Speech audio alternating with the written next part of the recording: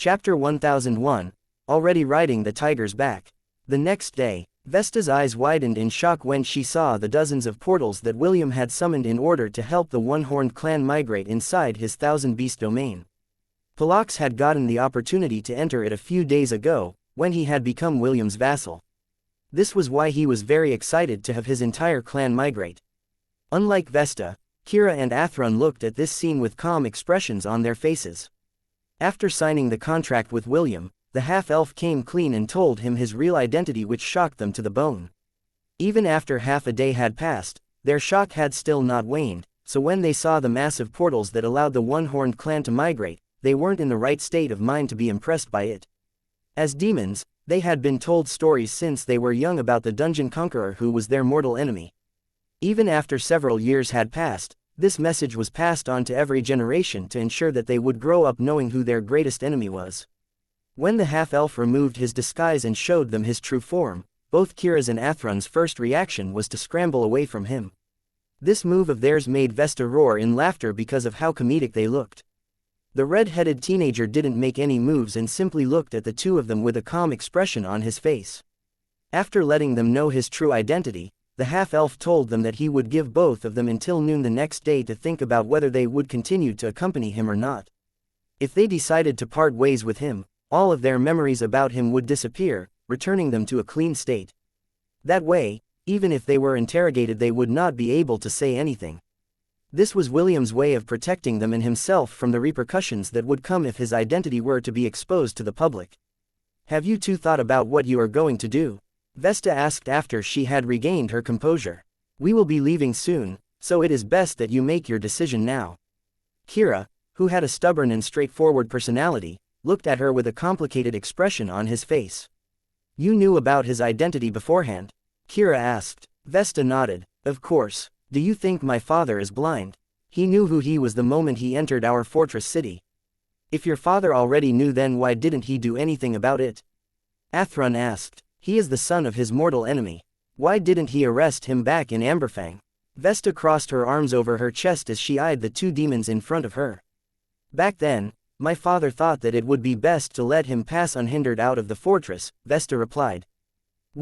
Raymond's purpose here is to see his master, and take her back to the central continent. Because of this reason, my father didn't think it was worth it to apprehend him. Are you mad that you've continued to let the son of the Dungeon Conqueror roam free through our lands?" Kira asked in disbelief. "You already saw what he was capable of. Do you think that letting him continue to travel through our domain is a good idea?" Athrun remained silent on the side because, unlike Kira, he believed that the demigod of the south had his reasons for letting William enter their lands. Vesta smiled. "Yes, I had the same reaction as you, Kira. I thought my father was mad when he allowed him to leave our fortress unharmed. However, after seeing what happened between the One-Horned clan and the Greenskin clan, I think that it would be best to observe him and truly understand what his goals are." Kira clenched his fist. Although he wasn't as smart as Athrun, he also understood that William took a great risk in telling them his true identity.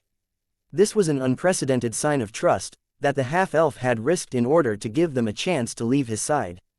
When he parted ways with William the night before, he had contemplated what he would have done if he was in the half-elf's position and felt ashamed.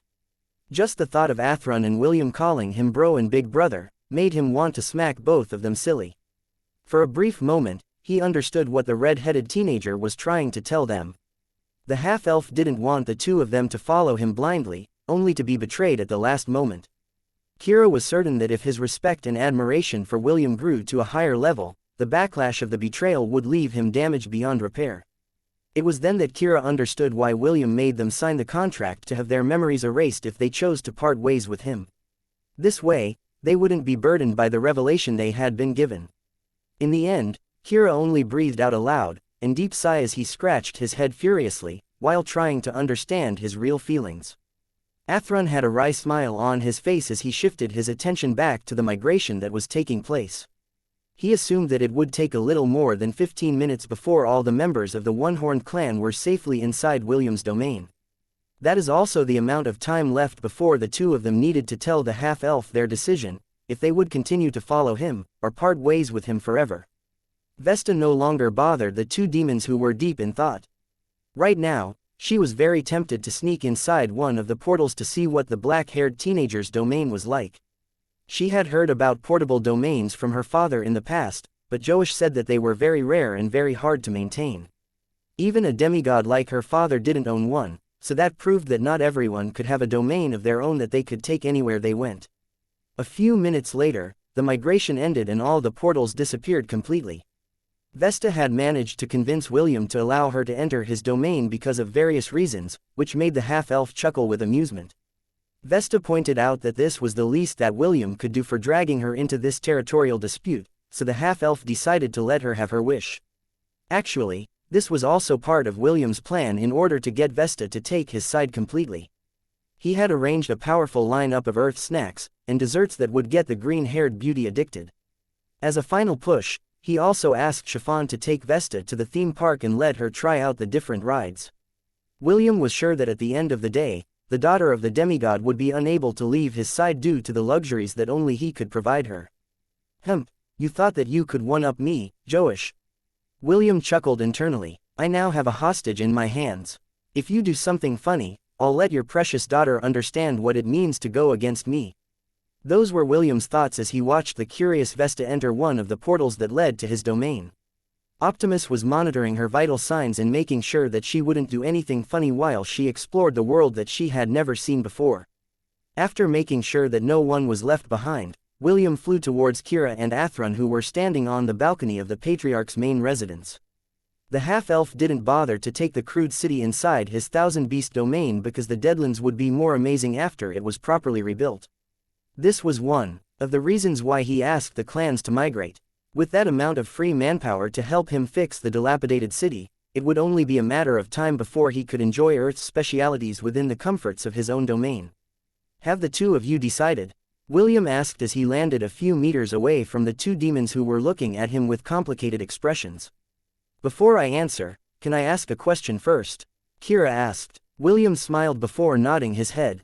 Sure, I don't mind. Tell me, do you plan to conquer the demon lands in the future? Kira asked. This was something that had been troubling him ever since he saw William's display of absolute power a few days ago. He hadn't seen how demigods fight, so he had no idea how strong they were.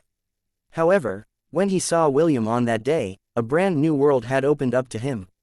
The young geniuses and prodigies he had known in the past couldn't even compare to the black-haired teenager that was standing in front of them. It was then that Kira realized that he was still a frog in the well who didn't understand how the world worked. With such a powerful being wielding that gigantic golden staff in his hand, he wondered if there was any creature in existence that could beat William in a one-on-one battle. I don't think he is that interested in building a faction here in the demon realm. Athrun, who had remained silent beside Kira, spoke out his mind.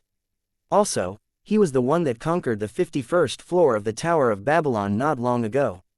He has his own territory to manage, as well as this domain that he carries with him. I don't think that he would have any interest in dabbling in demon politics. William smiled before nodding his head. You're right, I don't have any intention to dabble in demon politics. It is not my style to settle down in the demon continent and expand my territory. Make no mistake, I only came here for my master. After my duty here is done, I will take my leave. Perhaps, we won't even see each other again once I've returned to the central continent. After hearing William's answer, Kira gulped before he asked his second question, which had been nagging his mind since he became aware of the half-elf's identity. I know your father is the Dungeon Conqueror, and I understand that there can only be one person to have this profession at a time. Kira stared at William long and hard as he gathered up his courage to ask him the question that mattered the most to him. Are you perhaps his successor? Are you, the new Dungeon Conqueror? William gave an amused look before nodding his head. Yes, I am the Dungeon Conqueror of this generation, William replied. So, have the two of you made your decision? Kira and Athrun exchanged a glance before nodding their heads. Both of them thought that since they were already riding the tiger's back, they might as well ride it all the way. Chapter 1002, Talking to the Big Boss. Caspian, who had retreated all the way back to his domain, had locked himself up in his room, leaving his steward to manage the daily affairs of the clan for the time being. His confrontation with Raymond Parker aka William had left a lasting impression on him. He didn't regret ordering a retreat because he knew that if he and his clan had stayed even a minute longer, all of them would have definitely been charmed by the incubus progenitor that had appeared in front of them. Looking at the mirror on the wall, Caspian forced himself to stand up from the bed and gaze at his own reflection. He could still hear the teasing voice of the black-haired young man, and it made him wonder if his subordinates had heard him. "Tell me, are you a man or a woman? How are you able to command the Impundulu if you're not a witch? Don't tell me, you're a woman pretending to be a man." Caspian clenched his fist when this memory surfaced inside his head. The Impundulu was his greatest trump card, and for someone to recognize its true name only meant one thing. That person either studied witchcraft or dark magic. Is he a vampire or an incubus? Caspian muttered as he continued to stare at his reflection in the mirror. In the end, he shook his head to clear the thoughts that were starting to consume him. Vampires and incubus can both practice the dark arts, so it is not impossible for him to know about Impundulu's identity, Caspian stated as if trying to reassure himself. That's not the real issue. He knows that I practice witchcraft. There is also a possibility that he knows Impundulu's weakness. Caspian sighed as he pressed his hand over the mirror's surface. I only have two options. One is to kill him, the other is to silence him. Caspian knew that the first option would be hard since his opponent could charm his army if given the chance. Even if he commanded 3 myriad beasts, he had a feeling that it would still not be enough to defeat the black-haired teenager who had pushed him into a corner. Silencing him might be the best option, Caspian muttered. I need to keep this secret and not let anyone discover it. After making up his mind, he decided to wash up and leave his territory under the cover of the night. He didn't bring any of his men with him because doing that would be suicidal. He was confident that he could resist the incubus charm to a certain extent, but his subordinates were unable to do that. It is better to be safe than sorry, Caspian said as he flew in the sky, while riding on the back of a winged tiger. Right now, the agents of the Demon Lord were scouring the lands in search for anyone who had an ounce of dark magic in them. As one of the patriarchs of the major clans in the demon realm, he was able to hide his ability well. If news reached the ears of the Demon Lord that he had evaded the selection for the candidates of the Dark Prince, things would become difficult for his clan and he didn't want that to happen. Right now, the Raja clan was stable under his rule. However, if he was forced to go to the ancient ruins where the other wielders of dark magic were gathered, he would have to hand his authority over to one of his relatives, which would definitely be a bad idea. Internal struggles in clan politics were quite common, and if those who had evil intentions managed to sniff out this piece of information, they would be able to use that excuse to send him away, and usurp his position while he was being detained in the stronghold where the chosen candidates were gathered. He had no intention of becoming part of the prophecy. All he wanted was to secure the position of patriarch that his mother had sacrificed her life for. Even if he had to plead, he would do it. During the battle, one of the patriarchs, as well as his aides, who now served under William, was present during the battle. He was afraid that William would conspire with these patriarchs to send news about his ability, which would immediately make the sleeping vultures in his own clan wake up from their slumber and swoop down from the sky to grab this juicy opportunity. I need to find him, Caspian said with determination. And I need to find him fast. Meanwhile, inside the residence of the Greenskin clan's patriarch. Oh, the patriarch of the Grimoire clan wants to talk to me. William arched an eyebrow when he heard Dozder's words, who was missing his left arm after Medusa had eaten it. Yes, Dozder replied hatefully. His messenger is here, and waiting for you in the conference room. Dozder then pointed at his 3 subordinates and ordered them to take William to see the messenger of the patriarch of the Grimoire clan. After his arm was bitten off by the purple-haired girl who had appeared out of nowhere, his hatred for the black-haired young man grew to unprecedented heights. However, since the gap in strength was so wide, he had no choice but to smolder the anger in his heart, and try his best to not provoke the vampire who had barged inside his residence. Unfortunately, the hatred in his heart could not be controlled so easily, so he wasn't able to stop himself from glaring at the man who could end his life with a single slap. He knew that this was complete suicide, but he wasn't able to stop himself, even though he tried to hide it. He had never suffered such grievances in his life before, and he was finding it hard to adjust to his new circumstances. As one of the satellite branches of the Grimoire clan, he had received plenty of benefits from them. This was why they were able to subdue 2 minor clans in a short period of time. The one-horned clan was supposed to be his 3rd conquest, but all of it came to an abrupt halt when the young vampire appeared in his life. He had become Dozder's nightmare and, if possible, he didn't want to see him ever again. William ignored the hate-filled gaze that was directed at him. If this was any other occasion, he might have slapped the demon and sent him flying towards the wall. But right now, he wasn't in the mood for that. After entering the conference room, a handsome demon with 2 small horns protruding on his head gave William a respectful bow before stating his name. "I apologize that I am unable to give my name to you, Lord Raymond Parker," the handsome demon said with respect. "My patriarch sent me a message that he wants to talk with you in private." The handsome demon then placed a round mirror on top of the conference table and bowed his head to William before leaving the room. The half-elf glanced at the mirror and shrugged. Although he knew that there was going to be some kind of negotiation, he didn't expect that he would be talking to the big boss of the Grimoire clan. Deep inside, William was quite curious to know the identity of the current patriarch of the Grimoire clan, who had ensured that one of his own was seated firmly on the throne of the Demon Lord. Depending on the outcome of their conversation, William might have to change his plans in order to reach the results he was aiming for. Chapter 1003, There Will Be No Next Time. It's a pleasure to meet you, Mr. Raymond Parker. Alva, the patriarch of the Grimoire clan, said with a smile. "I've heard of your grand exploits, and I am quite honored to talk to you face to face." William gave Alva a brief nod. He had expected that the patriarch of one of the major clans, who the reigning demon lord's family belonged to, would use threats or intimidation to deal with him. He didn't expect that the latter would treat him in an amicable manner, which made the half-elf click his tongue internally. This person is a schemer, William thought, as expected of one of the big shots of the demon realm. Alva observed the black-haired young man in front of him. He had been to several gatherings between prominent clans and families, and he was doing his best to try to remember the person in front of him, but no appropriate match came to his mind. Seeing that the young man didn't plan on saying anything, Alva decided to continue the discussion, and settle the matter with the Greenskin clan as peacefully as possible. "I've heard that the One-Horned clan had become one of your vassals," Alva stated. "The only reason why the Greenskin clan tried to make them submit to their rule was because they weren't affiliated with any demon clan. Now that they had their own lord to serve, I don't see any more reason for the Greenskin clan to provoke them." "Don't worry, Mr. Parker. From this moment onwards, the Grimoire clan, as well as our vassal clans, will no longer look trouble for them. All I ask is that you leave the Greenskin clan alone.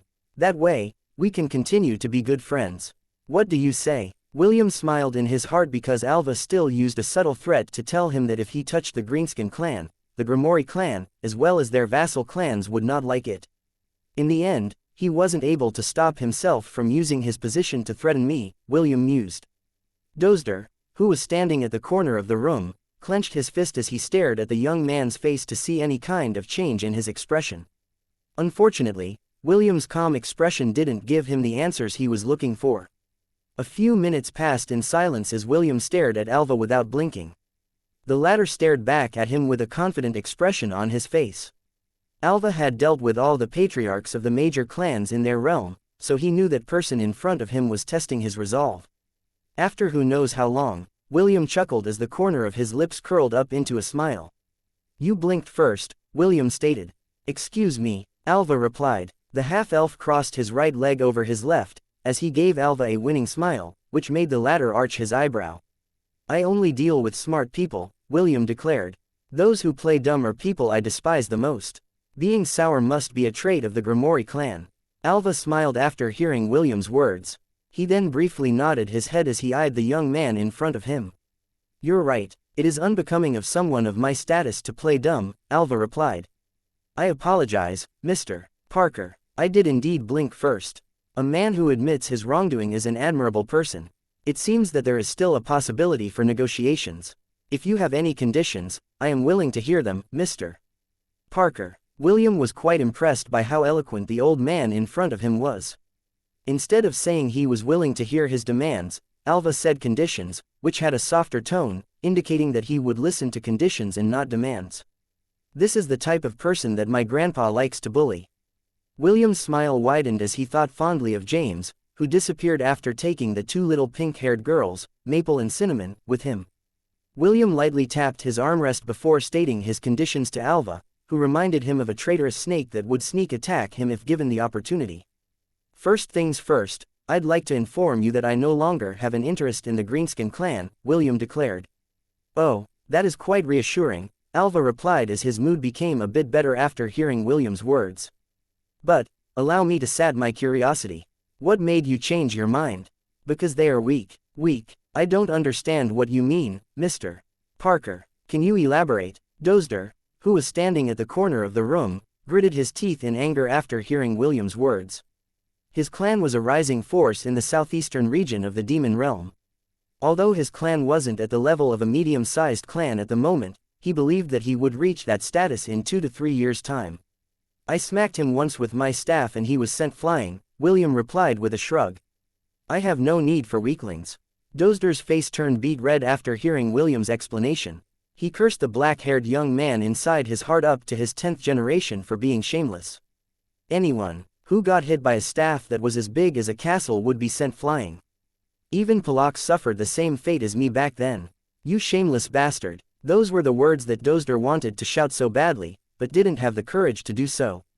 In the end, he almost suffered an aneurysm for holding his anger in, making the muscles on his head bulge under his skin. I only came here to inform you guys that I don't plan to take this second-rate clan as one of my vassal, William stated before standing up. Well then, I am a busy person, I will be taking my leave.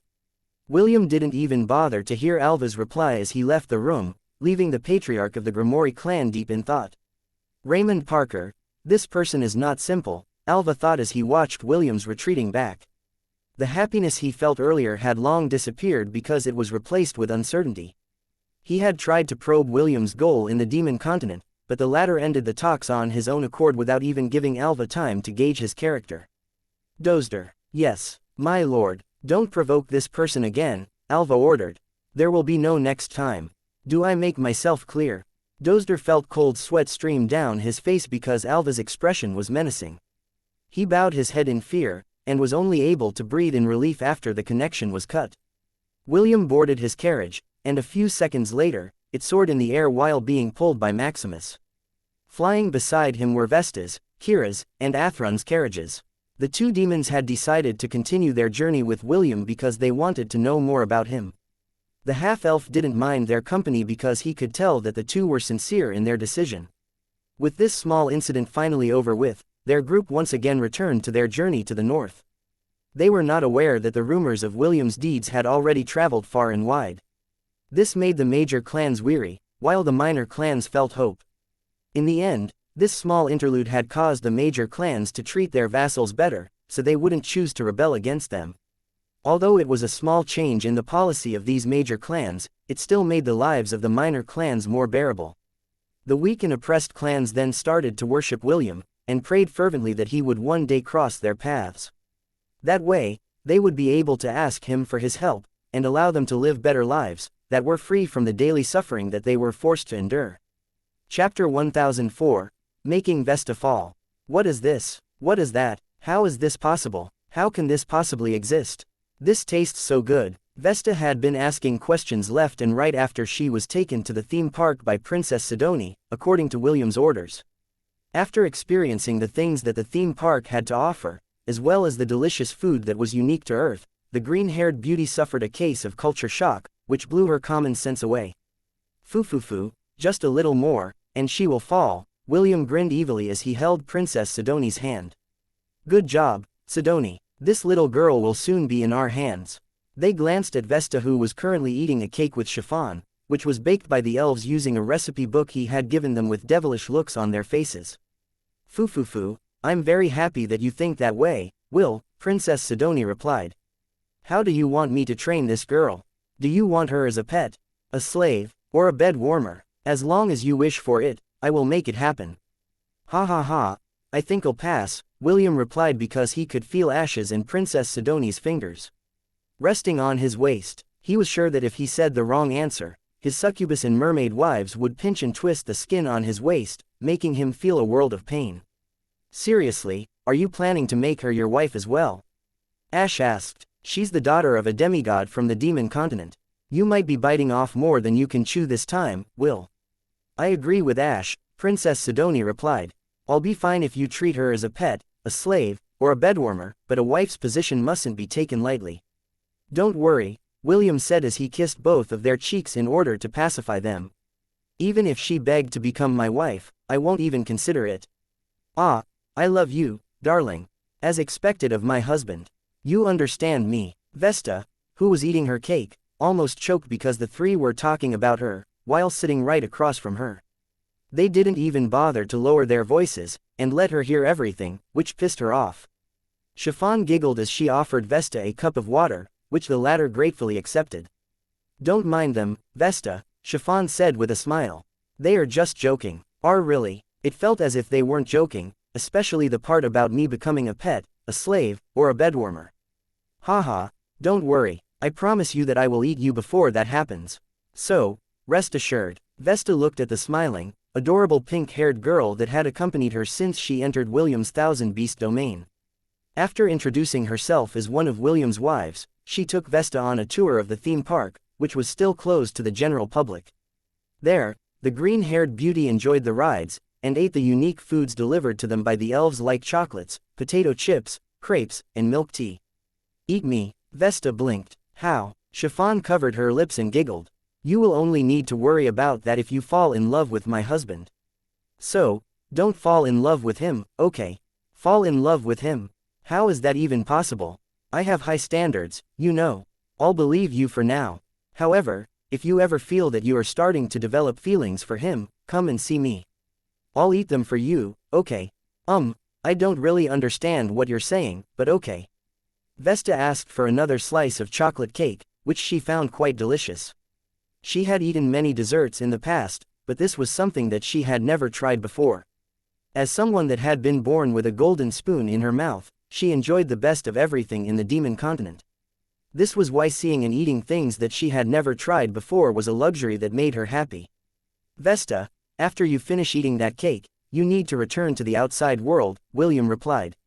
Your two servants were pestering me earlier to let them see you, but I refused. You have to come out and deal with them yourself. The green-haired beauty sighed as she nodded her head. She had asked earlier if she could bring her two shield maidens, Ali and Ari, with her to the Thousand Beast domain, but William refused. The half-elf only allowed Vesta to enter because she was a potential ally that he could work with while he was in the demon realm. Although he didn't mind letting her shield maidens enter the Thousand Beast domain as well, he needed to make an impression that only his people could enter it. Since that was the case, the two shield maidens were forced to remain in the outside world and look after the flying carriage, while their master was away. Half an hour later, Vesta finally left the Thousand Beast domain, in order to pacify her two retainers, who had been worried sick about her because she had been gone for almost a day. After the green-haired beauty left, another presence appeared inside the villa, which made William smile. Lilith. William stood up as he walked towards the Amazon princess, and gave her a hug before kissing her. Lilith returned his gesture because she was quite happy with the reception she was getting. She was currently in the Amazon Empire taking care of her duties as one of its princesses. She had also talked to her mother about the good news, and asked her to not send any more Amazons to William, with the goal of taking his seed, so that they could give birth to strong children. Empress Andraste was quite happy that her daughter was able to snag William and make him her fiancé. Although she was a little disappointed that she couldn't let her warriors enjoy the half-elf's affection, she still respected Lilith's wishes, and promised that she would no longer insist on having her warriors sleep with her daughter's fiancé. Is everything settled in your end? William asked. Lilith nodded. Yes, but I have to stay in our empire for the time being. The recent movements of the demons have also alerted my mother. Our warriors are preparing for any unexpected moves from the demon continent. The elven prophecy isn't helping either, and the Ire Empire, which is closest to the borders of the demon lands, is currently on high alert. William nodded his head in understanding. Lilith then took this opportunity to whisper something in his ear, which made the half-elf grin mischievously. Lilith blushed before burying her head on William's chest. She had told her beloved that she missed him terribly, and asked if he would be staying in the villa later in the evening, so that they could spend some quality time together. William was more than happy to shower his Amazon princess with his love and make sure that she is watered properly. Lilith still hadn't given up on her desire to give birth to her daughter, Razel, as soon as possible. While the two were whispering words of love in each other's ears, Princess Sidoni cleared her throat, which made Lilith glare at her. The two of them still hadn't fully worked out their rivalry with each other. In fact, it had even intensified after Lilith became William's fiancé. Only Ash and Chiffon treated Lilith as one of their sisters who loved William just as much as they did. "Oh, before I forget, Mother asked me to pass a message to you," Lilith said with a serious expression on his face. "In the north of the demon realm, an ancient ruin was unearthed recently. According to my mother's informant, all those who wield dark magic have been brought to that place. It seems that it was some kind of holy land for users of dark magic in the past. She added that you should stay away from that place as much as possible." William nodded as he kissed Lilith's forehead, and thanked her for the news. He then bid his wives and lovers goodbye before returning to the real world. Truth be told, the moment he stepped into the demon continent's borders, there had been a faint, but steady, feeling of attraction coming from the north. After hearing Lilith's news, he finally understood the reason for the weird sensation that he was feeling out of late. Holy land for dark magic users, William thought. Sounds like a pain in the butt. Although he was curious, he had no intention of visiting that place, which was now heavily guarded by the forces of the demon lord. As for the movements of the demons, he didn't care much about these things either. William didn't think of himself as a hero, or a policeman, that was responsible for keeping the peace of the world. He had his hands full with his wives and the people important to him. Worrying about the affairs of the Central and the Silvermoon continents was not his problem. That was the responsibility of those who wore crowns on their heads. For others, they would jump at any opportunity to gain riches, influence, and power. William was not one of those people. If possible, he wanted to live a simple and happy life free from the struggles of war with his wives. This was the wish he had wanted long ago, but the circumstances had forced him to fight again, and again, for the sake of those he held dear in his heart. William sighed as he stepped outside of his carriage. Their journey to the north would be a long one. He just hoped that when he arrived at his destination, he would easily find his first crush, after reincarnating in the world of Hestia. Chapter 1005. Welcome to the Isle of Desolation. Is everyone here? Felix asked as he stood on the platform overlooking all the demons that were lined up in front of him.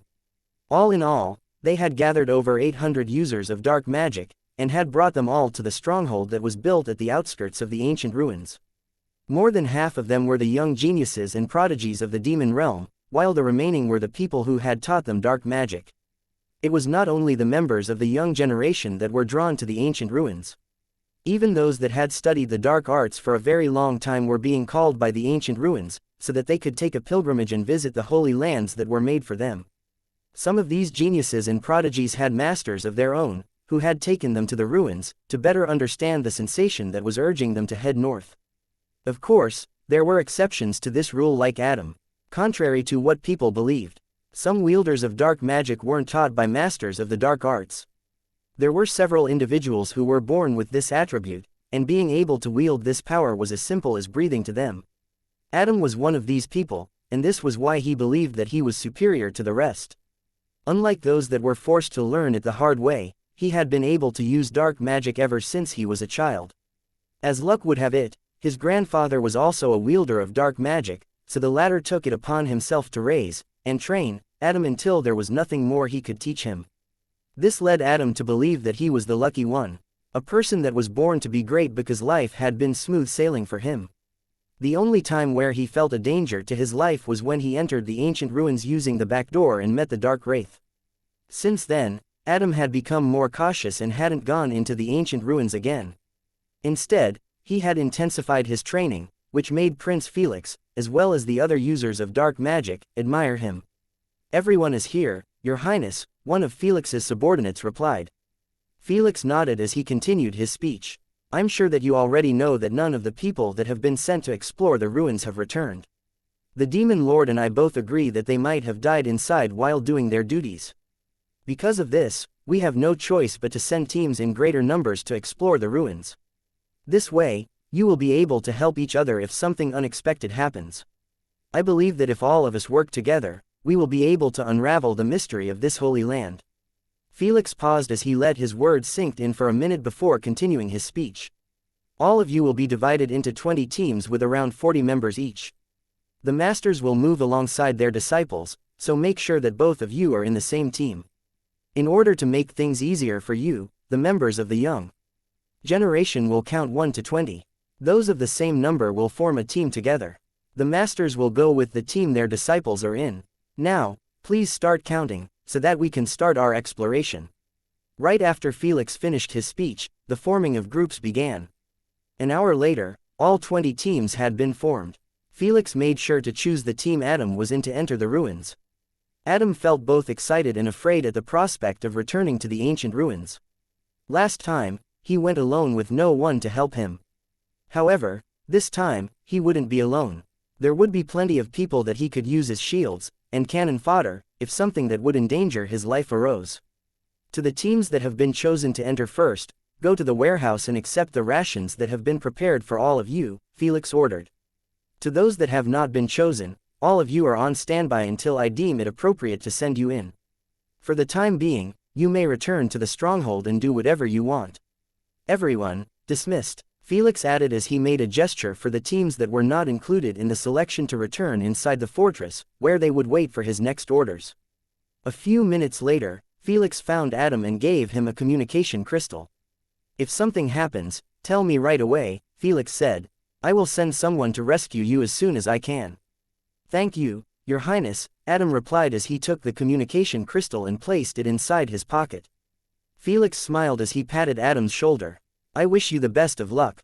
May you have a fortuitous encounter inside the ruins. Adam nodded. This time, his words were sincere when he replied to Felix. I wish for that as well. Good, keep me updated. Felix winked before walking away. In his mind, Adam was one of his subordinates, so he needed to ensure that he would be safe during the exploration. After the 3 teams had finished their preparations, they all moved to the main entrance of the ancient ruins, which could only be opened with dark magic. Those who didn't possess this affinity would immediately be sent flying away by the rune inscriptions at the entrance. Felix had learned this the hard way, when he tried to send some of his elite warriors to explore the ruins when they were first discovered. After the last member of the 3 teams entered the ruins, a black barrier covered it, in its entirety. What is going on? Felix asked his subordinate who was looking at the ruins with a surprised look on his face. I don't know, Your Highness, the subordinate replied. This has never happened before. Felix knew that his subordinate was telling the truth because he had spent most of his time inside the stronghold since the ruins had been discovered. This was the first time he was seeing this phenomenon, and it made him feel restless because he didn't know what was happening. I'm going to check the ancient scrolls that pertain to these ruins, and see if I can find the reason for this incident, Felix declared. If you see anything strange, you are to report to me at once. Do you understand? Yes, Your Highness, the subordinate replied. Felix glanced at the dark dome that had encapsulated the ancient ruins, one last time before hurrying towards the stronghold.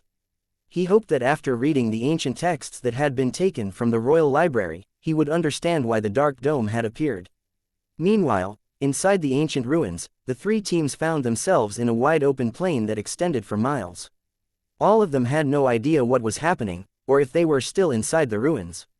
Adam, who was scanning his surroundings, felt a chill run down his spine as he hurriedly looked to the east where the dreadful feeling was coming from. He was not the only one that was looking towards the east. Those who had a very high affinity to dark magic also felt that something ominous was headed in their direction. Adam narrowed his eyes, as he used the power of his dark magic to see farther than what was humanly possible. Soon, his gaze fell upon the dark wraith that he had met when he entered the ancient ruins for the first time.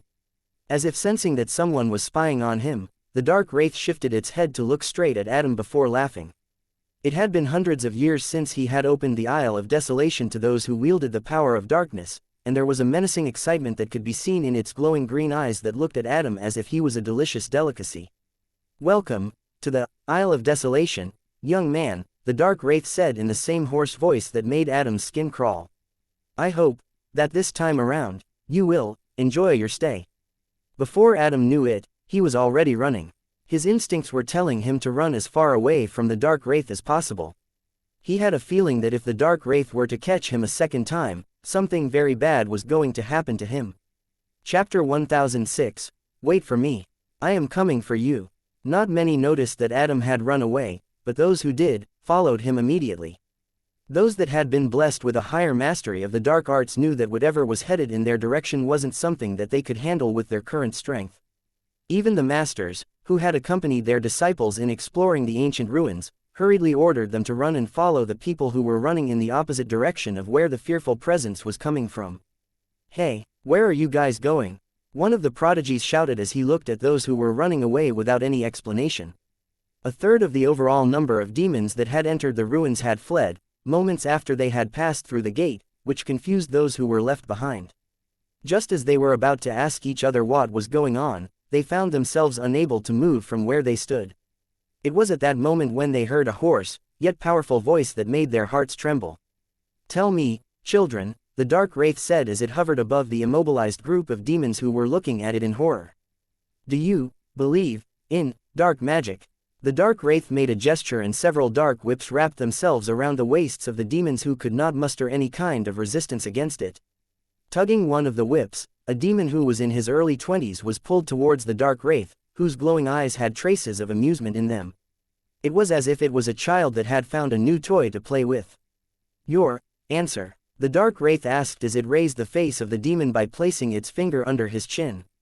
"Forgive me, have mercy, please," the demon pleaded. "I will do anything, just don't kill me." Right now, he finally understood why the others had run away. He regretted that he didn't react fast enough and followed behind them. Unfortunately, it was now all too late, and all he could do was ask the dark wraith to spare him.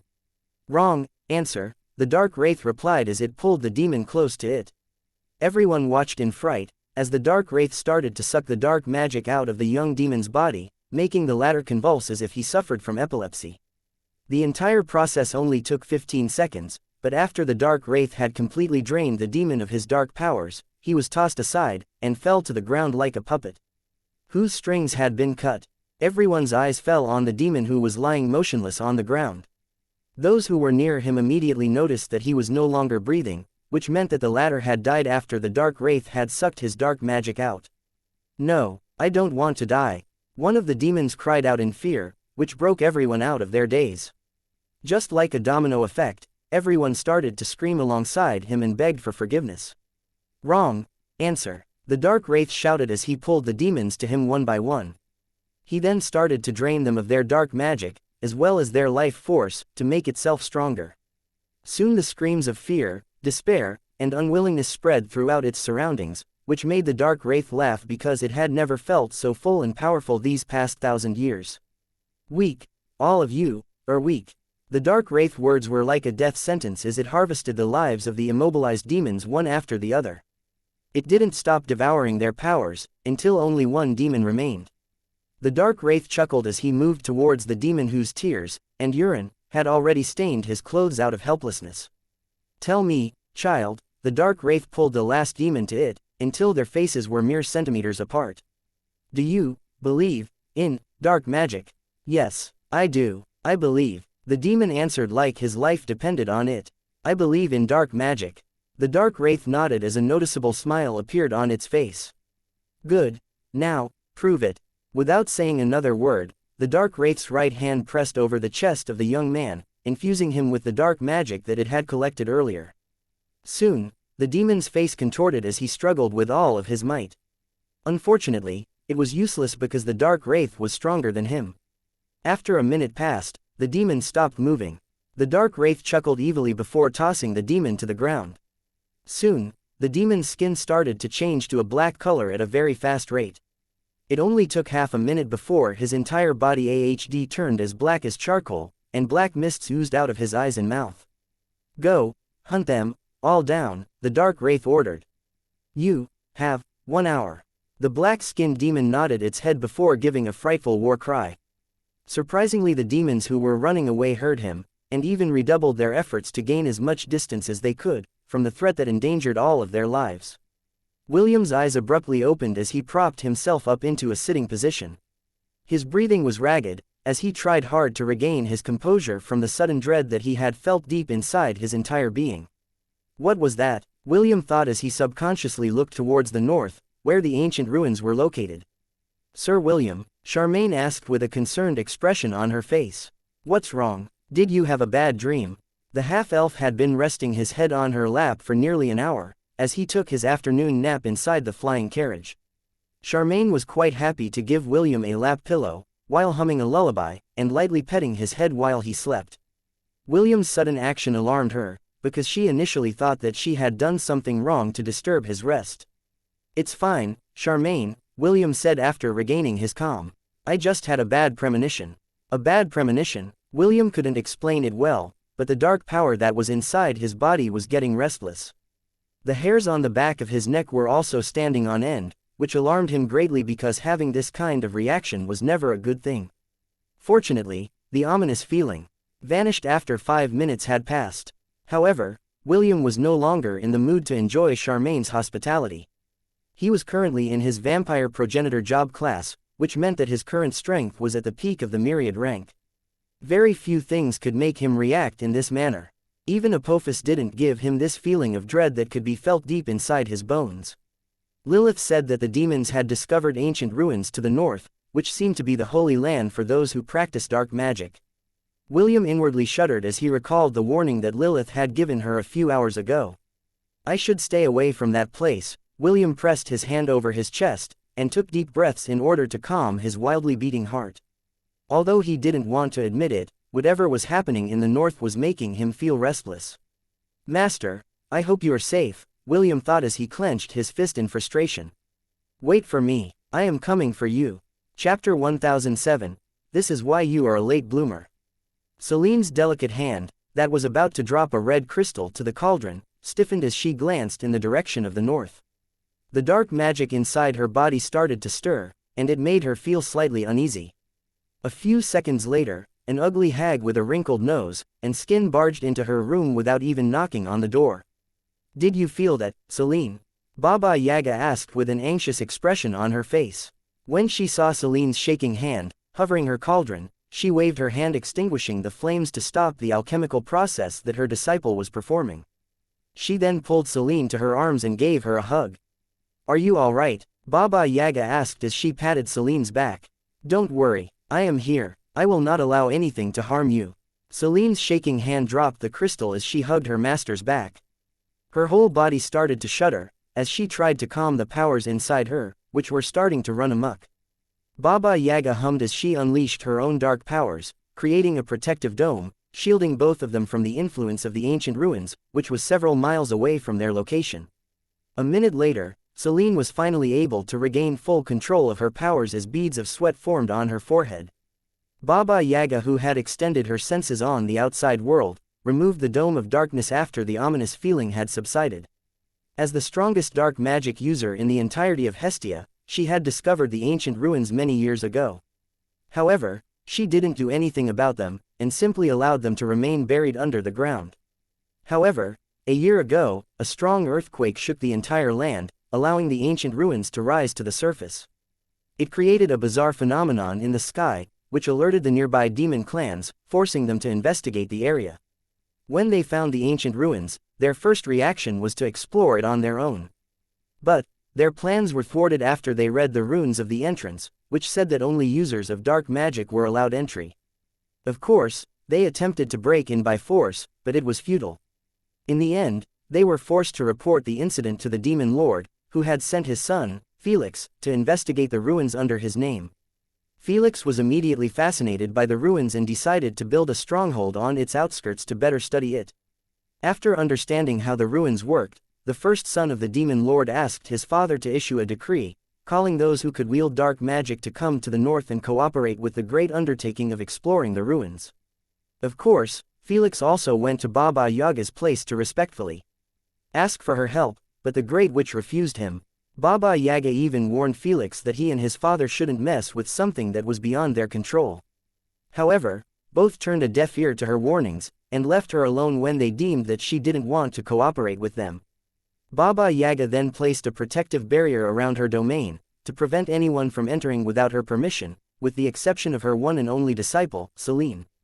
Baba Yaga had received her message that she was planning to visit her, so the strongest demigod of the demon realm left her home, and went to fetch her, after Celine had passed through the stronghold of the south. Since then, Celine had been living with her.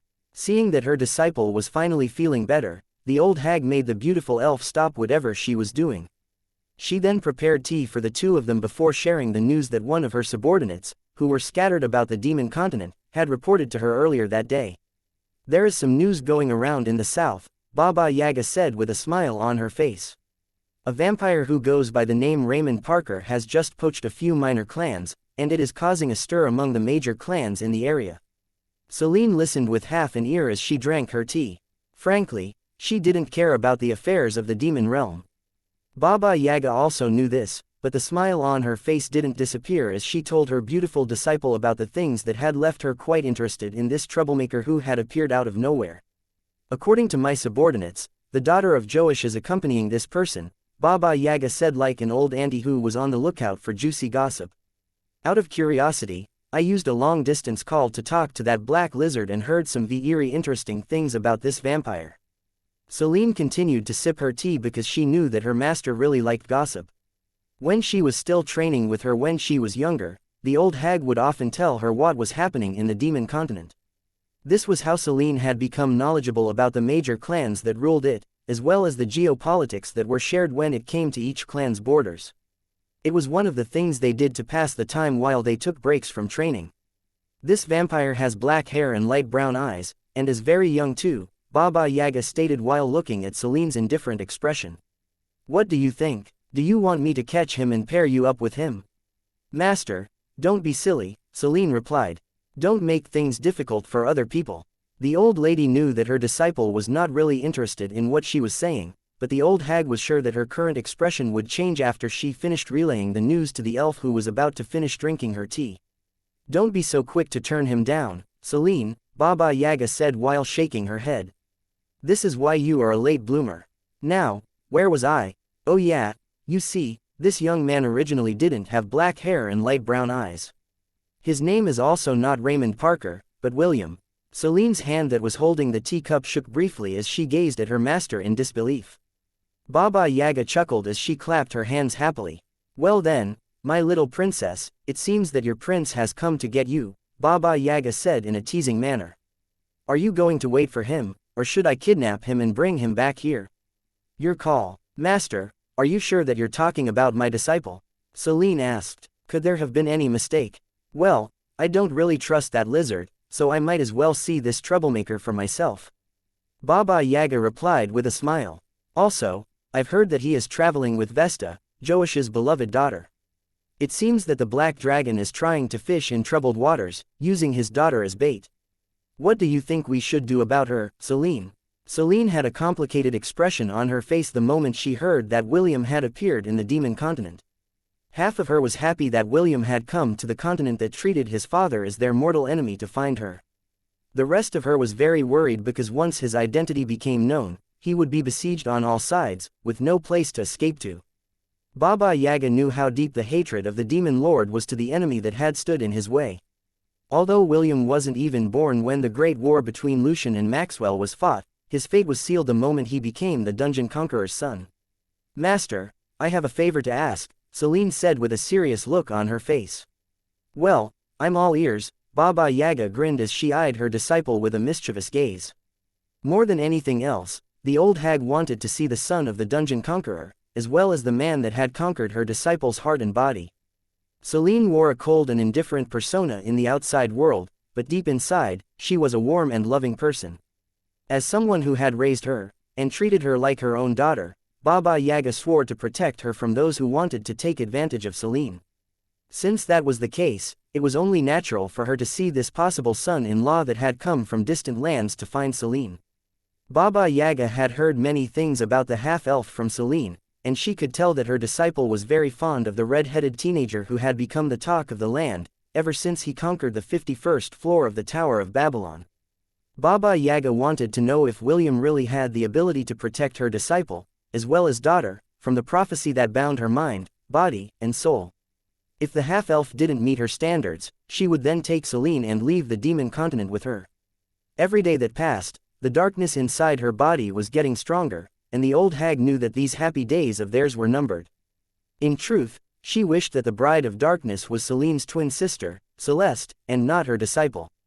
That way, the beautiful elf who had lived with her during her younger years, would not be involved in the struggle that was brewing within the demonic lands. A struggle that would make their happy, and peaceful lives, come to an untimely end. Chapter 1008, The Secret of the Holy Land. The sound of explosions reverberated in the surroundings as spell after spell landed on the dark abomination that had been hunting them for the past 3 days. Forced into a corner, they all ganged up on the demon, who had somehow transformed into a berserk beast whose sole purpose was to kill any demon that it saw in its sights. In the end, those who had managed to survive from its onslaught numbered 15. It was at that moment when they realized that no matter where they ran, the dark abomination would just hunt them down, until none of them were left. Out of necessity, they all banded together to make one last stand against their enemy, whose power exceeded theirs by an incredible margin. "Don't stop and keep on bombarding it with ranged attacks," Adam ordered. "If any of you run, it will just hunt you down again and, by that time, you will be fighting it alone. Now is the only opportunity we have to kill it. If you want to live, then fight." Adam summoned 2 dark whips in order to lash at the abomination who had charged in his direction. The fiend also summoned its own dark dip and clashed with Adam's, but at the moment of impact, the abomination's dark whip sliced through Adam's dark whips, just as easily as a hot knife cut through butter. All the demon candidates noticed that the monster they were fighting against also wielded dark magic, but its dark magic was different from theirs. For some reason, they felt that the fiend's dark arts were purer and higher in quality, making their own dark arts no match against it. Is this the true power of dark magic? One of the candidates trembled as he summoned dark clones in order to grab hold of the fiend who was nearing their location. Adam, and the other candidates, imitated his move because they understood that it would help delay the monster that was aiming to take their lives. Each of them were able to summon 2 or 3 dark clones of themselves. These clones were only half as strong as their masters, but in this kind of warfare, it was more than enough to gain a decent number advantage, or so they thought.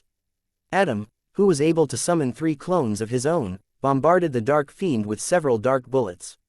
These attacks managed to push back the fiend, preventing it from advancing forward. The other candidates also did the same. They were like a bunch of armed soldiers firing at a single target with a Gatling gun. The fiend was forced to use its hands to defend its body as the powerful bombardment rained on its body. The ground under its feet was obliterated, creating a cloud of smoke that blocked their view.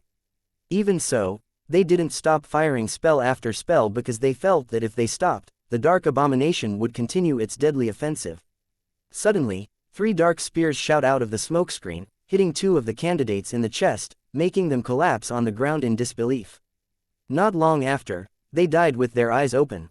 The 3rd spear almost took another life. Fortunately, the demon that had been targeted by the fiend had higher awareness. At the last moment, he was able to turn his body to the side, making the dark spear graze his shoulder, leaving a minor injury. One by one, the demons stopped attacking as they panted for breath. They had used almost all of their mana, and were on the verge of mana deficiency. They stared anxiously and waited for the smoke to clear up, to see if they managed to subdue the beast that had plagued them for the past 3 days. When the cloud of smoke disappeared, the abomination lay on the ground with a dark spear embedded on its chest. This was the spear that Adam had thrown with all of its might, which had miraculously pierced through the fiend's chest. "Is it over?" a young lady whose clothes were in tatters asked. If this was an ordinary situation, she would definitely feel embarrassed about her current attire, because her clothes could no longer be called one. However, due to the life and death battle they were waging against their enemy, she had no time to worry about embarrassment, and fought hard like everyone else. No one dared to answer her question, because they were afraid that if they said yes, the fiend laying on the ground might stand up, cutting apart their last shred of hope. Adam gritted his teeth as he moved closer to the creature that lay unmoving on the ground. When he was only a few meters away from their enemy, he summoned another dark spear, as he braced himself for the worst-case scenario. Meter by painful meter, Adam closed the distance, while the other demons watched him with anxious expressions. When he was only 3 meters away from the fiend, Adam threw the dark spear in his hand, which pierced the abomination's lower half. Everyone waited with bated breath to see if the monster was going to react to Adam's attack, but it remained unmoving on the ground. Adam didn't want to take any chances and summoned another spear, which he used to cut off the enemy's head. Suddenly, the head that was cut off turned into ashes. Not long after, its body slowly turned to ashes, until the fiend that had become their nightmare disappeared in front of their eyes. "We did it," one of the demons shouted as he raised his hand. "We beat it." Some of the demons sat on the ground in relief after their legs gave way under them. They had fought tooth and nail with the dark abomination, pushing themselves to the limit. Even Adam sighed in relief as he glanced at his comrades who had fought alongside him. He had fought many life-and-death battles before, but he had to admit that this particular battle was the closest he came to actually dying. While everyone was celebrating their victory, the dark wraith suddenly materialized above them. Their earlier shouts of victory turned into cries of fear and despair. This is it, Adam thought as he stared helplessly at the dark wraith, which had used its powerful presence to immobilize all of them. I am gonna die now. It was not only Adam who felt this way. All of the demons shared his thoughts, as tears streamed down the sides of their faces. They no longer had the will to fight, and even if they did, the end result would be the same. The dark wraith was an existence that they couldn't beat because its strength was at the pseudo-demigod rank. All of you passed the first test, the dark wraith announced in a hoarse voice. A few seconds later, all the survivors felt a burning sensation on their arms. Adam endured the pain and looked at his left arm, which was giving off a black smoke. When the smoke disappeared, he saw a small, black, inverted, five-pointed star that looked like a tattoo on his shoulders. Adam was not the only one who received the mark. All of the survivors were branded with the black inverted star. All, wait for your return. In 3 days, the dark wraith laughed. Only those who manage to pass 7 trials will become the heir of darkness. Farewell, challengers. If you are not here in 4 days, you will die. The dark wraith laughed once more before waving its hand. That was the last scene that Adam saw before his world was covered in darkness. Felix, who was inside his office, read the documents of the ancient ruins with a serious expression on his face. It had been 3 days since the first batch of candidates had entered the ruins. He believed that with so many people taking part in the expedition, their chances of discovering the secrets of the Holy Land were quite high. Just as he was about to take a short break, a loud knock was heard on the door. Felix frowned because he had given explicit orders that he didn't want to be disturbed. Even so, he still decided to see what was happening just in case and called out to his subordinate who was waiting for his reply. Come in, Felix ordered. Just as soon as the door opened, Felix's subordinate knelt on the ground and gave his report. Your Highness, the exploration party has returned. They are at the entrance of the ruins, and are currently being tended to by the soldiers we stationed there, the subordinate replied. Wonderful, Felix replied as he stood up. How many returned? 13. Excuse me, the demon raised his head and repeated his answer to his superior. 13, Your Highness, and they seem to have suffered minor to serious injuries. All of them are unconscious right now, and are being carried to the infirmary. Felix frowned before nodding his head. He then left the room and headed straight to the infirmary. He couldn't believe that after sending over 100 people inside the ruins, only 13 managed to return alive. Just what did they see inside the Holy Land? Felix thought. No matter, I'll find out as soon as one of them regains consciousness. This was a very important matter, and he needed to know the answers to his questions as soon as possible. I hope that Adam is one of the survivors, Felix thought as he increased his pace. After painstakingly making him my subordinate, the least he can do is survive and tell me everything that he saw inside the Holy Land. A smile appeared on Felix's lips as he thought of a way to keep the treasures within the ruins to himself. Just like his father, he was also very ambitious. He didn't care about the process. What he cared about were the results. Even at the cost of many lives, Felix wouldn't bat an eye as long as he benefited from it. Such were the ways of the demon realm. Always had been, always would be. Chapter 1009, Promises of the Past, Present, and Future. After 3 days of traveling, William and his entourage arrived at the outskirts of a city that belonged to one of the major clans in the demon continent. The half-elf gathered, Zu, Shah, Kira, Athrun, Vesta, and her 2 shield maidens, to discuss their next course of action. I plan to rest for a day and resume our traveling tomorrow at noon, William said. If you guys want to explore that city then you may do so. I will stay in the Thousand Beast domain for the time being. Vesta immediately crossed her arms over her chest, as she looked at William with a serious expression. I don't want to enter the city. I plan to visit the Thousand Beast domain as well. William arched an eyebrow at the green-haired beauty, but he didn't reject her. He then glanced at Kira and Athrun, and both of them nodded their heads in agreement with Vesta's words. In truth, both of them were dying to enter William's Thousand Beast domain. When the 2 of them were allowed to enter it for the first time, the half-elf only took them to his villa, and didn't allow the two demons to wander around. This left them feeling quite helpless because they were hoping to do some exploration, to better understand the portable domain that belonged to the black-haired teenager, who still remained a mystery to them. Bro, I want to go there as well, Kira said with a smile. Can I? Big brother, I also want to visit your domain, Athrun stated. Can you accommodate this request of mine? William rubbed his chin as he pondered if he should allow the two demons to enter his domain a second time. He didn't mind taking Vesta in because he planned to make the green-haired demon an ally in the future. After making her two shield maidens sign a contract with blood, they were allowed to follow Vesta inside the domain. Only Kira's and Athrun's retainers were barred entry, because William had no intention of letting too many people wander around the Thousand Beast domain, because they might accidentally stumble upon things that they weren't supposed to see. Fine, William answered after a few minutes. Kira, Athrun, tell your retainers to rest inside the city. We will meet with them at the North Gate tomorrow to continue our journey. Kira and Athrun went to their men and issued their orders. Right now, William was a wanted person, and several clans had their eyes on him. Going inside the city wasn't exactly the smartest thing to do because it might cause tension with the local warlord. After the battle against Caspian, and the Raja clan, he deemed that it wasn't worth it to show his face in public. He also didn't plan on absorbing any more clans. There were already 9 minor clans inside the Thousand Beast domain that were starting to orient themselves with their new environment. William did his best to provide them with good living conditions by spending god points to add lakes, rivers, as well as fertile lands that they could farm, and a forest that had many fruit-bearing trees. The half-elf had also created white sand beaches, where people could take a swim, and enjoy the sunset. In fact, the minor clans fell in love with the Thousand Beast domain, and never wanted to leave it. Although they were surprised at first when they saw several beasts loitering around the domain, they all understood that all of them belonged to William. The clans were also forbidden to hunt any of them, and the consequences of killing one of them would be expulsion from his domain. Everyone took this seriously because they didn't want to give up this wonderful place where they could live in peace. Besides, there were plenty of places to fish, forage, and plant vegetables that they could eat. William's ultimate goal was to make the Thousand Beast domain self-sustainable, so that it would truly become a miniature world where people and beasts could live in peace.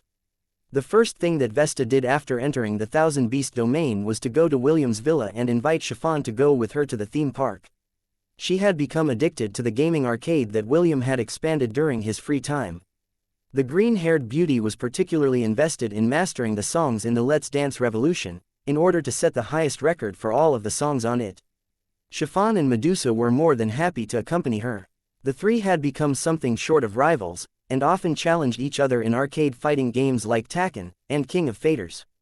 They also enjoyed the multiplayer shooting games like House of the Dead and Tame Crisis. There were times when William regretted taking the girls to the arcade because all of them had become gaming addicts. While everyone went their own ways, the half-elf returned to the villa. There he found Kenneth sleeping in the hammock that he had built recently outside the residence. Ever since the silver-haired elf had accompanied him in his journey, all he did was sleep. This was why William tossed him inside the Thousand Beast domain, so he could rest as much as he wanted. All you know how to do is to sleep, William said as he approached the sleeping elf. After looking at his peaceful sleeping face, the half-elf noticed a small book that was lying on Kenneth's chest. Out of curiosity, William picked it up and opened its pages. He was quite curious about what kind of book Kenneth liked to read, so he decided to take a peek. 3rd day of the month of the High Priestess. The stupid human tried to pull on my hair, so I decided to teach him a lesson. He looked like a stupid monkey hanging from a branch after I tied him up. 5th day of the month of the High Priestess. It's raining, I hate rain. Sleeping on muddy ground is the worst. 8th day of the month of the High Priestess. Why is this human so annoying? Since I'm too tired to walk, he decided to pull my hair and drag me along, so that we could continue our journey. This is why humans have no class, they are barbarians. I'll just tie him up in a tree again. This will teach him not to mess with me. 15th day of the month of the High Priestess. Not bad, he decided to carry me this time. I don't think I'll mind if we travel as long as he carries me like this.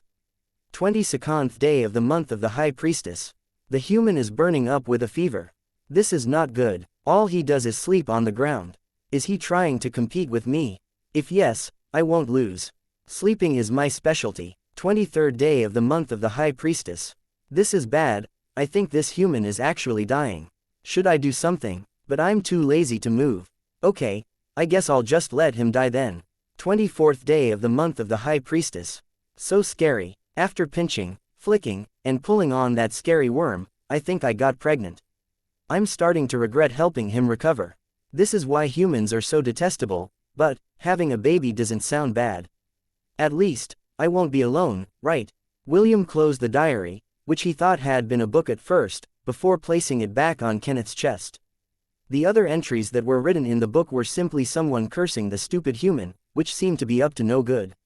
The half-elf scratched his head as he gazed at the sleeping elf before walking away with a smile. In truth, William was feeling restless the past few days, so he decided to take a day of rest from traveling because there was a nagging feeling in the back of his mind that wouldn't go away, no matter how much he tried to ignore it.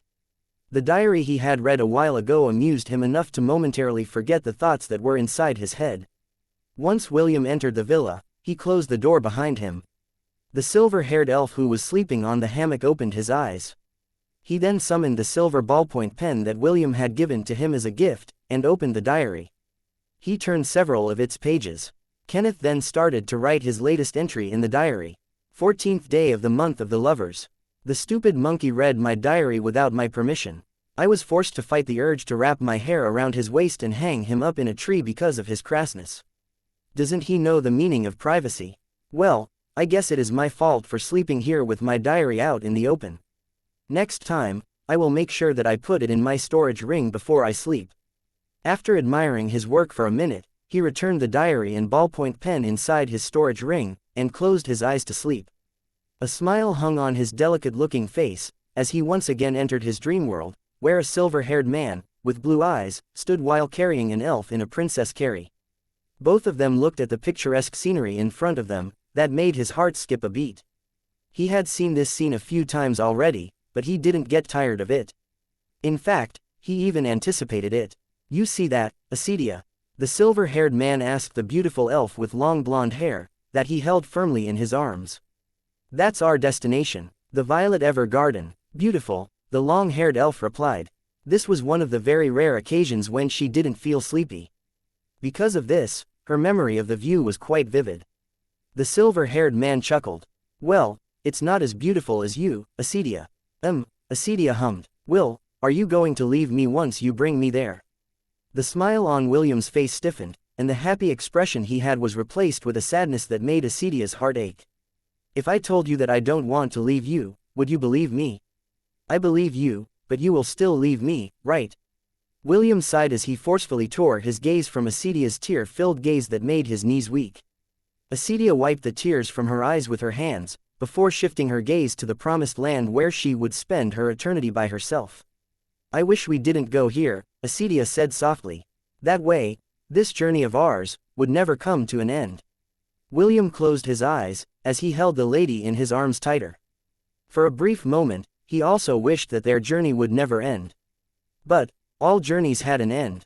Both of them understood this, and yet, the thought of parting made them feel uneasy. Acedia pressed her hand over the silver-haired man's chest, as she listened to his beating heart. The beautiful scenery, which both of them loved, faded away. But before that happened, William had made a promise to her, and she made a promise back. Kenneth's lips moved, as he muttered something in his sleep. It was also at that moment when a tear streamed down his eyes. The memories of the two people slowly faded away, turning into a storm of flowers. This time, things will be different, Kenneth muttered softly with his eyes closed. Suddenly, he felt something pressing lightly on his face, near the corner of his eyes. Kenneth opened his eyes, and saw William using a handkerchief to wipe the tears that streamed down from his eyes. What's wrong? William asked in a teasing tone as he continued to wipe Kenneth's tears away. Did you get pregnant in your dream and cry due to the pain of childbirth? Kenneth blinked once then twice, before his hair extended and wrapped itself around William's body, turning him into a half-elf spring roll. The silver-haired elf then hung William on a tree branch upside down, with an annoyed expression on his face. Stupid monkey, Kenneth said before closing his eyes to sleep again. he completely ignored William's pleas to let him down, and just left the half-elf dangling there without a care in the world. On top of the roof of the villa, a giggle escaped Ella's lips. It was very rare for her to see William in such a state, and it was pure eye candy in her eyes. "Oh Will, I wish these days could last forever," Ella said softly with a smile on her face. "That little baby of long ago is now a very handsome and dependable young man." Ella looked fondly at William. Although she didn't know what choice her adopted son would choose in the future, she would give him her full support regardless of what it was. That was her duty, and the reason why she transformed into a constellation. To give the helpless and dangling teenager, who was wrapped up like a spring roll, a chance to make a choice that would affect the unfulfilled promises of the past, present, and future. Chapter 10:10. The Price for Freedom. Princess Aila was walking back and forth inside her room while contemplating many things. The first one was her duty, as the princess of the Zelen dynasty. The other was her feelings towards someone who was making her feel restless. Although she already had feelings for him in the past, those feelings only became stronger after she started having dreams about her past life. Night after night, she would dream. Dreams of days long forgotten, in a world that had long ceased to exist. After talking to Conan and Elliot, she found out that William only planned to have 9 wives, 10 including Belle. Right now, only one spot was missing, and Conan told her that if she didn't hurry, that last spot would be taken by another. What should I do then? Princess Aila wondered as she pressed her head against the wall of her room. I'm not a strong warrior. The only thing I can use is life magic. If I go to the demon continent, I'll only get in his way. Princess Aila knew this. She had told herself these words for the upteenth time already. The angelic beauty had forced herself to accept that it was impossible, and there was no way she could cross that gap between her and William, who only treated her as a fellow disciple of Owen's. Although the half-elf didn't call Owen one of his masters, he treated him as one in his heart. Without the old cow, who liked to eat young and tender grass, to train his stamina, and teach him, Da Wai, to fight and win battles in the bedroom, he might have not been able to satisfy his wives and lovers. Although it might sound ridiculous, William was very thankful that Owen and the goddess Eros taught him how to be peerless in the arts of love-making. Princess Aila didn't know these details because when Owen taught her, he was a wise and dedicated teacher who could do no wrong.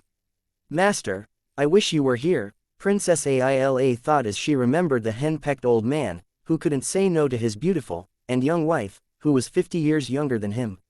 It was at this moment when she heard a soft knocking sound on the window. Princess Aila smiled when she saw Conan waving at her from the window. Is there any news? Princess Aila asked after opening the window to let the devil familiar in. Conan smiled as he landed on Princess Aila's shoulder.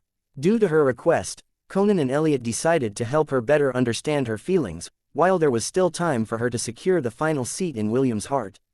Well, Elliot managed to convince Chloe to come with us to the demon continent, Conan explained. The only hurdle is trying to convince Celeste to agree to let her go there. I see, thank you, Princess Aila replied. If she comes with us, we will be able to overcome most obstacles. Conan chuckled and nodded his head in agreement. If they had Chloe by their side, even if a myriad beast, or a pseudo-demigod appeared, they would be able to stand their ground, and beat it to a pulp. Are you sure about this Aila? Conan asked. The demon continent is a dangerous place. Once we step on it, there will be no turning back for us. Yes, I am sure, Princess Aila answered. I'm sorry for making things difficult for you and Elliot. Kekeki. Indeed, it is a very difficult thing to do. Conan chuckled. But, if you don't do it, you will regret it for the rest of your life. The little devil then sighed. As a being born from William's soul, he knew the regrets and unfulfilled promises that William carried from his 2 previous lifetimes. This was why he didn't want Princess Aila to suffer with the same. Sometimes, one must take a leap of faith and push ahead regardless of the outcome. By doing so, they would not remain in the same place for eternity. A life of stagnation was a life worse than death. But, there is still one more problem, Conan stated. Even if Chloe comes with us, going to the demon continent will not be easy. We have 2 options. One of them is to travel the Black Sea, and the other is to use one of the teleportation gates that leads to the demon continent. If we don't want to get detected, traveling by sea is ideal, but the journey is longer. If we use the teleportation gates, we will be able to arrive faster, but getting past the stronghold that protects its borders is quite hard. Not to mention, you are very beautiful, Aila. If those demons see you, they will definitely do their best to capture you. Are you sure you want to do this? Princess Aila nodded. Just like Conan said, she didn't want to have any regrets in her life. Even if she failed in the end, at least, she did her best. She would be able to accept this kind of outcome, unlike the one where she did nothing and simply waited for a miracle to arrive. You want to go to the demon continent? I can help you, you know. Princess Aila and Conan almost jumped in fright after hearing a soft and silky voice behind them. The princess immediately turned her head to look at what was behind her, but she saw nothing. Conan immediately summoned his death scythe and stood in front of his best friend in order to protect her. However, both of them saw nothing. Where are you two looking at? The voice once again came from their back, so the two immediately faced that direction with grim expressions on their faces. But, just like the first time, they saw nothing behind them. We can do this all day, and the result will be the same, the voice said in a mischievous tone. Worry not, I meant neither of you any harm. I just overheard your discussion and thought that I should lend a hand. Conan hovered above Princess Aila's head as he scanned his surroundings. Who are you? Conan demanded. Show yourself. A giggle sounded inside the room, which made Princess Aila feel like the person talking to them was doing this on purpose in order to make them feel anxious. I am willing to show myself, but you will not be able to handle it, the voice replied. So, for your sake, how about we just chat instead? Conan frowned, but he no longer said anything. Instead he whispered to Princess Aila that she would be the one to talk to the voice, while he guarded her from any possible sneak attacks. Will you really help us get to the demon continent? Princess Aila asked. What do you want in return? The voice didn't reply right away. It was as if its owner was pondering on what it really wanted. A few minutes passed in silence as both Conan and Princess Aila kept their guard up. Although they had not been given any reply, the two of them were sure that the person talking to them was still inside the room with them. Well, I guess you can say that what I want is freedom, the voice said after a long sigh. Although I can go anywhere I want to, my hands and feet are tied. That's why, you will take me with you when you go to the demon continent. And if we refuse? Conan asked as his eyes and ears scanned the room for any signs of the elusive person that was talking to them. You can refuse if you want to, the voice replied calmly. But, your chances of catching up to him are slim. With my help, I can bring you to exactly where he is without fail. This offer isn't too bad, right? All I ask is for you to help me gain my freedom. Is it too much to ask? Princess Aila and Conan glanced at each other. They could hear the traces of sorrow and loneliness in the voice that was talking to them. After pondering for a moment, Princess Aila gave her answer, which made the owner of the voice smile. Thank you, Princess Aila of the Zelan dynasty, the voice said. I will forever remember this favor. Don't thank me yet, Princess Aila replied. So, tell me, where can I find you? Chapter 10:11, Elliot's Disciple. This might be a bad idea, Conan said while seated on Princess Aila's shoulder. I agree, this is a very bad idea, Chloe commented as she bit into a chocolate bar. Taking her out is like taking a weapon of mass destruction. I can't do this with good conscience. I don't want to dirty my hands with the deaths of the innocent.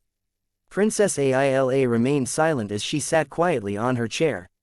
After finding out who the owner of the voice was, she felt as if she was making a deal with the devil.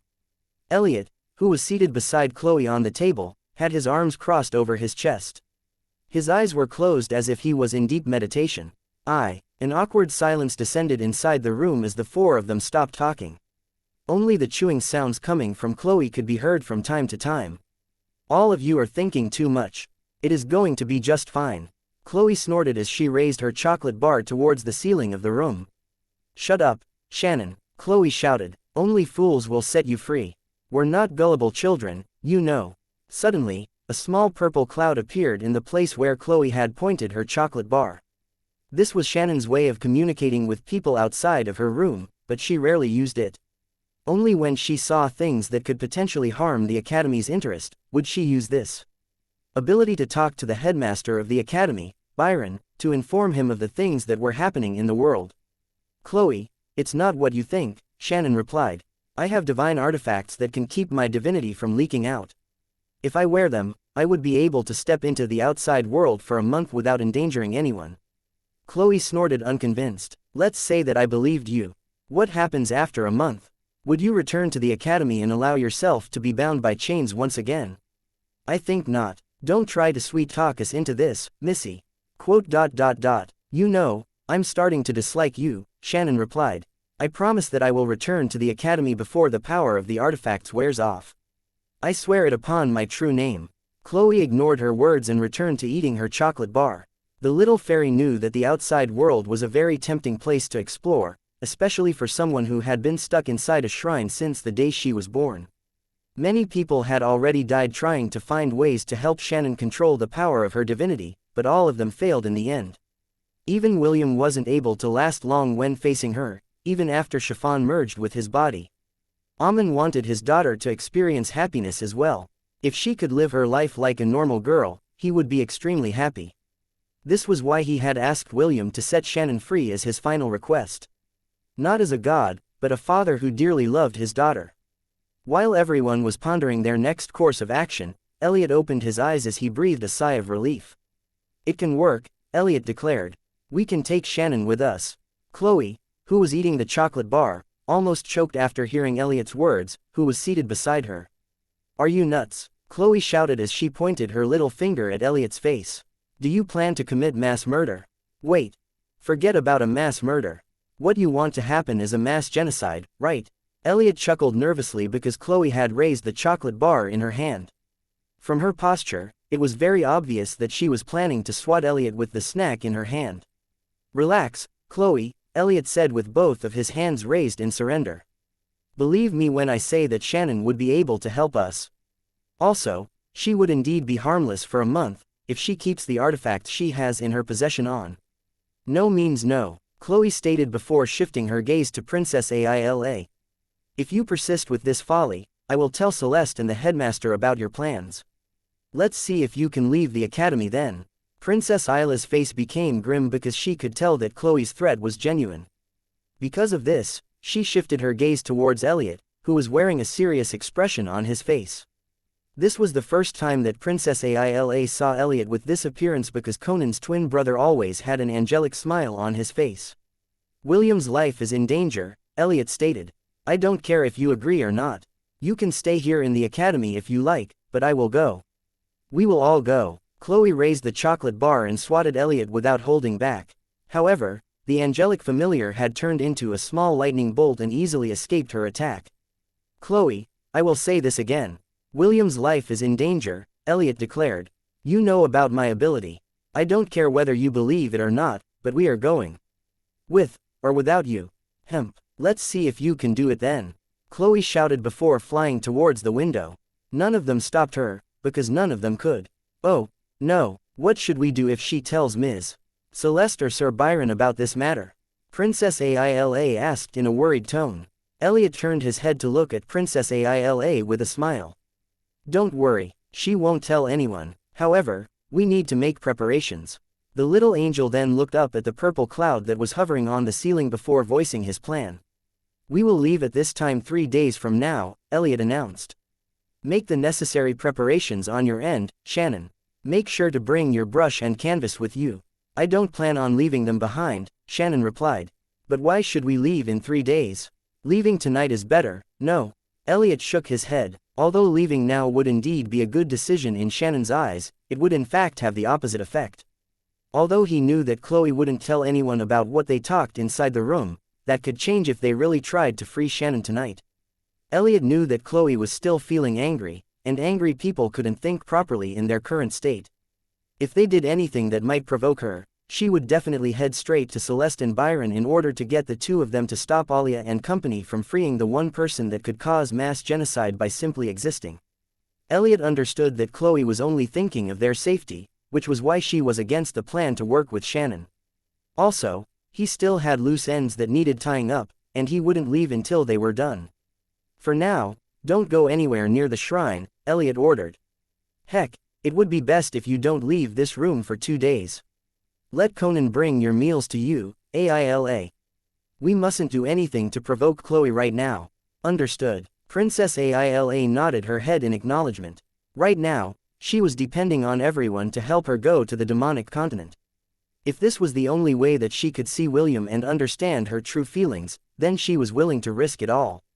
What? You're leaving, Master? A chubby boy with blonde hair and blue eyes looked tearfully at Elliot, who was standing in front of him. Yes, Elliot nodded. I leave in 3 days' time. Thorfinn, you should continue your training while I'm not around. Do you understand? But Master, without you around, how will I be able to practice lightning magic? Silly boy, even without me, welding lightning for you is the same as breathing. Believe me when I say that you are far stronger than me, once you unleash your full potential. The chubby boy wailed as he hugged the 12-year-old boy, who had saved him from being bullied by his classmates in Hestia Academy. As one of William's familiar, Elliot enjoyed the prestige that the half-elf had achieved after conquering the Tower of Babylon. Because of this, many people didn't want to be on his bad side. Contrary to his angelic looks, the little familiar carried grudges, and these grudges were paid in full when it was least expected. When Elliot declared that Thorfinn would become his right-hand man, all the bullies stopped pestering the chubby boy, and made peace with him. This event made Thorfinn indebted to Elliot. After discovering that the person he had saved on a whim had an innate talent for learning lightning magic, Elliot didn't spare any expense and started to train him. Lightning magic was a very rare magic, and anyone who possessed it was treated with great respect by the other races, and hated by the demon race. The only problem with Thorfinn was that the magic veins in his body were not functioning properly. Because of this, the only thing that Thorfinn could do was make some small sparks with his hands, which was only good for parlor tricks. Fortunately, Elliot was a wielder of lightning magic, and the first thing he did was revitalize Thorfinn's innate talent by electrocuting his body every day. After a month of electrotherapy, the lightning veins inside Thorfinn's body healed at a rapid rate, which allowed him to shoot lightning from his fingertips, which made him incredibly happy. However, before he could even rejoice, Elliot told him that he should keep his ability as a secret, or the demons would come and kill him. Thorfinn treated Elliot's words like the words of a messiah, and didn't show his ability in public. The two of them would often go to secluded places together in order to train Thorfinn's ability until he had complete mastery over it. Thorfinn, listen to me, and listen well, Elliot said as he reached out to pat the crying teenager's shoulder. I have nothing more to teach you. However, in the 2 days that I am here, I will give you one final test. No, Master, don't leave me. Thorfinn pleaded as he hugged Elliot tighter. I still have many things to learn. You still haven't taught me on how to peek into the girl's changing room without being seen. You still haven't told me how to take a girl out on a date, and ensure that she will give me a kiss before we go our separate ways. Master, there are still many things that you need to teach me. Elliot sighed. He had indeed not taught his disciple on how to snag a beautiful lady and sweep her off her feet, but he didn't have the time to do that. Thorfinn, listen to me, Elliot said as he patted the head of the crying teenager. While it is true that I still haven't taught you how to make girls fall in love with you, that is not important. What is important is that you never waver in the face of adversities. Life is full of challenges. You know that famous saying, right? What famous saying, Master? What doesn't kill you, will kill me another time. Elliot nodded. So, in order to prevent that from happening, I will give you the magic words to make all your dreams come true. Listen well, because I will not repeat it a second time. Thorfinn pulled back and wiped the tears from his eyes. He then looked at his master with a serious expression, as he listened to the words he was going to say to him. Elliot smiled as he said the magic words that would make his disciple's dreams come true. However, he added that he should only say these words as a last resort, or risk divine punishment from the heavens. Chapter 10-12. Through Damnation and Beyond. 2 days after Princess Aila, Conan, Elliot, Chloe, and Shannon had their meeting. Why have you called me to this secluded place, Elliot? Chloe asked with her arms crossed over her chest. If you plan to convince me, don't bother. My answer will not change. Elliot smiled bitterly after hearing Chloe's words. Although his purpose for bringing her here wasn't for the sake of convincing her to collaborate with them, her outright rejection still gave him a headache. I didn't call you here for that, Elliot answered. The reason why I ask you to come here is to fight. What? You plan to fight? Yes, fight. Chloe grinned evilly as she transformed into a 12-year-old girl, making the ground under her feet crumble due to the force she was releasing. Good, Chloe stated. I've always wanted to punch that face of yours. Have I told you before? I hate looking at your smile. It looks so fake. My goodness, such a barbaric lady. Elliot wiped the smile from his face, because he knew that the young lady in front of him wasn't joking. I said that I asked you to come here to fight, but I didn't say that I would be the one to fight against you. Ha, what kind of BLL crap are you spouting all of a sudden? Chloe shouted. If you want to fight then fight. Who dares to challenge me? Elliot struck a pose as he pointed his finger at Chloe. Come out, Thorfinn. A lightning bolt descended in front of Elliot, and from it, a chubby boy stepped forward. I am the one who will fight you, Thorfinn said. You ugly little piece of shit. Ho, you sure have some guts, Porkchop, Chloe said as took a fighting stance. Do you know who I am? Thorfinn nodded. The juggernaut of Hestia Academy. I've long known who you are, you pathetic little twerp. Remember my name, and remember it well. My name is... The chubby boy wasn't able to finish his words because Chloe had vanished from where she stood. Immediately, she reappeared right in front of him, and delivered a blow that was enough to turn a millennial beast into meat paste. Fortunately, Thorfinn had expected this to happen, so he immediately turned into a lightning bolt and evaded Chloe's deadly attack. Is that your best? Thorfinn taunted. My grandma moves faster than you, little bitch. You fucking pig, I'll murder you.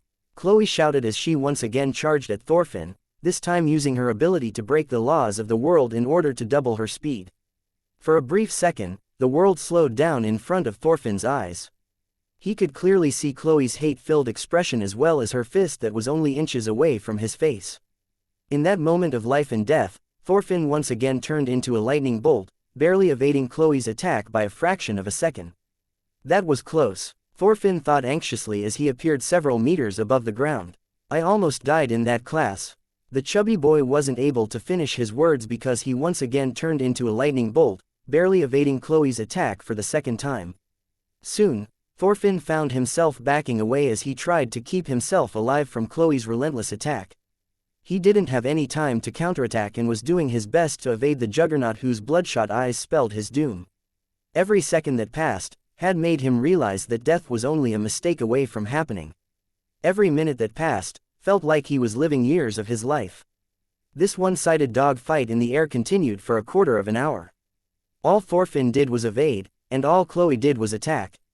Even though she was indeed very powerful, she couldn't close that gap. The chubby boy was faster than her by a heartbeat. Soon, the two challengers reappeared in the air, facing each other. My name is Thorfinn L. Hazard, Thorfinn declared. Remember the name of the man who will teach you that you can't kill what you can't hit. Remember that, Chloe die Wisteria. The smile on Chloe's face widened as she increased the power output of her body. I admit that I underestimated you, Porkchop, Chloe replied with a devilish smile on her face. But you see, I was only using 30% of my power right now. I thought that it was enough to crush a bug like you. But, I guess I was wrong. Golden lightning snaked around Chloe's body, as her long blonde hair fluttered in the breeze, making her look like a war goddess. It's not only you who can use lightning magic, Chloe said. I can use it too. Chloe turned into a golden lightning bolt as she shot towards Thorfinn without any warning. Now die, Chloe shouted as she punched without holding back. Thorfinn had already turned into a lightning bolt, but Chloe's speed has surpassed his. Just as her punch was about to smash his face, it was met with a punch that contained as much destructive powers as hers. A powerful shockwave spread across their surroundings, and Thorfinn was blown away by the impact. Hemp, I knew that you would not stand by and let that porkchop die in my hands, Chloe snorted as she tried to push Elliot, who had faced her attack head-on, back. Thorfinn is my only disciple, so I can't possibly let him die under my watch, Elliot stated. Good, then I guess I'll just have to kill you first, mister. Fake smile. That way, I can finally rid you of that mask you always wear. My goodness. Fine. Bring it on, pancake girl. Let's see if your puny fist can reach me. Don't think that using William's remnant powers, that you absorbed after we merged last time, will do you any good. As soon as Elliot finished talking, two golden lightning bolts zigzagged across the sky. Each time they clashed, a blinding flash of light would spread across the heavens, followed by a thunderous roar. Thorfinn watched the battle from afar with a serious expression on his face. Every move the two made, he remembered. Every exchange of blows, he embedded them in his soul. as the two familiars fought for what they believed in their hearts. A certain girl, who was trapped inside the shrine that had served as her prison for 19 years, drew on her canvas. "Beautiful," Shannon said softly as she painted the two familiars that were making a commotion in the skies near Hestia Academy. She had seen many battles before. Battles that were fought amongst the truly powerful in this world. Although Chloe's and Elliot's battle wasn't at the level where it could demolish entire cities, their battle was simply too beautiful in her eyes. Two familiars, fighting for what they believed in, and staking their lives on the line to overpower each other, made her heart skip a beat. In their original forms, they were quite small, only as big as a hand. But right now, in her eyes, they were like two massive stars, whose light illuminated the entire world. "More," Shannon muttered. "I want more. I want to see things I've never seen before. I want to feel things I've never felt before.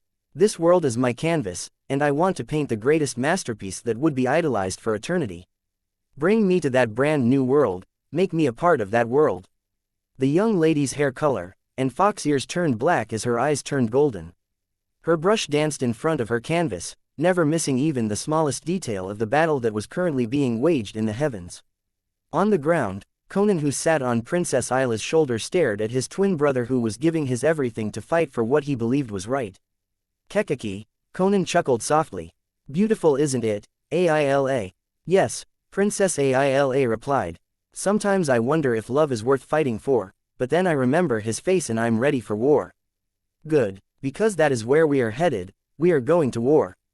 "Take me there, Conan. Bring me to his side." The little devil grinned as he nodded his head. Princess Isla's heartfelt request made the fire in his little heart burn brightly, like it did 1,000 years ago. "I will take you there, Aila," Conan vowed. "Even if I have to go through damnation, and beyond." Chapter 10:13. I won't be killing anyone unless they deserve to die. "What was that about, Chloe?" Celeste asked the little fairy who was currently seated on top of the table while eating a plate of pancakes. "Why did you and Elliot come to blows with each other?" "Difference in perspective," Chloe replied before biting into a new pancake. "That's it, just a difference in perspective." Celeste frowned. "Both of you demolished an entire mountain just because of a difference in perspective." Chloe no longer answered Celeste's question and just continued to eat her pancakes. After leaving Elliot half dead, she returned to the academy to binge eat, but was found by Celeste. Claire just hovered behind the beautiful elf with her arms crossed over her chest. Just like Celeste, she didn't understand why Chloe went ballistic and duked it out with Elliot, who was currently being nursed by Princess Aila back to health. "What really happened?" Celeste inquired. "Elliot isn't the type to start conflicts. Did you do something again?" Chloe still kept her silence as she stuffed her small mouth with pancakes. In the end, Celeste gave up and left the room. Only Claire remained and landed on the table where her twin was eating without a care in the world. "Tell me what really happened," Claire said. "If you do, I promise to think of a way to help you out." Chloe shook her head firmly. She trusted her twin sister with her life, but the matter with Shannon was truly too important. Elliot had firmly told her that even if she told anyone about their plans, it would still come to pass one way or the other. "This is inevitable." Those were the words that Elliot told her while both of them were fighting each other seriously. Right now, Chloe was very conflicted. She was only left with two choices. The first one was to tell Celeste and Byron about Shannon's plan. As for the second one, she assisted them in freeing Shannon and accompanied them to the Demon Continent. Seeing that Chloe wasn't budging, Claire sighed and left the room to follow Celeste. Deep inside, Claire felt that her sister was hiding something from her, but she trusted her enough to support her in whatever she did. If only she knew that Chloe was at the crossroads of her life, she might have stayed with her and waited until she had opened up to talk to her. Hestia Academy, half an hour before midnight. Conan and Elliot flew towards the shrine under the cover of darkness. Their plan was to free Shannon from the shackles that bound her, by destroying the pillars that kept her in place. According to the young fox lady, a protective barrier prevented her from leaving the shrine. In order to disable it, Conan and Elliot must destroy 4 out of the 8 statues that were scattered inside the academy. Princess Aila was already positioned at one of them, while Elliot and Conan would break another 2. As for the last statue, Elliot planned to turn into a lightning bolt and break it, as soon as he broke one of the 2 statues present outside the shrine. The angelic familiar had already planned everything, even the place where they would meet after they had completed their mission. Usually, Shannon's place was guarded by the elite soldiers of the academy. However, the two familiars had the element of surprise, so they were confident that they would be able to neutralize them without alarming anyone else. Just as they were about to enter the shrine premises, Conan and Elliot stopped. They stared at the little fairy that was blocking their path with her arms crossed over her chest. Chloe looked at the two of them with a serious expression on her face. "Are you sure that you're really going to do this?" Chloe asked. "Of course," Elliot replied. "Many people might die, you know. I won't refute your words, but if people are going to die, they would be people that deserve to die." Chloe snorted. "You always have a way with words. Not even William is as eloquent as you." The corner of Elliot's lip rose up into a smirk. "Thank you for the compliment. So, tell me, what are you doing here? Don't tell me that you were just taking a stroll and happened to see us." Chloe didn't answer right away. It was as if she was fighting an internal struggle inside her heart, which placed the entire situation in a stalemate. After a few minutes passed, the little fairy voiced her condition to allow them to do what they wanted. "I will go with the two of you to the demon continent," Chloe stated. "I can't allow Shannon to run amok and hurt the innocent." "Fair enough," Elliot replied before looking at his twin brother. "You and Chloe destroy the two statues outside the shrine. I will head to the last shrine. After you have secured Shannon, meet us at the place we agreed on." Conan nodded as he patted his chest. "Leave this to me." Elliot glanced at Chloe one last time before flying away. Right now, time was of the essence and they would need to destroy all the statues at almost the same time for it to work. Because of this, they decided to do it at the 6th tolling of the bell, after the clock struck midnight. Conan and Chloe flew side by side without exchanging words with each other. Both of them had things going on inside their minds, and had no time to do small talk, while doing their mission. Inside the shrine, Shannon was busy putting several black beaded bracelets on her left and right wrists. These were powerful artifacts that helped reduce the effect of her powers, but their effectiveness would only last for a month. "Finally, this day has come," Shannon muttered softly as she held a fox mask in her hand. "I will finally leave this place." She was confident that as long as the statues were destroyed, she would be able to go anywhere she pleased using her special abilities. "Wait for me, my prince," Shannon said as she put the fox mask on her face. "I am coming to see you." Right after she finished her preparation, the giant bell inside the academy started to make a clanging noise. "1. Princess Aila said softly.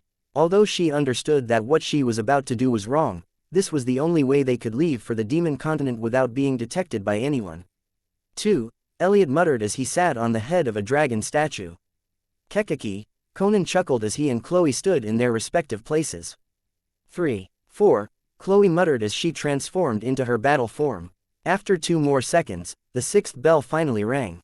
Everyone immediately destroyed the statue that was assigned to them with as little noise as they could muster.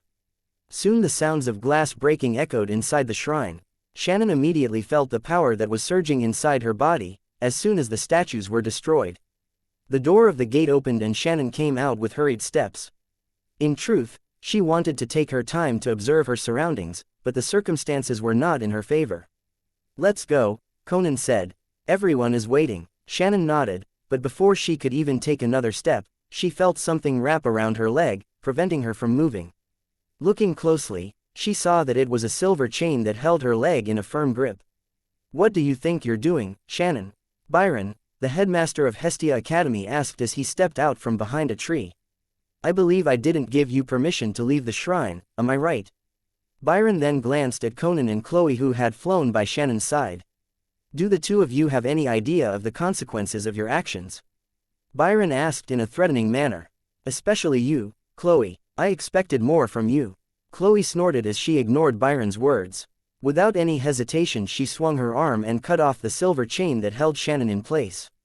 Without another word, Shannon waved her brush, transforming herself, as well as Conan and Chloe, into a purple smoke that flew towards the north. Byron immediately gave chase as he flew after them with great speed. The gap between him and Shannon was gone in the blink of an eye. He then reached out his hand to grab her hand, but the only thing he caught was a wisp of purple smoke. "That girl got me good." Byron's face became serious as he hastily turned around to return to the shrine. Shannon had the power of creation. She could give life to anything she drew, which allowed her to trick Byron, giving them enough time to flee. It was not only Elliot that had made preparations for their escape. Shannon knew that she wouldn't be able to leave the academy that easily, so she prepared some backup decoys, whose sole purpose was to make Byron think that he had won. Bye, Shannon grinned as she entered the purple portal that she had created. Don't worry, Headmaster, I promise that I will be a good girl. I won't be killing anyone unless they deserve to die. See you in a month. Stupid girl, Byron shouted as he used his fastest speed to reach her. Unfortunately, he was a few seconds late. He could only shout in anger as the girl entered the portal. Come back here. Shannon didn't bother to look at the headmaster who had taken good care of her ever since she was a child. Unfortunately, her craving for freedom had made her heart firm, so she wasn't swayed with Byron's words. When the portal closed right in front of his face, Byron knew that it was too late. The fools! Byron gritted his teeth as he slammed his staff on the ground. He knew that Shannon could travel to the places that she had seen before, so he understood that going after her was futile. Although the young lady with fox ears hadn't stepped outside the shrine at all throughout her life, her ability to see the world through the eyes of others was enough to allow her to cross great distances using the power of space. Byron regretted that he had been too overconfident. When the statues broke, he instantly knew that the shrine had lost its power to keep Shannon locked up. Because of this, he immediately teleported to the shrine, just in time to see Shannon stepping out of the gate that had barred her from leaving all these years. This is no time to hesitate, Byron said before crushing a gem in his hand. Her Excellency must be informed about this. Byron knew that a calamity had been set free on the world, and the mere thought of thousands of people dying in her wake made him shudder. He had been too conceited to believe that the defenses he had set in place were enough to keep Shannon inside the shrine. Little did he know that the young lady with fox ears had long made her plan to escape her prison. All she needed were a few helpers from the outside, to help break the shackles that bound her in place. High above the pommel of the sword that was embedded at the center of the academy, a beautiful lady wearing a white dress, looked at her daughter who had escaped from her prison. She had heard Byron's call of distress, but she ignored it for the time being. So, there really was no stopping this prophecy from coming to pass, the lady muttered as she closed her eyes. Shannon, my dearest, I'm sorry. I'm sorry for not being able to give you the freedom you deserved. Only when Shannon took Princess Aila and Elliot with her to leave the academy did the beautiful lady answer Byron's call for help. Travel safely, my dearest, the lady thought as she gazed at the purple portal that was slowly shrinking under her watchful gaze. I pray that the next time we meet, the freedom that you desperately craved for, will finally set you free. Chapter 1014, To a Long and Lasting Partnership. You again, what do you want? William asked as he stood with his arms crossed over his chest. Don't worry, this time, I came to see you just to talk, Caspian replied. After traveling for 2 days, William's group had made good progress on their journey. They didn't encounter any problems along the way, and everything was smooth sailing.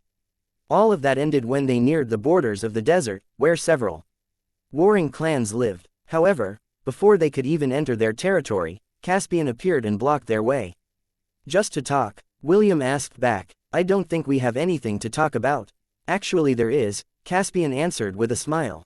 He then made a gesture for them to land on the ground, in order to continue their discussion. William frowned, but still decided to hear what the patriarch of the Raja clan wanted to discuss for the time being.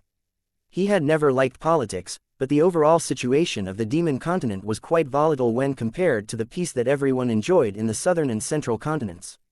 Also, he didn't like to be constantly hounded by one of the most powerful patriarchs in the demon realm.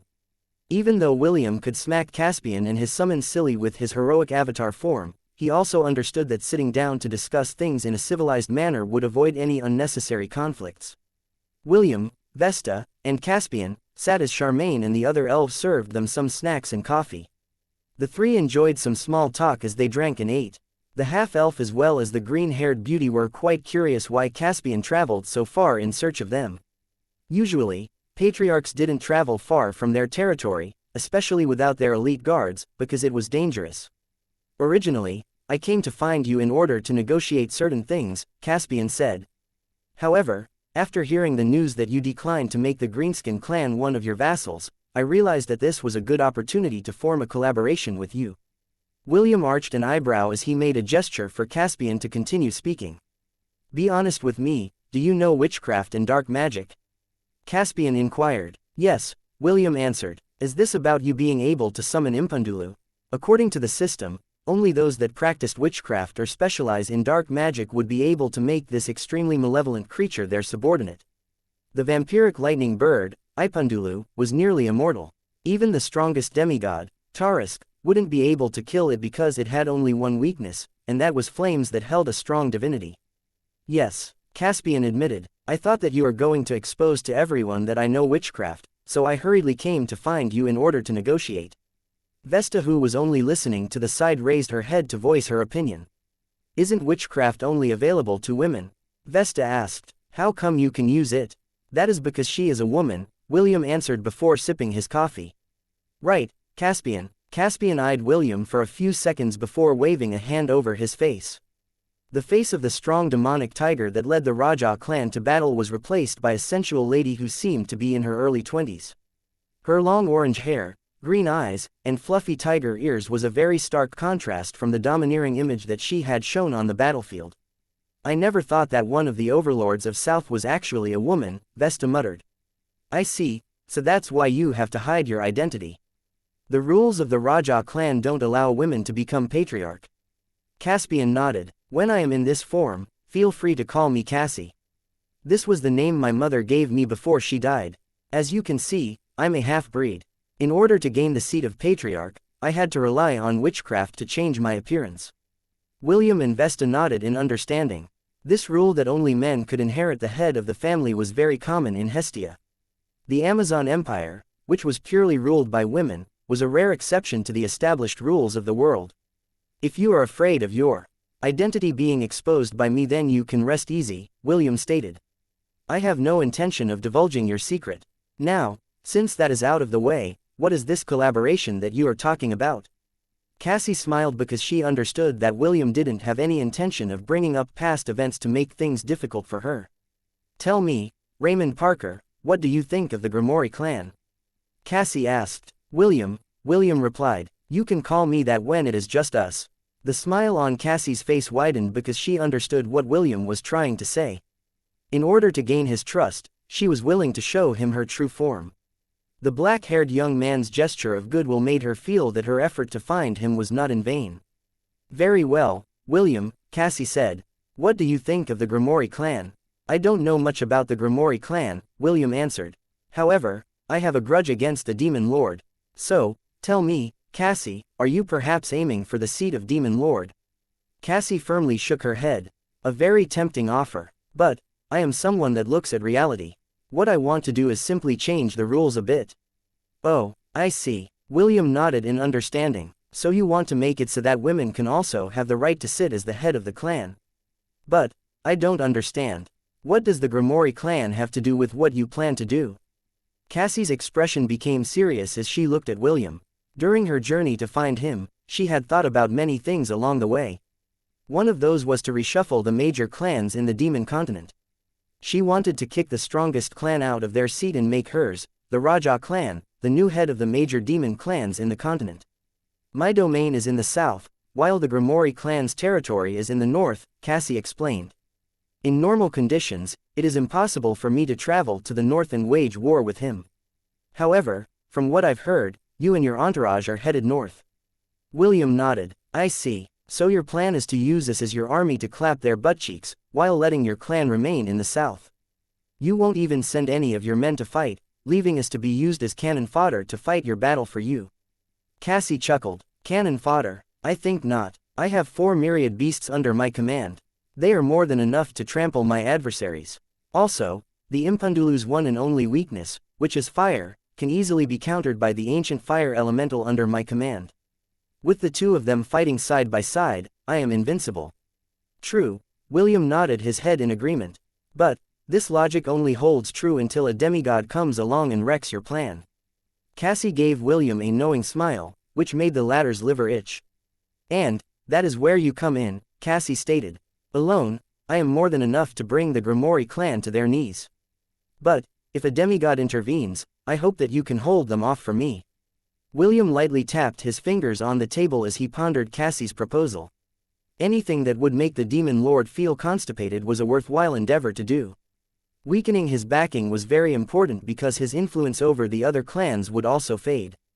Even though he was the strongest demon in the continent, his rank was only at the peak of a saint.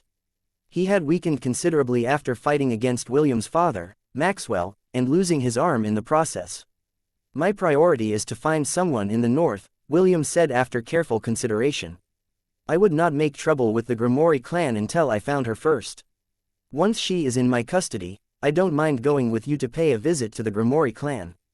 Cassie raised the coffee cup on the table and took a sip. She then stared at William with a curious gaze as she voiced the question in her mind. In the rare chance that the demon lord is there when we declare war on them, what will you do? Cassie asked. Although she knew that William was strong, she needed to know if he had the resolve to face the one who held the greatest influence in the entirety of the demon realm. William smiled evilly after hearing Cassie's words. Believe me when I say that I would love to see the demon lord in that place, William said. That will save me the trouble of finding him, and giving him a beating that is long overdue. Cassie smirked as she extended her hand towards William. They said that the enemy of an enemy is a friend. Right now, William was an ally that could tip the balance of power in the demonic continent. If they really succeeded in what they planned to do, she would not only be able to legitimately sit in the position of clan head, but also take her revenge on the scheming demon, who was responsible for the assassination of her mother when she was only 10 years old. To a long and lasting partnership, Cassie said as she shook William's hand. Likewise, William replied as he shook Cassie's hand. He had to admit that Cassie's plan was in line with what he had wanted to do in the past. Since there was an opportunity for a collaboration, he was more than happy to join her and make the lives of those who supported the demon lord, and those of his family, a living hell. Chapter 10:15. Our daughter might have developed a crush on him. Amon sighed as he massaged his face with both hands. He had heard from his significant other that their daughter had escaped from Hestia Academy, and was headed to the demon continent. After regaining his calm, he closed his eyes as he pondered on the things that he could do for her daughter, which was very limited. He was the patron god of the Crater Empire, and yet, there was no one that he could ask to go look for his daughter in the demon realm. Although he was a god, there were certain restrictions that were placed over him that prevented him from directly interfering with the affairs of the mortal realm. Because of this, Amon's hands were tied. Is there really no other way? Amon muttered as he tapped the armrest of his throne with his hand. After pondering for 10 minutes, he realized that there was nothing that he could do for his daughter at this point in time. He then looked at the image of the beautiful woman in front of him, who had a sad expression on her face. Don't worry, no one can harm our daughter, Amon said with a serious expression on his face. The beautiful woman shook her head. I am more worried about the people that will be unlucky enough to cross her path. We both knew that this would happen sooner or later, so we prepared the artifacts for her. For the time being, the worst-case scenario is not going to happen, probably. Amon nodded his head in understanding. Fate worked in mysterious ways and even they, as gods, were subject to its whims. What more could ordinary mortals do against it? You said that she was headed to the demon continent, Amon stated. Do you know why exactly? The beautiful woman was about to shake her head, but stopped midway. I only have a hunch, but I guess she plans to meet with William. Him? Why him? The beautiful woman sighed as she closed her eyes. Her recent drawings are all about him, the beautiful woman answered. Although I am not 100% certain, I think our daughter is interested in him. Only interest? Amon arched an eyebrow. Nothing more than pure interest. The beautiful woman shrugged because she also didn't know the answer to his question. Her daughter had no chances to interact with the half-elf on an extended basis, aside from her paintings. William had tried, but her daughter's divinity was too much for the half-elf to handle, even if he merged with one of his wives. Wait, let me call someone who is more knowledgeable in this thing, Amon said as he sent a message to a friend of his through telepathy. A few seconds later, Saintess, the god of contracts, appeared in Amon's throne room.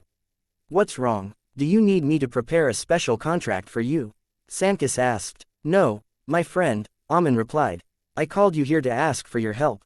I know that you are very knowledgeable, so you are my best bet in this matter.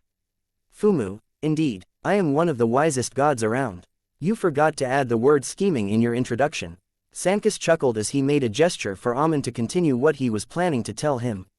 You see, my daughter has gone to the demon continent, Amon stated. And, we highly suspect that she has gone there to see William. Are you talking about Gavin's follower? That William? Saintess asked as he played with his beard. Yes, I don't want to say this, but our daughter might have developed a crush on him. That's fairly normal for girls her age, no? Arwen and the beautiful woman nodded. However, the thing that bothered them was how William would react to their daughter's feelings. The beautiful woman told Saintess of the possible reason why her daughter found William interesting, and the god of contracts smiled when she finished her story. Isn't this just a common fangirl scenario? Saintess asked. I think in your daughter's eyes, William is one of her favorite actors. You see, in William's previous world called Earth, there are these famous young actors, and boy bands that girls go gaga about. Whenever they see them, they can't help but feel excited and want their autograph. I think your daughter's feelings are similar to this. She decided to sneak outside of the house to meet her favorite actor and get to know him better. Arwen and the beautiful woman were finally enlightened about their daughter's actions after hearing Saintess' words. Just like the god of contracts said, for Shannon, William was her favorite actor and she was dying to meet him in real life. But our daughter carries a powerful ability in her body, the beautiful woman stated and proceeded to tell Saintess about Shannon's peculiarity. Interesting, but there is no need for concern, Saintess replied. After all, William had Donger with him. Actually, I am more scared about your daughter meeting with William. Who knows, the next time you see her, she might be carrying a little William in her belly. Arwen, who was seated on his throne, immediately stood up and grabbed hold of Saintess' collar, almost choking him. What did you say just now? Arwen asked with a serious expression on his face. The next time you see your daughter, she might be carrying a little William in her belly. Saintess answered with a confused look on his face. No, before that, William had Donger with him. Arwen's and the beautiful woman's faces turned pale when they heard Saintess' words. All the gods knew what Donger was, and its reputation was something that all the goddesses abhorred. Because of this, Saintess was forced to seal Donger and prevent it from appearing in the multiverse again. However, the seal wasn't omnipotent and the chances of Donger breaking through it were getting higher with each passing year. Take Donger back now, Arwen said. If that filthy thing touches my daughter, I'll fight you to the death. Now, calm down, Saintess replied as he patted Arwen's shoulder. Although William has Donger, the boy has refused to use it. Because of this, he stored it in a place where it doesn't pose any threat to anyone. Your daughter will be just fine. Are you sure about this? Are you sure that William will not use it? Sure, I'm sure. Donger has been with him for several years, and it is still safe and sound. Your daughter will be fine. Arwen and the beautiful woman breathed a sigh of relief after hearing Saintess' confident answer. Although they wanted their daughter to be happy, they didn't want her to suffer any harm. Donger was an existence that all goddesses loathed. Even the goddess of lust, Eros, hated it with a vengeance. This was how dangerous Donger's existence was to the world. After having a bit of small talk, Saintess finally left Hell and returned to the Temple of the Gods. Oh, I forgot to tell them that Donger has one unusual ability, and that is to immediately come to its owner's rescue during unusual circumstances, Saintess thought. Well, I guess it's going to be fine. As long as that girl Shannon doesn't do anything reckless, Donger will continue to be locked up inside William's mailbox. The god of contracts hummed as he returned to his stall, which was managed by a few of his followers. As the god that presided over contracts, he had a duty to uphold all the terms that were written in them. Just like the contract that Donger made with him, Saintess would do everything in his power to ensure that the promise he had made with Donger hundreds of years ago would finally become a reality. Chapter 1016. Second son of the Rains clan. After a successful negotiation, Cassie decided to join William's journey to find the person he was looking for. Although she didn't know who she was, the patriarch of the Raja clan was certain that this person was very important to William. They had just entered the desert area, and this place had several warring clans inside it. The desert had very limited resources, especially water, so most clans built their cities around oases, and guarded them with all of their might. Bro, if we follow our flight path, we will arrive at my clan's territory in 3 days' time, Kira said while talking to William from his carriage window. It has been months since I've seen my family. If it isn't too much of a bother, can we drop by and stay for a day or two? I want to assure my parents that I'm doing fine. Also, I want to introduce them to you. William pondered for a bit before nodding his head. Sure, William replied. Spending time with family is important. I don't mind if it's only for 2 days. William had taken a liking to Kira and Athrun, and both of them had become his friends. They had also signed a contract to not divulge his secrets, which gave the half-elf some peace of mind. The travel towards the northeastern regions was long, and he didn't mind making a few stopovers along the way, as long as it didn't take too much time. Athrun's family lived near the capital of the demon realm, which was not within the route that they had chosen. When William asked if Athrun wanted to visit his clan, the handsome scholar only shook his head and said that he had no attachments to his family.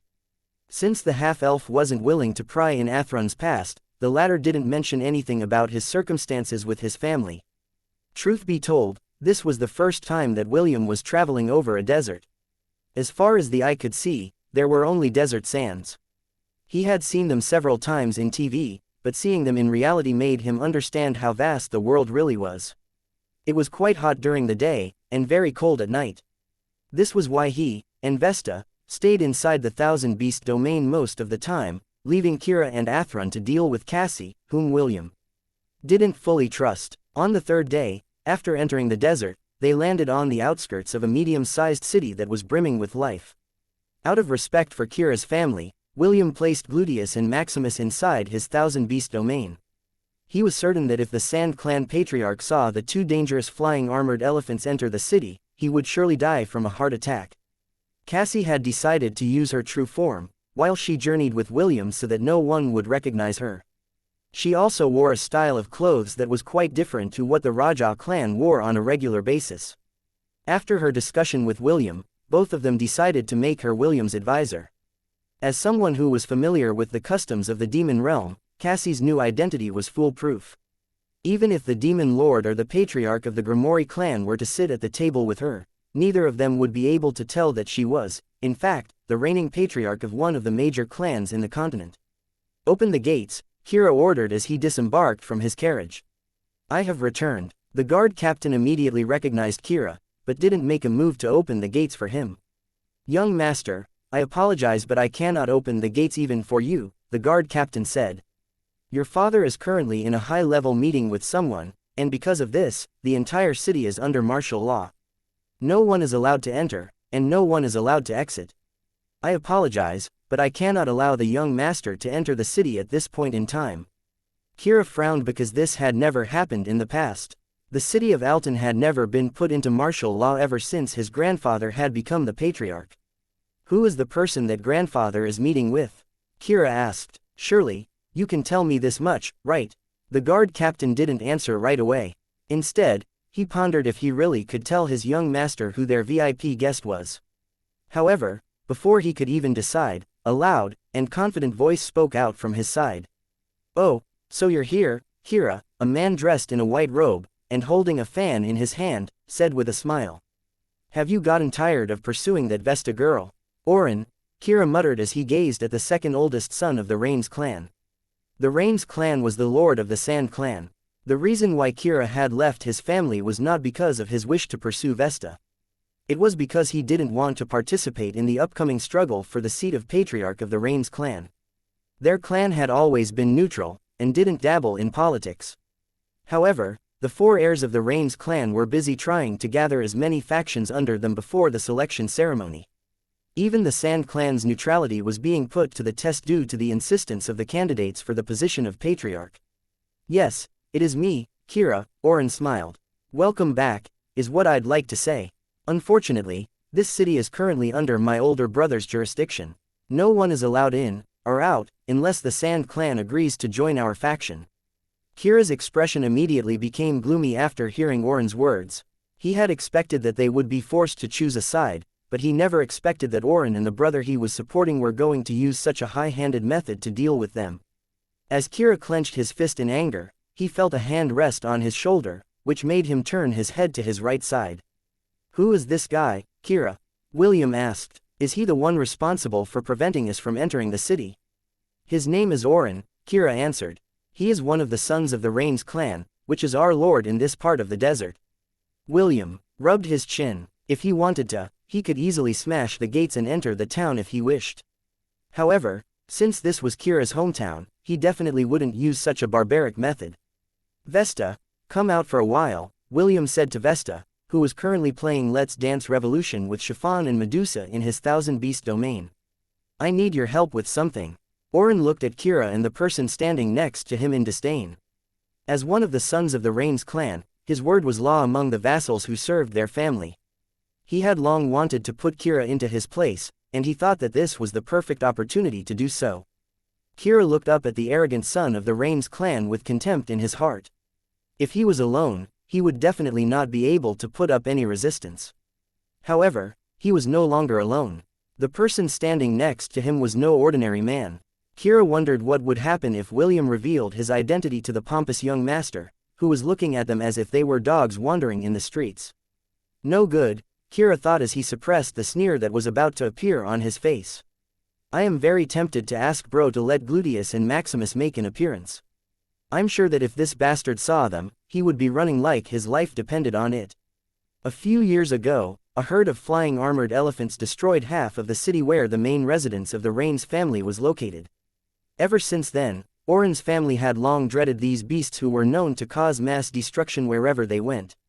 He was sure that if the two behemoths were to suddenly appear at the gates of the city, not only would Oren panic, but the entirety of the Sand clan would be engulfed in complete and utter pandemonium. Chapter 10:17, Special Aromatherapy. Disclaimer. Don't eat or drink when reading this chapter.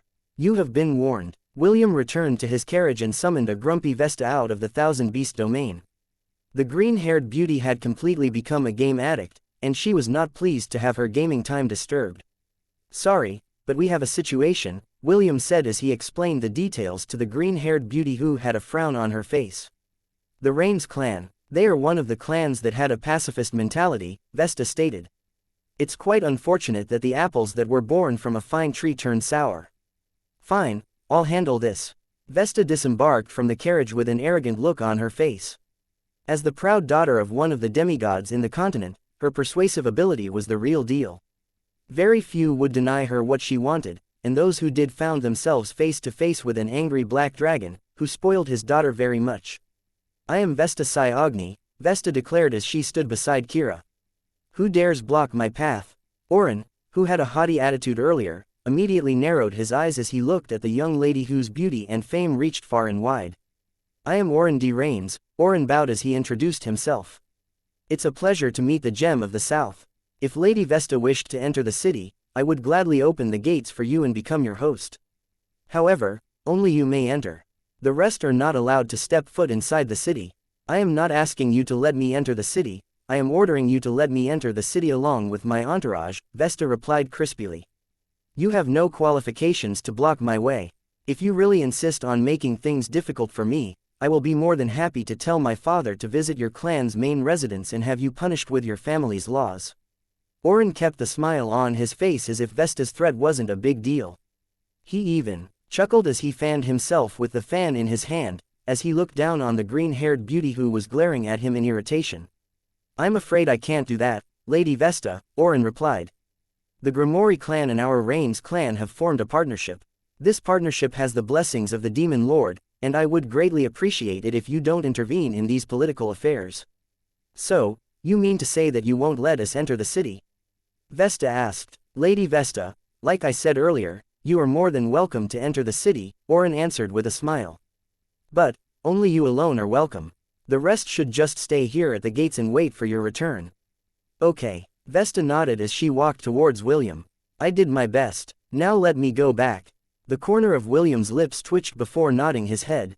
The green-haired beauty then hurriedly climbed the carriage to enter the portal that William had created inside it. In truth, she didn't really want to intervene in the geopolitical situation of the continent because her father had told her not to stick her hands in politics. Since that was the case, she didn't put much effort in trying to convince Oren to let them enter the city. Okay, time for Plan B, William muttered with a smile. Without warning, William turned into a lightning bolt and appeared behind Oren, who was standing proudly on the top of the city gates. The half-elf kicked the arrogant young man, and sent him flying off of the gates and out of the city, where he landed face first on the desert sand. You bastard, how dare you hurt me? Oren shouted in anger and shame. Do you know who I am? William appeared in front of the young man and clapped his hands together. Spoken like a true third-rate villain, William replied. I don't care who you are, or who your daddy, mommy, grandpa, or grandma is. Since you refuse to let us enter, I will make you pay the price of your arrogance. Shaw, will you do the honors? Just tie up his hands and feet, so he can't move. Shaw nodded and waved his hand. As a demon that specialized in manipulating sand, the desert was like his home turf. Even myriad beasts would have a headache fighting him if they fought in a desert. Stop, what do you think you're doing? Oren shouted at William before turning his head towards the guards who were watching the commotion from on top of the city gates. Oi, you bastards, come here and help me. William chuckled as he summoned the most horrifying weapon in his arsenal. He was certain that after he was done with Oren, the latter would flee if he caught sight of the half-elf. You know, I am a very kind person, William said as he walked towards Oren while holding a chamber pot in his right hand. But, there are times when I can be evil beyond comparison. This is one of those times. Your name is Oren, right? Well, congratulations, you will be the third person to experience this out-of-this-world experience. Wait, why are you holding that thing? Oren felt the scalp of his head turn cold as he looked at the chamber pot in the black-haired teenager's hands. What are you planning to do? The time for talk is over, William grinned evilly as the chamber pot's lid opened. It's time for you to eat shit, motherfucker. The guards who were about to help Oren all froze from where they stood, when they saw the small hill of night soil that buried the second oldest son of the Rains clan. So vile, how evil, shit. None of the guards dared to help Oren because William had glanced in their direction. The half-elf's eyes were smiling as if he was inviting them to join Oren in his special, aromatherapy, treatment that made everyone who saw it uncontrollably shudder due to how horrifying William's method was. Chapter 10:18. Desert Battle, Part 1. Sir, please hurry, one of Oren's aides said pleadingly to the sharp-eyed young man, who seemed to be in his mid-20s. That person is so disrespectful. His actions alone make it seem like the Rains clan is nothing in his eyes. Nothing in his eyes, the sharp-eyed young man snorted. He must be a foreigner. In the Fortair Desert, there is no one that doesn't know who the Rains clan is. It is as you said, young master. He is simply a barbarian who knows nothing of the world. Let's hurry along then, I want to see this person who dares to disrespect my clan's name. As the sharp-eyed young man headed towards the gate, an old man with a long white beard watched him from afar. The corners of the old man's lips were raised with a smile. Although he was old, his features were still prominent, which showed that he was once a handsome man who made all the girls swoon over him. Kira, you've brought some interesting people, the patriarch of the Sand clan, and Kira's grandfather, Zeph al-Rin, mused. It seems that Walric and his brother Oren are going to suffer some losses today. Zeph narrowed his eyes as he made a beckoning gesture. A few seconds later, a middle-aged man appeared beside him. Father, is it fine to leave things the way they are now? Kira's father, Fabian, inquired in a respectful tone. The patriarch of the Rains clan is currently very ill. If Walric and Oren suffer some grievances in our territory, they might get even with us after they become the next patriarch of their clan. Zeph hummed as he played with his beard. The first and the second son are allies. The third and the fourth son have also recently formed an alliance to fight against them. In this two-way struggle for the seat of patriarch, I am leaning more towards the third child, but our family has remained neutral all this time. It is in our best interest to keep it that way. Fabian nodded his head with a bitter expression on his face. They had already told the two brothers that they didn't plan to choose any faction in this power struggle, and yet, they were powerless against them. Walric had somehow managed to get the token of the patriarch of the Rains clan, and used it to declare martial law in their city. The oldest son of the bed-ridden patriarch was a very bull-headed person. He was someone that wouldn't take no for an answer, and had already considered himself to be the new heir of the Rains clan. Anyone who defied his orders would be punished. This was why the Sand clan was forced to go into lockdown with no one coming in or going out of the city. Walric vowed that the lockdown would be in effect as long as the Sand clan refused to become part of his faction. He had also mentioned that any uprising would be quelled by execution, so the Sand clan had issued a decree to their citizens to remain in their houses for the time being, until their current, yet dire, predicament passed. Father, are we going to the city gate as well? Fabian asked. I'm afraid that Kira might get into trouble if we don't go to mediate things. It's fine, let's stay here, Zeph answered with a smile. Kira will be safe. Also, I am not confident that I will not be able to hold back my laughter if I see Oren's sorry state up close. Even now, I am doing my best to prevent myself from laughing. Fabian sighed before nodding his head. Just like his father, he could also see what was happening outside the city gates. It was one of the special abilities of the Rin family. They were able to see great distances, as long as they used their bloodline power alongside their vision.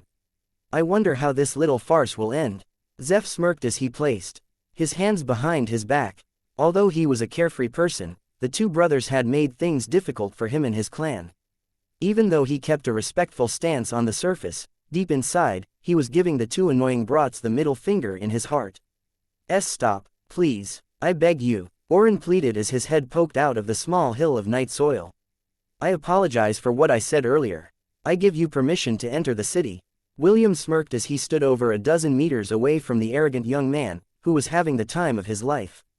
Nah, I'm good, William replied as he waved his hand.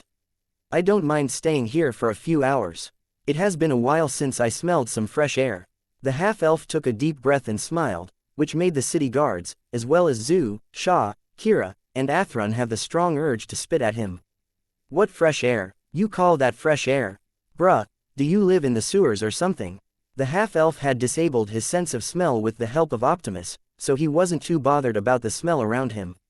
His friends on the other hand had moved 100 meters away from him, and Athrun even used the power of the wind to blow the annoying smell towards the city gates, as per William's orders. The guards' faces were already turning green due to the diabolical fragrance that was lingering around them. Some of them were even holding their breaths, for long periods of time, in order to endure the aromatherapy that they were being subjected to. Suddenly, a cold and demanding voice spoke from the ramparts, which made Oren's expression change drastically. It was as if he had seen his savior who would save him from the situation he was in. Stop this at once, Walric shouted. In the name of the Rains clan, I order you to stop. William turned his head to look at the sharp-eyed young man, who was quite charming in his own right. The half-elf's first impression of the oldest son of the Rains clan was a true militant, who would declare war on his neighbors if he had the opportunity to do so. Are you this guy's brother? William asked as he used his thumb to point backwards at Oren, who was currently shouting to his brother for help. I am, Walric answered. My name is Walric and I'm the oldest son of the patriarch of the Rains clan. State your name and affiliation. Sorry, but you don't have the qualifications to know, William replied. Are you also the one responsible for declaring martial law in this city? Walric sneered. You don't have the qualifications to ask me that, mongrel. I order you to release my brother and surrender yourself to receive your punishment. William smirked as he turned into a lightning bolt and appeared behind Walric. Since you are also responsible for this mess, go and join your brother, William said as he kicked Walric's back that sent the latter flying towards the hill of night soil. Eat shit, motherfucker. Everything happened so fast that Walric didn't have to react. The next thing he knew was that his head was only a few inches away from the hill his brother was buried in. A few seconds later, a squelching sound was heard as Walric smashed onto the night soil, face first. Kira's jaw almost dropped to the ground when he saw the unbelievable scene in front of him. To him and the Sand clan, the Rains clan were people they couldn't afford to offend. However, his bro, William, didn't give a fuck and treated them like trash. Damn, I wish I could do that as well. Kira could feel his blood boiling inside his body, as he looked at the two arrogant brothers who were currently buried in a hill of the most smelly shit in the multiverse.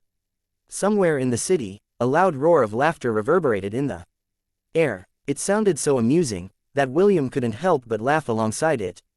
The laughter that came from the heart reminded him of his grandpa, James, who would often laugh like this when he was in a good mood.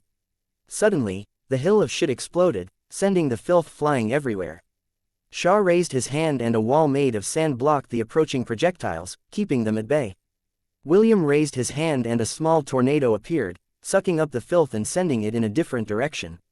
He then gazed at the two brothers, whose entire bodies were covered in shit, and smiled. So, sons of the Rains clan, are you going to scram, or do you want to get buried a second time? William asked as he showed them the chamber pot in his hand. There's more where that came from, you know. Walric glared at William, while Oren's body shuddered uncontrollably. As a proud member of the Rains clan, he had never been humiliated like this. However, for some reason, Oren had developed some kind of fear toward the smiling black-haired teenager, who was holding the cursed chamber port in his hand. Walric, on the other hand, was raging in anger. As the oldest son of one of the three major clans that ruled the desert, he would not allow anyone to treat him in this manner. You're dead, Walric shouted as he raised the token of the Patriarch of the Rains clan in his hand. "Come forth and kill this ignorant fool in front of me. Tear him to pieces." Fortear Death Worm. Chapter 10:19. Desert Battle, Part 2. A 1,000-meter-long giant desert worm materialized behind Walric, whose anger had reached its peak. The Fortear Death Worm couldn't see, but it was able to use its powerful sense of hearing, as well as its uncanny ability to detect every living creature in its environment. Anyone who held the token of the Patriarch of the Rains clan would be able to order it around, and since Walric had designated William as its target, the death worm opened its gigantic mouth to utter a deafening shriek towards the half-elf. "This reminds me of my battle with Apophis," William muttered as he rubbed his chin.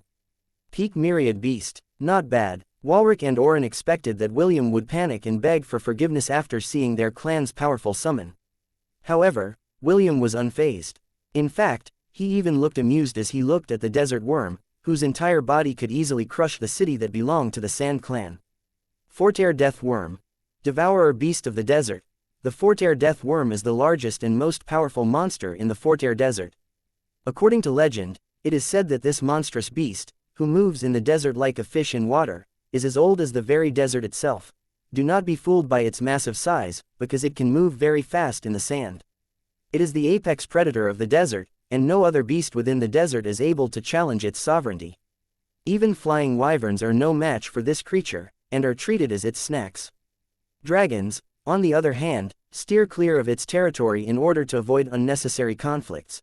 It is highly resistant to physical and magical attacks, which makes fighting against it a hurdle even for myriad beasts of the same rank. When angered, this monster can cause earthquakes, destroying entire cities in a span of a minute. Not bad, William muttered as he continued to rub his chin. "I still have one pocket cube with me. This beast will suit me nicely." The half-elf turned into a lightning bolt and headed towards the giant monster with a wide grin on his face. Although the death worm was a peak myriad beast, he had nothing to fear, because his vampire progenitor prestige class was of the same rank. Cassie watched William, with her arms crossed over her chest. She had seen how William fought in the past, but she wasn't able to truly gauge how strong he was. "This is a good opportunity to see what you are made of," Cassie thought as a smile appeared on her pretty face. "The death worm is not an easy opponent. I wonder what tricks you will pull from your sleeve."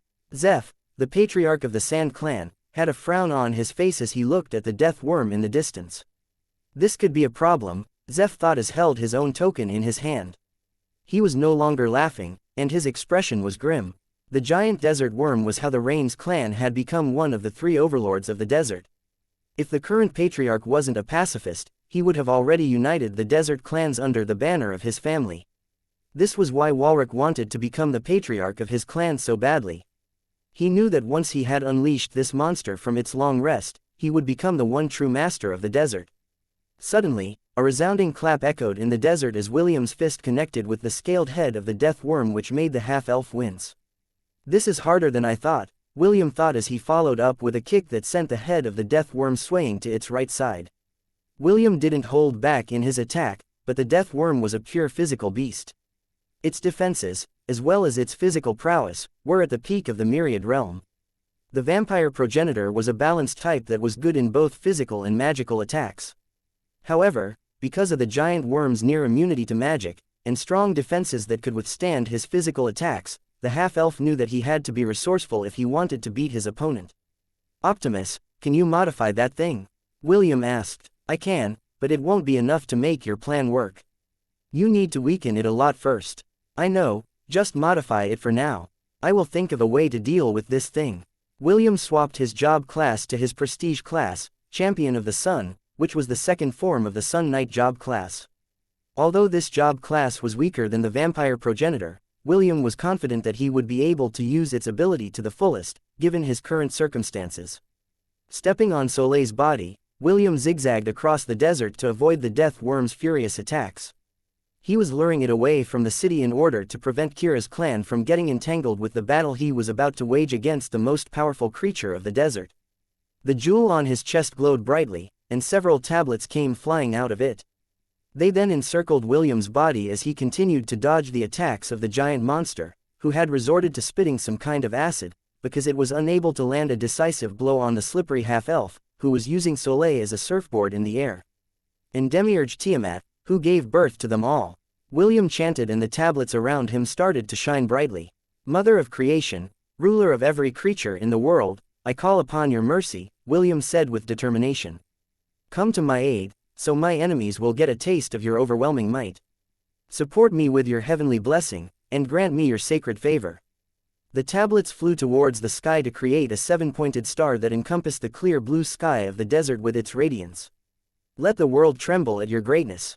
William roared as he raised his hand towards the heavens, while looking down on the giant death worm on the ground. An overpowering presence descended upon the battlefield, as a creature of myths and legends made its appearance. A gigantic beautiful lady with two, long, curved horns on her head, emerged from the magic circle that appeared in the sky. Her figure was quite seductive, with 8 pairs of wings on her back. The lower half of her body ended in a serpent's body, and its length was at least 2 kilometers long. She was more than twice the size of the giant death worm whose aggressiveness suddenly disappeared when she made her appearance. Tiamat, the primordial goddess of chaos, opened her mouth and screeched, which made the giant death worm cease all hostilities. Although the goddess in front of him wasn't the true Tiamat, her will had been embedded among the 7 tablets of creation, allowing William to summon her avatar for a short period of time. The primordial goddess stared down at the great death worm whose body had started to shudder. It didn't need eyes to see because its bestial instincts recognized Tiamat as someone that it couldn't defeat no matter what. Tiamat made a humming sound, and the giant worm bowed its head in submission. It had surrendered completely to the being in front of it, and didn't dare resist whatever the primordial goddess planned for it. Modification is complete. You can now use it, Will. Thank you, Optimus, William replied with a smile as he took out the modified pocket cube from his storage ring. The half-elf then tossed it towards the death worm whose body shuddered from time to time. When the pocket cube hit its body, the giant monster was sucked up inside the cube, which also grew to the size of a small house. When the entirety of the death worm had been captured, the pocket cube glowed faintly as if waiting for the beast to resist the overriding of the contract that had been placed on it by the patriarch of the Rains clan. The pocket cube had the ability to terminate contracts. However, it would take time for it to do that. The great death worm was a myriad beast, and not a centennial beast, so it wasn't supposed to be captured by the pocket cube. However, since Tiamat was there and made the giant worm submit, it didn't resist the process of the contract being overridden, which would have easily destroyed the pocket cube if it had tried. After 20 grueling seconds, the pocket cube shrank and flew towards William. The half-elf held the cube firmly in his hand as he turned around to bow deeply towards the primordial goddess, Tiamat. The beautiful lady snorted before turning into particles of light. Just like its owner, the will that resided within the tablet still retained the primordial goddess personality, even after her death. The 7 tablets once again flew towards the gem on William's chest in order to recharge their divinity. The half-elf couldn't help but be grateful for his luck at that time, when he saw the black box in the treasure vault of the vanquished warlord. If I hadn't taken it back then, I might not have defeated Apophis, William thought in hindsight. According to Optimus, there were 7 wills embedded in each tablet. This also meant that William would be able to summon 7 different kinds of gods, to come to his aid at the right moment. Let's see how fast the 2 of you can run, sons of the Rains clan, William said with a devilish smile on his face. It's time for payback. Chapter 1020. The new overlord of the desert. Due to Tiamat's appearance, a powerful pressure descended on the desert, which made everyone within 5 miles away from her suffer from an effect that was similar to dragon's fear. Cassie and Zeph, who were observing the battle from afar, felt that if they continued prying, their eyes would be gouged out of their sockets. Because of this, they immediately lowered their heads, and refrained from looking at the battlefield. Only when the overwhelming pressure disappeared were the 2 of them able to muster their courage enough to raise their heads and look at the result of the battle, which they were unable to see until the very end. However, what they saw made them think that there was something wrong with their eyes.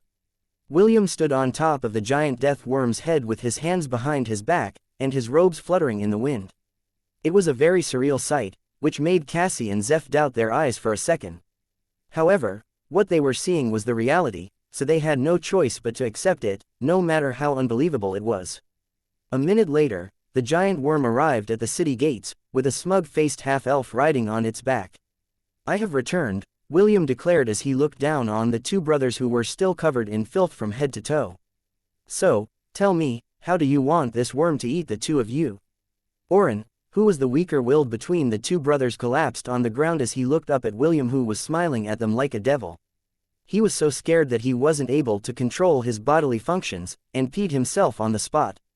Walric, on the other hand, looked up at William with a dumbfounded expression on his face. He never expected that their clan's most powerful protector was now at the beck and call of the black-haired teenager whom he had met for the very first time today. Why you? Just who are you? Walric stuttered in anger as he glared hatefully at William. Return our family's protector. Return it to me. William took out the fan that he had stolen from Oren, before covering him in filth, and fanned his face like an aristocrat. It seems that you still don't understand your current situation, William said with a sneer. Right now, this beast belongs to me. Originally, I did not wish to interfere in the affairs of the desert clans, but since you sent this monster after me, I am more than happy to accept your gift. The giant desert worm screeched, blowing the two brothers off the ground and sending them crashing towards the city gates, where they slid down like puppets whose strings had been cut. William then glared at the guards manning the gate as he pointed his fan in their direction. Your young master, Kira, has arrived home, William stated. Are you going to open the gates, or must I open them for you? The giant death worm moved its enormous head near the gate, which made the city guards jump back in fright. What are you fools doing? Open the gate and let His Excellency in. The guard captain hurriedly ordered his men to open the gates, lest they annoy the black-haired teenager, who was now in control with the Lord of the Fortair Desert. Right now, no one in their right mind would disobey William. Having the Fortair death worm as his subordinate was akin to owning the entire desert. No one, not even the three major clans, would dare to close their doors on him. Ah, before I forget, take these two pieces of trash away and send them back to where they came from. Also, send a messenger to the Rains family. Tell them that the new boss of the desert will give them a visit in a few days. Do I make myself clear? Why, yes. The guard captain bowed respectfully as he ordered his men to carry the two unconscious troublemakers away. William smiled as he turned around to give Kira a brief nod. Little bro, let's go, William said. I am looking forward to your clan's hospitality.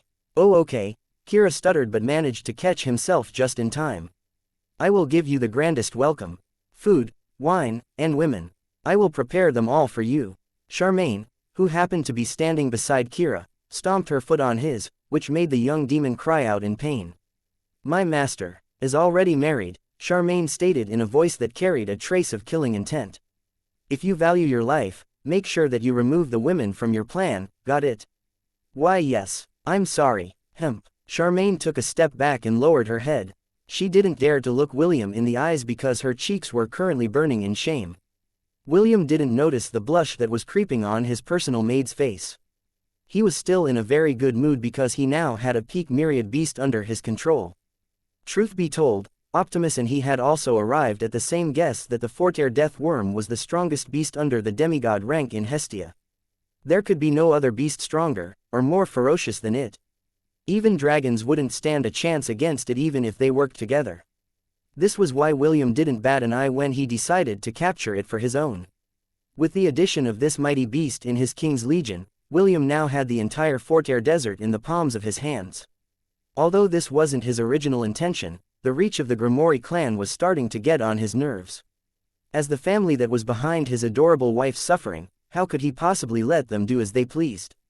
This was why William thought of a plan to bring the entire desert region under his command. That way, even if the Grimoire clan decided to stick their hands in their affairs, the patriarchs of the three major clans, as well as their vassals, would not listen to their commands. After all, the Grimoire clan's main base was in the north, and they were in the southeast. With such a great distance between them, they would be hard-pressed to ignore William's presence, even if they lowered their heads and closed their eyes. Due to Walric's and Oren's high-handed methods, the prestige of the Rains clan, that had been kept for nearly 1,000 years, had finally come to an end. Chapter 1021, Will of the Desert People, Part 1. Welcome to our humble residence, Lord Raymond. Kira's grandfather, and the patriarch of the Sand clan, bowed his head respectfully. I have heard many good things about you. Really, what have you heard of me? William asked back out of curiosity. They were currently inside the guest hall of the Sand clan, and several servants were busy placing dishes on the table for their VIP guests. Although we are people in the desert, I have many friends all over the demon continent, Zeph replied. One of them is Palax, who has become your vassal. We talked at great length how you suddenly appeared out of nowhere, and saved their clan from being annexed by the Greenskin clan. Truth be told, I am very impressed by how valiant you were for choosing to take the minor clans under your wing, and protect them from the slave-like treatment that they were enduring from their former lords and masters. Ha ha ha, I just did the right thing, William replied as he flipped his hair, but feel free to praise me more. I like getting flattered. Your battle against the Raja clan has also earned you quite a bit of renown around these parts. Zeph was more than happy to stroke William's ego in order to form a good relationship with him. At first, I thought that you were just some random newcomer, who was trying to make himself known, but after hearing of your achievements, I realized that you are indeed very formidable. Even the most formidable myriad beast in this territory is now your contracted monster, a feat that even the demon lord wouldn't be able to accomplish. You are truly an exception among exceptions, Lord Raymond. William smiled in satisfaction after hearing Zeph's flattery. Although the name being praised was his father-in-law's, he didn't think much of it. After all, right now, he was Raymond Parker, the new overlord of the Fortair Desert. That gaze of yours, Lord Raymond, is like the sun shining upon the world with its radiance. Your presence is quite calming. Just sitting beside you makes me feel as if I have reached enlightenment. If only my grandson had half of your looks, I might already have several great-grandchildren. Such a useless fellow. The corner of Kira's lips twitched as he listened to his grandpa's flattering words towards William. Right now, Kira was more handsome than William when it came to the aesthetics department because the half-elf was using his previous appearance from when he lived back on Earth. Even so, Zeph still said that if he only had half of William's looks, he would be surrounded by ladies. Kira didn't know if he should laugh or cry about his grandpa's antics, so he decided to consult his father who was beside him. Dad, is Grandpa unwell? Kira whispered to his father, Fabian. The old man is really going above and beyond in his flattery. He is putting our family name to shame. Fabian sighed as he poured some wine into his son's cup, before raising his own cup to give him a toast. Flattery is a skill that not many can accomplish, Fabian said in a volume that only Kira could hear. You're still young and do not understand the hidden meaning behind his words. The moment your friend entered the residence, a subtle battle of negotiation had already begun between him and your grandfather. Yes. How do you think we were able to keep our neutrality till now? That's because the old man is willing to bend his back to make sure that our VIP guests feel good about themselves. That is how he's kept our clan safe all these years. Fabian drank from his cup before adding a few more words that made Kira realize how much his grandpa had sacrificed over the years. You have no idea how much he is ridiculed behind closed doors because of his attitude, Fabian sighed for the second time. But, even so, the fact still remains that we are able to enjoy our current standing because of his efforts. Remember this well, Kira, not all battles are fought with weapons. Kira nodded his head in understanding. He then glanced at his grandpa, who was still praising William's good points. For a brief moment, he felt that even if Zeph spent an entire day praising the black-haired teenager, the old man wouldn't break a sweat at all. William placed his wine cup on the table as he smiled at the old man beside him. He was sure that if his grandpa James and Zeph met, the two of them would hit it off right away and become best buds. I want to ask a serious question to you, Lord Zeph, William said with a calm expression on his face. If I unified the clans in the desert, will I receive stiff resistance? Are you planning to have all the clans migrate, like what you did with the One-Horned clan and the others? Zeph asked back. If the answer is yes, I'm afraid that many will not take this in a good way, Lord Raymond. William shook his head. I don't have any intention of having the desert clans migrate. I know that all of you are rooted in this territory, and have long accepted your way of life. The desert is an unforgiving place. Those who wish to leave will leave, and those who want to stay will stay. Since the clans decided to stay, this means that they are already satisfied with their current way of life. I have no intention of changing their culture. All I want is their loyalty. Zeph played his beard as he digested the black-haired teenager's words. First, tell me why you wish to put all the clans that live in the desert under your banner, Zeph stated. Do you wish to create a civil war against the reigning demon lord? Civil war? Not really, William answered. I don't need the demon clans to fight my wars for me. What I want from you guys is to stay out of the hands of the Grimoire clan, as well as those of their allies. Ah, so, It's about that. I understand. Zeph crossed his arms over his chest as he pondered. The Grimoire clan has indeed been quite active as of late to spread their influence beyond their borders. Since the Demon Lord is backing them, not many clans have dared to resist the olive leaf that they were giving away. Only the major clans had the power to put a stop to their growing greed for dominion. I'm sure if you use the Fortear Death Worm as a deterrent, the clans will begrudgingly lower their heads in submission, but if a stronger faction appears, these clans will immediately jump ships to save their lives. William arched an eyebrow. Including you? Yes, Zeph answered in a heartbeat. Including us. The half-elf nodded his head in understanding. He couldn't stay long in the Fortear Desert because he still had to go to the north. Just like Zeph said, once he left the desert, the other clans would change their allegiance if someone powerful were to appear in William's absence. This was how they had preserved their culture all these years, and nothing would change that for as long as the demons lived in the desert. What do you propose I do in order to keep the other clans from aligning themselves with the Grimoire clan? William asked. His battle with the Demon Lord was inevitable because this was something that he had decided to do after watching how Chiffon had suffered while they were in the Tower of Babylon. The Demon Lord was like the head of the spider, and William wanted to cut off his legs in order to weaken his forces. For this to happen, he would need to keep the other clans from supporting the Grimoire clan, which was the Demon Lord's backer. As long as he was able to do that, the title of Demon Lord would be stripped from Lucian, and another one would take his place. Such was life in the demon realm. Only the strong were able to sit on the throne that lorded over all the demon clans, and turn them into a sword blade that could unite all of them under one banner. A blade that was pointed at the central continent, where the majority of the people lived in peace and harmony. Chapter 1022, Will of the Desert People, Part 2. Actually, the age-old way of making your neighbors your allies, is through marriage alliances, Zeph answered. If the use of force is left out in the equation, this is the most ideal method to use. So, how about it, Lord Raymond? William shook his head firmly. No, marriage is not an option. I don't take relationships lightly. Do you have any other suggestions, Lord Zeph? Zeph pondered for a bit before voicing his thoughts. It is best to gather all the patriarchs, and their heirs, in a conference, Zeph suggested. It would be better if Lord Raymond were to visit all of them, while riding on the Fortear Death Worm. Once all the patriarchs and their heirs have gathered, you are going to declare yourself the head of the alliance that would set corresponding rules that the people of the desert would follow. Although you are in a position of power, you do not resort to seizing their lands, or stripping their families of power. If you do this, they will be more than willing to listen to your conditions, as long as they retain their positions. This is the most ideal approach that I can think of.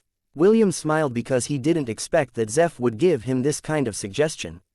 It's that simple. Zeph nodded his head. Majority of the desert clans don't want conflicts with each other. Most of the time, there is an internal struggle for the seat of the next patriarch, but that's it. We have an unwritten rule here. The major clans can only deal with their vassals. If they wish to attack the clans outside their domain, the other clans will gang up on them and bury the offenders, dead bodies in the desert sands. Lord Raymond, this is the will of the desert. Now, what you need to do is revise that will, and make it so that no outside interference is allowed. Of course, if you are proficient in making binding contracts, this issue will be wrapped up in a very straightforward manner. Understood. William nodded his head. I guess I'll be leaving your residence for a bit, Lord Zeph. Let's continue our talk after I've visited the major clans. Will it be fine to hold the conference here in your city? Of course, Zeph answered. It would be our honor to host this historical moment. Please, allow the Sand Clan to handle everything. We will not disappoint you. Zeph then turned at Kira, who was happily chatting with his father, and called out to him. Kira, accompany Lord Raymond to visit the major clans, Zeph ordered. Make sure that all three of them are notified. If you don't do this properly, I swear that I will make you marry a desert iguana upon your return. William had to stop himself from chuckling after seeing Kira's face, which resembled someone who had just eaten a fly. Cassie watched this from the side and stood up from her chair. She was quite curious about the geopolitical state of the desert, so she planned to accompany William on his visit to the three major clans that ruled over the barren sands. Brother, what are we going to do? Oren asked. If we return to the residence, Father will have us flogged to death for losing our family's protector beast.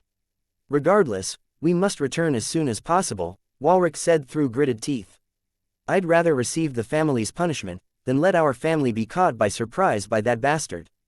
After washing themselves clean of filth, they immediately left the Sand Clan's city in order to return to the stronghold of the Rains clan.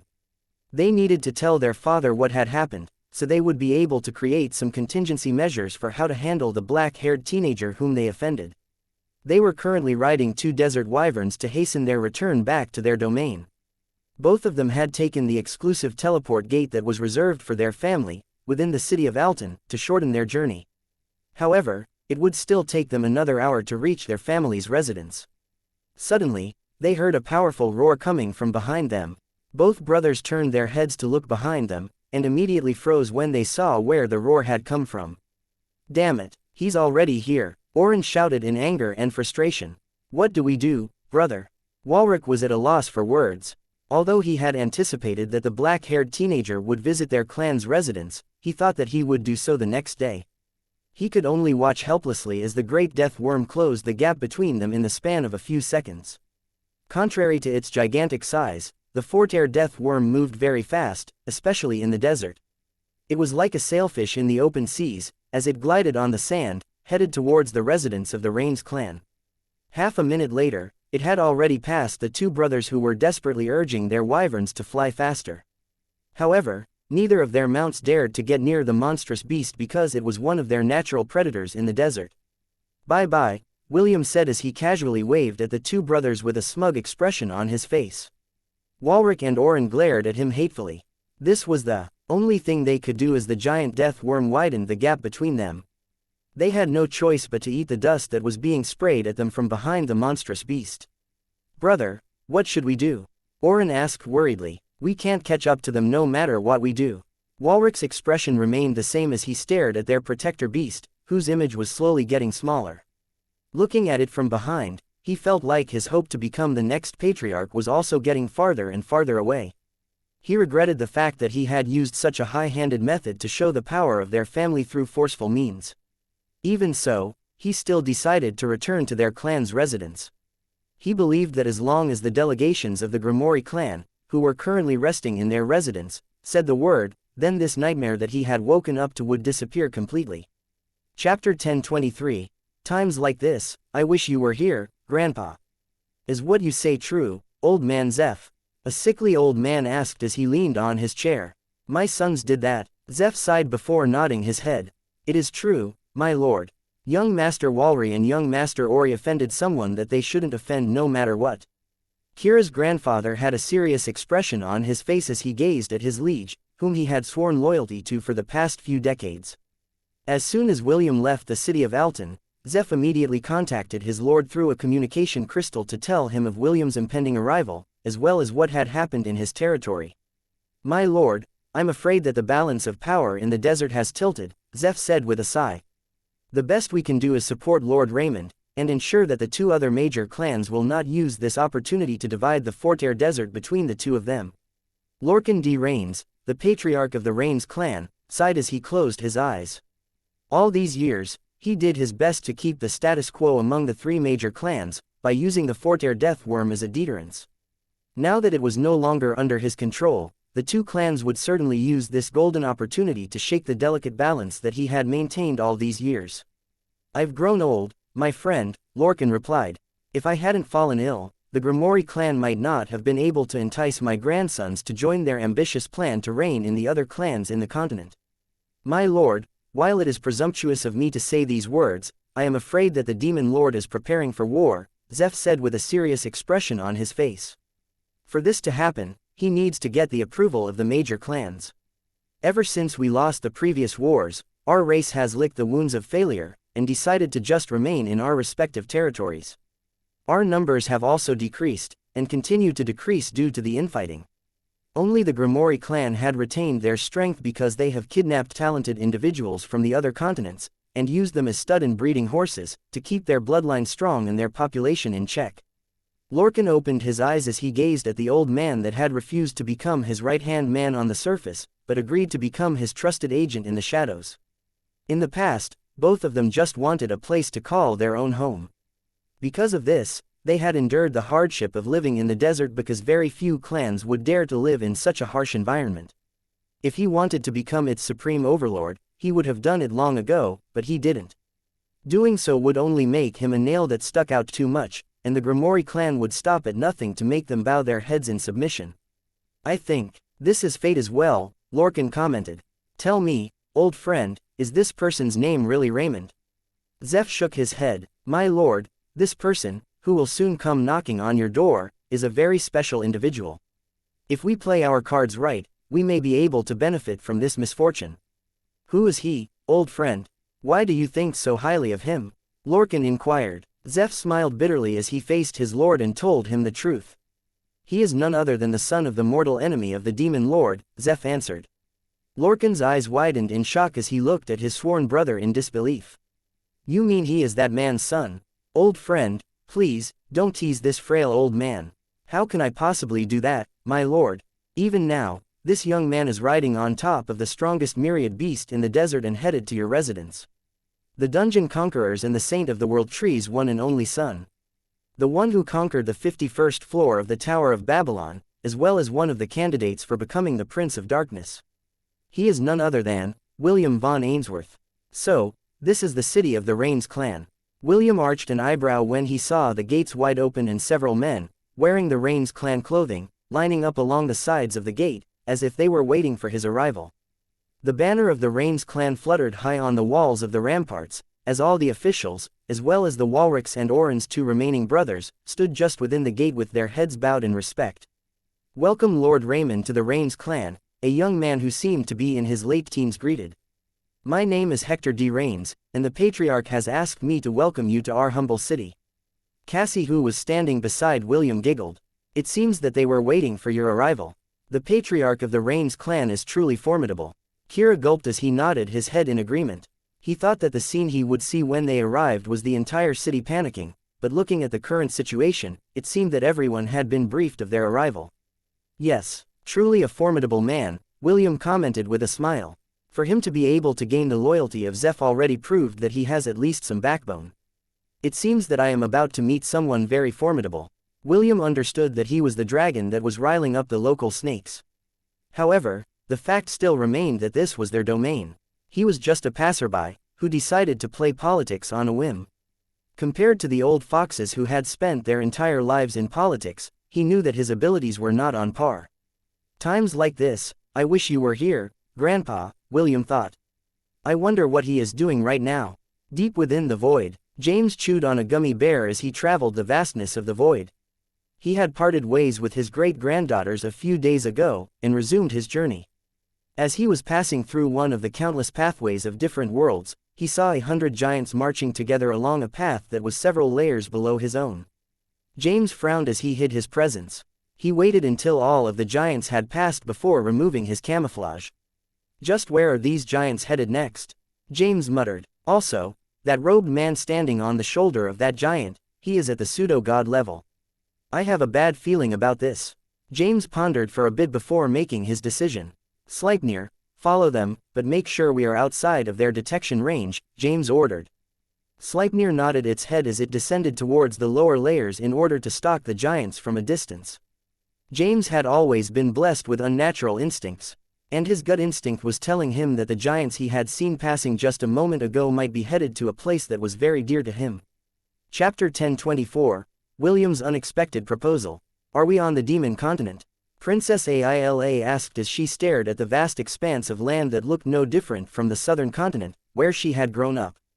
Yes, Shannon replied, I can't be wrong. I drew this very place not long ago. The place where they were currently standing was the location where the One-Horn tribe and the Greenskin clan almost fought due to the latter's declaration of war.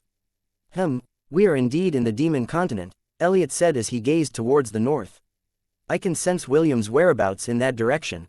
However, the distance between here and there is great. We forgot to bring a carriage, Conan commented from the side.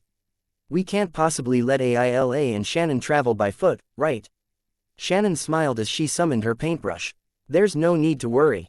I have us covered. The young lady with silver hair and fox ears started to draw something in the air.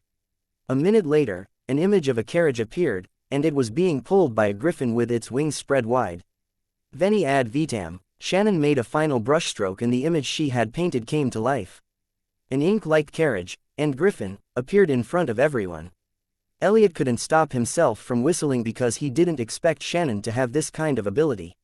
"Everyone get in," Shannon said as she opened the carriage door. "Let's try to catch up to Sir William soon." Princess Aila nodded her head as she boarded the carriage. Conan, Elliot, and Chloe followed after her. Shannon was the last to board, and the carriage started to move as soon as all of them had taken their seats. The griffin flapped its wings as it ran across the ground in order to gain momentum. Soon it started to rise, carrying the carriage behind it. "Aila, it will be best if you wear a robe at all times to cover your face," Shannon said as she glanced at the angelic beauty in front of her. "You possess strong life magic, and are also very beautiful. If the demons see you, they won't think twice about capturing you and making you their plaything. Be very careful." Princess Aila nodded. "Thank you for the advice. I will do my best to not stand out." Conan crossed his arms over his chest, and simply sat on Princess Aila's shoulder. He would do his best to ensure that the princess would get the opportunity to meet William, and tell him about the dreams she was having. Deep inside, Conan understood that Princess Aila already had feelings for William. She was just not bold enough to take that final step to make her feelings known. Elliot sat on the ink-like couch in a carefree manner. Chloe had done the same. But, unlike the angelic familiar who had a relaxed expression on his face, she busied herself with eating a chocolate bar. Shannon watched this group with a sweet smile behind the mask that she wore. These were her benefactors, and she would do her best to ensure that they were safe during their journey. She just hoped that they would be able to catch up to William as soon as possible. She no longer wanted to be a spectator who drew his adventures from a distance. Shannon wanted to become part of that scenery, and experience what it was like to live in a world that she had only seen through the eyes of others. "I apologize for not being able to stand and show you my respects," Lord Raymond, Lorcan, the patriarch of the Rains clan, said apologetically. "It's fine," William replied as he gave Lorcan a brief nod. "There's no need for formalities. I already knew of your circumstance before I came here." Hector, and his young brother, Horace, sat beside their grandfather with their heads lowered. Although they had been warned beforehand, they still felt vexed when they saw their protector beast being commanded by others. Because of this, they didn't dare to raise their heads and look at the black-haired teenager in front of them for a very long time. Both of them were afraid that they might not be able to control their emotions, and get in the way of the discussion between their guest and their grandfather. "May I know your purpose for coming, Lord Raymond?"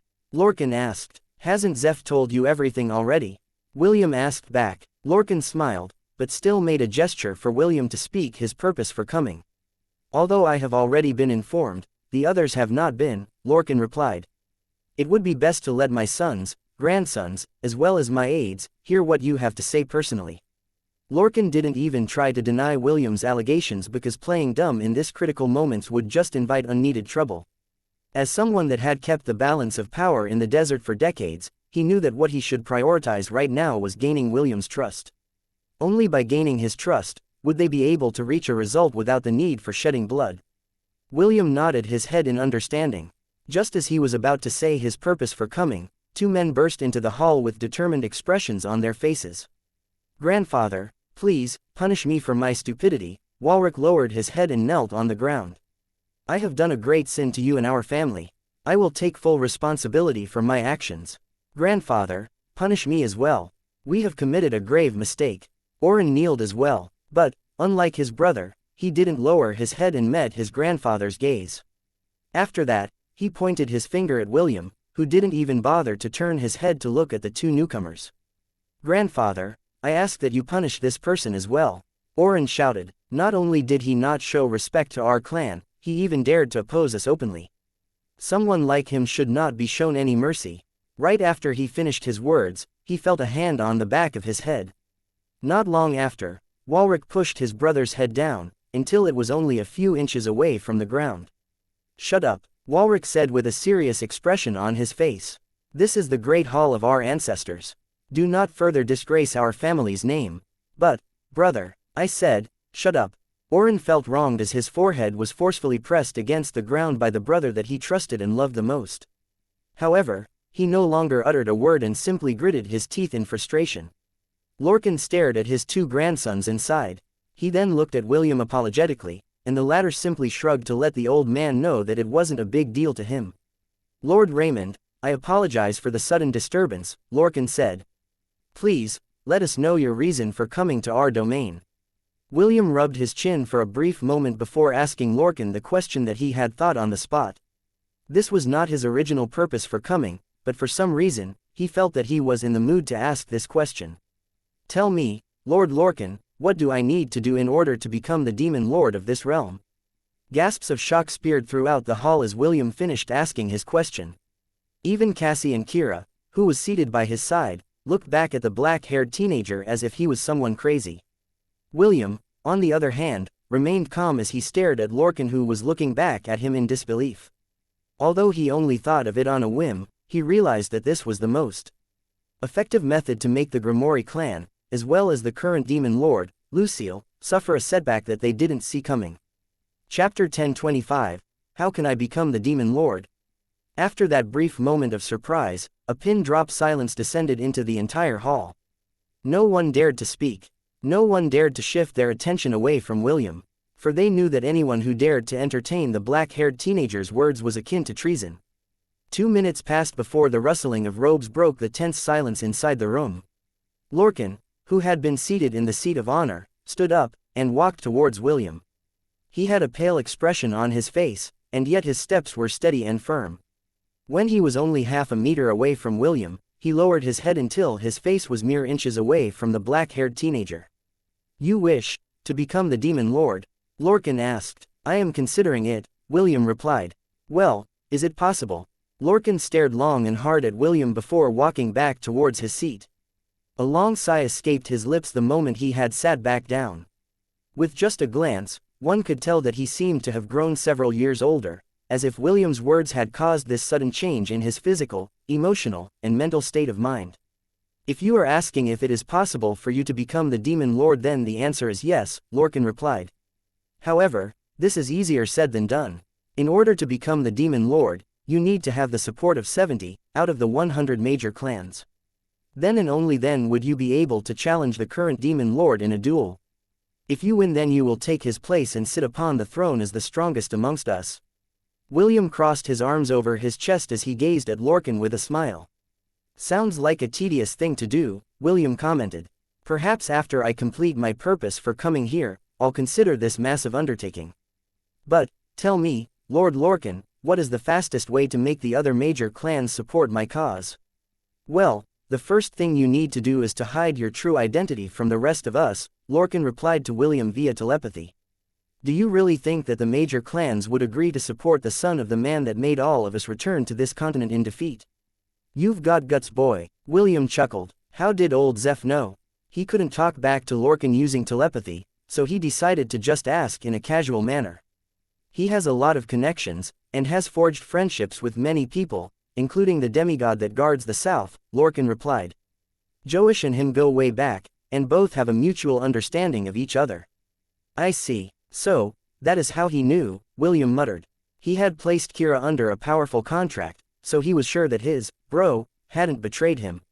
The only other explanation was Kira's grandfather, Zeph, who had flattered William non-stop with his spittle flying in every direction. "Do not mention this matter again," in a casual manner, Lorcan stated. "The eyes and ears of the demon lord are everywhere. I'm sure that the moment everyone leaves this room, the news will travel to the delegates that are currently staying in this residence." "I see." William nodded. "Well, that's fine, too. I have no time to look for him, so it would be better if he looked for me instead." Everyone in the room could hear the beating of their heart as they listened to William's solo monologue. Although they assumed that their patriarch, Lord Lorcan, was communicating with William in some manner, unless it was proven, no one would be able to use it as evidence against him. This gave Lorcan's sons, and grandsons, some peace of mind because this might cause problems for their families in the long run.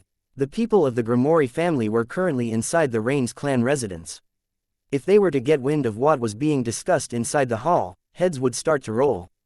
"Did you find them, Optimus? They are on the second floor of this residence, and currently on their way here. It seems that they have heard the news of your arrival." William laughed internally because he was quite curious about what these delegates had to say. Right now, everyone inside the hall was under Optimus' observation. Even their heart rates and their blood pressure were constantly being monitored. An awkward silence descended inside the hall as William stopped talking on his own. The minutes passed, and yet, no one dared to move from their spot. It had been a rule of the Rains clan that without the Patriarch's explicit orders, no one would be able to leave the ancestral hall once a meeting had started. 2 minutes later, 6 people entered the hall in an arrogant manner. The two in front announced their arrival as they walked towards Lorcan, who gave them a brief nod.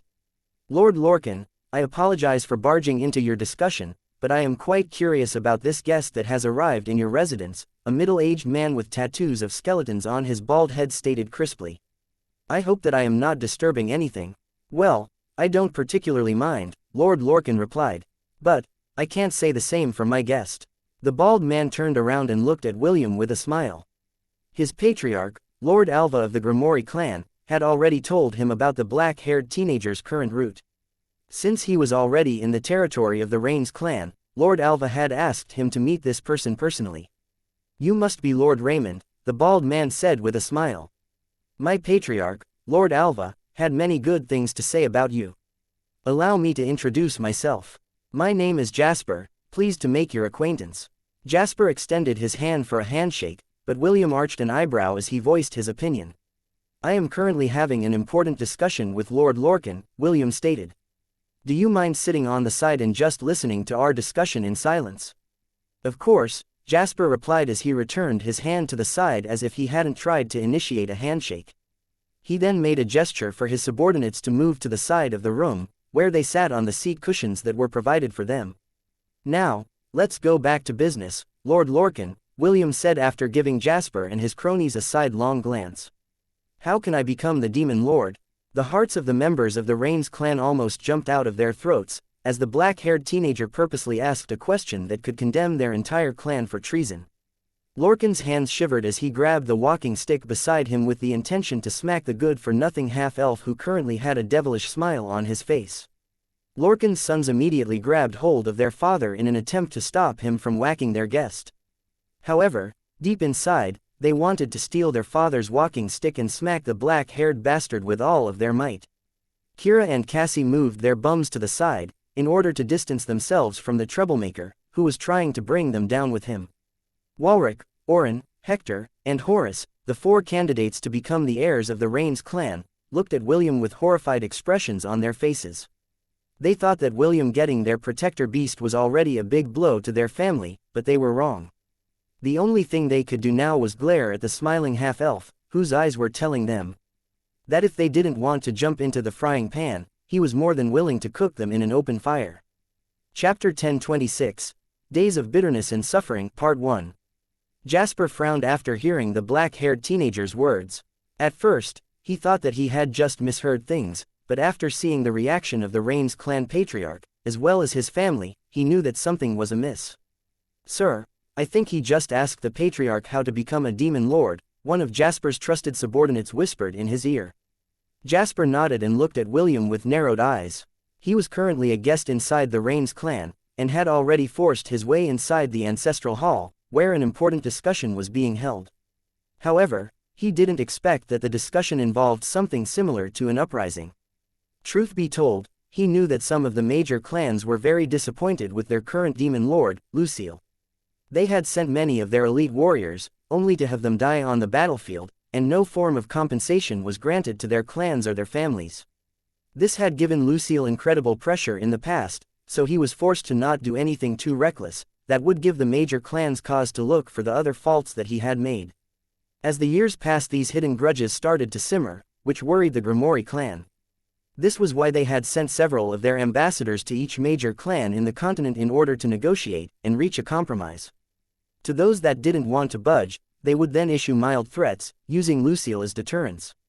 Although he had lost an arm in the battle against the Dungeon Conqueror, the fact still remained that he was one of the strongest demons in the continent. This was enough to make the other major clans think twice about rebelling against his orders. As if sensing his gaze, William glanced at Jasper and gave him a mischievous smile filled with killing intent. It was at that moment when Jasper realized that he and the delegations of the Grimoire clan were in danger. Without missing a heartbeat, Jasper took out a round mirror and activated it. This created a dome of protection around him and subordinates. What's wrong, Jasper? Why did you call for me? The patriarch of the Grimoire clan, Alva, asked as his image appeared on the mirror's surface. Did something happen to the Rains clan? Lord Patriarch, the Rains clan is planning to rebel, Jasper said anxiously, while looking at the black-haired teenager, whose smile widened after hearing his words. Proper Strauss, who dares to rebel against the Demon Lord? Alva asked. Raymond Parker, Jasper replied. He is here in this room, my lord. Jasper turned the mirror around to make it face William, which made everyone inside the hall feel their heart tremble inside their chest. Lorcan could only curse William and his ancestors for putting his entire family in this mess, but he didn't dare to voice his frustrations out loud. While the Demon Lord was indeed powerful, he was very far away from their location. Right now, William controlled the Fortair death worm, and he was sure that even before the forces of the Demon Lord could arrive in the desert, their family would have long been wiped out, if they annoyed the black-haired teenager whose smile was giving him an aneurysm. Alva's expression became serious as he stared at the pale-faced vampire whom he had met not long ago. Lord Raymond, what is the meaning of this? Alva asked. Are you planning a rebellion? A rebellion? Nonsense, William replied. This is the law of the demon realm. Are you saying that you don't conform to the laws set up by our ancestors?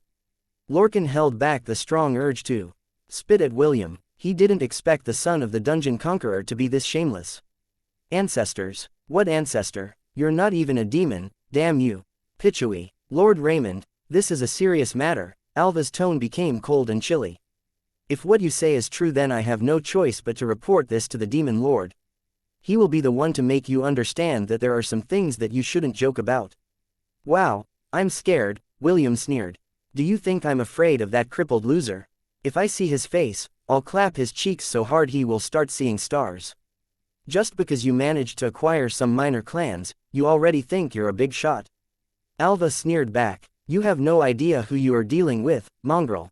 William chuckled. Well then, I guess we'll just have to see who among us doesn't have any idea of who he is dealing with. William stood up and walked towards Jasper and his subordinates who were currently protected by a barrier.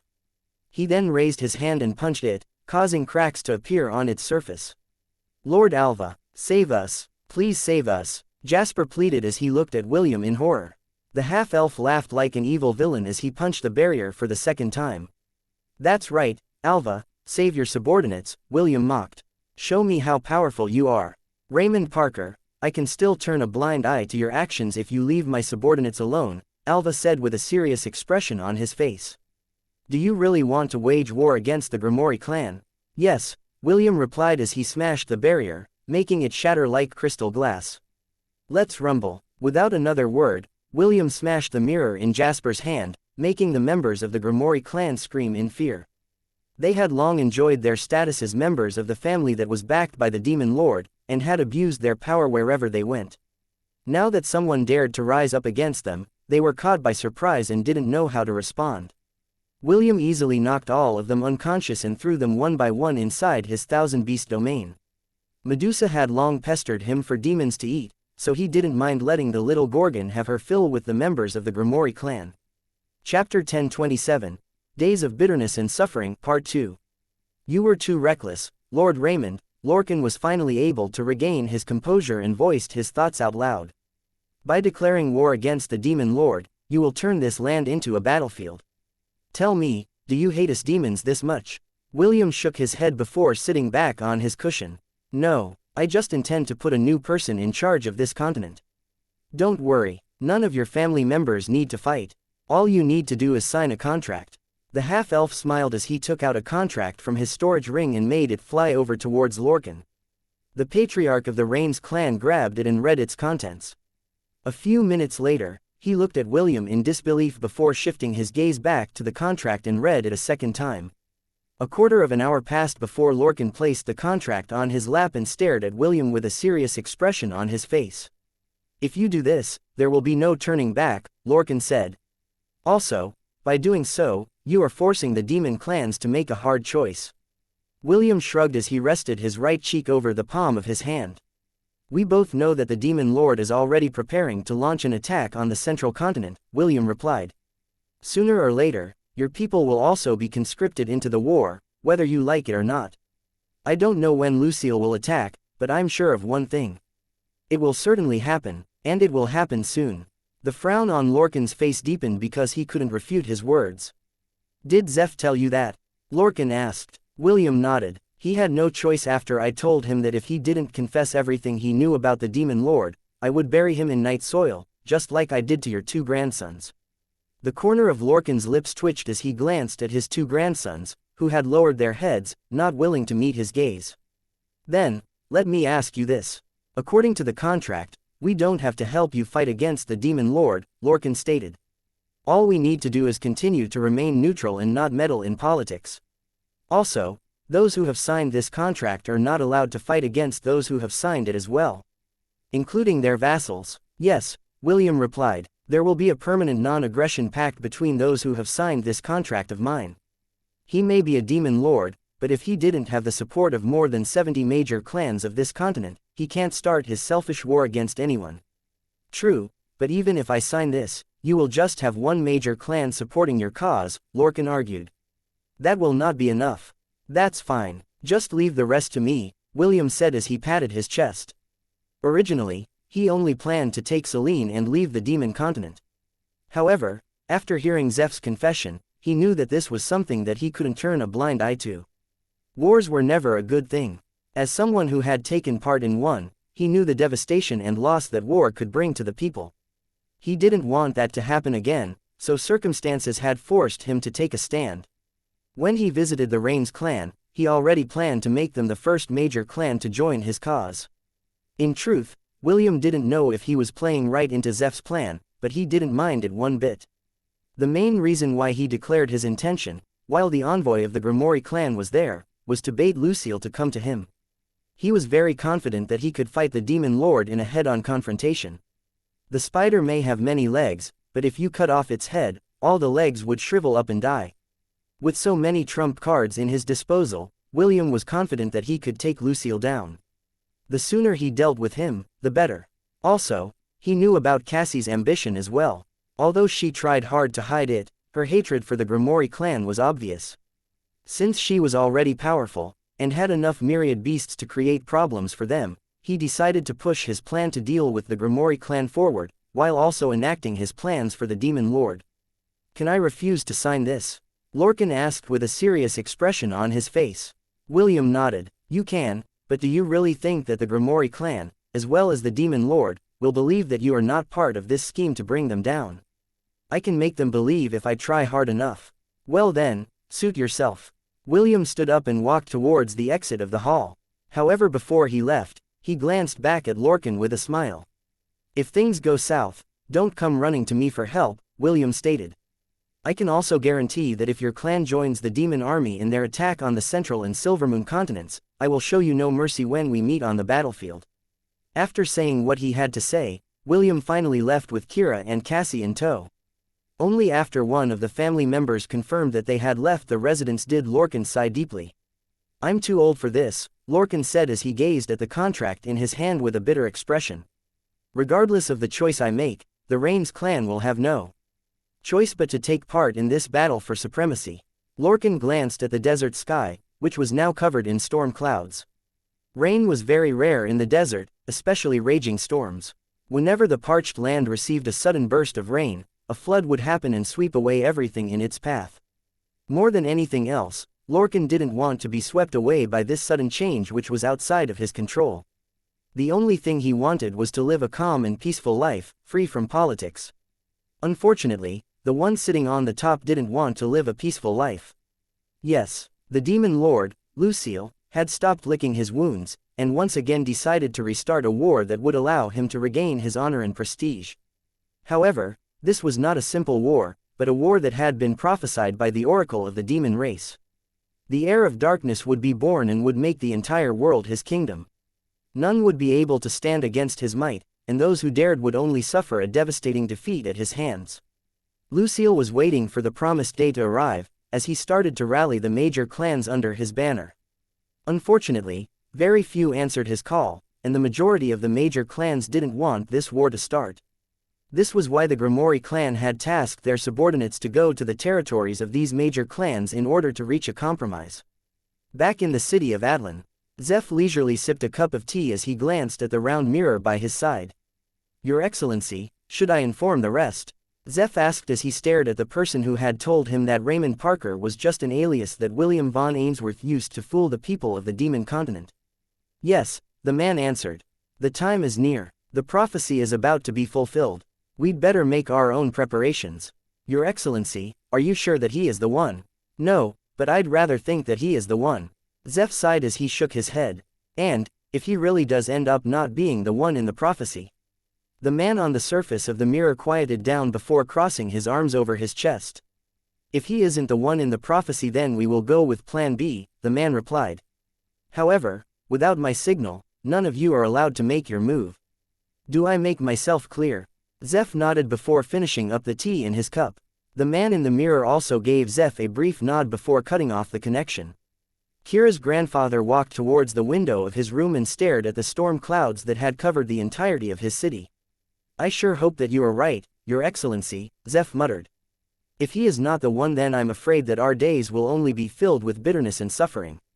Zeph sighed deeply. He couldn't count how many times he had sighed after meeting William. For him, his appearance in the demon realm was both a blessing and a disaster. A blessing because with him around, they had a chance to make a difference. A disaster because he also brought trouble wherever he went. The son of the Dungeon Conqueror and the Saintess of the World Tree was no ordinary young man. It was also because of this fact that his life had never been easy. I don't know what is happening at the Rains clan right now, but I'm sure that my lord is suffering from a headache at this very moment. Zeph allowed a bitter smile to appear on his face as he thought of his currently ill sovereign. May the gods have mercy on us all.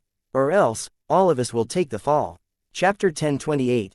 So, what do you think about my proposal?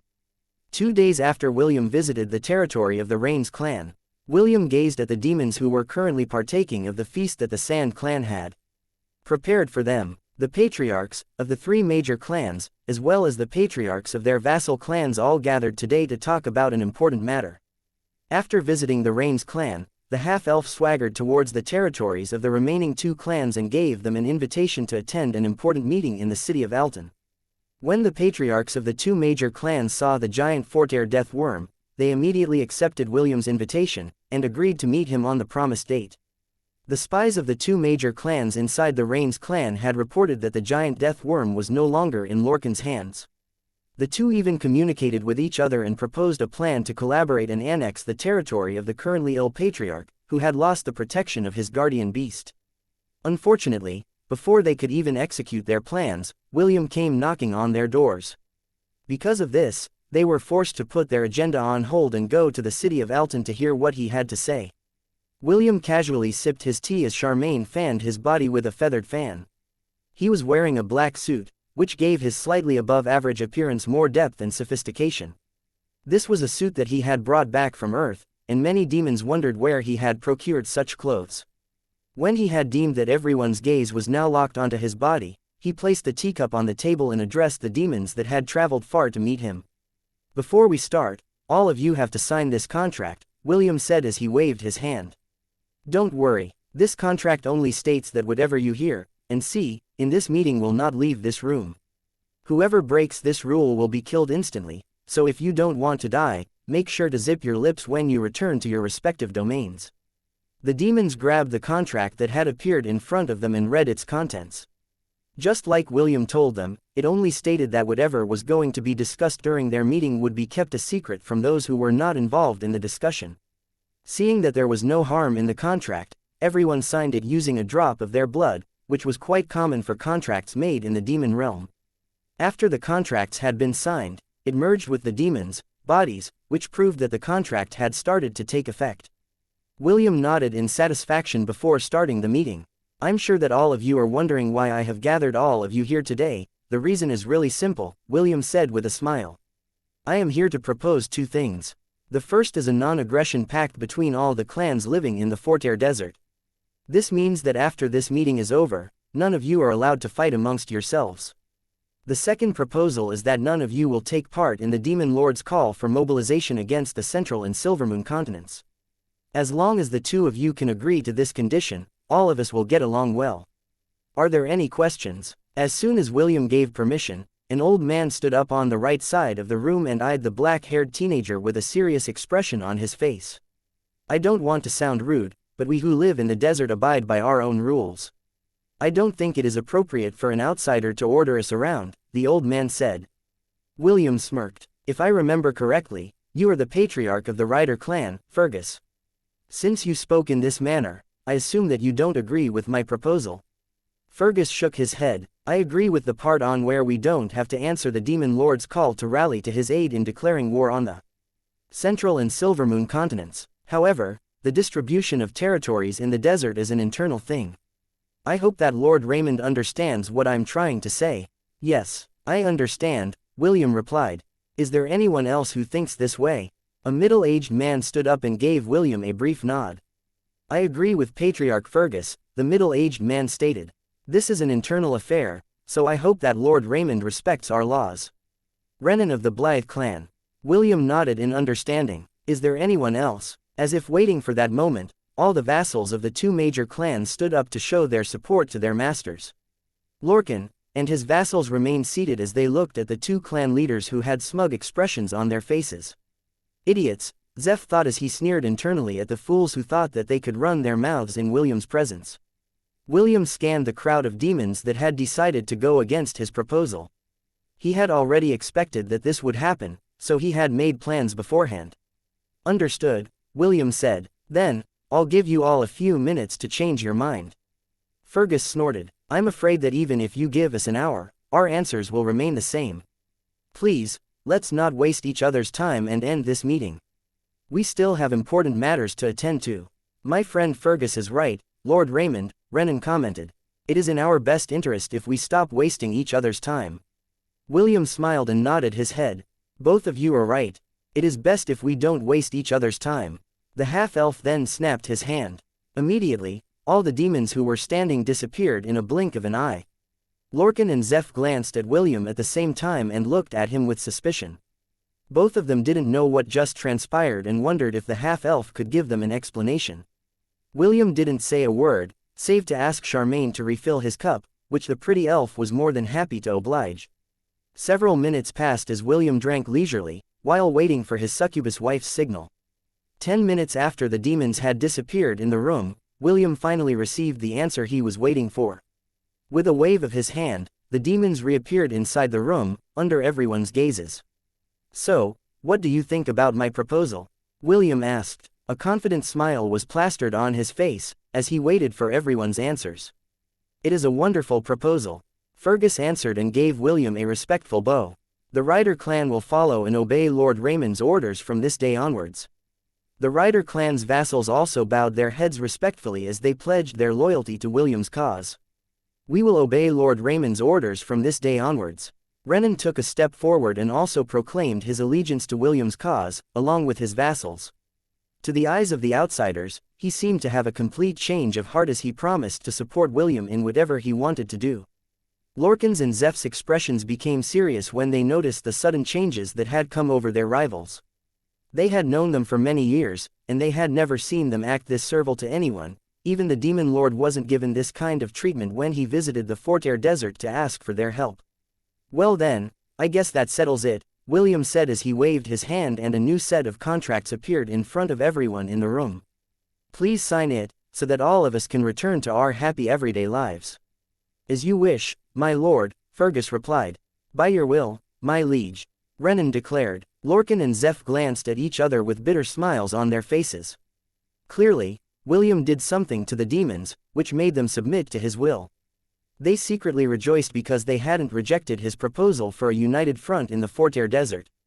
If they had, they, and their vessels, might have also suffered the same fate as the other two clans, who now seemed to be under some kind of spell, making them William's loyal followers and unable to say no to any of his demands. Chapter 1029, The Call of Darkness Part 1. While things are proceeding according to your prediction, the methods he has used have surpassed my expectations, Zeph said to the round mirror in front of him. To be perfectly honest, I'm a bit scared of him. He is young, foolish, and maybe reckless as well. Are you sure we can proceed with our plans in this manner? He is just bait, the man in the mirror replied. All he needs to do is lure Lucille away from the capital. I will handle the rest. The question is, will he take the bait? Perhaps. The man in the mirror smiled as he looked at Zeph, who had a worried look on his face. You have to remember that he is still the demon lord, the man stated. He is the strongest fighter, and schemer. He would not be easily swayed to leave the capital unless it was an emergency. Zeph sighed. So, we need William to cause more trouble along the way to rile him up. I'm sure that as long as he continues his path towards the north, he will stop at the locations of the major clans and make them submit to his will, using force and spells if he has to. The man in the mirror nodded. For him to be able to make Fergus and Renan submit so easily might be due to some kind of charm spell. But, that is what confuses me, Zeph replied. The patriarchs undergo a blessing from the temple of the gods after they had been assigned to their position. This blessing gives them a very strong resistance against charm, as well as similar spells that affect the mind. How did he manage to do it? The man chuckled as he gave Zeph a teasing smile. Do you really not know, or are you pretending not to know? I have a hunch, Zeph answered. But, I don't know if my hunch is right. All right, I know that you are just waiting for me to confirm your suspicion, so I'll tell it to you straight since we are allies, the man stated. The blessing of the oracle might be strong, but it is simply no match against something that contains the power of a strong divinity. Zeph pinched the bridge of his nose because his guess had been confirmed. Rumors had been flying around the demon continent, but for him, rumors were just rumors. Unless he got confirmation from a trusted source, he would not even bother to entertain such a possibility. So, the sin of lust is with him, Zeph muttered. Are there others? Yes. The man nodded. The boy is surprisingly a very capable individual. The sin of greed, as well as Lucille's own daughter, Chiffon, who hold the sin of gluttony are his women. If they could unleash the full power of their abilities, then very few individuals would be their match, especially the lady who holds the sin of lust. I'm starting to pity the clans that he will meet along the way. Don't pity them. We need him to cause as big a disturbance as possible. Then and only then will Lucille leave the capital, and when that happens, I will make sure that he doesn't return alive. 5 flying carriages flew in a formation with William's carriage at its center. After dealing with the affairs in the Fortair Desert, the half-elf resumed his journey with the intention of making the other demonic clans along their route submit to his will. Right now, he had a hostile relationship with the Grimoire clan. He intended to let the other clans deal with the forces that they had spread out across the continent in order to weaken the Grimoire clan's power and prestige. As they continued their journey, William realized that the teleportation gates in the demon realm were very rare. In fact, even the city ruled by the patriarchs didn't have them. When the half-elf consulted Zeph about this matter, the old man told him that demons didn't trust each other. For them, building a teleportation gate inside their city, or near their city, was a very risky thing to do. As a race that liked to actively expand their domains, each patriarch was afraid that these teleportation gates would be used by their rivals to invade their lands. So, as a precaution, they didn't allow any teleportation gates to be built within their cities or anywhere near their cities. If one wanted to travel the demonic continent, they would have to use the normal means of transport, such as by land and flying carriages. I'm taking too many detours, but I need to do this if I want to ensure that the demon lord's plans for invasion will be foiled, William thought as he stared outside his carriage window. Charmaine was peacefully resting her head on his lap with a smile on her face. William had just finished drinking her blood, and he told his personal maid to take a nap for the time being. The pretty elf was more than happy to obey William's command and slept like a baby without a care in the world. It was at this moment when he once again felt a strong attraction coming from the north. Something was calling out to him from beyond the horizon, and it was giving William a headache. Sometimes, the call was like that of a lover, gentle and kind. However, there were also moments when it was domineering, as if forcing him to submit to its will. The dark magic inside his body would more often than not go into a chaotic state whenever these sudden outbursts happened, and William couldn't do anything aside from endure it with everything he had. The feeling finally subsided after a quarter of an hour had passed, and by this time, William's forehead was already covered with sweat. It took a lot of willpower for him to resist that powerful call that seemed to be hellbent to make him travel towards the north. This is the 3rd time that I have experienced such strong attraction, William thought. Am I the only one feeling this way, or is everyone who has dark magic in the same boat? William didn't know the answer to his questions. He just hoped that as long as he resisted the powerful beckoning call from the ancient ruins, nothing unusual would happen to him. Chapter 1030. The Call of Darkness Part 2. Inside the wicked thorn forest. Celine gritted her teeth as she crumpled the bedsheet with her hands. She felt very faint, as if her consciousness was about to fade at any moment, but her willpower was strong, so she endured the call that was coming from the north. A quarter of an hour passed, and her suffering finally ended. She lay limply on top of the bed, gasping for breath. 10 minutes later, Baba Yaga entered the room with a pale expression on her wrinkled face. As the very embodiment of dark magic in the demon realm, she was also affected by the power of the ancient ruins. However, she was a demigod. Her resistance was stronger than Celine's, so, aside from looking exhausted, she was mostly fine. "I've decided," Baba Yaga said with a determined look on her face. "Pack your things. We will travel to the south. Maybe we can meet up with that William boy along the way. According to Joash, the boy will take 2 to 3 weeks to arrive here, but we can't wait that long.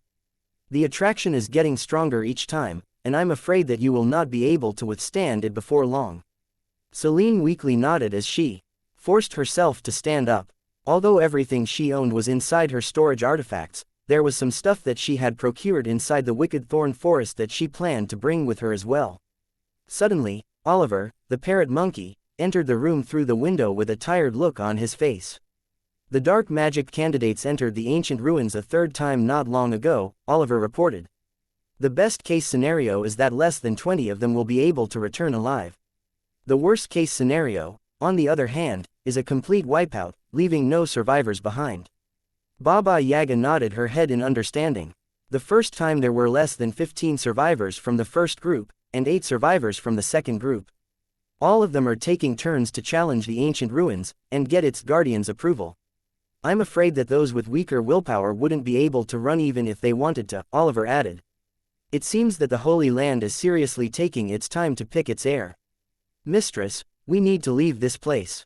We are too close to the ancient ruins." Celine nodded. "Master already planned to leave with me. Oliver, do not wander off. The 3 of us will leave this place together." "Understood." Oliver closed his eyes to rest. He had been spying on the movements of the demon candidates for the past 3 days. The parrot monkey didn't even bother to sleep because he was afraid that he would miss something important if he closed his eyes.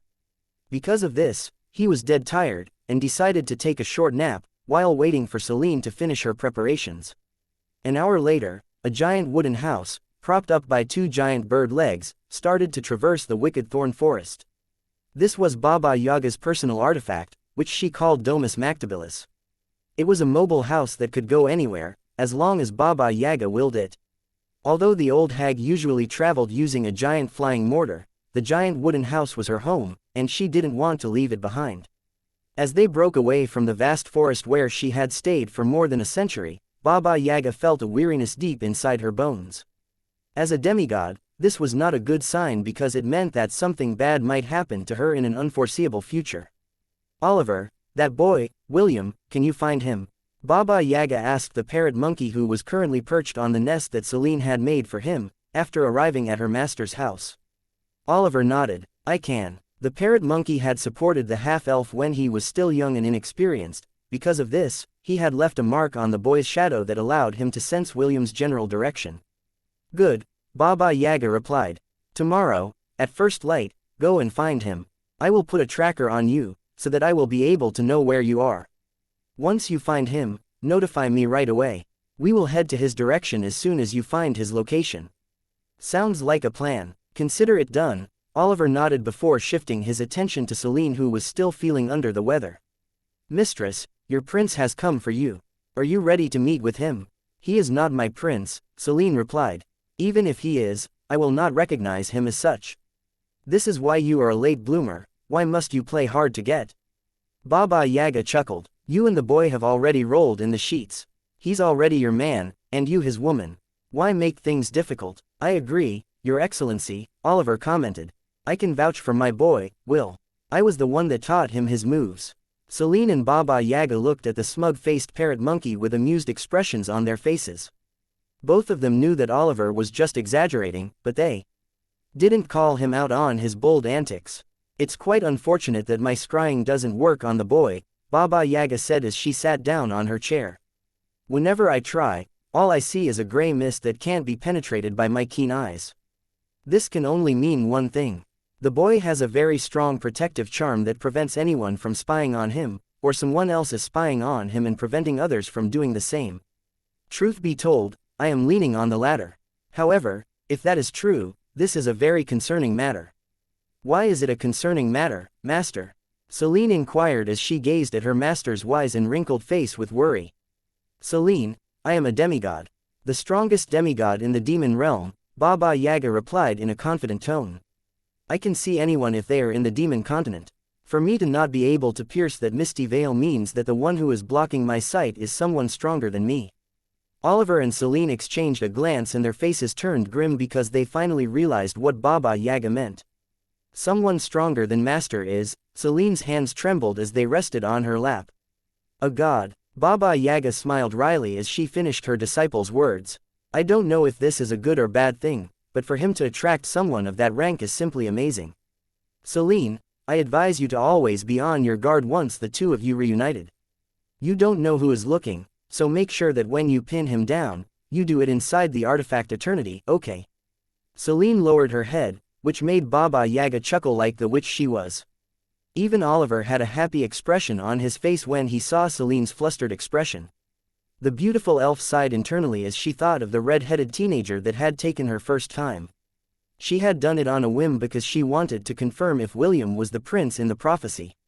She knew that her sister, Celeste, planned to kill the prince once his identity had been discovered.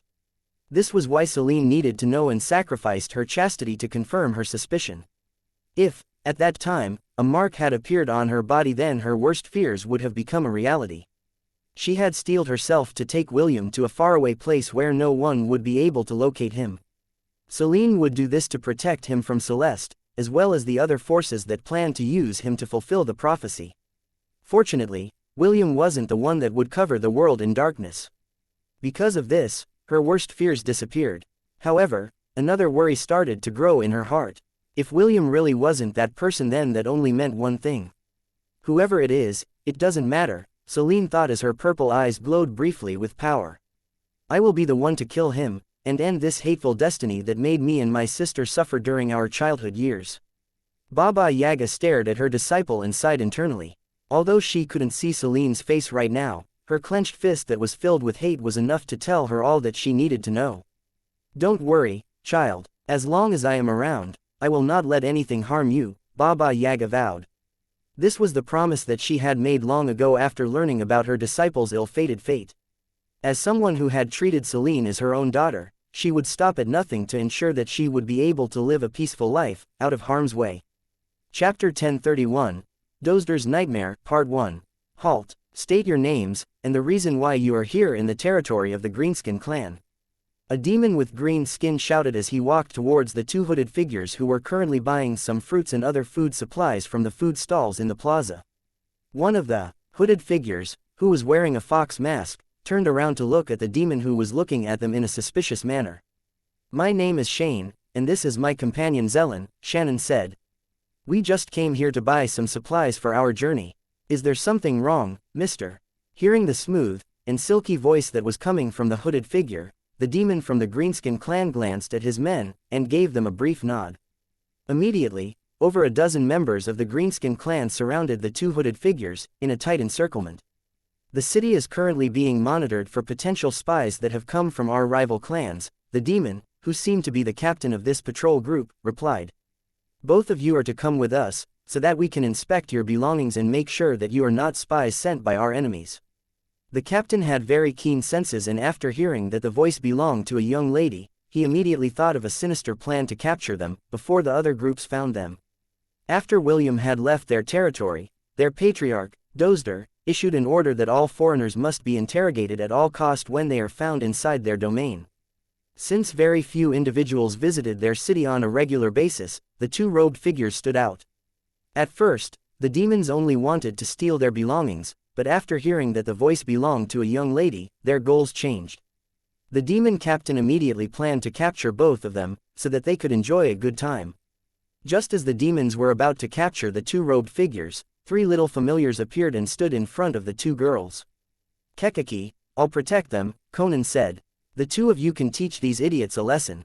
Elliot flipped his hair as he raised his chin arrogantly. My goodness, can't people shop quietly nowadays? Why must there always be morons who think with their lower heads, instead of their main one?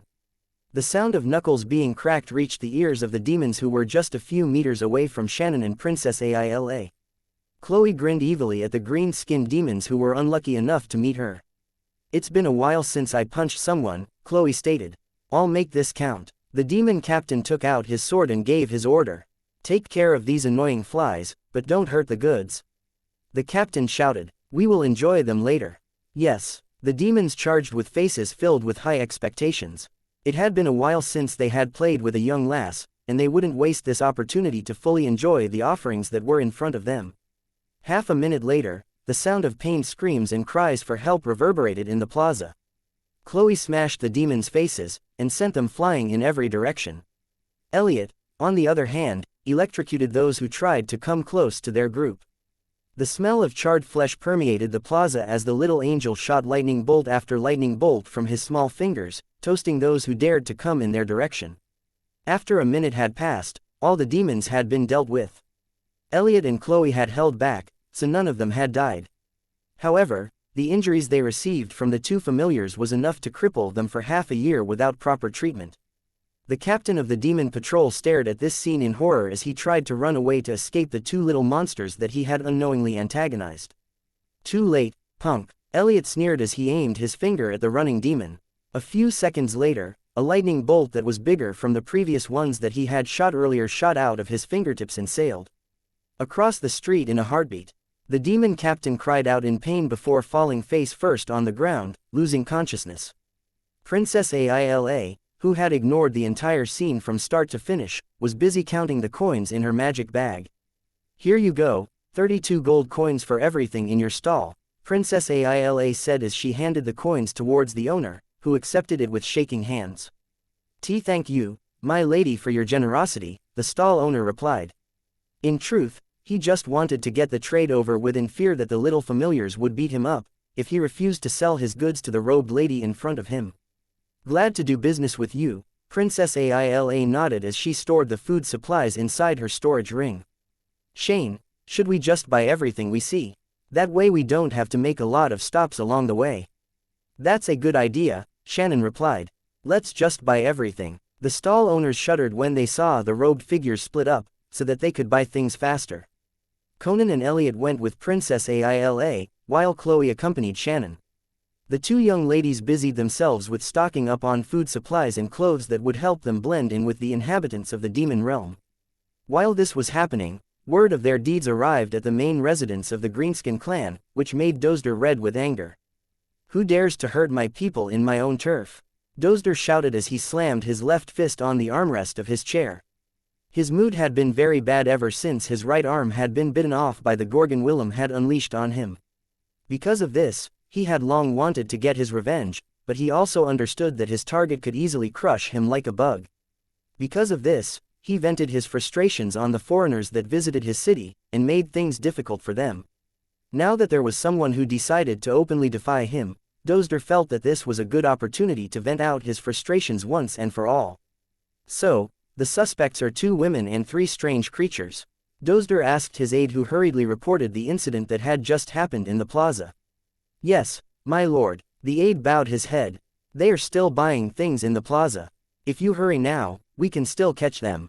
Dozder nodded and issued a command to close off the entire city. Although he was certain that he could easily capture the 2 troublemakers, he decided to close off the exits just in case they decided to leave before he could get to their location. Did they really think that the Greenskin clan is just a minor clan that they can anger as they please? Dozder sneered. I'll make those 2 women understand that they are messing with the wrong clan. The patriarch of the Greenskin clan stormed out of his residence, while being followed by 100 elite guards. He wanted to send a strong message to everyone that no one could look down upon them, because they had finally succeeded in being recognized as a medium-sized clan by the Grimoire clan. With the help of their backing, Dozder was sure that it wouldn't be long till he annexed his neighbors, and made his clan a full-fledged major clan that had several vassals under his command. For now, he would deal with the 2 troublemakers that had come to his domain with suspicious motives. After that, he would coordinate with the Grimoire clan to take his revenge on the black-haired teenager, whose devilish smile always appeared in his dreams. Chapter 1032, Dozder's Nightmare, Part 2. Dozder had been traumatized by his encounter with William, and every time he slept, he would see the young teenager's disdainful smile in his dreams. He knew that there was only one way to overcome his fear, and that was to get even with William, no matter what. To his surprise, the patriarch of the Grimoire clan, Alva, told him in great detail that William planned to start a rebellion in the demon realm. Because of this, the Alva had issued a command that the black-haired teenager would become their enemy, and ordered his vassals to ambush William on his journey. This was the good news that Dozder was waiting for, so he immediately pledged the participation of the Greenskin clan, and vowed to help in the subjugation of his mortal enemy. While these thoughts played inside Dozder's head, he and his men finally arrived at the plaza. Most of the stalls had closed because the two ladies had bought everything they had in stock, which made the stall owners very happy.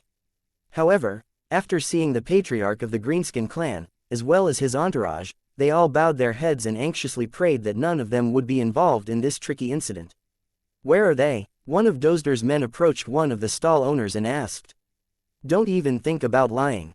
If you do, you will be punished for treason." "They are in the pay-to-win store," the stall owner replied. "It seems that they are going to buy several sets of clothes, as well as consumable items for their journey. They just entered the store 5 minutes ago, and I'm sure that all of them are still inside."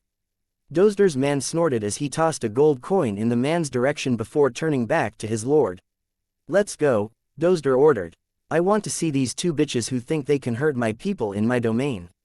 "Look at this Zelen," Shannon said as she showed Princess Aila a cute two-piece dress that she thought would look good on her newfound friend. "I'm sure that this will look great on you." Princess Aila looked at the flowery dress that Shannon had presented to her. She had to agree that it was indeed quite cute, and even imagined how William would react after seeing it. "You have good eyes, dear customer," one of the shop assistants commented with a smile. "These clothes were made by one of the clans in the West. They are known for producing high-quality clothes, and our boss needed to travel great distances in order to procure some of them. This is indeed a good choice." Conan, who was seated on Princess Aila's shoulder, nodded his head in approval. "Let's buy it, Aila." "Very well," Princess Aila said as she held the clothes in her hands. "Thank you, Shane." Shannon smiled sweetly. "You're welcome." This was her first time shopping with a person who was the same age as her.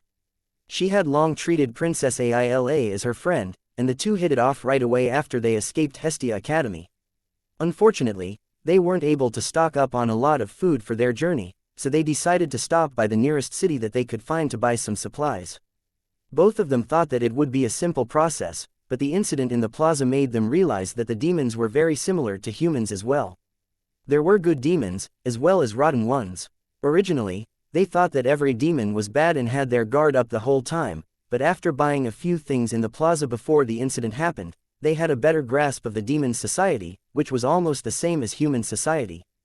Just as the two were about to purchase more clothes, several demons stormed inside the shop and looked in their direction. "Is that them?" Dozder asked one of his aides. "Yes, my lord," the aide replied. "That lady wearing a fox mask, as well as those 3 little things beside them are the ones that were seen in the plaza. The hooded figure next to them is part of their group." "As well. Good." Dozder nodded as he walked towards the 2 young ladies, while releasing his bloodlust. Shannon frowned inside her mask, as she stared at the bulky demon that was almost 2 meters tall, who was walking in their direction.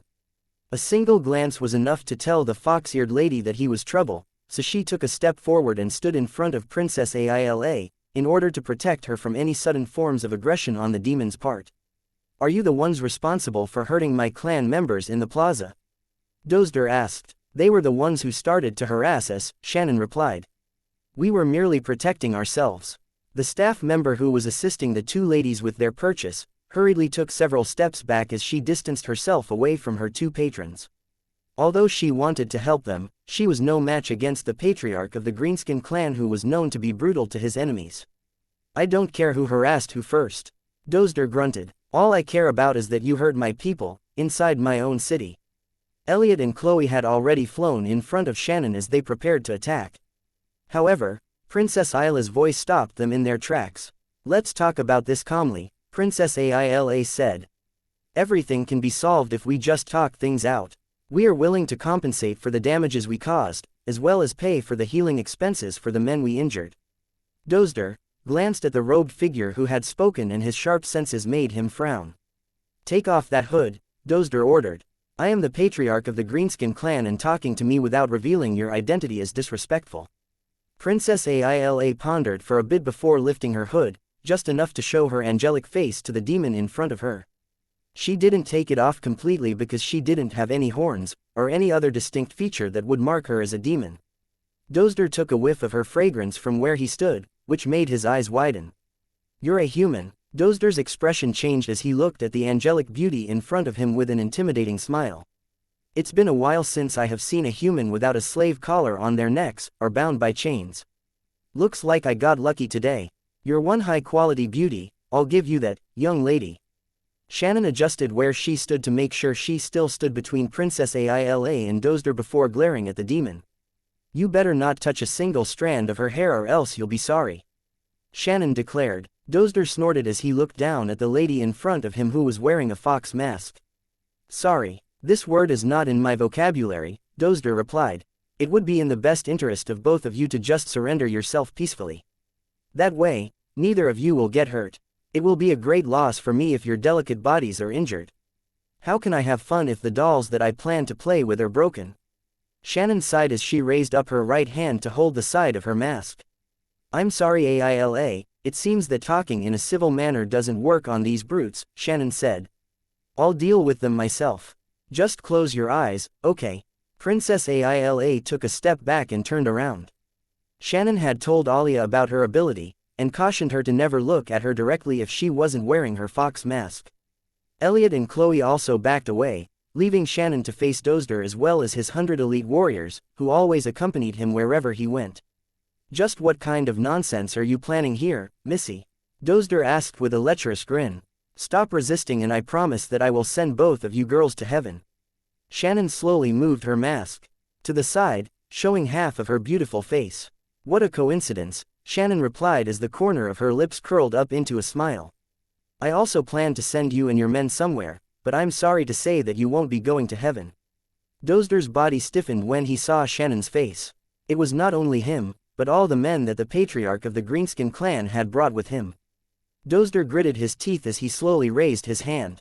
Without any warning, he started to claw at his throat, as if he was trying to tear all of the flesh off his neck. The shopkeeper and his staff watched in horror as the patriarch of the Greenskin clan mutilated himself without any rhyme or reason. Suddenly, the demons that had accompanied Dozder did the same thing and clawed their own throats, tearing their flesh in the process. 2 minutes later, Dozder collapsed on the floor with his eyes staring straight at the fox-eared lady who was looking down on him. Be sure to become a better person in your next life, Shannon said as she slipped her mask fully over her face once again. Those were the last words that Dozder and his men heard before they took their last breath. All of them died with their eyes open, while looking at Shannon with horrified expressions on their faces. Several hours later, news of Dozder's death spread within the Greenskin clan. Shannon and Princess Aila visited their clan's main residence and told Dozder's clan members that the two of them were part of Raymond Parker's entourage. They even gave the Greenskin clan an ultimatum that if they opposed Lord Raymond, then the two of them would return and finish off their entire clan without mercy. As someone who observed William on a regular basis, Shannon was quite aware of his current situation. She knew that the Grimoire clan and the half-elf were at odds with each other, so she decided to lend him a hand in eliminating a possible threat to his life. Because of this, the elders of the Greenskin clan broke off all ties they had made with the Grimoire clan, which made Alva smash his fist on top of his table after hearing the news. He never expected William to have some reinforcements that he didn't know of, and immediately sent his men to investigate what had truly transpired within the city of the Greenskin clan. Unfortunately, the men he had sent to investigate also died at Shannon's hands, leaving Alva unaware of what was happening in places where his eyes and influence could no longer reach. Chapter 1033. Did you really miss me? 10 days had passed since William had left the desert in order to continue his travel towards the north. Along the way, he subjugated 2 major clans, who were also cohorts of the Grimoire clan in the southeastern regions of the Demon Realm. Kira's grandfather, Zeph, had provided him with a list of clans and individuals who were under Alva's control along the route that they were taking. In order to prevent news from spreading, William decided to use a low-key method to start his conquest. The half-elf's subjugation plan was very simple. All he needed to do was ask Optimus to tell him where the patriarch of the major clan was located. After that, he would toss the said patriarch to his thousand-beast domain, where Princess Sidoni was waiting to charm him. After the patriarch had been charmed, he would immediately call for a family conference in order to gather all of the important members of his family. Once everyone was gathered, Princess Sidoni would make her appearance and charm everyone, making all of them William's pawns. These people had now become the half-elf's double agents, which he used to gather information about the movements of the Grimoire clan. This in turn gave William a better understanding of the scope of Alva's plans, which made him realize how domineering the Demon Lord's family was. I should have done this sooner, William thought as he gazed out the window of his flying carriage. This way, Alva wouldn't know what hit him until it was too late. The scary part about Princess Sidoni's charm spell was that her subordinates would act normally as if nothing had happened. Even if someone with strong mental powers were to scan their minds to check if they were under a mind-affecting spell, they would find nothing. This made Princess Sidoni's method the optimal choice when it came to slowly turning Alva's allies into William's pawns. A few hours later, William's entourage landed beside a river in a valley to take a break. Unlike Vesta, who had holed herself up inside the thousand-beast domain, Kira, Athrun, as well as their retainers remained in the outside world. Since the journey was exhausting, they would take breaks from time to time in order to rest their mounts as well as to stretch their bodies. Ali and Ari, Vesta's two shield maidens, busied themselves with fishing in the river in order to serve as lunch for their young lady. Much to William's surprise, Vesta would always dine with her two maid-servants, which made the half-elf realize that the green-haired beauty treated the two girls kindly. Charmaine felt competitive as well and hunted fish for William to eat. Half an hour later, the three girls were catching one fish after the other, while Kira and Athrun observed from the side. "How many have you caught, Kira?" Athrun asked as he sat with a fishing pole in his hand. "Just one," Kira sighed. "Those girls are scaring all the fish away." Athrun chuckled as he looked at his still empty bowl. Unlike Kira, who managed to catch one, the scholarly demon hadn't caught anything. William, on the other hand, was busy reading the book in his hands. This was one of the novels that he had brought back from Earth. The only reason why this particular novel caught his eye was because the main character was also a half-elf with red hair and green eyes just like him. Just as he was about to turn to the next page, his sharp senses heard the sound of several disgruntled birds who seemed to have been disturbed from their peaceful rest on the outskirts of the valley. Suddenly, a notification appeared on William's status page which made him pause whatever he was doing. "No way," William muttered as he flew towards the sky. "Optimus, are you sure that you didn't make a mistake?" "Well, you will see soon enough if I made a mistake or not." Optimus' reply had a teasing tone to it, which made the half-elf's heart beat wildly inside his chest. Soon, a black dot appeared on the horizon, and headed straight for his location. Although it was still far away, William's eyesight was very good, so he was able to identify who it was from the get-go. "Well, you look quite perky, Will," Oliver said as he circled the half-elf twice before landing on his shoulder. "It seems that life has been good to you as of late." "Second Master, I missed you," William said as he rubbed Oliver's chin. Did you really miss me?" Oliver asked. "Or are you missing someone else?" "Of course, I missed you, Second Master," William replied. "How can I possibly not?" Oliver chuckled as he gazed in the distance. "I guess I'll just have to tell my lady that you didn't miss her." "What are you talking about, Second Master?" "Of course I missed Master as well." "What did you miss about her?" "Everything," William replied in a heartbeat. "From the top of her head up to the tip of her toes." "I missed everything about her." Oliver nodded his head in satisfaction. "Good answer. My lady also missed you." William's eyes held a hint of happiness inside them as he tried to pry answers from Oliver's lips, but the parrot monkey ignored his attempts. "Listen to me, Will, there is something that I need to tell you," Oliver said with a serious expression on his face. "Actually, my master didn't come alone. She brought her master with her." "Tell me, how much do you know about Baba Yaga?" William blinked once then twice before giving Oliver an honest answer. "I only know that she is the strongest demigod of the demon continent," William replied. "She is also a master of the dark arts and prefers to stay in seclusion."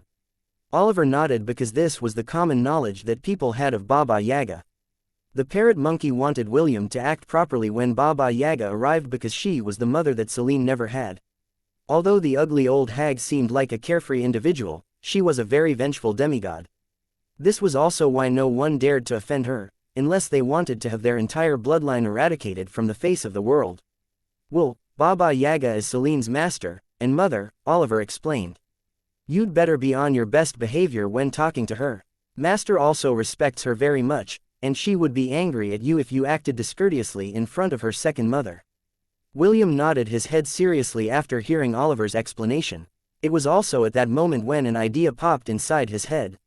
Second master, since you said that master considers Baba Yaga as her second mother, does that mean that I can ask her for master's hand in marriage?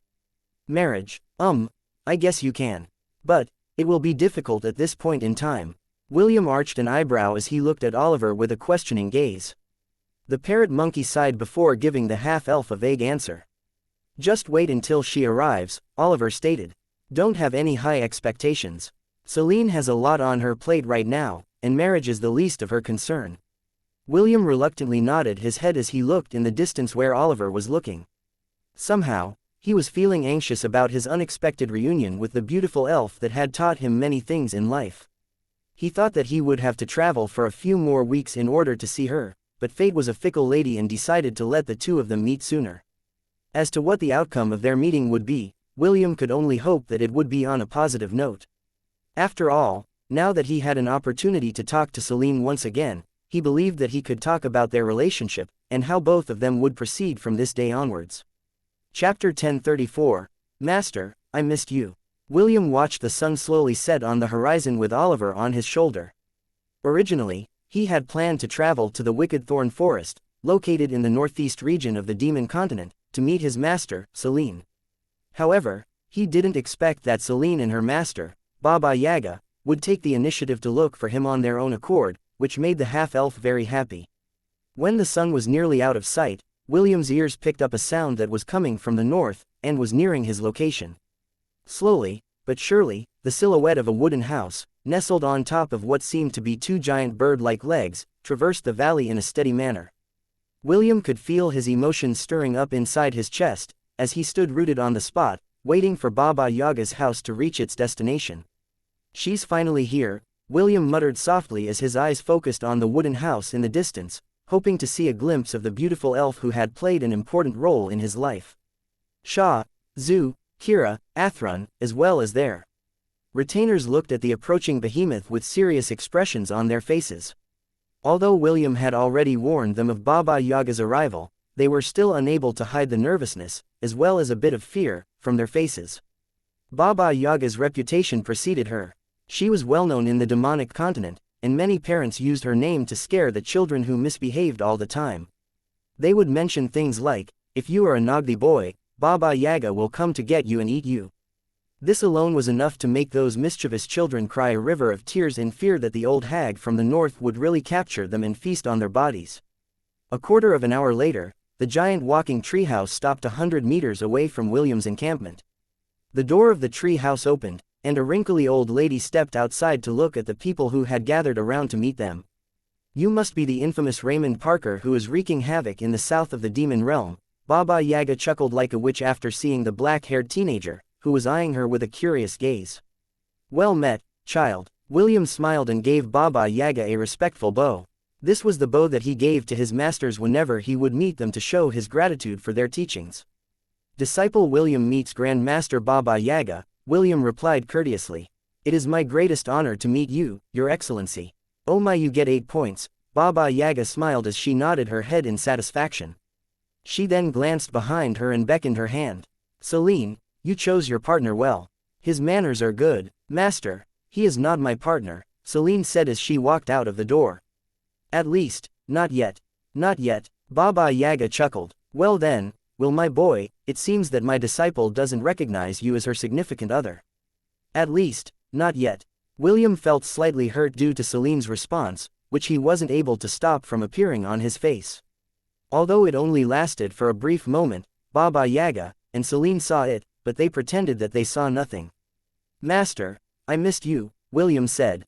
Well, I missed you a bit, Celine replied as she looked at William with a disapproving expression. You're still the same as ever. Always causing trouble wherever you go. Can't you be more low-key? The way things are going, it is not impossible for the Demon Lord to leave the capital city in order to hunt you down. William raised his chin in arrogance before replying. I'm not scared of him. If he comes, I'll whack him silly and have it recorded in a recording crystal to be kept as a family heirloom. Oh my, he is very brave, and very stupid, Baba Yaga commented as she rubbed her wrinkled chin. Child, don't think that the battle you experienced in the southern continent is a good standard to measure the might of the demon army. You were still not born when that great battle took place 2 decades ago, so you don't understand the sheer magnitude of the forces and powers involved. Do not wish for something like that to happen, because battles of that level are enough to wipe the forces of the entire southern continent from the face of the world. William didn't refute Baba Yaga's words because he had seen that great battle briefly when he gained the power of the Dungeon Conqueror. You are right, Grand Master, William replied as he pressed both of his palms together and gave a respectful bow. I also do not wish for that kind of war to happen. The one I experienced in the southern continent was enough to tell me that wars don't prove who is right or wrong, it only shows who's left. Baba Yaga nodded and her impression of William went up by another notch. This boy is good, he knows when to advance, and knows when to retreat, Baba Yaga thought. Or maybe, he is just buttering me up since I am his Grand Master. Either way, he is quite eloquent in the usage of his words. Not bad. William shifted his attention to Celine, and his gaze became affectionate as he gazed at the woman who had made him a man. Master, can we have a serious discussion? William said, there are some things that I want to clarify. I hope that you can provide me with the answers that I am looking for. Celine didn't reply right away to William's proposal. Instead, she stared at him for a full minute before nodding her head. A serious discussion, very well. Celine made a gesture for William to fly towards the treehouse. Master, I will be in eternity for a bit. Okay, Baba Yaga replied. Take your time to have your serious discussion with him. After that, it will be my turn to ask him some questions. Celine nodded. Understood. William, who had gained Celine and Baba Yaga's permission to enter the wooden house, flew towards it with a smile on his face. He had long wanted to have a talk with Celine about their relationship, and although she was giving him the cold shoulder, he believed that everything could be solved if the two of them could sit down and have a heart-to-heart talk. Chapter 1035. A Kiss Filled with a Silent Promise, R18. Disclaimer. This chapter is rated -18. You guys already know the drill. Clothes littered the floor, as the sound of kisses spread inside the artifact, Eternity. This was where Celine had trained William when he was still young, and still learning on how to effectively control the power of dark magic. A sigh escaped Celine's lips as William buried his head in her chest. The half-elf lovingly kissed, and nibbled on her right breast, while his other hand kneaded her left breast, and lightly played with its pink tip that had perked up, and started to become firm under his touch.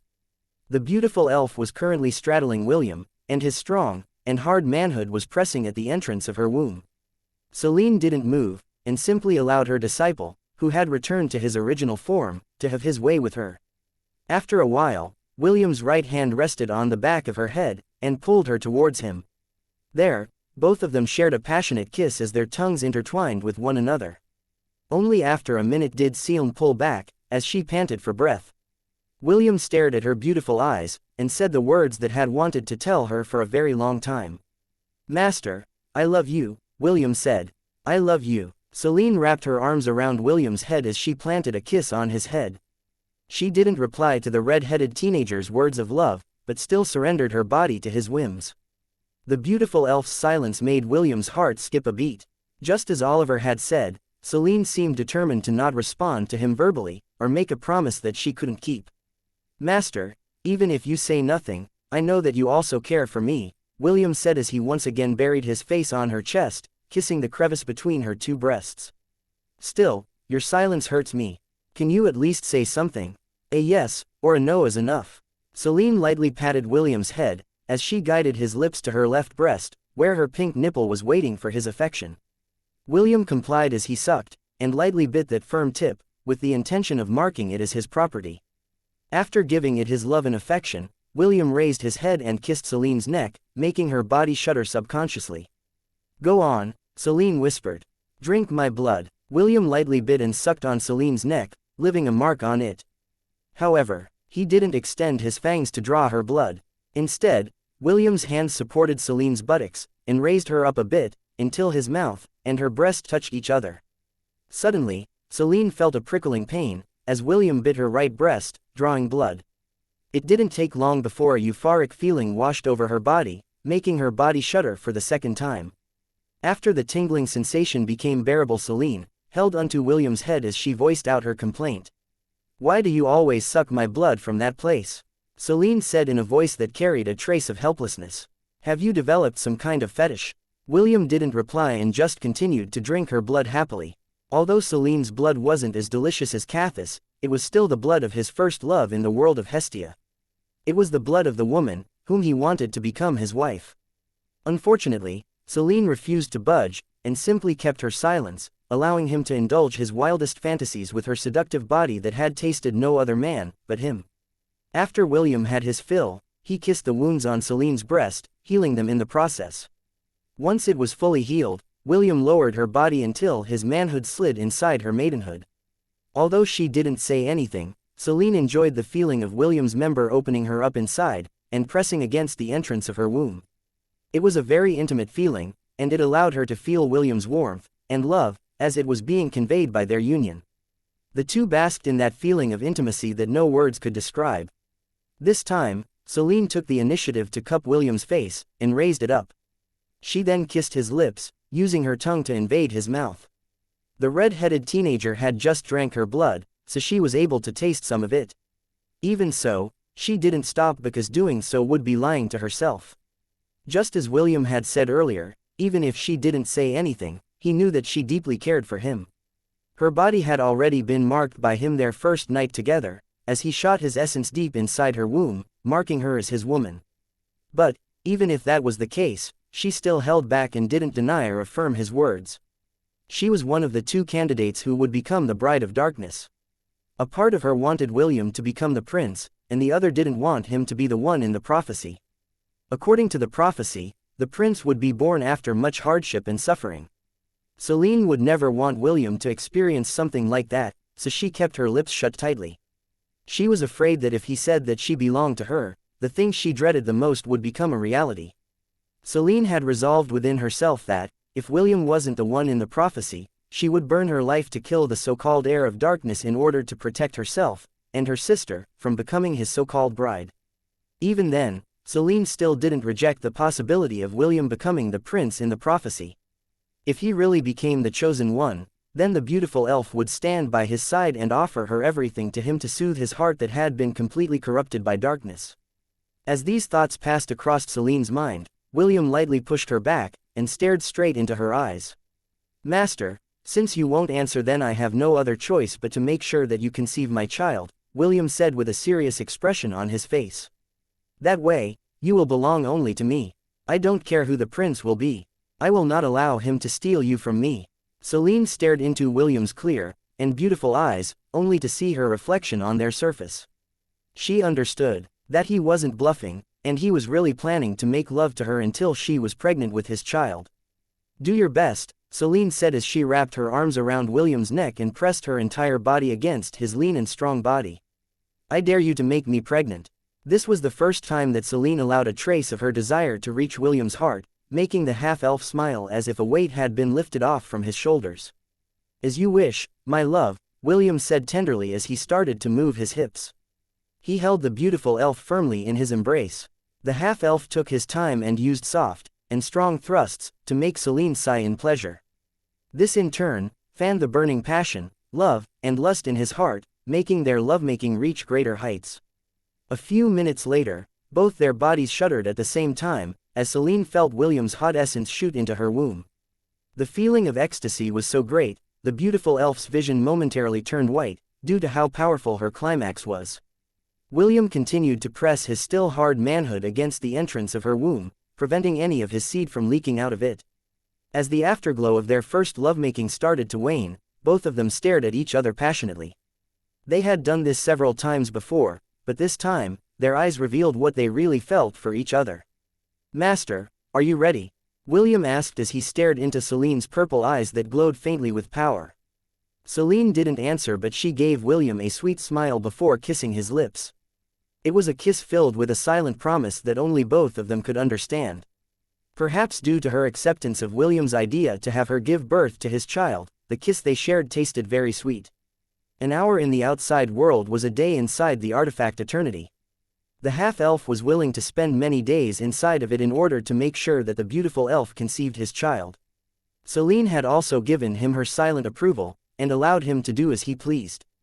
Deep inside, she still wanted to fight against fate. If having William's child would allow her to escape it, then she would gladly accept it. William no longer said anything and carried Celine to the bed. He wouldn't mind missing an entire day in the outside world, as long as he could spend 24 days with Celine inside eternity. Soon, only sweet sighs, and grunts of pleasure, permeated in a world where two people's hearts only beat for each other. Free from the troubles of the outside world, and the attraction of the holy land of darkness, William held Celine in a loving embrace. For a brief period of time, he no longer worried about the Demon Lord, or the schemes of the Grimoire clan. All he cared about was the time that he spent with one of the beautiful brides of darkness, whose heart and body were slowly being conquered by him. Chapter 1036, A Relationship of Benefits and Gains. Disclaimer. This chapter contains rated 18 scenes. You already know the drill. Celine knelt in the bathtub as she used her seductive lips and tongue to service William to the best of her ability. Although she was older than him by a few years, her appearance was similar to a young woman in her early 20s. Celine's body was fully developed, which would make any man, and some women, look at her with infatuated gazes. Her bodily curves could be considered perfect, and many would fight for the opportunity to make her their lover.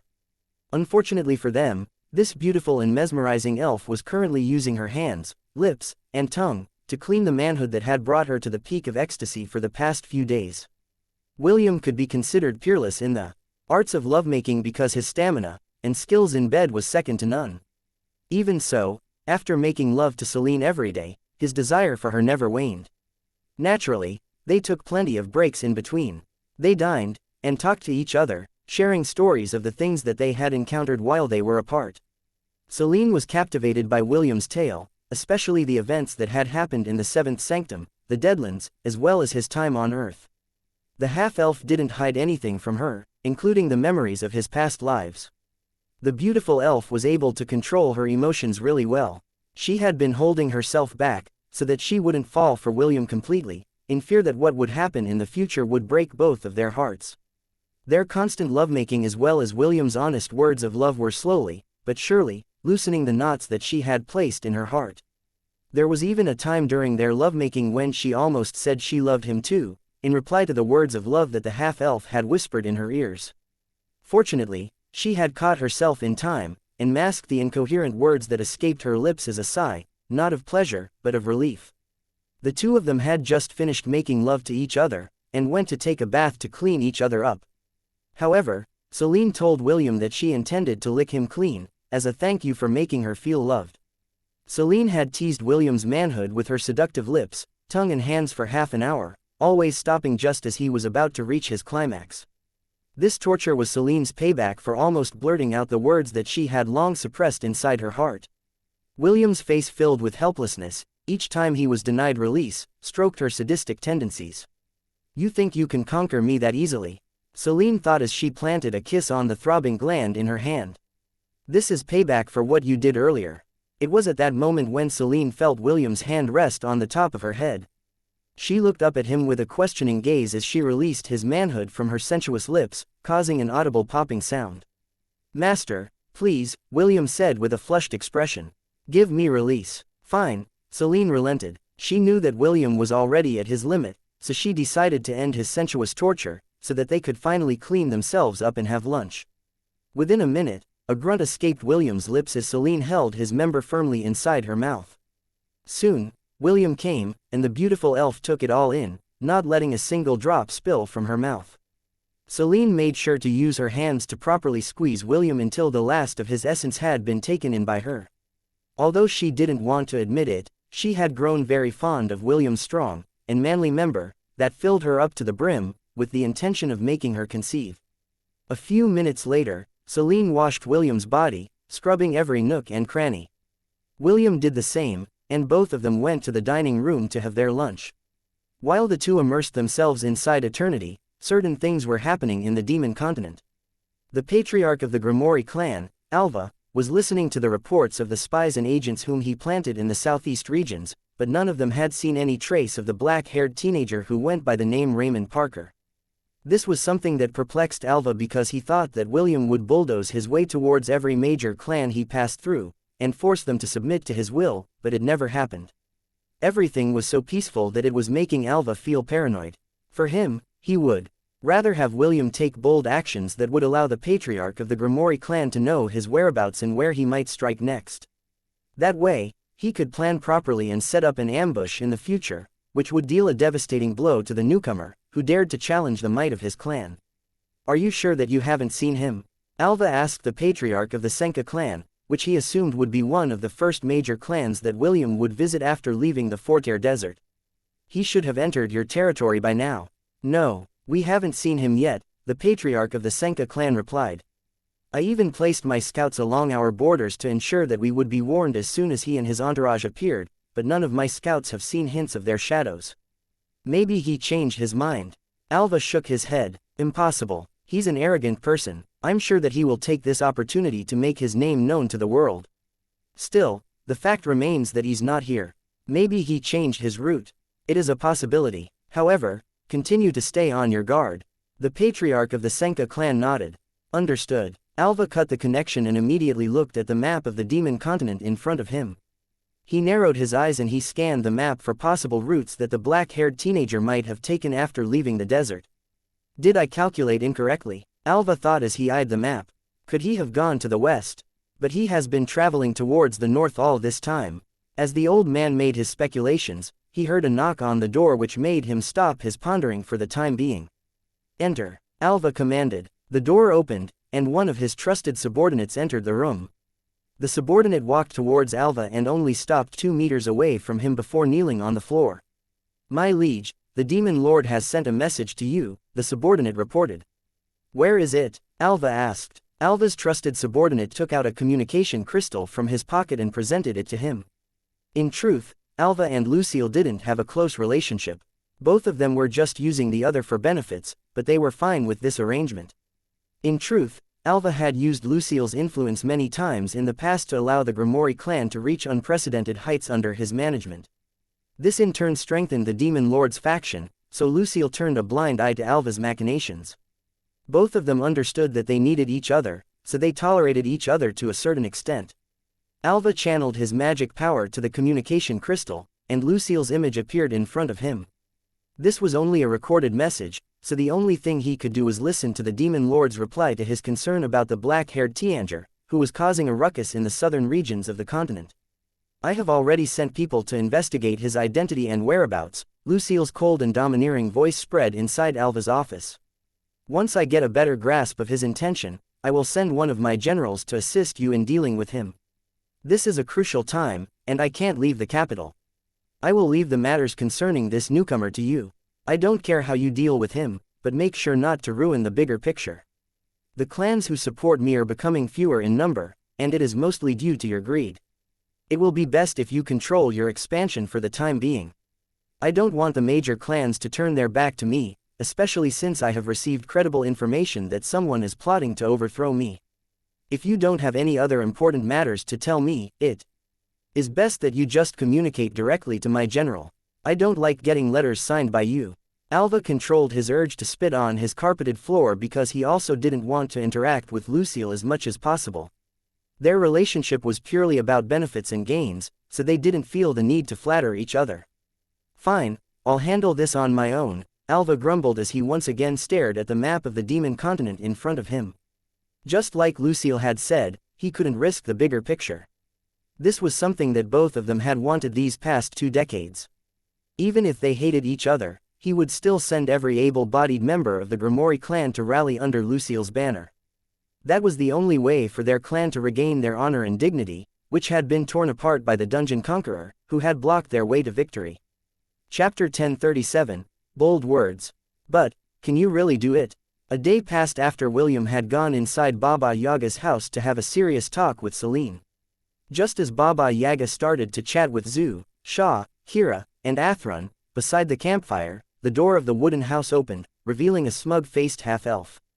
Even in the darkness, they were able to see that William's skin was glossy.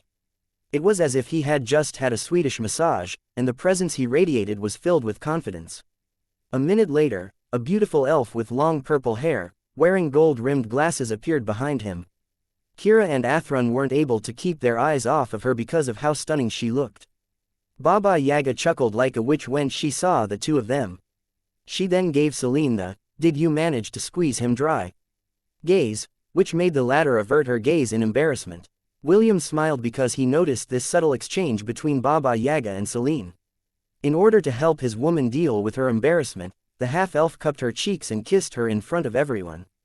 Kira and Athrun, who saw this, gave William the middle finger in their hearts, while Zhu, Shah, and Baba Yaga only chuckled and gave the half-elf a thumbs up for his boldness. When the kiss ended, Celine pinched William's waist, and whispered that he shouldn't act lovey-dovey with her in public. The half-elf was feeling good at the moment, so he endured Celine's pinching. When the beautiful elf noticed that her attack wasn't working, she sighed internally and removed her hand from his waist. She then floated in the air, and flew towards her master, who seemed to have formed a good relationship with William's travel companions. William smiled as he looked at his proud master in the distance. The two of them had spent 24 days inside eternity, which was equivalent to 24 hours. During that time, both of them had talked about many things, and yet, Celine would always change the topic, or just go silent, whenever he asked her to marry him. The half-elf understood that his master liked him also, but something was preventing her from nodding her head, and saying yes to his proposal. Of course, William knew the reason, and because of it, he no longer insisted on the matter. He only did what he could do, and that was to let her know how much he loved her. There were times when Celine would reciprocate his feelings with simple gestures, like a kiss, a hug, or taking the initiative to invite him to drink her blood. No words were spoken about her feelings for him, but her gestures were enough to tell him what he needed to know. Now that they were together, they would face this prophecy head-on. If that was the only way to free her from her fate, then William would be more than willing to fight an uphill battle for her. It seems that I am always fighting against fate regardless of what lifetime I am living, William thought as he jumped off the wooden house, and flew towards the campfire to join the others. I lost in my 2 previous lifetimes, but the 3rd time's the charm. This time, I will not lose. I will definitely win. William was only a few meters away from the campfire when his surroundings were suddenly covered in darkness. He scanned his surroundings, but he couldn't see anything in front of him. There was no campfire, no stars in the sky, and no companions waiting for him. It was only him in the absolute darkness, which seemed to have trapped him completely. Suddenly, he saw 2 golden balls of light in the distance. Slowly but surely, they moved towards him. "Looks like you had a lot of fun with my disciple, boy," Baba Yaga's witchy voice reached William's ears. "But, are you planning to take responsibility for her?" The 2 golden balls stopped a meter away from William and turned into a pair of eyes before the wrinkled face of the strongest demigod in the demon continent appeared in his vision. "Master is my woman," William replied. "I will take full responsibility and ensure that I make her happy." Bold words, but can you really do it? Baba Yaga's witchy chuckle reached William's ears as she stared down at him. "I will," doesn't mean that you can back it up, Baba Yaga. Words are merely words, after all. When the sky truly falls, and this world is shrouded in darkness, the words, "I will," may not be enough to ensure her safety. William faced Baba Yaga's stare head-on. "I will do everything in my power to keep her away from harm. I have the ability to do that. Do you?" A contemptuous chuckle escaped Baba Yaga's lips. "Believe me, boy, fighting against a demigod will be the least of your worries. You will be fighting against a prophecy that is already set in stone. Even with all of your trump cards combined, I'm afraid that it won't be enough, once the heir of darkness is born." William frowned because he didn't believe Baba Yaga's words. He had already fought against demigods, pseudo-gods and, to a certain extent, against a god. With the experience, and the powers he had gained along the way, he was sure that he would be able to overcome whatever the future could throw at him using the powers he possessed. "I can see that you do not believe my words," Baba Yaga said softly. "That's fine, I will not force you to believe me. However, if and when that time comes, you will understand that even with everything you have, there are some things that you can't overcome with just feelings alone." William shook his head, I fully understand that feeling of helplessness that comes even if you've given it everything you've got. I know that feeling of despair when you watch everything you love die in front of you, and the world you were trying to protect is engulfed in a fiery blaze. I know of promises that were broken due to unforeseen circumstances, and the tears that followed behind them. This is why, I understand, more than anyone else, what it is like to fight against fate. But, what of it? Even if this prophecy is already set in stone, what of it? As long as I draw breath, I will protect the people that are important to me even if you sacrifice things that are very important to you. Baba Yaga interjected and finished William's statement. How noble of you, but what if it's still not enough? What if after you have sacrificed everything, your memories, your love, and those who loved you, what if after sacrificing them all, you still fail to protect those that are important to you? What then? William lowered his head as he seriously pondered the answer to Baba Yaga's question. The old hag didn't disturb him and simply waited for him to organize his thoughts. Several minutes passed, and the pin-drop silence rang within the world of darkness, where no light could be seen, no hope could be found, and no warmth could soothe a heart that was slowly turning cold with each passing second.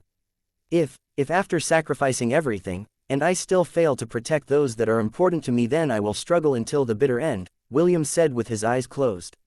Memories of his life in Asgard flashed across his mind. In his dying moments, in a world that was surrounded by a blazing inferno, he had felt the warmth of someone holding him dearly. It was the only consolation he got before he drew his last breath in that world whose fate had been set in stone. Perhaps, Baba Yaga saw the pain in William's expression, so she no longer forced the issue and rested her wrinkled hand on his shoulder. I walk in the darkness, so that others may see the light, Baba Yaga said softly. You choose your own path, Will. Just make sure that when you have made your choice, you will not regret it no matter what. Baba Yaga patted his shoulder twice before waving her hand, chasing all the darkness away. She had wanted to know how far William was willing to go in order to protect the ones he loved. Although what she did was quite high-handed, the answer that the boy gave her made her feel that all hope was not lost. Time will tell, young Will, Baba Yaga sighed as she watched the half-elf fly towards the campfire where her disciple Selene was waiting for him. It might take a year, it might take a day. But, what's meant to be will always find its way.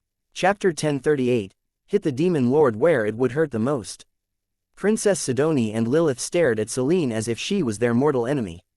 For the first time, the two ladies agreed on something, and that was to be wary of the purple-haired woman, who was calmly drinking tea in front of them.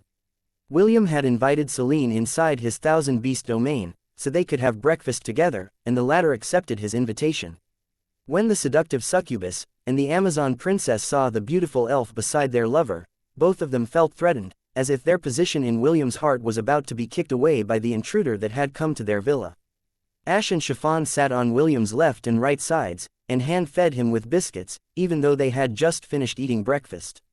Unlike Princess Sidonie and Lilith, Chiffon was quite happy that another one of her sisters seemed to be interested in William. As for Ash, she had long known that the half-elf had feelings for Selene, so she wasn't surprised about this outcome. Vesta, on the other hand, observed the subtle tension in the air with a smile on her face. For some reason, her inner demon wanted to see a confrontation between the three ladies, who were calmly drinking tea, as they eyed each other. Well, who is she? Lilith, who still hadn't met Selene, asked.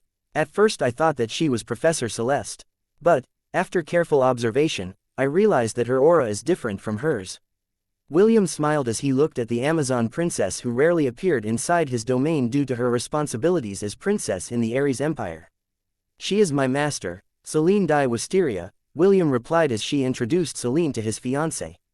Master, this is Princess Lilith of the Amazon Empire. She is my fiancé. Selene looked at Lilith and gave her a brief nod.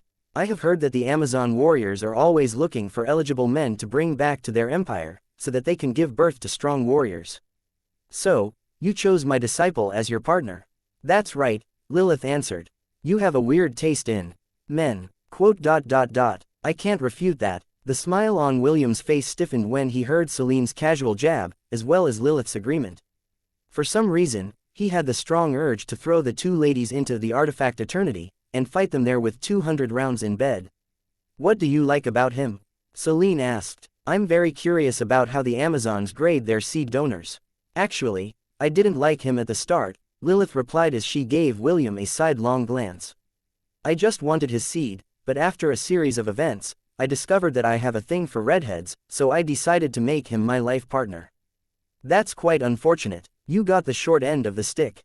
Yes, truly unfortunate. The corner of William's lips started to twitch because he didn't know if the two girls were praising him, or making fun of him. Chiffon, who was listening on the side, giggled as she placed a biscuit against William's pouty lips. The half-elf took a bite and chewed it angrily. Just you wait, both of you, William thought. I'll make sure to stick it in until the two of you beg for forgiveness. Selene and Lilith chatted for a while longer before the Amazon princess reluctantly left the Thousand Beast domain to return to her duties. However, before she left, she made sure to give William a passionate kiss and whispered an, "I'm sorry," to him, which made William hold back his plan to let Lilith experience the full course of the Kama Sutra in a single night. After Lilith left, William's expression became serious as he discussed his next plan of action with the ladies in the living room. My main goal for coming to the Demon Continent was to find my master, Selene, and bring her to Hestia Academy. However, I have a feeling that if we let the Demon Lord and the Grimoire clan continue with their schemes, another war is going to break out. I'm sure that none of us want to see this happen, so I've decided to put our return trip on hold and throw a wedge in their plans. Princess Sidoni, who played a key role in William's plan, nodded her head in agreement. Although the forces of the Central Continent may seem united on the surface, in truth, they are all waiting for the right opportunity to cut each other's throats. An attack by the demons would allow them to break the delicate balance among them, and use this time to expand their domains. In fact, I wouldn't be surprised if some of these empires and kingdoms have already had dealings with the demons. To be perfectly honest, I am afraid that the Crater Empire might have dealings with them as well. Princess Sidoni sighed as she glanced at Chiffon. The pink-haired girl met her gaze and nodded her head.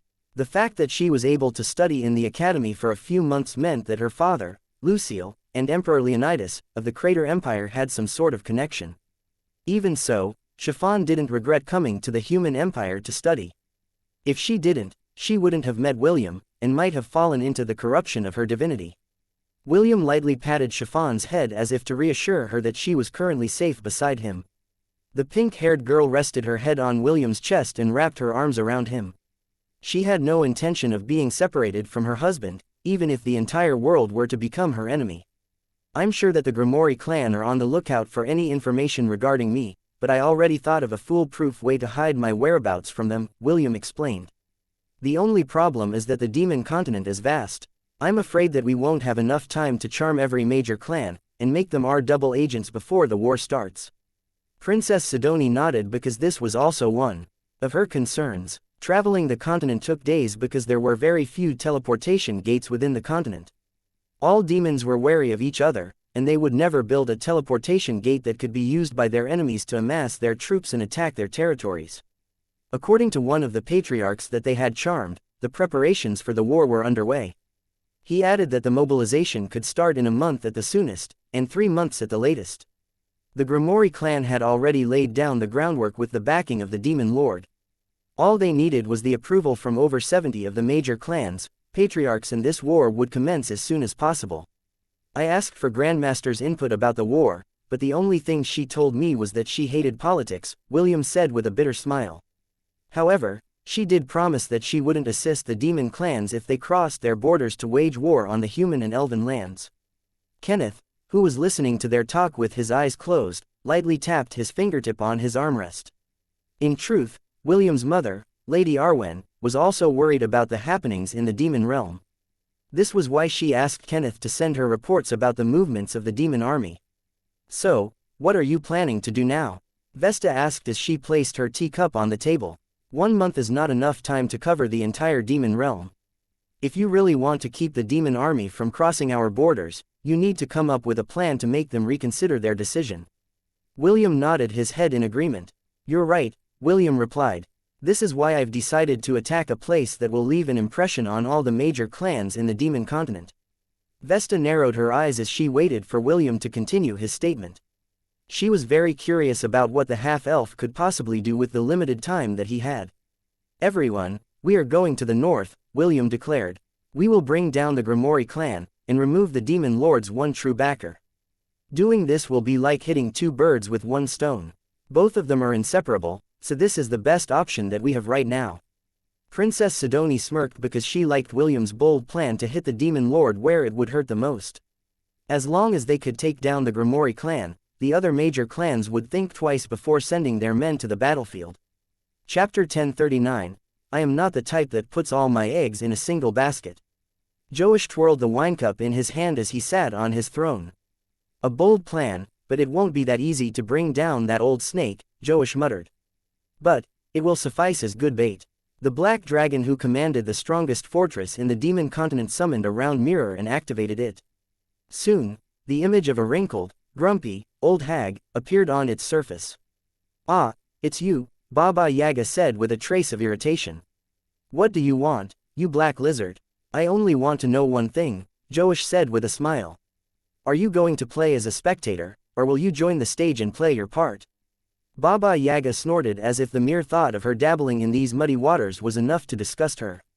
"All of you can hack each other to pieces, and I will not give a damn," Baba Yaga answered, "but if any of you plan to use my disciple as a tool for your foolishness, I will be more than happy to snap all of your necks."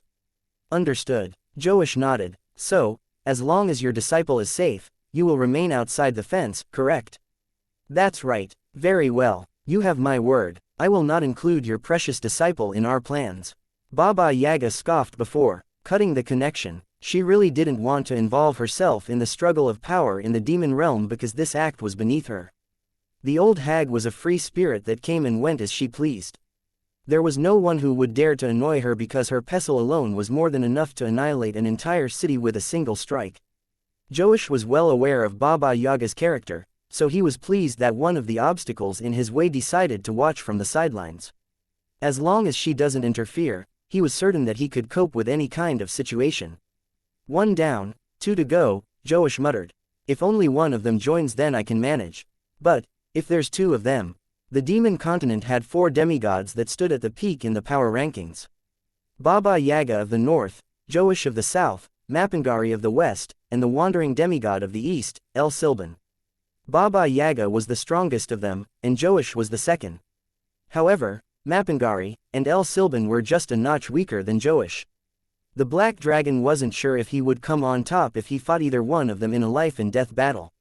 No matter, Joash tossed the idea aside for the time being as he reactivated the round mirror in front of him. Soon, the image of a young man in his late teens appeared in front of him. "Adam, how many black stars have you gained?" Joash asked. "Your Excellency, I only managed to get my 3rd star 2 days ago after much hardship," Adam reported. "The number of candidates has also dwindled to a third of what it used to be. I estimate that it will take me roughly a month to get the 7th star, if I am able to survive that long." "Understood." Joash nodded. "Have you been able to pry some information out of Felix about his father's plans?" Adam shook his head. Aside from watching over the progress of the exploration of the Holy Land, he spends most of his time in the company of 2 ladies. I tried to subtly gauge the strength of these 2 girls, but what I found out far exceeded my expectations. "Oh," Joash arched an eyebrow. He knew what kind of person Adam was, and understood that he wasn't someone who liked to exaggerate things. "Are they that strong?" Adam nodded. "If I were to make a guess, the 2 of them might be sins. It seems that they have a close relationship with Felix. I don't know if they are his acquaintances, or his lovers, but one thing is for sure, both of them are dangerous. I don't dare to investigate them further." Joash smiled. "As expected of my disciple. You have done well. For now, don't mind those 2 ladies. Just focus on collecting those stars, and unlock the secrets in the Holy Land. Remember, you are the key to our plan. Do not disappoint me." "Yes, Master." Adam pressed his hands together and bowed respectfully. After giving a few more reminders to his disciple, Joash cut the connection to ensure that their communication wouldn't be discovered. He had gone to great lengths in order to allow Adam to stay below the Demon Lord's radar, so he wouldn't be too suspicious of the young man's identity. "I am not the type that puts all my eggs in a single basket," Joash muttered as he activated the mirror for the 3rd time. "A new era will open, and those of the old would have no choice but to acknowledge the change of times. This is merely the opening gambit to bring an end to all struggles." The surface of the mirror rippled as an old man with white hair appeared in front of Joash. "Joash, how are things in the demon realm?" "Byron, the headmaster of Hestia Academy asked with a smile. His old face held a trace of amusement, as if he was looking at a wonderful toy that he had just discovered. So, Joash replied. Have you prepared things on your end? Byron nodded. We have prepared to the best we can. All that we need to do is wait for the prophecy to come to pass. Joash smirked. Don't we all? Both men chuckled. They were people who held great power and influence in their respective factions, so working together was something that both of them benefited from. Adam just told me that the trials in the Holy Land might only last for just over a month, Joa stated. It's only a matter of time before Lucille makes his move also. Is William not a good enough bait? Byron asked. I could have sworn that Lucille would immediately go and find him as soon as he made waves in his home turf. This is why I personally delegated him to go to the demon realm to find Celine. As long as the two of them are together, Lucille will have no choice but to pay attention to them. The Black Dragon nodded in understanding. Lucille is not as bold as he used to be after losing his arm, Joash replied. However, as long as William and Celine are together, he will have no choice but to pay attention to them. The Black Dragon knew that fighting against fate was a very difficult thing to do. This was why he decided to take control of it instead. As long as he played his cards right, he believed that he would be able to guide the events that would soon happen to his desired outcome. An outcome that would have a higher chance of letting the world of Hestia survive the disaster that would soon come knocking on its doors. Chapter 1040, The Forces Under Alva's Command.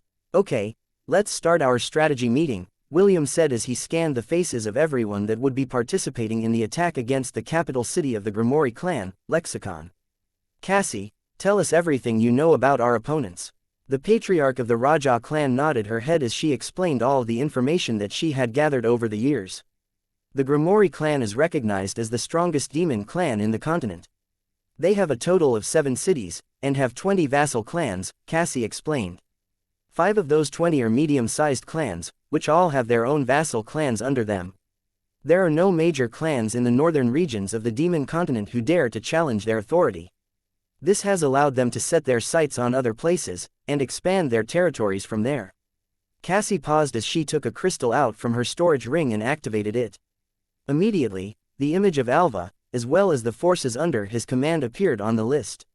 Aside from his personal army, Alva also has 3 myriad beasts under him, Cassie said as she waved her hand, showing the 3 monsters that served as Alva's trump cards. The image of a 6-meter-tall monster with thick white fur and sharp fangs appeared in front of everyone. The Great Yeti, Bamfa, is the protector beast of the frozen north, and is said to call upon the power of blizzards when battling against its opponents, Cassie stated. Please note that aside from the names of the beasts and their ranks, everything else is just rumors that I've gathered over the years. Meaning, whether this monster is capable of summoning blizzards or not, is something that is not confirmed. Cassie waved her hand again and the image of the Great Yeti disappeared. This time, a 500-meter-long snake with 9 heads appeared in the projection. This monster is called a xianxia. It is a very venomous monster whose regeneration abilities wouldn't lose to that of a hydra. It participated in the great battle against the Silvermoon continent, but it was grievously injured when it fought against the ancient golem Drowum. William crossed his arms over his chest when he heard the name of the ancient golem who had become a nightmare to him during the war in the southern continent. Since it was an ancient golem, it was immune to poison, so it is quite understandable that the xianxia wasn't a match against it. Lastly, Argus Panoptes, Cassie frowned as the image of a giant, with over 100 eyes on its head, was projected in front of them.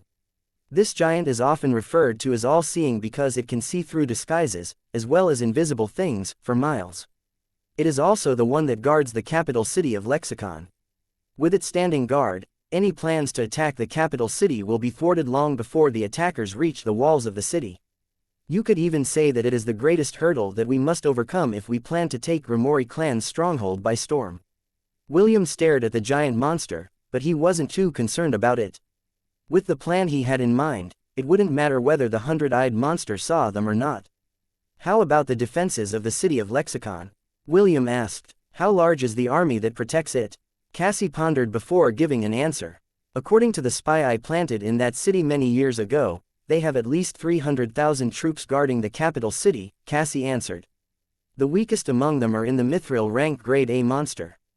They were personally handpicked among the strongest warriors that were born among the vassals of the Grimoire clan.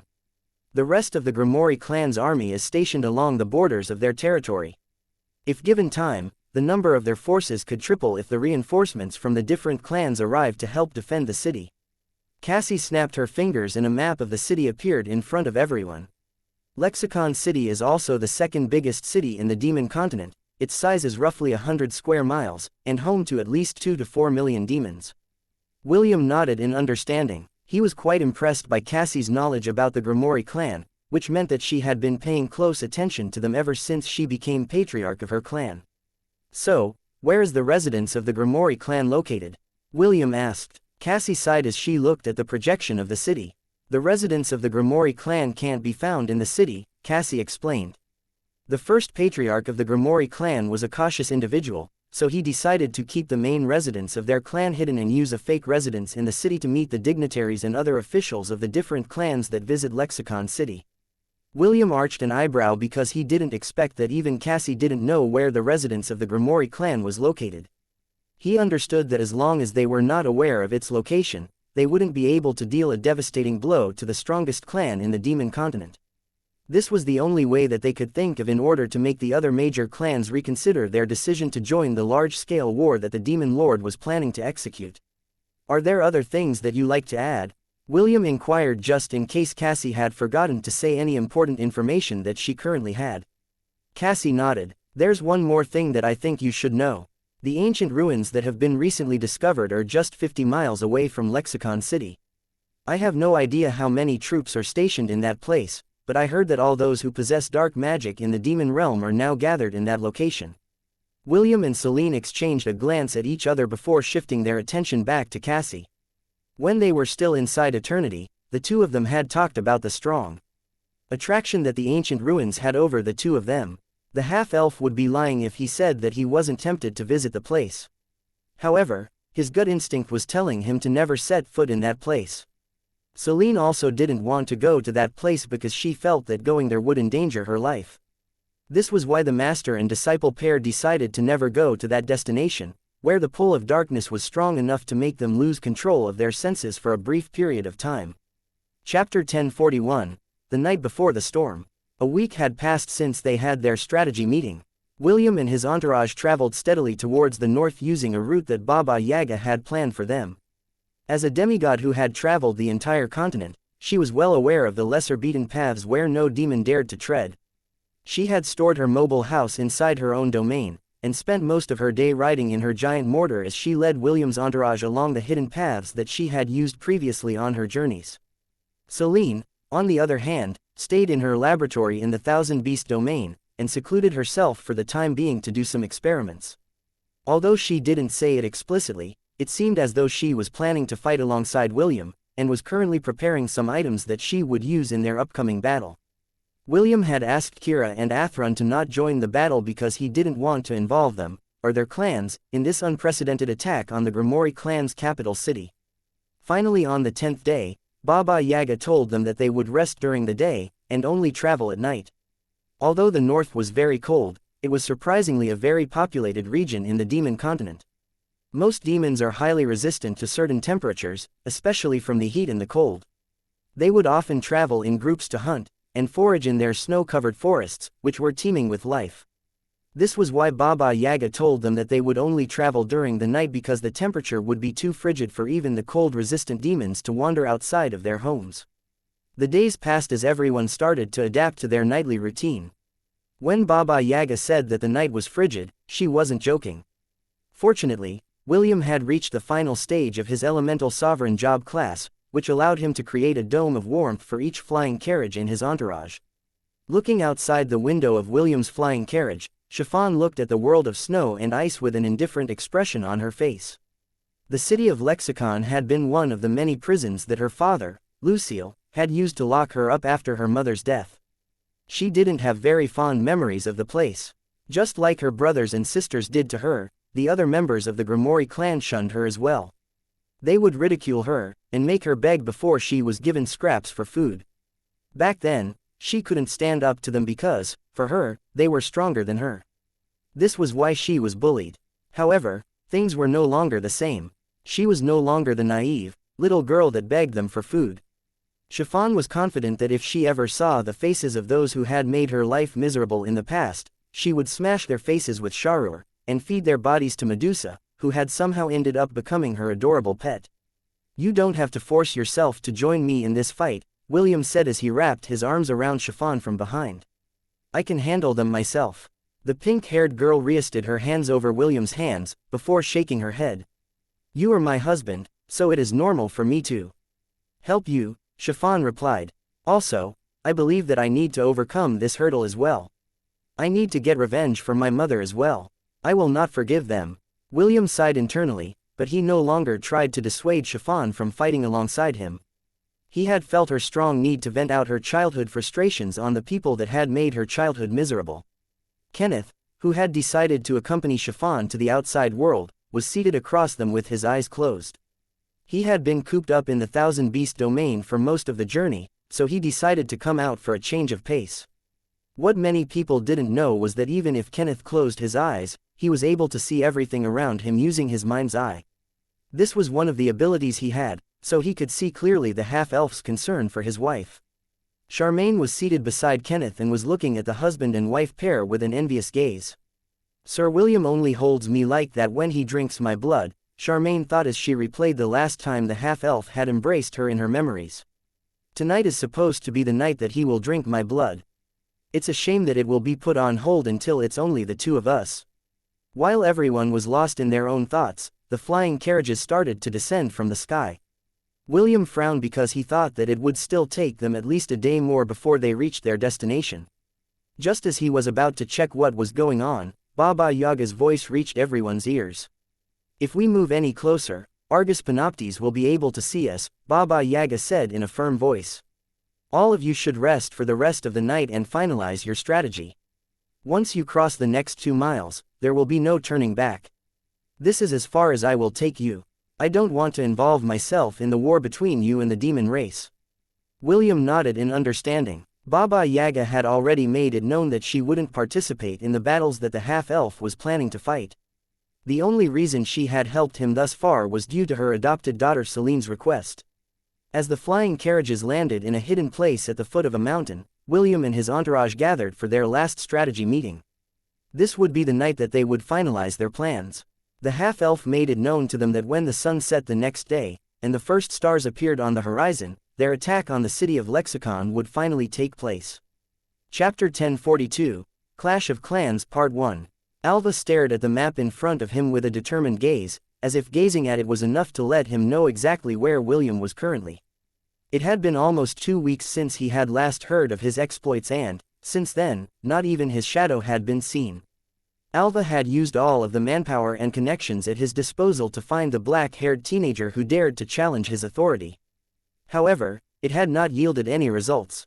The patriarchs of the major clans who were close to him even told him that he was being paranoid about an upstart that just wanted his name to be known to the world.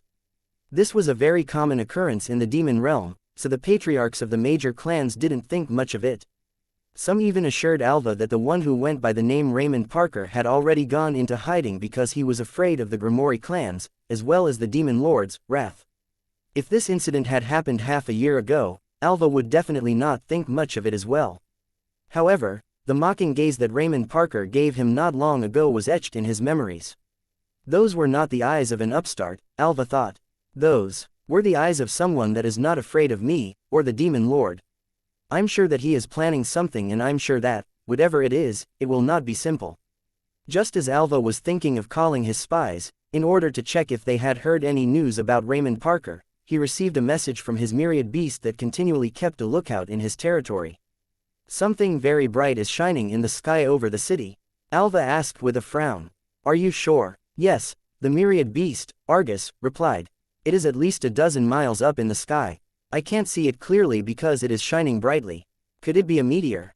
"I don't think so. Whatever it is, it's not moving." Argus had been the protector of Lexicon City for many years. During its watch, it had seen several meteors fall down from the sky, but most of them burned up and disintegrated before they ever touched the ground. This was why it was confident that whatever it was looking at right now was not a meteor. "At least a dozen miles in the sky." Alva's frown deepened. "I don't know of any beasts that can fly that high. Even dragons don't go to such lengths when they fly in the sky. Suddenly he received another message from Argus. This time, the myriad beast declared that whatever was in the sky was now falling towards the city. Activate the city's barrier, Alva ordered. The defenses of the city were being controlled by Argus, so he wasted no time ordering his myriad beast to protect the city with the barrier that had been placed long ago. A dome of blue light enveloped the entirety of Lexicon City, as the unidentified object descended from the heavens at a very fast rate. Argus followed its trajectory, and when it had confirmed where it would land, it immediately left its post and fled. To his surprise, the angle of the falling object shifted and it was once again locked into its location. Impossible, Argus thought as he ran away again. Since it was a giant, its strides allowed it to traverse great distances in a matter of seconds.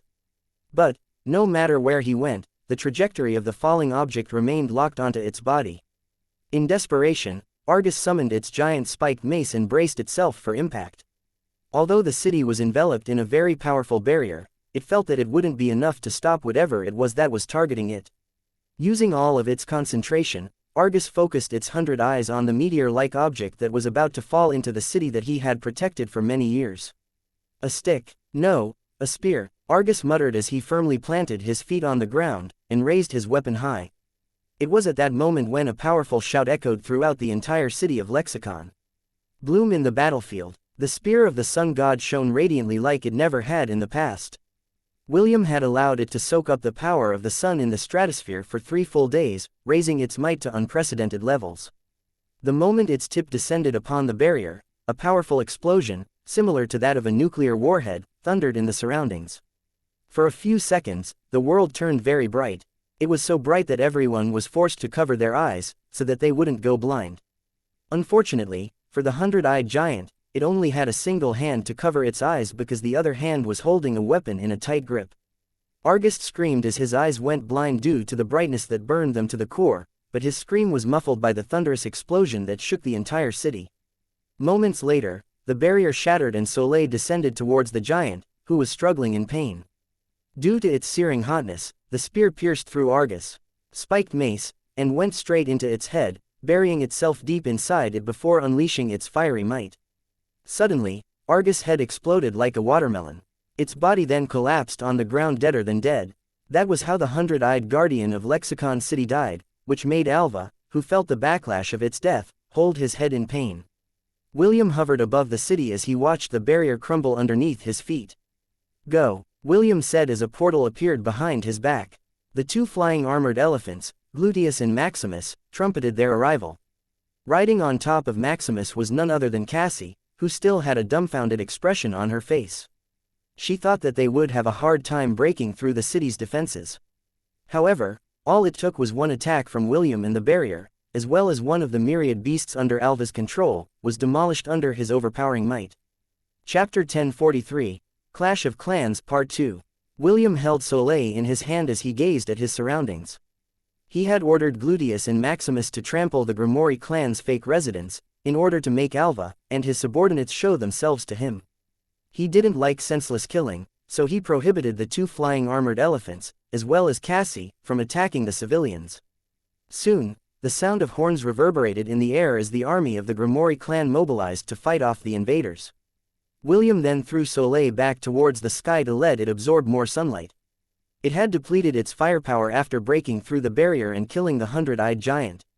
The half-elf had often wondered what Soleil would be able to do if it was allowed to absorb sunlight for a very long time. The destruction that it had caused earlier made him realize that the longer the spear soaked in the sunlight, the more devastating its attack. Since that was the case, he needed to let it charge in as much sunlight as it could, before he used it again for another lethal strike. Cassie, who was currently mounted on top of Maximus, gave William a sidelong glance before shifting her gaze back to the army that was in front of her.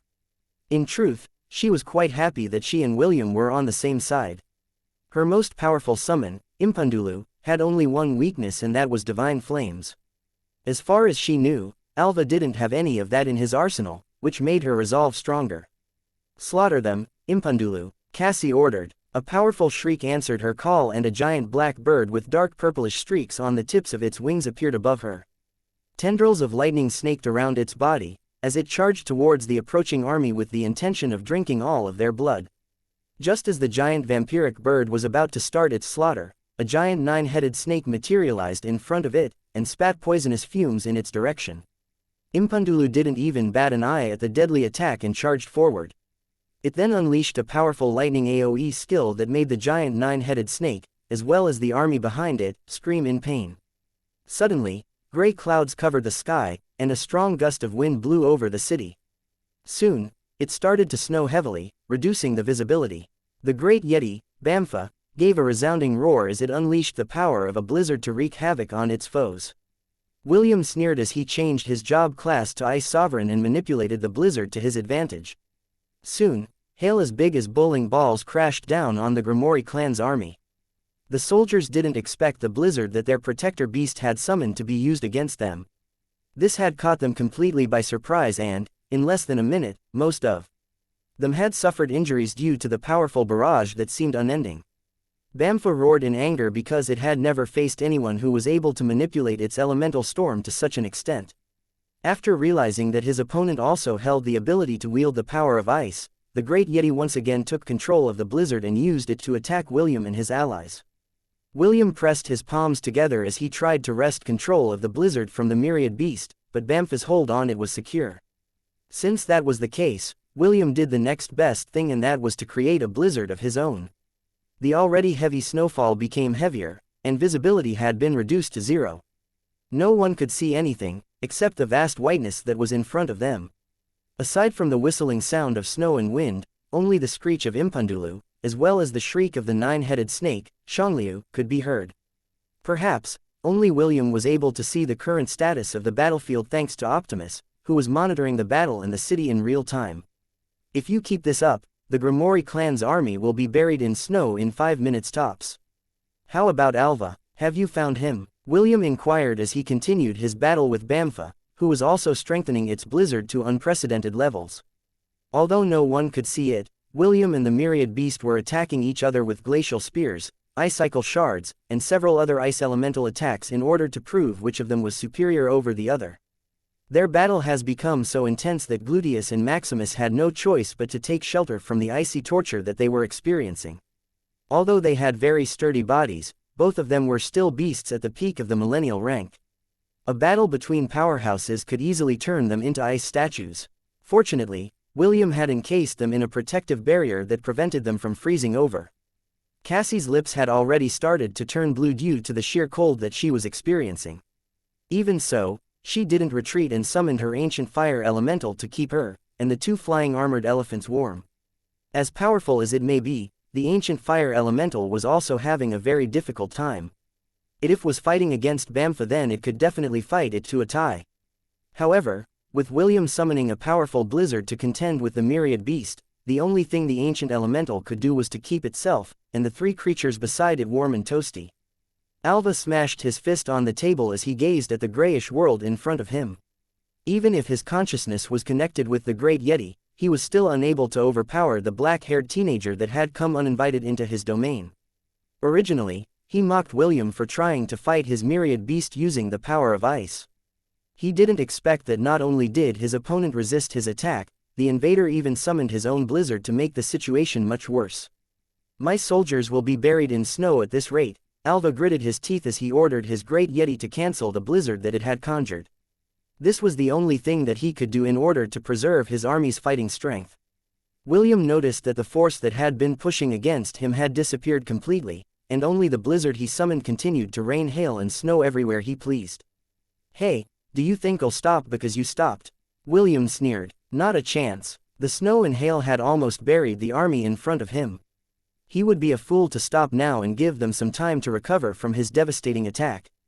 As William was about to strengthen the power of the blizzard to the next level, a whistling sound reached his ears, and it was not a whistle that came from the wind. It was at that moment when William's sixth sense kicked in, so he hurriedly jumped to his right side. At the corner of William's vision, he saw something red flash amidst the white world that he had created. Suddenly, the place where he had just been earlier exploded, sending snow flying in every direction. The attack was so powerful that it seemed to have cut the blizzard in half, making it dissipate as if it was just a dream. William gazed at the red, whip-like weapon that had broken his spell so easily before shifting his gaze to the still whistling creature that was at least 4 meters tall. It was carrying a sack behind it, and from the bones sticking out of its holes, William knew that this opponent was not something he could brush aside completely. Chapter 1044, The Mortal Enemy of Womanizers. No way, Cassie gasped in shock as she looked at the creature that was whistling in the distance. Why is he here? The patriarch of the Raja clan had only seen the whistling man once in her lifetime, but that was more than enough to cement his notoriety inside her heart. William, let's retreat, Cassie shouted. We can't win against him. That being is El Sibin. William frowned because even before Cassie had told him the creature's name, Optimus had already given him the information that he needed. El Sibin. The whistling demon. Bone collector. Threat level, calamity high. Cannot be added to the herd. The whistling demon, El Sibin, had no permanent place to call his home. He would wander around the demon realm in search of prey that was worthy to be added to his collection. It is said that when the whistling sounds close, there's no danger, and the whistler is far away, but when the whistling sounds distant, it means it is nearby. It is also said that hearing the whistling foretells one's own death, and one may hear it anywhere at any time. El Sibin hates womanizers with a vengeance. He likes to torture them to death before adding them to his collection. If you are a womanizer, then you must beware, El Sibin will give you a scare. The strength of womanizers will be halved when fighting against him. He is every lady's man's worst enemy. Womanizing half-elf, El Sibin said in a hoarse voice as he gazed at William with his glowing red eyes. I'll kill you. The corner of William's lips twitched when he heard the demigod's threatening words. He wanted to argue that he wasn't a womanizer, but the demigod's red whip came lashing in his direction at the speed of sound, giving him no time to voice his thoughts out loud. William raised his hand and forcefully returned Gluteus, Maximus, and Cassie inside his thousand-beast domain. Fighting against a demigod was not part of their plan, and he had no intention of using his heroic avatar at this moment.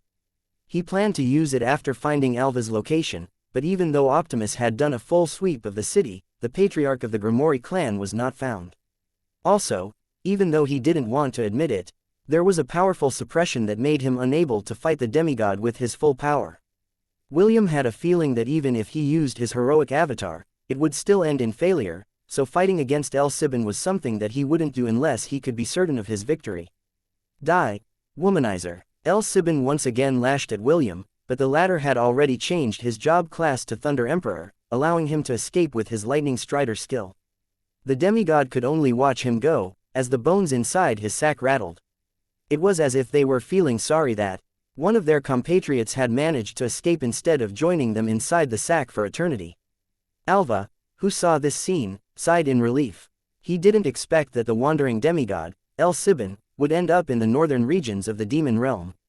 Because of his appearance, William was forced to retreat, allowing him and his army to survive this calamity. However, just before Alva could fully celebrate his unexpected victory against his opponent, El Sibin started to whistle once again. He then turned his head to the side, and looked at one of the demons in Alva's army. Die, El Sibin declared as his whip pierced through the demon's chest. However, that was not the end. Under the horrified gazes of everyone, the demon's body began to convulse before his skeleton was pulled out of his body, leaving the flesh behind. It was a grotesque scene and everyone could only look helplessly as the demigod gave its red whip a tug. The demon's skeleton flew in El Sibin's direction, landing in the sack on his back. Soon the rattling of bones spread throughout the surroundings.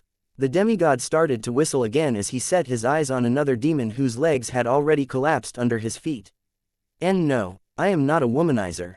I am not Arg. The demon cried out in pain and fear as El Sibin's red whip pierced his body, and latched itself on his bones. Die, El Sibin laughed evilly as he once again pulled the demon's skeleton, adding it to his collection. On that day, thousands of demons died in the city of Lexicon as the whistling demon reaped the lives of those whom it deemed guilty of being unfaithful. Although the number of demons the demigod killed had exceeded his expectations, Alva didn't bat an eye and just kept his silence. Even he, as the patriarch of the strongest clan in the demon realm, had no choice but to turn a blind eye to El Sibin's rampage. Demigods were existences that could come and go unhindered in any place in the world of Hestia. No sane mortal would dare to challenge them unless they also had the backing of a demigod. Even though he felt regretful for the loss of his soldiers, Alva had no choice but to grit his teeth, and wait for the calamity to move to another location. Raymond Parker, I'll make you pay for this offense that you have committed against me this day, Alva swore as he clenched his fist tightly. He had lost one of his myriad beasts, which had greatly weakened the strength of his capital's defenses. Right now, he was sure that the spies of the other major clans in his territory would send news of what had just transpired to their masters. Alva knew that his prestige and influence would weaken after this setback, but there was nothing he could do about it. Making excuses would just make him look weak in front of everyone, so he decided to just accept it, and make preparations to counter William's next attempt to attack his capital city. Somewhere in the Fortair Desert. Such a shame, Zeph thought as one of his agents in the city of Lexicon finished his report. If only El Sibin hadn't appeared, Alva might have already suffered from an aneurysm by now.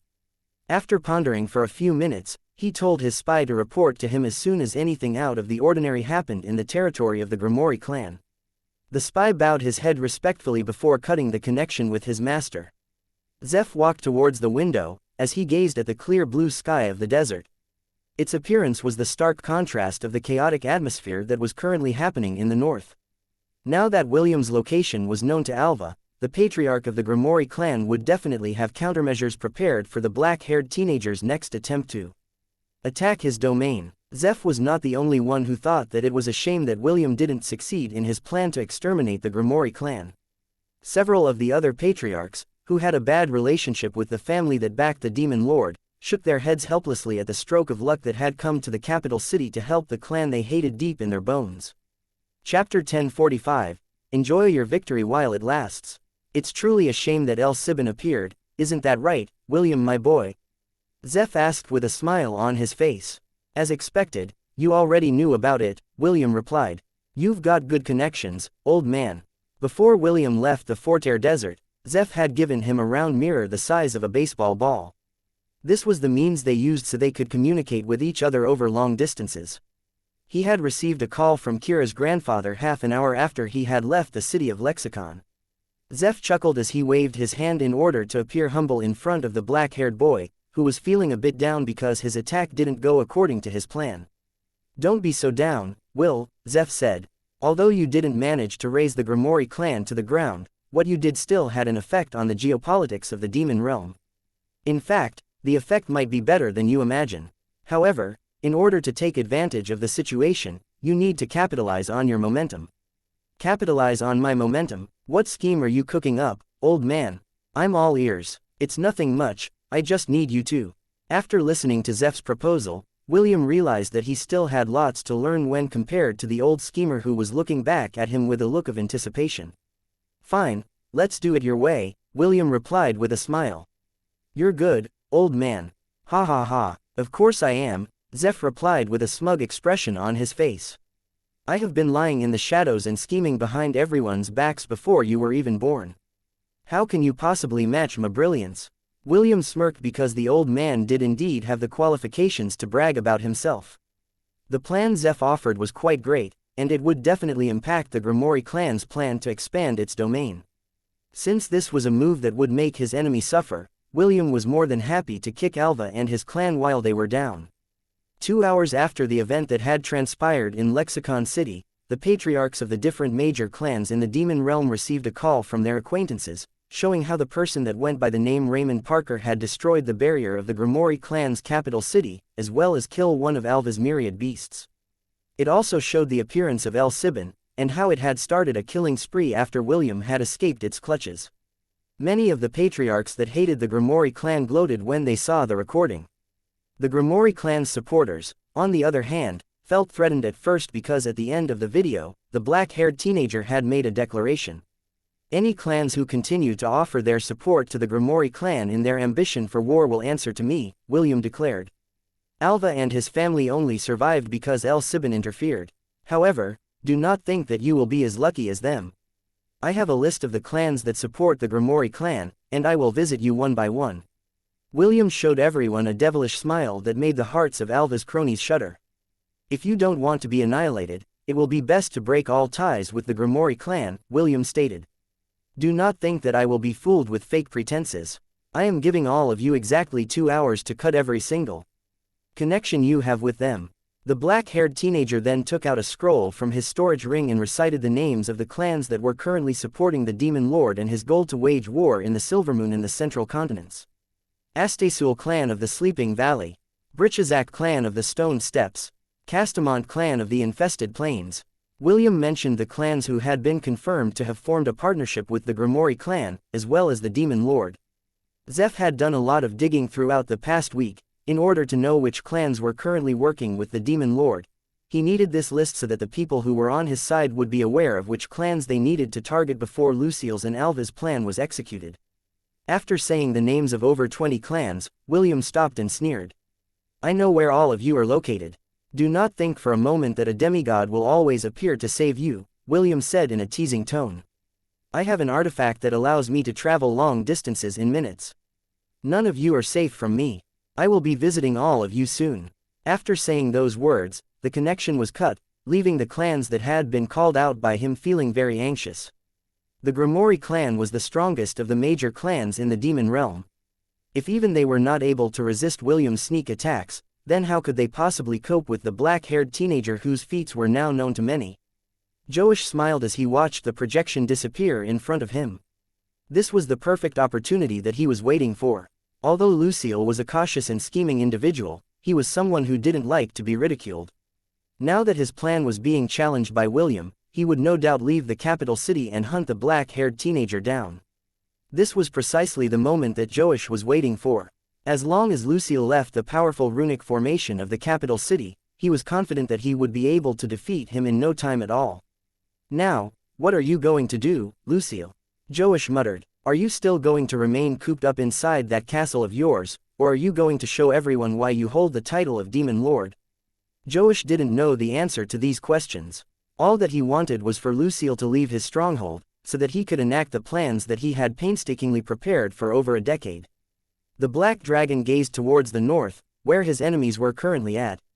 "The time is almost at hand," Jash muttered. "To think that I will be collaborating with your son, fate sure is full of surprises." Inside the capital city of the demon realm, Astria, Lucille had a frown on his face as he read the reports of his subordinates. His agents were doing their best to dig up any information regarding Raymond Parker, but they had no leads as to where to start. All that they knew was that the black-haired teenager passed through the southern stronghold, and was being accompanied by Joash's daughter, Vesta. This made all of them conclude that the person that attacked the Grimoire clan had a connection with the black dragon that guarded their southern borders. The revelation had unnerved most of the officials in the capital city. Joash was one of the 4 demigods of their realm. If he really planned to stage a rebellion, that would mean that they would be fighting against a demigod. No one in their right minds would fight against a demigod because this was akin to suicide. This had lowered the morale of the officers in the Demon Lord's army because the southern stronghold housed a great number of soldiers that were under Joash's command. "Just what are you planning to do, you overgrown lizard?" Lucille said in a cold and deadly voice that reeked of killing intent. "Did you lose your courage on the day that you lost your tail?" The Demon Lord scoffed as he thought of a way to overcome the current dilemma that he was facing. He had greatly underestimated William's capabilities, and only thought of him as one of the many upstarts that appeared in the demon realm from time to time. Now that the black-haired teenager dared to attack the family that backed his throne, Lucille felt that if he didn't do something soon, none of the clans would support his idea to conquer the lands outside their domain in order to expand their territories after the Heir of Darkness was born.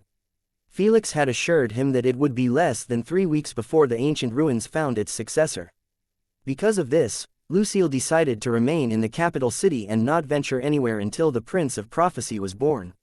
"Fine, enjoy your victory while it lasts," Lucille muttered as he pressed his palms over the armrest of his throne. He knew that this was not the time to hesitate. As long as he followed his original plan, he would still be the one who would win in the end. Let's see who will have the last laugh. Lucille had long wanted to wash away the shame and humiliation that he had felt the day he lost his arm while he fought against William's father, Maxwell. For that to happen, he needed a stronger power. Fortunately, the timing of the prophecy had synchronized with his plan. Although he didn't believe in such things in the past, he was willing to believe it now. It was the only way for him to retain his seat of power, and bring all the demon clans under his will. Just a little more, Lucille closed his eyes as he leaned on his throne. "Maxwell, I don't care if you have turned into a tree or not. I will have my revenge. I will personally cut you down with my own 2 hands, but not before I kill your wife and son in front of you." Lucille clenched his fist, as he imagined that glorious scene that had been denied him. The power that he needed was well within his reach. However, it was not yet mature, and needed more time to grow. After a full 5 minutes, the demon lord finally made his decision. He no longer cared if the demon clans ceased to support him. "As long as the power of darkness becomes mine, this entire world will be under my mercy," Lucille said with confidence. "Isn't that right, my lady?" A woman wearing a black veil that covered her face nodded her head. Although she didn't say anything, her gesture was more than enough to assure Lucille that his decision was right. Underneath her black veil, a devilish smile that could captivate thousands of demons was hidden from plain sight. She had already played her role, and was merely waiting for everything to come to fruition. "Deus has waited many years for this moment," the veiled woman mused. "Just wait a little longer, my prince. Your faithful servant is waiting to offer her everything to you." Chapter 1046, If Only I Was Born Human. "Arg, stupid disciple, why must you always change locations without telling me?" Chloe shouted angrily, while holding a chocolate bar in her hands. With Conan and Elliot being able to pinpoint William's current location in the demon continent, regrouping with him should have been easy. At least, that was what was supposed to happen. Unfortunately, reality was different. The half-elf had veered away from his original destination and went to the Grimoire clan's territory in the north to give them a good beating. Unfortunately, his plan ended midway when the demigod, El Sibin, got in his way and forced him to retreat. Simply put, Princess Aila, Shannon, Conan, Elliot, and Chloe didn't know what they should do at the moment. The demon continent was a very vast place, and randomly following William around was not a good idea, because he could travel instantly from place to place using his lightning strider skill, as well as his ability to instantly teleport to Soleil's location. Although Shannon could create a portal to traverse great distances, it had a limitation. She could only use it once a month, especially when the distance that she planned to travel was very far. Princess Aila also felt depressed because she had traveled far just to see William, and finally sort out her feelings for him. Conan and Elliot had assured her that the dreams that she was having really happened in her past life. However, whether William would accept her or not was something that both of them were unsure of. Based on what she had told them in her dreams, William and her did spend a lot of time with each other.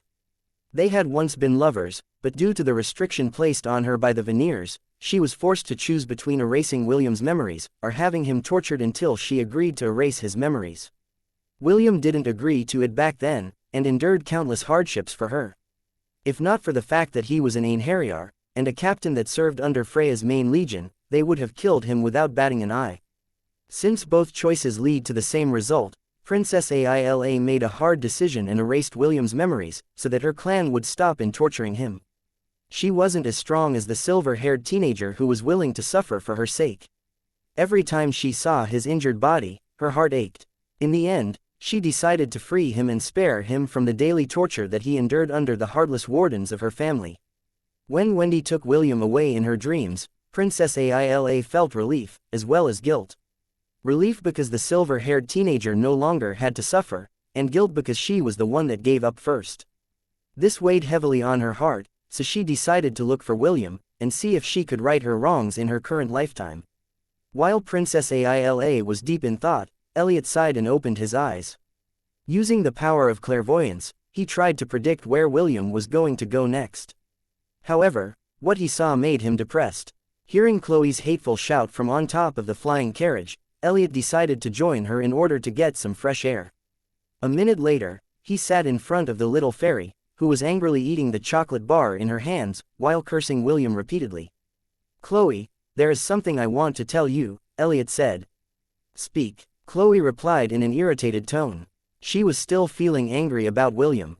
Seeing Elliot, whose face resembled her disciple, with the exception of the color of his hair and eyes, made her want to slap him so badly. "I said I love you," Elliot said as he looked at Chloe with a serious expression on his face. "What nonsense are you spouting?" Chloe used her chocolate bar and swatted the annoying angel in front of her, but Elliot dodged her attack easily, making her more irritated. "I'm not spouting nonsense, it is true," Elliot answered. "It was love at first sight, maybe not at first sight, but definitely love at third sight. I see. So, you choose death. Ha ha ha. Elliot laughed happily, while Chloe's expression turned grumpy. After the two of them had fought seriously against each other, the little fairy understood that she would have a very hard time hitting Elliot with her fist, if the angelic familiar focused on dodging. After laughing for quite some time, Elliot's expression became serious once again as he gazed at the little fairy who had just taken out another chocolate bar, since she had finished her first. I said I love you, what is your answer? Che. Elliot gave a long and depressed sigh as he gazed towards the north. You like William, right? Elliot asked without looking at the little fairy, who had just taken out her third chocolate bar. What is it to you? Are you going to say things like, I don't have the right to love others? Chloe glared hatefully at the annoying Elliot who was not paying attention to her. Of course not, Elliot replied as he continued to gaze at the north. I just want to tell you one thing. William loves you, too. Ha, stop spouting nonsense. Why should I lie, just to make fun of me like you always do? Do you think I'm stupid? Elliot uttered another sigh as he turned his head to look at Chloe who was now chewing on gummy bears. I was born from William's soul, Elliot said. Naturally, I know things about him that even he doesn't know about. Although he will not admit it, when the two of you fought, he fell in love with you. Chloe snorted as she continued to chew on her gummy bears. She didn't believe Elliot one bit, and wouldn't believe him no matter what he said. Judging from her expression, Elliot understood that Chloe had decided to ignore him, but he didn't care about that and continued to talk. The you back then that was covered in wounds, wearing a fearless grin, and eyes as clear as the sky was truly captivating that William's heart skipped a beat. It was also why he decided to face you head on despite knowing the fact that the punch you would give him would hurt just as much as getting hit by Truck Kun. Quote. Who is Truck Kun? Let's not talk about that bastard. Okay, continue. Elliot chuckled because although Chloe was glaring at him, she was no longer ignoring him. Although he doesn't look like it, William is a greedy person, Elliot stated. Even though he wouldn't admit it, he has developed feelings for you, and just hides it in the corner of his heart, because you are a familiar, and he is a half-elf, both of you were not meant to be together. I'm getting a very strong urge to punch you right now, Chloe said as she threw a gummy bear at Elliot which bounced off his head. The angelic familiar waved his hand and a whip made of lightning bolt caught the gummy bear and sent it flying back to him. Elliot caught it with his hand and bit into it, as he continued to gaze towards the north. So, unless you tell him what you feel, he will just keep those feelings hidden inside his heart and just treat you as his master, Elliot commented. A part of him loves you, and I was born with that half. This is why I'm telling you that Will does love you. So, you still have a chance.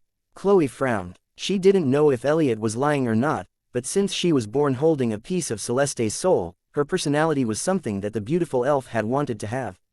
A domineering and straightforward personality that used violence to get her way.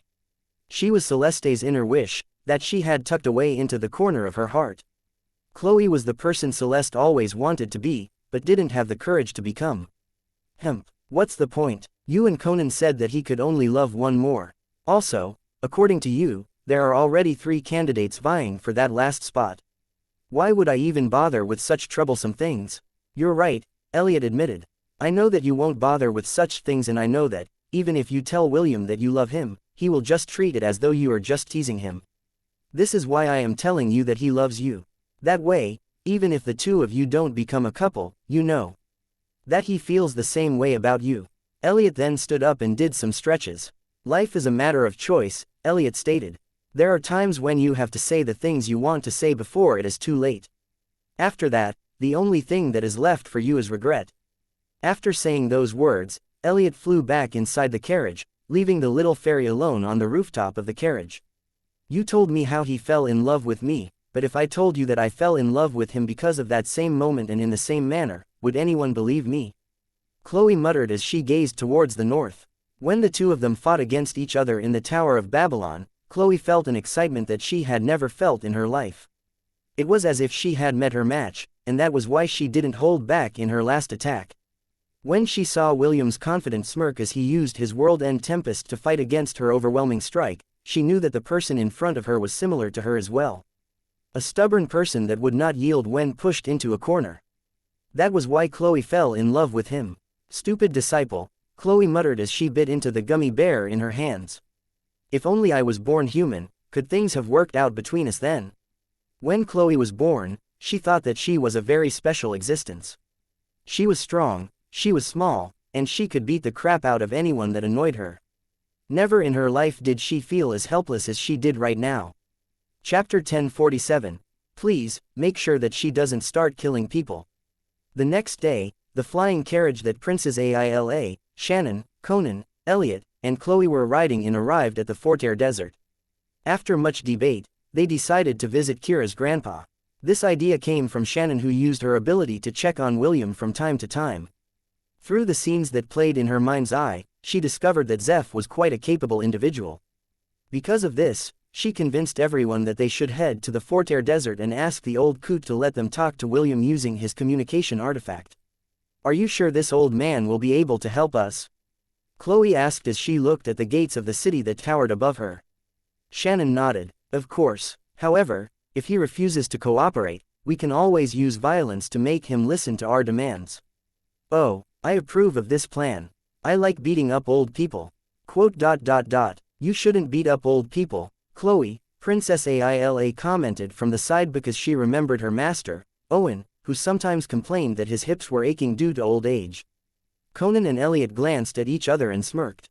They didn't have the heart to tell the angelic beauty that the reason why Owen's hips ached was because of his nightly activities with his beautiful wife. As they neared the gates of the city, the guard captain shouted and asked them to state their name and business in their city. I am William's master, Chloe shouted. If you don't let me in, I will break this gate with my bare hands. William, the guard captain frowned. Who is William? I don't know anyone that goes by that name. Do you guys know? The guards standing beside him shook their heads. This was the first time that they had heard the name William, and none of them knew who the little fairy was talking about. We are friends of Raymond Parker. Shannon shouted. We need to talk with your patriarch. Let us in. She had completely forgotten to tell everyone that William was going by the name Raymond Parker at the moment, to prevent his identity from being known by everyone. Just as she expected, the guard captain's expression changed after hearing Shannon's words. He immediately asked one of the guards to inform their patriarch about what was happening at the gate because he didn't know if he should believe these people or not. I just sent word to our patriarch, the guard captain replied. Please wait until he arrives. HMPH. I should just smash this gate and get it over with, Chloe muttered. My goodness, Elliot exclaimed. Let's just talk things out first like civilized people. If they don't let us in, we'll break ourselves in. Okay, talk first, bash later. Conan, who was seated on Princess Isla's shoulder, chuckled as he gazed at his two comrades.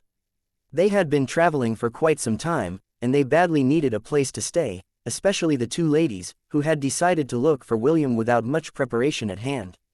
After 15 minutes of waiting, the gates of the city opened. An old man, along with his subordinates, walked out of the city and gazed at the unusual group that had come knocking on their door. All of them were armed and ready to fight against possible imposters who claimed to be William's friends, just to enter their city and spy on their activities. You said that you are Raymond Parker's friends? Zeph asked. Do you have any proof? Elliot flew towards Zeph and hovered a meter away from him. Old man, let's talk over there, Elliot said as he flew towards the side of the gate. Zeph frowned, but he still followed the little creature that he was seeing for the first time in his life. After making sure that they were out of earshot from the others, Elliot whispered something in the old man's ears, which made the latter's eyes wide in shock.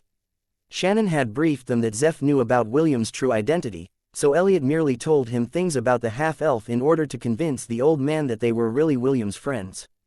If you still don't believe us, you can contact him right now, Elliot stated. You have the means, right? Just tell him that Elliot is here. That is more than enough to confirm our identity. No need, Zeph replied. I will believe you for now. Enter the city with me. Zeph waved to his subordinates to make way for Elliot and his friends, and allow them to enter the city with him. The old patriarch of the Sand clan took them to his office, and closed the door behind them. He then took out a round mirror from his storage ring and activated it. Immediately, the image of a black-haired teenager appeared on its surface. Is something wrong, Zeph? William asked. I'm kinda busy right now. The sound of screams and explosions could be heard in the background. Clearly, William was in the middle of attacking one of the major clans that supported the Grimoire clan to make the other clans change their decision to form an alliance with them. According to their agreement, Zeph would only contact him if it was something important. This was why the half-elf answered his call, even though he was in the middle of a one-sided massacre. Sorry to interrupt you at this crucial moment, but there are some people who have arrived here in Sand City and they are claiming to be your friends, Zeph replied. My friends? Take a look. Zeph turned the mirror and let it face the grumpy Chloe who had her arms crossed over her chest. Although he was skeptical that they were indeed William's friends, letting them see each other would put his worries to rest. Stupid disciple. This old man is making things difficult for us. Chloe shouted. Chop his head off for me. Fifth Master. What are you doing there? We came to look for you. Why? William scratched his head because he could tell that Chloe was feeling irritated at the moment. Let's talk after you come here to pick us up. Okay, but it might take me 4 days to return to the Sand Clan, is that fine with you? Chloe's grumpy expression became grumpier, which made William unconsciously shudder. He knew for a fact that the little fairy didn't like to talk, and preferred to use her fists to make her point. He was afraid that if he didn't try to pacify her, she would start destroying the Sand Clan's residence, which would cause complications at a later date. Fifth Master, I am completing a very important mission at the moment, William explained. As much as I want to meet you, time is not on my side. I have to deal with some important matters before I return to the Forterre Desert. Before Chloe could reply, Elliot dragged her away and let Conan talk to William for the time being. When William saw Conan, his confusion grew because he didn't expect that his familiars to also be in the Demon Continent. Conan, what happened? Why are you in the Demon Continent? William asked. It's a long story, Will, Conan replied. It is not only Chloe, Elliot and I that are here. Princess Aila, and Shannon are also here. Wait a minute, did you just say Shannon? Are you there to annihilate the entire Sand Clan? Did the headmaster order you to do this? Don't do it, we are on the same side. Yes, she is here with us, but don't worry. She's wearing protective artifacts to prevent others from killing themselves. We're not here to kill people. Everything is going to be fine, maybe. Zeph, who was holding the round mirror in his hands, almost dropped it after hearing something ominous. He never thought that even the son of the Dungeon Conqueror would feel anxious after hearing the name of the girl who was currently sitting on the couch of his office and wearing a fox mask to cover her face. I understand, William said with a serious expression on her face. Please, make sure that she doesn't start killing people. I will be there in 3 days. Okay, Conan gave William the thumbs up. Come here as soon as you can. William then told Zeph a few things before the connection was cut. As soon as the image of the black-haired teenager disappeared on the surface of the mirror, the old man wiped away the beads of sweat that had formed on his forehead. There was some news that he had received a while ago that the patriarch of the Greenskin clan, as well as his elite warriors, had died after they confronted a lady wearing a fox mask. When he saw Shannon, he didn't think much of it because masks were quite common in the Demon Continent. However, when William told him that the fox lady who was casually sitting inside his office had the ability to wipe out his entire clan, he almost cursed out loud. Fortunately, he managed to hold it back and just gave William the middle finger in his heart. Fuck, what did I do to deserve this? Zeph thought. Is this bastard trying to use this as a threat to ensure that I won't stab him in the back? I'd better handle this properly or else. On that day, a feast was held inside the ancestral hall of the Sand Clan. This was the only way that Zeph could think of, in order to pacify his VIP guests, and ensure that his entire clan would continue to exist for many more years to come. Chapter 1048, Betraying His Race for Love, Part 1. Word spread quickly within the Demon Continent after William and his forces decimated the Orcish clan, which was considered as the Grimoire clan's right-hand clan. If one were to ask all the clans in the Demon Realm if there was a clan that they hated the most, more than half of them would say that the Orcish clan would win the Most Hated Clan award in their entire continent. They were a savage clan that could no longer be called demons, because they were literally monsters that had mutated due to their bloodline ability to consume the flesh and blood of their victims. William didn't bat an eye and demolished their entire city, killing as many as he could. When the Orcish clan saw William's declaration to attack any clan that had close ties with the Grimoire clan, they just laughed at him. They thought that his bold words were just a big joke that ignorant fools said to make themselves look good. However, it didn't take long before they realized that the black-haired teenager was indeed a force to be reckoned with. Unfortunately, it was already too late. The clans that had sworn their allegiance to William also joined the battle. They rode on the backs of the requiem ants that had evolved into flying scorpions, and shouted their war cries filled with vengeance.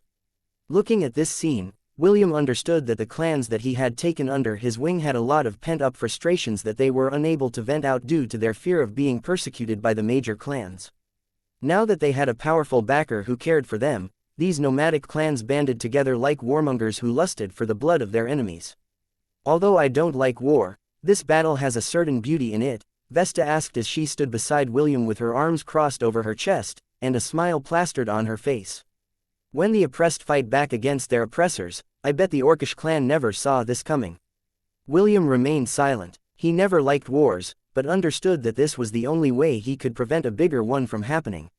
As long as the demon clans thought that he was all talk and no bite, his earlier feat against the Grimoire clan would soon be forgotten. This was why he decided to strike while the iron was still hot and annihilate the Grimoire clan's strongest supporter, and make everyone know how serious he was about keeping his promises. "What's your next plan?" Vesta asked. "Will you continue to cut off the Grimoire clan's limbs?" "No." William shook his head. "I will return to the Fortair Desert and pick up my acquaintances. If that band of troublemakers is not reined in, the destruction they could cause will not be any less than what I am doing right now. In fact, they might even become more notorious than I am." "Surely you jest. How can they possibly surpass you?" "Oh, believe me when I say that they are more than capable of fighting the Grimoire clan by themselves. They are that troublesome." Vesta glanced at William in disbelief. After seeing the things that he had accomplished so far, she couldn't think of anyone that could do the same things in their current generation. What Vesta didn't know was that William was quite worried right now. He had first-hand experience with what Shannon could do, and even thinking back on those days made him shudder inwardly.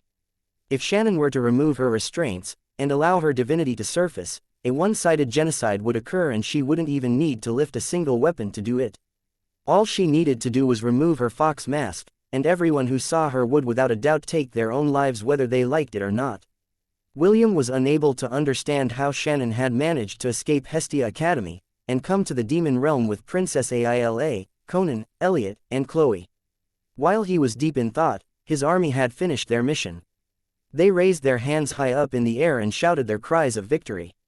The red-headed teenager nodded his head in satisfaction before glancing in the direction of the demons that had decided to flee their city. The half-elf had explicitly ordered his army to not attack those who decided to escape. This was not him being merciful, but to let the other clans understand that after he was through with them, their fate would be the same as the Orcish clan, whose former glory would be forever buried in the ground that was soaked with their clan's own blood. Alva smashed his fist on the table, breaking it completely. Although he already expected this to happen, seeing it truly happen made him very bitter. After asking for the demon lord's help repeatedly, all he got was a scroll that said, "You started this, deal with it yourself." This made Alva so infuriated that all the servants that were serving him made themselves scarce for fear that he would vent his anger and frustrations at them. Ungrateful bastard. Alva gnashed his teeth as he clenched his fist tightly, drawing blood from the palm of his hand. "After all I've done for you, this is how you repay me." "Damn you, Lucille." The patriarch of the Grimoire clan, who once looked at the other clans in the demon continent with disdain, was now on the brink of losing his mind due to pressure that had suddenly assaulted him from all sides. The clans that he had suppressed in the past had now found a perfect opportunity to strike back at him. After William defeated the Orcish clan, the morale of the clans that had allied themselves with the Grimoire clan had hit rock bottom. Some of them even declared their intention to break free from their control in an attempt to stop the black-haired teenager from setting his sights on them. However, these petty acts of saving their own hides were drowned out by the war cries of those that had been waiting for an opportunity to strike back at the Grimoire clan. Using William's momentum, various uprisings happened within the northern regions, causing Alva's allies to fall one by one. Alva knew that there was something very fishy about these recent events, because it was too orderly. It was as if this was a battle of chess, in which he was slowly, and surely, being pushed back. The attacks were coming in his blind spots, causing him to lose terribly with each passing moment. Someone is pulling the strings from behind, Alva thought. As one of the best schemers in the continent, he knew that someone was orchestrating these events from the shadows. William might be strong, but strength alone wasn't enough to make him lose his foundations in a span of several days, similar to dominoes toppling against each other once the first piece fell down. Suddenly, an image appeared inside Alva's mind. His body subconsciously trembled when the dots were finally connecting together. Did he find out about it? Alva muttered as he sat on his chair, while attempting to take control of his trembling body. No, I made sure that no evidence was left. He can't possibly know what I did. Alva repeated these words over and over again inside his head, but the more he did this, the greater the fear in his heart grew. No, it's impossible. The people I sent all died and no trace remained. Alva took deep breaths in order to calm himself. Without any evidence, how can he know what I did? Alva tried over and over again to reassure himself, but it didn't work. Now that he had an idea about who was behind everything that was happening to him, he realized that everything he had built up over the past few decades was about to come crumbling under his feet. Chapter 1049, Betraying His Race for Love, Part 2. Joash twirled the wine cup in his hand as he gazed at the carnage that William's army had unleashed on the Orcish clan through the eyes of his daughter, Vesta. Alva, I will never forgive you, Joash stated as his gaze fell on the wine cup in his hand. Everything that you've built through the years, I will destroy. Everyone that you cared for, I will kill. Everything that is precious to you, I will take. Only when you are at the edge of despair, will I appear and make you regret killing my wife, while I was away for the war on the Silvermoon continent. Do you really think that I didn't know that you were behind everything? The only reason you are still alive is because I want you to suffer until your dying breath. That is the only way that I can quell the anger in my heart. Don't worry, you won't be going to hell alone. I will send your entire clan, as well as your precious demon lord, to the afterlife to keep you company. Joash had planned everything for many years. He chose collaborators that would not betray him and help him enact his revenge. The patriarch of the Sand clan, Zeph, and the headmaster of Hestia Academy, Byron, were just some of the people he had forged strong ties with. All for the sake of his revenge. Estrella, just a little more and the filthy clan that killed you will be no more, Joash said softly. People thought that demigods were too indifferent for love. However, they could never be more wrong. As one of those that stood at the apex of the world, those whom they cared for didn't surpass the number of fingers on one of their hands. This was why those individuals were very precious. So precious that they would not bat an eye to start a genocide for their sake. Baba Yaga would do that for Celine, and Vlad would do that for James. Joash was the same. As long as someone tried to poke their reverse scale, they would find themselves at the receiving end of a mad dragon, whose heart had hardened itself against betraying his own race, just for the sake of revenge. As William and his entourage traveled towards the Forterre Desert to meet up with the others, a powerful fluctuation rocked his body, making him gasp for breath. Seated beside him, Celine clutched her chest as tendrils of dark energy snaked around her body. The same thing was happening to William as well, but this was not the first time that this had happened to them.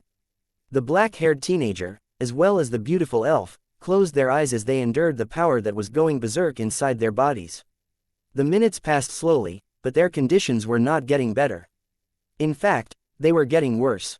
Knowing that they were going to endanger the others, Celine grabbed William's hand and activated her artifact, Eternity.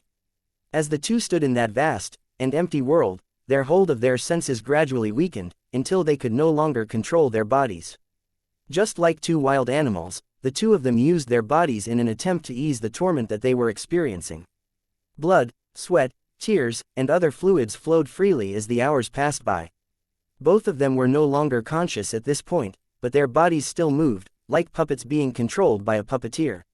When William opened his eyes, he found his head resting on Celine's voluptuous chest. A trail of dried-up blood could be seen on its side, which made William realize that he had bitten her again on that place, out of instinct. Fortunately, the wound had already healed, and Celine's powerfully beating heart assured him that she was fine. As the half-elf propped himself up, he saw the aftermath of what both of them had done in their berserk state. Scratch marks, bite marks, as well as bruises could be seen all over Celine's beautiful body. William didn't fare any better because every part of him was in pain. Even his hips were aching, and the half-elf didn't like it one bit.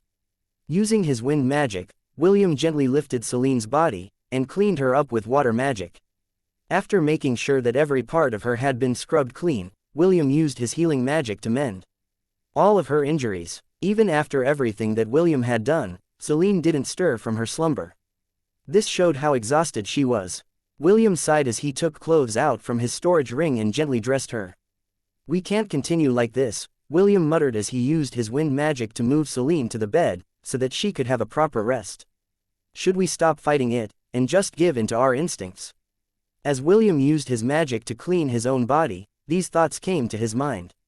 Celine and him had talked about many things, and one of them was going to the ancient ruins, in order to stop themselves from being overwhelmed by the influence of the dark powers that were calling out to them. Although they still couldn't prove it, both of them had a feeling that, even if they were to escape at the edge of the world, they would still be forced to turn back and accept their fate. William didn't want to admit it, but the possibility of the two of them losing their minds if they kept resisting the call of darkness was something that had been gnawing at the back of his mind. What happened earlier was proof that the longer they stayed away from the source, the more danger they posed to themselves and those around them. After reuniting with the others, Master and I will go north, William muttered softly as he used healing magic on himself. Maybe it's about time we stopped running away, and faced this problem once and for all. The half-elf didn't know if this was really the right decision, but right now, he had no other choice. Fate had started to make her move, and those who resisted it would find themselves fighting against a mighty current, unable to push forward even if they used all of their might. Somewhere in the temple of the 10,000 gods, an enchanting lady, who would eventually ruin the entire multiverse, smiled as she gazed at the half-elf who was deep in thought. She knew that William wouldn't be able to run away from the trial that he needed to face, but for some reason, she also felt saddened about it. Everything is coming full circle, the primordial goddess said with certainty. The past, present, and future have already converged to make this a reality. Nothing can stop it now. Not even I will be able to do anything but watch as you make your choices and act on them. Still, I can't help but be tempted to break the rules that Amalthea and I agreed upon. Why must things be complicated? The primordial goddess shook her head in order to brush away the mundane thoughts that were starting to appear in her consciousness. Now that William had finally made his choice, the curtain would soon close. As the promises of the past, present, and future intertwined, the end of the world was going to taste so sublime. Chapter 1050. I Am Looking for My Prince Part 1. 2 days later, a lightning bolt descended from the sky and landed at the residence of the patriarch of the Sand Clan. William lightly stretched his arms, body, and neck waving at the old man, who had dark circles under his eyes. "Yo, old Zeph, I'm glad to see you're still alive," William said with a smile. "You imp, how dare you do this to me?" Zeph asked as spittle flew in every direction. "Do you think it's funny to let someone that could potentially annihilate my entire clan inside our main residence? You bastard, how dare you do this to me? Calm down, I didn't even know that they decided to go sightseeing in the demon continent. This is not my fault. Well, they could have chosen to sightsee somewhere else. I don't want my clan to suffer the same fate as the Greenskin clan." William chuckled, but deep inside he was feeling sorry for the old man. After experiencing what Shannon was capable of, he understood where he was coming from. Even so, the half-elf thought that since the old coot and him were on the same side, it was fine to share his burdens with him, right? "It's fine, aren't you still alive?" William commented as he tried to pacify the old demon whose veins were bulging at the corner of his head. "Besides, both of them are good girls. Did they make things hard for you?" "Of course not, that is how confident I am in their character." "Well, I guess you're right." Zeph wasn't able to refute William's words because Princess Aila and Shannon had been very cooperative with them. They didn't even leave their room and just waited for the half-elf to arrive, which took a load off of the old man's shoulders. The two talked as they walked together. William mostly asked about the recent news that was happening around the demon continent. After dealing a devastating blow to the Orcish clan, William also visited another clan, which also had strong ties with the Grimoire clan, and demolished their city to the ground. This was part of the strategy that old Zeph had come up with, so it was crucial for William to ensure that the attack would be a success. After doing these two things, the half-elf immediately returned to the Fortair Desert to know why Princess Aila, Shannon, Conan, Elliot, and Chloe decided to come to the demon realm in order to find him. As soon as William arrived at the temporary residence where his friends were staying, a little fairy came flying in his direction with a mighty shout. "Stupid disciple, what took you so long? It's nice to see you again, Sixth Master Arg." Chloe didn't bat an eye and gave William's chest a powerful kick, which sent him smashing towards the wall of the residence, breaking it completely.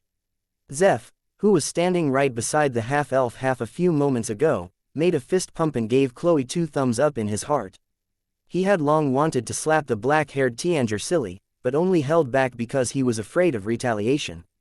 Seeing William suffer from the little fairy's kick made Zeph feel that the VIP treatment that he had given Chloe's group wasn't wasted. This feeling is good, Zeph mused as he pretended to look concerned at what had just transpired in front of him. He didn't even pay attention to the damaged wall in his residence. If possible, he even wanted to urge Chloe to continue beating William up, even if the entire place goes down. Losing a small residence as a price to see William getting beaten up was something that he would pay to see. "You're still the same, Sixth Master," William said with a face filled with injustice as he stood up from the rubble, while clutching his chest.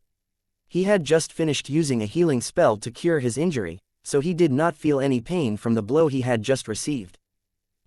This is what you get for making me wait." Chloe crossed her arms over her chest and glared at William. "If you want to compensate me, give me more of those chocolate bars. I know that you stocked up on a lot of them." Seeing the little fairy's attempt at extortion made the corner of William's lips twitch. Even so, he still agreed to his request. A happy Chloe was a Chloe that doesn't randomly attack people with a flying kick. Right after giving the little fairy over a dozen chocolate bars, the half-elf noticed 2 figures standing on the balcony of the residence. One of them was an angelic beauty, one that would make any guy want to protect her smile. The other was another beauty, whose gaze was enough to literally send you to the afterlife. "It has been a while, Aila, Shannon," William said in greeting. "Sorry for making the 2 of you wait. I'm glad to see you again, Sir William," Princess Aila replied with a smile. Shannon, on the other hand, only nodded her head in greeting. No one knew that underneath her fox mask, the young lady could feel her cheeks burning, as she gazed at the black-haired teenager, whose exploits had made her heart skip a beat. William sat on a chair and casually sipped on his tea. On his right shoulder, Chloe, who was holding a chocolate bar in her hands, sat and ate without a care in the world. Conan sat on Princess Isla's shoulder, while Elliot took this opportunity to get some fresh air. For the past 3 days, the angelic familiar had been keeping a close eye on Shannon to ensure that she wouldn't cause any trouble for the Sand Clan. It was a very taxing duty because Shannon liked her newfound freedom. She would often try to sneak out of the residence, just to go sightseeing, but Elliot couldn't let this happen. If Shannon was attacked by a foolish demon from the Sand Clan, and she accidentally killed them in the process, the harmonious relationship between Zeph and William might become strained. In order to prevent this from happening, he took it upon himself to guard Shannon 24/7 and thwart her attempts to escape from the residence in order to satisfy her curiosity. When William arrived, Elliot was finally able to breathe a sigh of relief because he was sure that the half-elf could rein her in. Since that was the case, he left the residence to wander around the city, in search of something interesting to help him pass time. "Okay, I think it's about time that the 2 of you tell me why you are here in the Demon Continent," William said as he placed his teacup on the table. "Let's start with you, Shannon. How did you manage to escape, and why did you escape?" The fox lady turned her head to look at William. Although she was still wearing a mask, the half-elf could feel a pair of determined eyes looking back in his direction. "I came here in the Demon Continent to find my prince," Shannon said. "You're looking for your what?" William asked. "A prince, here in the Demon Continent? Are you out of your mind?" Shannon smiled underneath her mask as she eyed William with an amused expression on her face. "Yes, I am looking for my prince," Shannon answered. "In fact, I am looking at him right now." Chapter 1051, I am looking for my prince, Part 2. I am looking for my prince. In fact, I am looking at him right now. Princess Aila, who was seated beside Shannon, glanced at the young lady beside her in surprise. Although the angelic princess had interacted with the fox girl while they were together, Shannon had never said anything about the fact that she liked William too. It was at this moment when she felt an ache in her chest. Her purpose for coming to the Demon Continent was to look for William and convey to him the dreams that she was having. Although those memories had happened in her past life, those memories were very precious to her. If possible, she wanted to apologize to him for being weak back then, and unable to stand up for the feelings she had for him. She also wanted to use this lifetime to compensate for the time they had lost in the past, but Shannon's words made her heart feel like someone was squeezing it. While Princess Aila was enduring in silence, William looked at Shannon as if he had heard something incredulous. Shannon was like a walking death incarnate. Now that his quest in lifting the curse on Est's, Ash's, and Isaac's bodies was finished, he no longer had any reason to form a close connection with her. Form a connection with someone that could potentially kill you with a stare. Sorry, no thank you. I hope you find your prince, William replied with a smile and pretended that he didn't hear the second part of Shannon's statement. He then looked at Princess Aila, whose face was flushed, and who seemed to be having a hard time breathing. Aila, are you alright? William asked with a trace of concern in his voice. Are you perhaps not feeling well? You don't look so good right now. Princess Aila lowered her head because she didn't want William to see her expression right now. I'm fine. I just didn't get enough sleep last night, Princess Aila answered. I see. Do take good care of yourself. Owen may not be my master, but he has taught me many things. I can also be considered your senior brother, you know. I'm older than you by a year, shouldn't you call me senior sister? Age has no connection with seniority. I was taught by old Owen first, so I'm like his pseudo-disciple. Feel free to call me senior brother from now on. Princess Aila slowly raised her head as she looked at William with a face that was as red as a tomato. Senior Boada, Princess Aila stuttered, which made her misspeak the words she wanted to say. William chuckled after seeing the flustered princess try to recover her bearings. Although he hadn't interacted with the angelic princess much, he already considered her to be one of his people from Lant.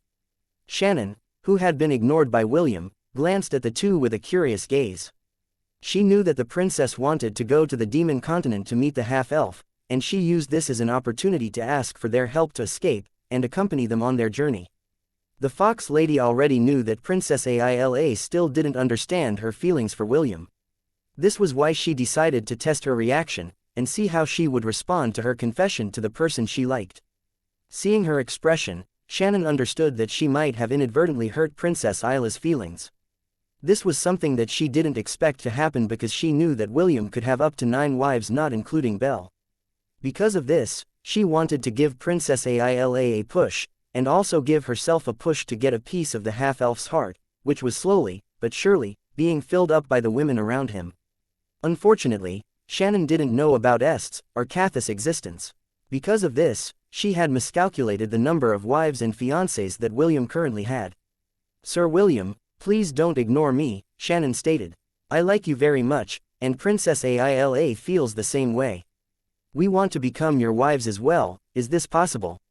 William and Princess Aila, who had resumed drinking their tea in order to regain their composure, choked at the same time after hearing Shannon's straightforward request. Chloe, who was sitting on William's shoulder, frowned after hearing Shannon's words. For the past few days, she had been thinking about how to handle the complicated feelings inside her heart. After having a talk with Elliot, Chloe felt that her wish was an impossible one. She was born a familiar, not a human. William's circumstances and her circumstances were like heaven and earth, so she had resolved herself to give up and lock these feelings inside her heart, but after seeing Shannon's casual way of declaring her love, and asking William to make her and Princess Aila his wives, something snapped inside the violent familiar, which resulted in the chocolate bar in her hands to snap in half. Will, are you going to make these two your wives? Chloe asked in a teasing manner. William, who had just recovered from a coughing fit, patted his chest before drinking a mouthful of tea. Shannon, please stop with the jokes, William stated after regaining his composure. It's not funny. Who says I'm joking? Shannon replied. I am being serious here. Shannon had lived a life of seclusion all her life. Because of this, a feeling of rebelliousness had sprouted in her heart long ago. Now that she was free from the prison that she had called home, she wanted to face life boldly, without caring whether she succeeded or not. She had already lost her childhood. She would be damned if she allowed herself to continue living a life while suppressing the things she really wanted to do in her heart. Shannon had no experience when it came to love. All her life, she had lived inside her shrine. Her understanding of love was only to the extent of the love that she had seen through the eyes of other people. In a way, Shannon fell in love of William's love for his wives and lovers. The way he was willing to do anything for them, fight anyone for them, and make love with them until her entire face had turned red like a tomato. Shannon wanted to be like them. She wanted to be cared for, she wanted to be embraced, she wanted to be loved. Although her approach when it came to love was straightforward, the beautiful lady hiding behind her fox mask was very serious about it. Hearing William call her effort a joke made her heart ache. William was unable to see Shannon's expression because she was wearing a mask. If he only knew that the young lady was already teary-eyed at the moment, then he would have chosen his words more carefully. The half-elf glanced at Shannon, then at Princess Aila, whose face had turned a deeper shade of red. It was at this moment when he realized that she was indeed serious about it, which gave him a headache. "Hey disciple, are you ignoring me?" Chloe started to poke William using the chocolate bar in her hand. "Are you going to marry these two girls? How about you marry me instead?" William ignored Chloe's words because he thought that she was just teasing him as always. Right now, he was thinking of a way to deal with the two ladies in front of him, and make sure that Shannon wouldn't start a genocide after getting rejected by him. Chapter 1052, I Want to Sleep with You Tonight. William stared towards the north with his arms crossed over his chest, while Conan sat on top of his shoulder. He had told Princess Aila and Shannon that he would seriously think about his answer to their confessions after he finished dealing with the things he needed to do in the Demon Continent. Originally, he planned to politely reject both of them, but before he could do that, Conan told him via telepathy that the two of them should have a talk in private first, before he gave the two ladies his answer. As a familiar born from a quarter of the half-elf's soul, Conan understood William the best. He knew that William had no time to entertain any other women aside from the ones he currently had, but he still wanted to let William know about Princess Aila's dreams. Because if he didn't do this, it would just be a tragic thing for both William and Princess Aila. "Conan, what do you want to talk about?" William asked via telepathy. "You know that my decision has already been made. There is no use trying to talk me out of it." "I know," Conan answered, "but like I told you earlier, there is something that I need to tell you before you give your answer to Aila and Shannon." "Is it that important?" "To the present you, no. However, to the past you, it is fairly important." William's eyes widened in shock as he glanced at the little devil on his shoulders. He didn't have to be a genius to understand what Conan was trying to say. "Are you telling me that Aila and I shared a connection in my life in Asgard?" William inquired. "Maybe," Conan answered. "I'm not entirely sure, but she kept having these dreams about a silver-haired Aenarion. It will be best if you use your dreamwalker skill, and see for yourself whether you really have a connection with her or not." "But, I don't have any memories of her." "You also didn't know of Acedia's existence until you entered Ash's dreams for the first time, right? Why don't you give it a try first? This will also bring closure to a part of our past." William remained silent for a full minute before reluctantly nodding his head. Conan managed to convince him, and he was also very curious about the dreams that Princess Aila had. Perhaps, by entering her dream, some unanswered questions that he had of the past would finally open up to him. On the rooftop of their temporary residence. "So, how did it go?" "He ignored me." Elliot chuckled as he gazed at the grumpy Chloe, who was currently munching on pancakes. "Of course it's not going to be easy," Elliot answered. "If I was in his place, I would have said the same thing." "But you told me that he loves me," Chloe stated while glaring at him. "Was that a lie?" Elliot sighed as he glanced at the north. "It was the truth. However, just like you, William is burying that feeling in the corner of his heart. He understands that the two of you are not meant to be together because he is a half-elf and you are a familiar." Chloe snorted as she resumed her savage eating of her pancakes. She thought that by taking advantage of Shannon's confession, she would also be able to express her feelings as well, but it just backfired on her. William treated her words as a joke, just as he had thought Shannon's words to be before the fox lady told him how serious she was. "Then, what should I do?"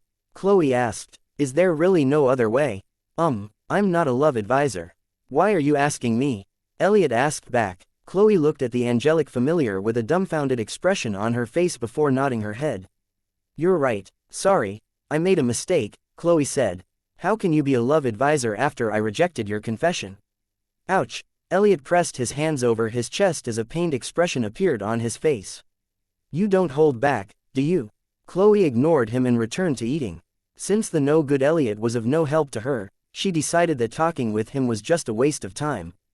The angelic familiar sighed as he once again shifted his gaze to the north.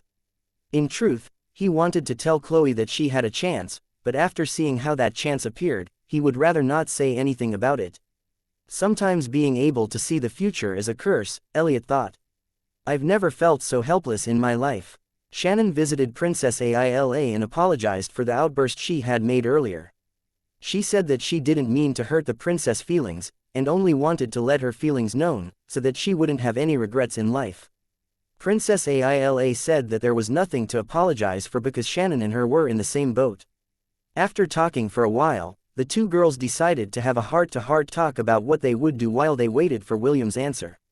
The half-elf had told them that there were many things that he needed to do in the demon continent, and he couldn't give them an answer right away.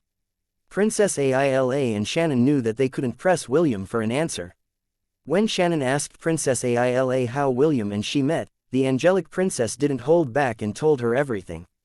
Back then, when I was about to be married off in the Carinthar Mountains, I thought that this was something that I should do as a princess of my dynasty, Princess Aila said as the memories of the past flashed through her mind.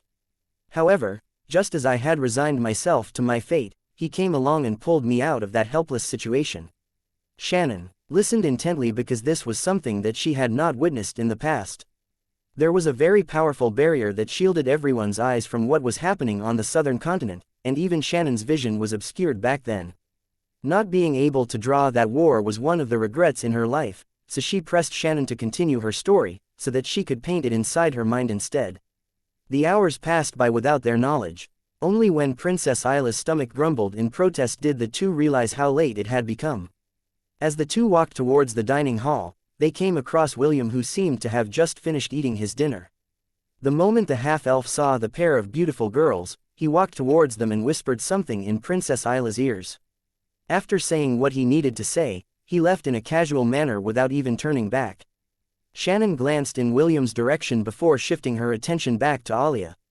Even though the hallway was not that brightly lit, the fox lady could see a tinge of red that was slowly creeping up the angelic princess's face. Princess Aila then lightly rubbed her face as she tried to regain her composure. She didn't know if she just misheard William or not, but the words that he had told her resonated inside her mind, over and over again. "I want to sleep with you tonight." Those were the words that made the angelic beauty's heart skip a beat. She didn't know why the half-elf she liked said those words to her, but one thing was certain.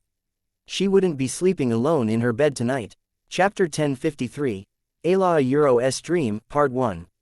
Princess Aila sighed as she cupped a handful of water in her bathtub. Floating over it were dozens of fragrant flowers that she had requested from the maidservant that was assigned to look after her for the duration of her stay in the territory of the Sand Clan.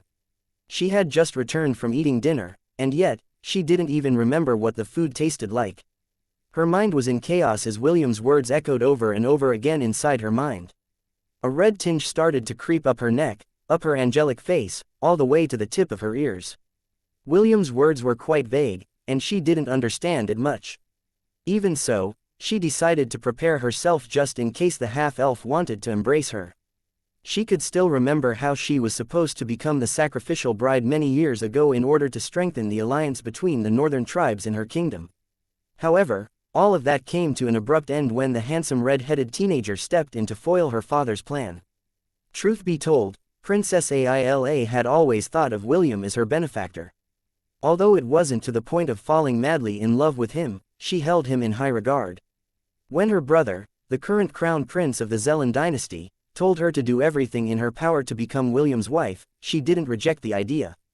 Princess Aila knew that, if it was him, she wouldn't mind becoming his wife. Unfortunately, Aila wasn't a very courageous person. Although she had become a bit more confident in interacting with the people in her class, she wasn't like Shannon, who could speak her mind without holding back. Also, she wasn't very good at seduction. The mere thought of trying to seduce William was enough to make her head spin and her cheeks burn in embarrassment. What the angelic beauty didn't know was that she didn't need to seduce anyone to have them attack her like wolves. Her beauty, and her innocence, was more than enough to make the boys in her class howl like wolves. Unfortunately, William wasn't someone who lacked beauties in his life. All of his wives and fiancées were beautiful in their own right, each having their own charm and strong points that made him immune to any kinds of seduction. Princess Aila understood this, but still, her heart still skipped a beat at the thought of joining their ranks and standing by his side.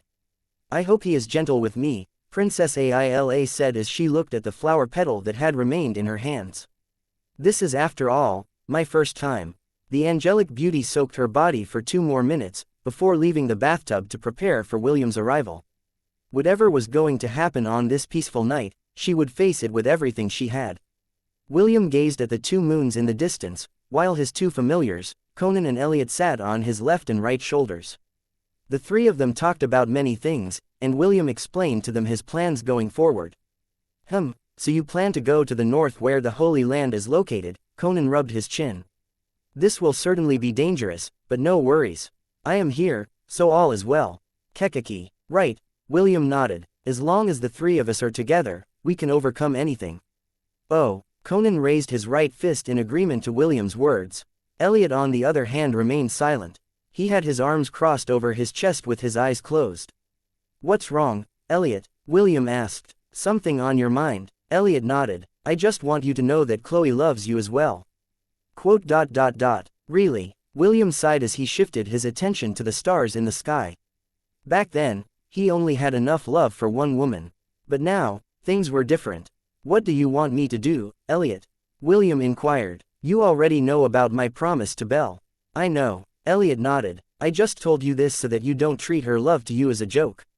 William closed his eyes. Did you confess to her? Yes, Elliot replied. I got the part of your soul that fell in love with her, so what can I do about it? Conan chuckled after hearing their exchange. Kekeki. You got dumped. Right, Elliot sighed. Still, being able to confess takes a load off my chest. I have no regrets. William nodded his head. He could understand what Elliot meant about having no regrets. He had regretted many things in his past lives, and had broken several promises. If possible, he didn't want to repeat the same mistake he made back then. Well then, it's time for me to go, William said. I'll leave the rest to the 2 of you. You can count on us. Aila had just finished wearing her night dress when she heard a knock on her door. Knowing that the time had come, she walked towards the door with her heart beating wildly inside her chest. Who is it? Princess Aila asked. It's me, William. The angelic princess took a deep breath in order to compose herself before opening the door.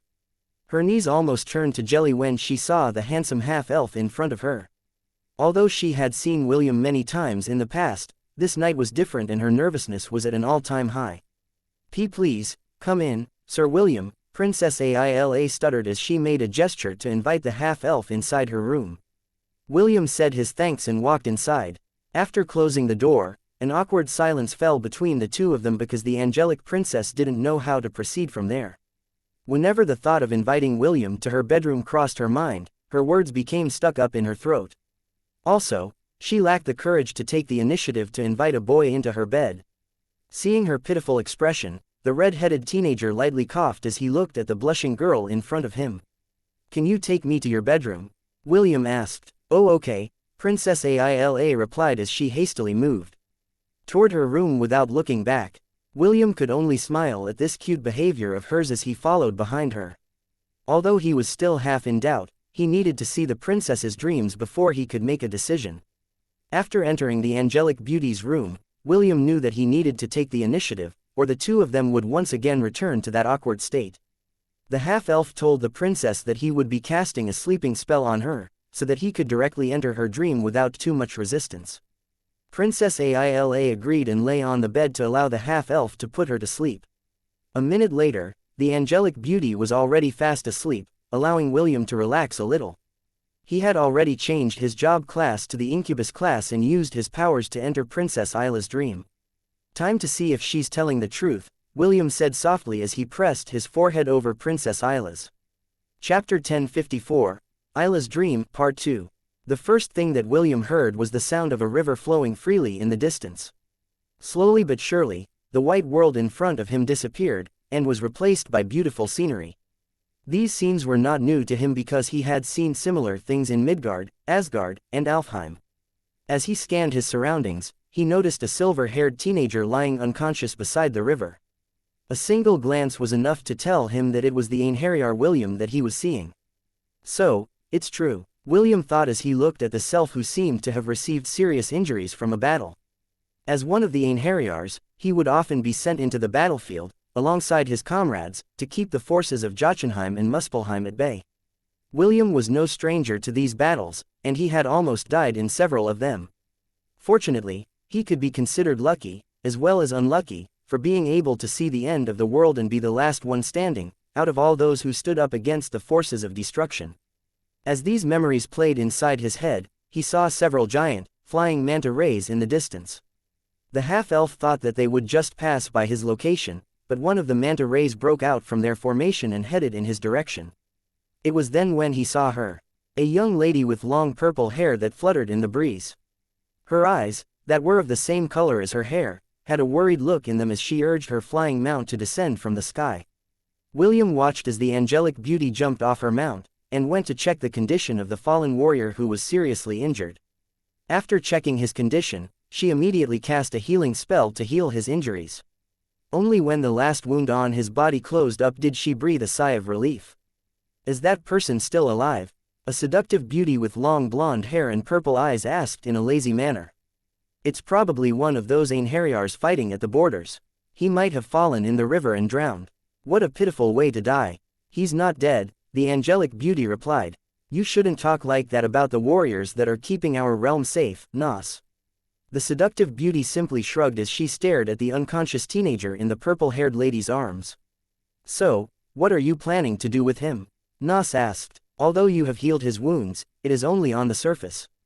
Judging from his life energy, he will probably be in a coma for a month or two. Why don't you just leave him here, Aila? His body would allow the wild beasts to have their fill. Also, the Essirs are a rowdy bunch. I'm sure they won't notice if one of their Aenarions is missing, right? Aila frowned as she made her decision. Using her wind magic, she lifted the silver-haired teenager towards her flying mount and laid him gently on top of it. I'm taking him back, Aila said with a determined expression on her face.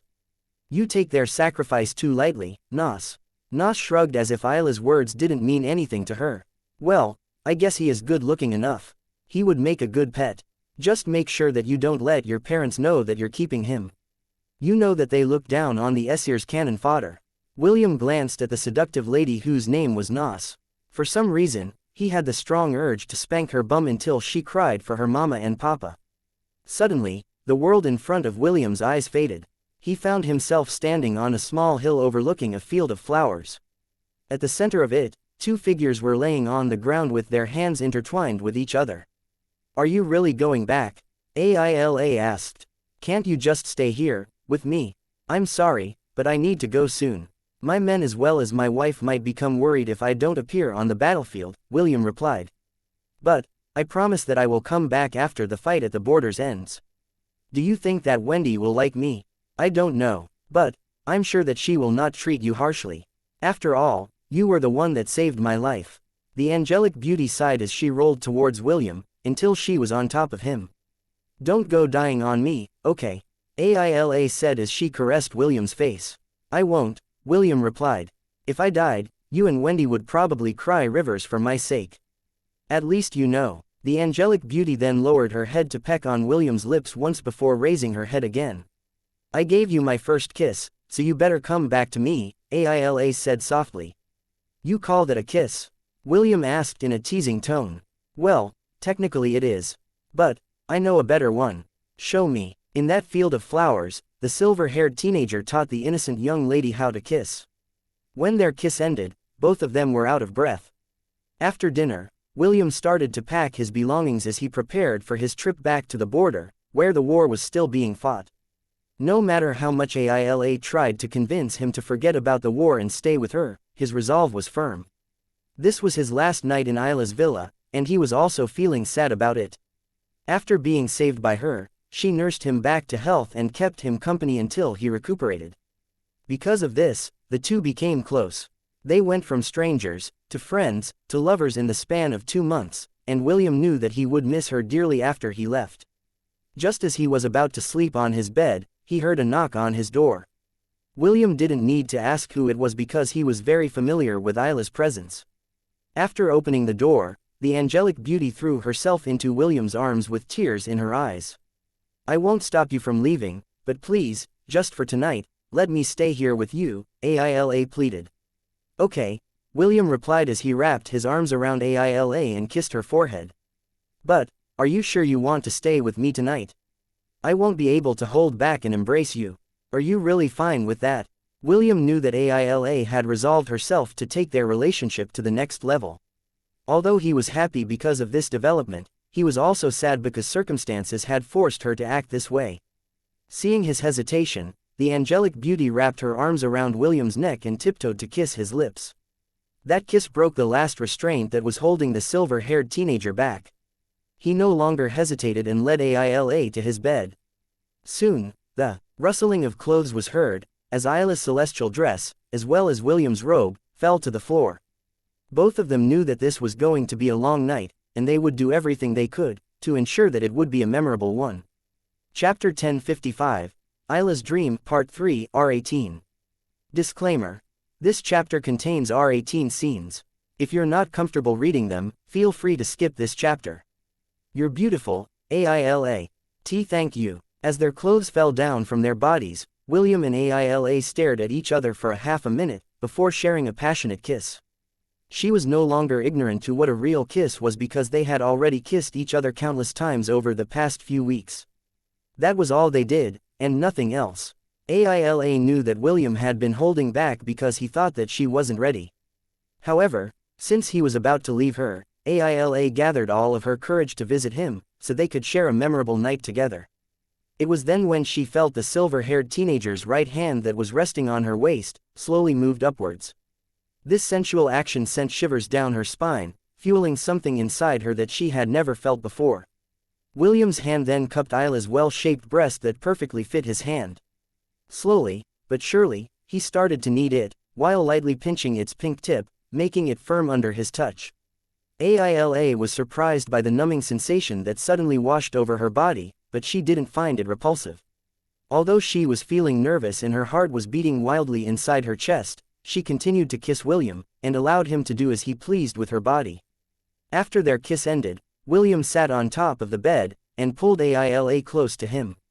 "Wrap your arms around my neck," William said as his hands rested on Aila's backside, pulling her close to him. Doing as she was ordered, the angelic beauty wrapped her arms around William's neck, and waited for her beloved's next move. William started to kiss, and nibble Aila's firm and pink tips that were eager for his love. Whenever he sucked on them, Aila would bite her lips subconsciously as she felt William's tongue play with it inside his mouth. Still, that was the least of her worries. William's hands weren't being idle either. They kneaded and squeezed Aila's backside, making her gasp. Soon, she was finding it difficult to maintain her legs' firm hold on his waist as William's two-pronged attack, from the front and behind, made her legs weaken. If not for the fact that she was leaning against his body for support, she might have long collapsed on the floor. Her body, that had not been touched by any man, was starting to feel sensations that she had never felt before. After several minutes passed, William finally stopped, allowing her some room to breathe. Soon, Aila found herself lying on the bed, and staring up into a pair of beautiful blue eyes that looked at her with love and affection. She knew what he wanted, because it was also the thing that she wanted. "Please, be gentle." William kissed her forehead before raining kisses on her body. The moment William's tongue tasted her forbidden fruit, Aila's body uncontrollably shuddered. "You're quite sensitive, Aila," William commented as he continued to prepare her for their long-awaited union. When he felt that she was ready, William kissed her one last time before claiming her maidenhood, dyeing the sheets with the proof of her purity. Her cries of pain didn't last long and soon turned to sighs of pleasure. William could feel his breathing getting rough as he listened to her innocent moans that fanned the fire in his loins. He wanted her so badly that holding back pained him. Her purple eyes looked at him with love. Her soft lips tasted like heaven. Her beautiful body was now under his own. And her maidenhood had been surrendered to him. He was more than happy to claim them all. Soon, a grunt escaped his lips, as he released his essence inside her innocent womb, marking it as his own. Aila's body shuddered for the umpteenth time as something hot seeped inside her body, making her feel faint. Her first time had been too intense, and it was more than she could handle. Even so, Aila remained conscious as the waves of pleasure washed over her body. "I love you, Aila." The night was still young, and William had to leave when morning came. Because of this, the two made love again and again, until they could no longer move their bodies. William looked at the two sleeping people on the bed with a complicated look on his face.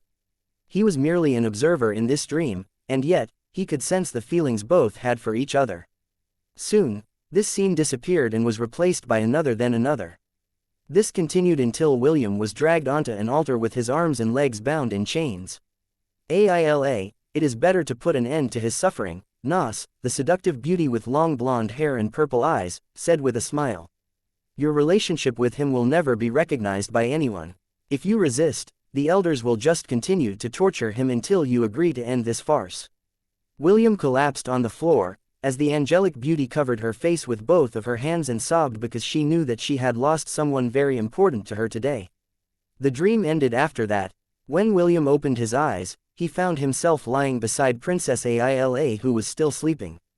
As he gazed at her angelic face, he noticed that the princess was crying. The half-elf didn't know that this wasn't the first time that Aila had cried whenever she saw that parting scene in her dreams. It was as if her entire soul was crying out for the relationship that she and William had lost on that day. What am I going to do with you? William muttered softly as he used his fingers to wipe away the tears from her eyes. Only when Aila stopped crying did the half-elf sigh in relief.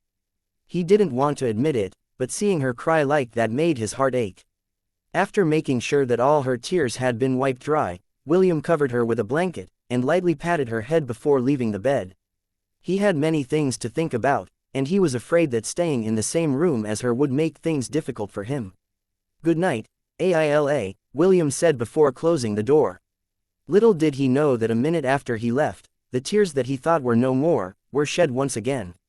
Chapter 1056, A Dark Future That Awaited All of Them. A tear fell from Shannon's eyes as she finished the last brush stroke of her painting. I'm sorry, Shannon said as she covered her face with her paint-stained hands. Due to Princess Aila's weird behavior after William whispered something in her ear. Shannon thought that something was amiss. After asking the angelic princess what was wrong with her, she subconsciously muttered that William was planning to sleep with her tonight. This revelation made Shannon blush because she didn't expect that William would immediately take things to the next stage after receiving their confessions. Because of this, she decided to spy on the two of them, thinking that she would be able to better understand how couples share their nights together. However, what she saw was completely unexpected. Although she had seen what she was looking for when the silver-haired William and Aila embraced each other, what followed next was heartbreaking. It was like watching a very wholesome show that suddenly became a tragedy. This caught Shannon completely by surprise, and she didn't expect that her curiosity would leave her feeling so bitter and sad at the same time. Although she didn't fully understand it, she had a hunch that what she saw was William's and Princess Aila's past life. This concept was not new to her because she had seen how William traveled back to Earth and met Belle, who had been his love in his previous lifetime. Truth be told, Shannon felt a little envious because she didn't have this kind of connection with William. Even so, she still felt that he was the prince in the books that she had read in the past. Shannon wanted William to become her prince. When she heard about the prophecy of the Prince of Darkness, she wished that the prophesied prince would come to save her, and pledge his undying love to her. Sadly, fairy tales were different from reality. Any prince, no matter who they were, would commit suicide after seeing her face. This was something that she couldn't control even if she wanted to. This was why, when William first visited her in the shrine, she was very eager to know if he would be able to resist the power of her divinity. Sadly, he couldn't even after trying twice. Back then, Shannon no longer thought of William as the prophesied prince for one single reason. How can the prince be affected by her divinity? Since he was the Prince of Darkness, he must be able to overcome anything in order to bring the entire world to its knees. That was Shannon's belief, and she had thought that Celeste and Celine weren't the true brides of darkness, but her. What should I do? Shannon muttered after regaining control of her senses. Should I apologize to Aila? No, if I do that, she will know that I spied on her last night. Shannon was at a loss about what to do and her feelings were in disarray. Because of this, she didn't notice a little fairy looking at the paintings that she had drawn from behind her back. It was only after a few minutes that Shannon realized that she wasn't alone and immediately turned around to look at Chloe, who was looking at her paintings with her arms crossed over her chest and a serious expression on her face. What are you doing here? Shannon asked. Don't you know how to knock? Knock. I came through the window, Chloe replied. Why should I knock on windows? That's not the point. I didn't give you permission to enter my room. Oh, don't sweat the small details. You're like that old man, Byron, who always complains whenever I break down the door of his office. Shannon didn't know how to respond to Chloe's nonchalant attitude. Clearly, she was used to barging into other people's private space. Because of this, Shannon completely ignored the little familiar as she stood up to drink a glass of water. Silence descended inside Shannon's room as the two girls did their own thing. Both of them had things on their mind, and were in no mood to talk to each other. William sighed for the umpteenth time as he held a canned soda in his hand. Conan and Elliot were right beside him and munching on sunflower seeds. "So, how did it go?" Conan asked. "Is Aila really one of your past lovers?" William nodded before emptying the can in his hand. Elliot peeled his sunflower seed in a leisure manner as he listened to the conversation. He already had a hunch that Princess Aila was telling the truth, which was why he agreed to help her meet William in the Demon Continent. However, the biggest question was, what would William do about it? Seeing that William still couldn't decide on what to do, Elliot decided to give him a hand. "How about you postpone your decision until you deal with the problem of the ancient ruins in the north?" Elliot asked. "I know that giving Princess Aila and Shannon your answer is important, but that could wait until you come back from the north. This will also give them enough time to prepare their hearts for whatever answer you need to give them." "Are you sure that is a good idea?" William asked. "Wouldn't it be better if I just get it over with now?" Elliot shook his head. "There are things that you cannot rush. Also, I had a premonition last night. You need to settle the issue with the ancient ruins first before tackling other matters." William arched an eyebrow as he looked at his angelic familiar that was busy peeling his sunflower seeds. He knew that Elliot had the power of clairvoyance, so he didn't mind listening to his suggestion. "Are you sure that there will be no issues?" William inquired. "Relax, Shannon won't start a genocide just yet," Elliot replied before taking a bite of the seed in his hand. "That will happen after you return." William rubbed his face with the palm of his hand. "This doesn't make me feel relieved at all." "Will, you and I both know that you don't need to wait for the future," Elliot said as he gave William a sidelong glance. "It comes soon enough. And for your sake, I pray that it comes soon enough." Elliot muttered the last part of his statement in a voice that was so low that not even William's strong hearing could pick up. Although it didn't show on his face, Elliot had been feeling restless lately after seeing what the future held for William. He had already used his powers to formulate several possibilities, but all of them led to the same ending. The only difference was the order in which things were going to unfold and their severity. Since that was the case, Elliot had resolved himself to push events that would give William a higher chance to reach the goals that he had set for himself. This was the only thing he could think of in order to ward off that dark future that awaited all of them. "Will, just remember one thing," Elliot said as he stared at William with a serious expression.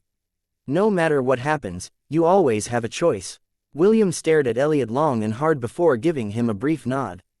For some reason, Elliot's words resonated inside his core, and it made him feel that something inside him had been cleared up. Although he still didn't know what that thing was, he was sure that he would find it after he traveled to the Holy Land of Darkness. Chapter 1057, There is no turning back. "Zeph, please take care of them while I'm away," William said with a smile as he looked at the old man's face that was slowly turning green from anger. "Ha ha ha, of course," Zeph replied as he patted William's shoulder. "I'll make sure that the young misses are well taken care of." William knew that although Zeph was smiling, deep inside the old man was cursing him and his ancestors from the bottom of his heart. If possible, he didn't want to babysit Princess Aila and Shannon, while the half-elf went to the north to handle his business. But, since William was the contractor of the Fortair Death Worm, the old coot had no choice but to send him off with a smile and assure him that everything was going to be alright. William nodded his head with a satisfied expression on his face before turning his attention to Princess Aila and Shannon. "Wait for my return," William said. "I promise that I will give you my answer by then." Princess Aila nodded her head in understanding. Ever since William had entered her dream, she felt as if a burden had been taken off her shoulders. Shannon, on the other hand, reluctantly nodded her head because she understood that she couldn't force her way inside William's heart were she to insist on following him on his journey. Besides, her ability to travel long distances could be used once again, so she wasn't worried about not being able to go to where William was, in case he needed her. "Conan, Elliot, look after them for me," William ordered his two familiars who patted their chest with confidence. "Kekeki, leave it to me, consider it done." Just as William was about to leave, Chloe landed on his head and sat on top of it. "I'm going with you," Chloe declared. "I'm sure that what you are about to do is dangerous. I'll make sure to keep you safe." William was about to urge Chloe to stay and protect Princess Aila and Shannon, when Elliot's telepathic message reached his consciousness. "Take Chloe with you," Elliot insisted. "She will be of great help to you." William paused for a bit before nodding his head. He had decided to heed Elliot's advice and take the little fairy with him on his journey.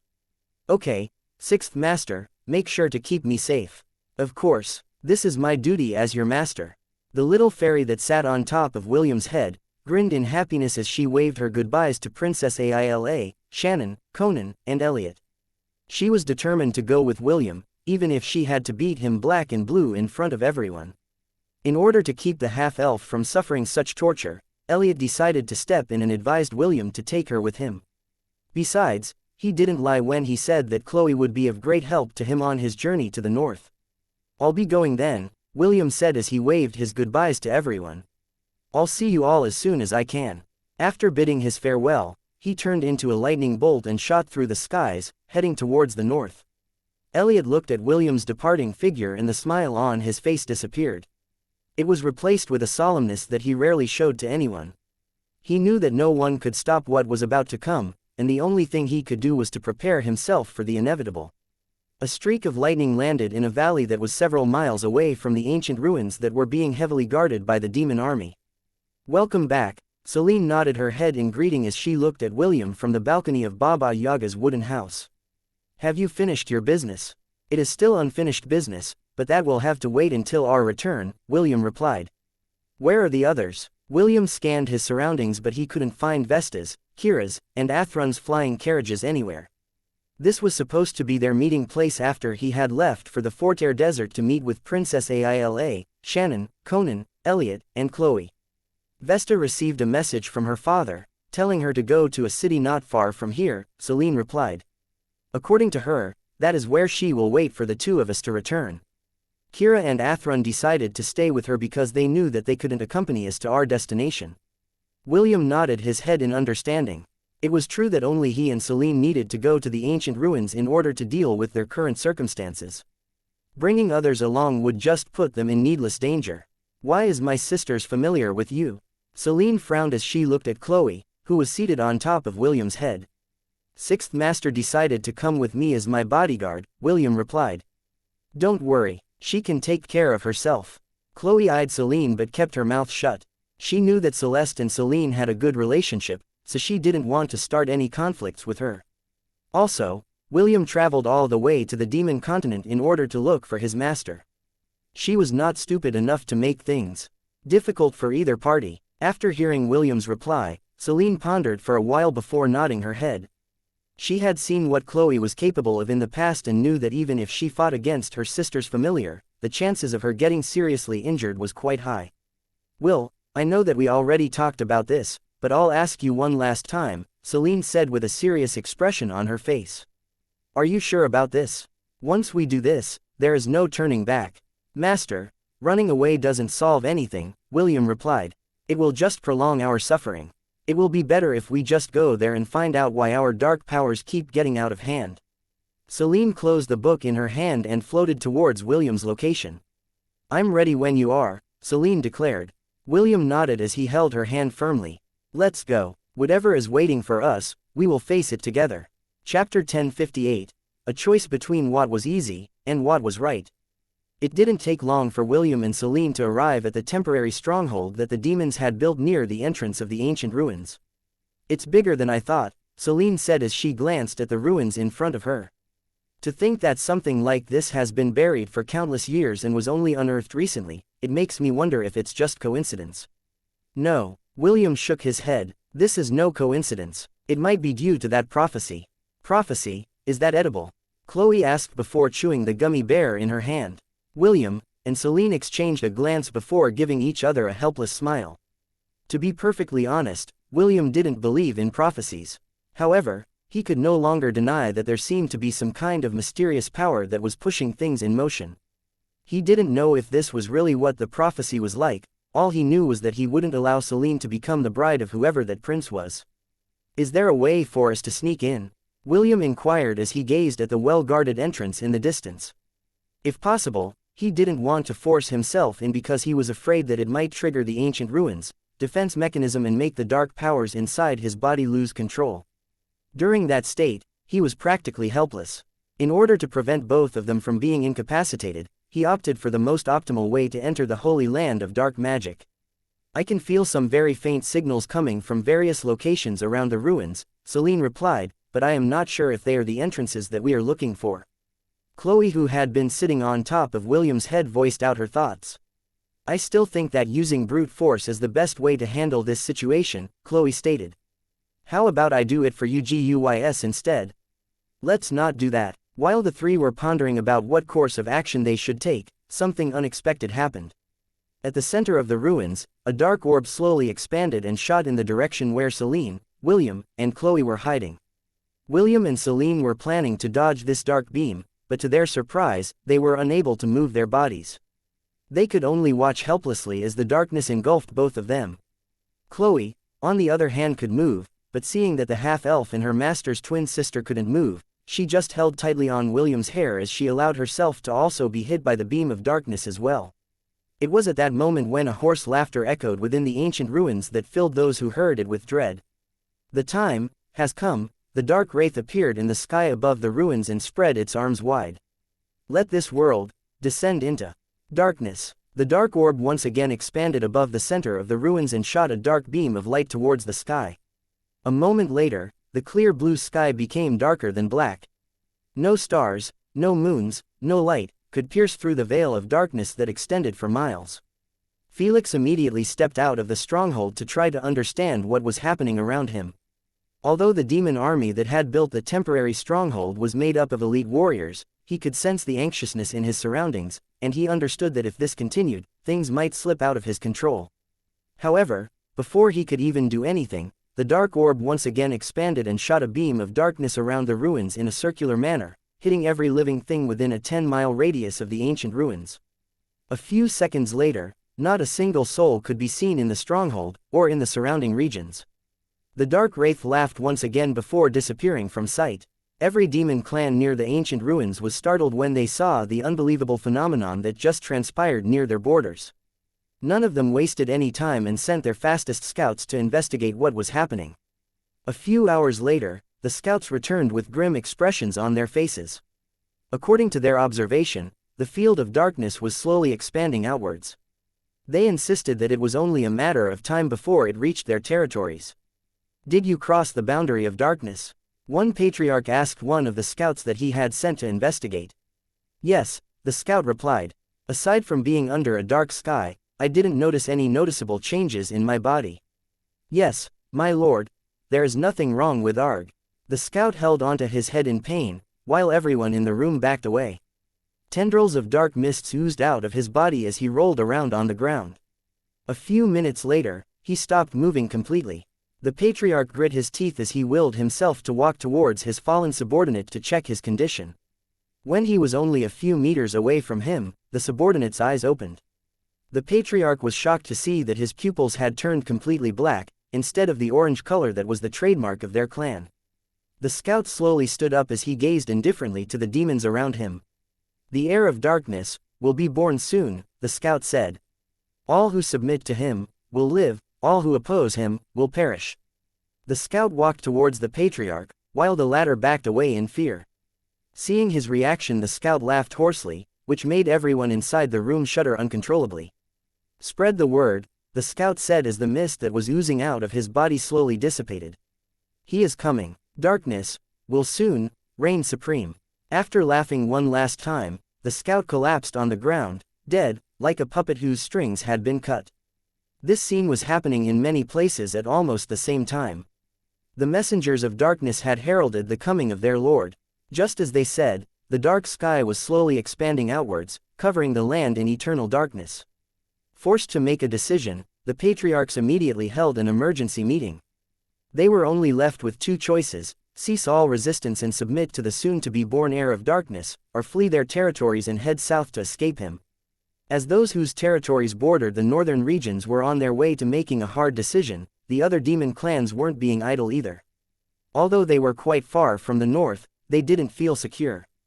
Even they felt that it was only a matter of time before their own territories would be under the dark sky, and fall under the rule of whoever would be chosen to become their new master. The southern regions of the demon continent. So, it has finally started. Joash gazed at his artifact that was monitoring the ancient ruins. Dark lightning streaked across the sky as thunderous roars boomed in the heavens. The lightning bolts would hit the ancient ruins from time to time, but they didn't do any damage to it. It seemed that the lightning itself was being attracted to it. Zeph, what are your plans? Joash asked as he gazed at another round mirror that was hovering beside him. We will wait for the time being, Zeph answered with a solemn expression on his face. According to my calculation, it will take at least 2 to 3 months before the dark domain reaches the Forterre Desert.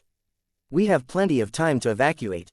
I have already ordered my subordinates to prepare the logistics for if and when we are going to leave our homeland. For now, the majority of our people still don't know what is happening in the north. I'd like to keep it that way for a month, so there wouldn't be any cause for panic. My liege lord, Lorcan, also thinks the same way. Joash nodded his head in understanding. I will tell my daughter and her entourage to join your clan for the time being, Joash said. Watch over them for me. If you decide to flee, take her with you.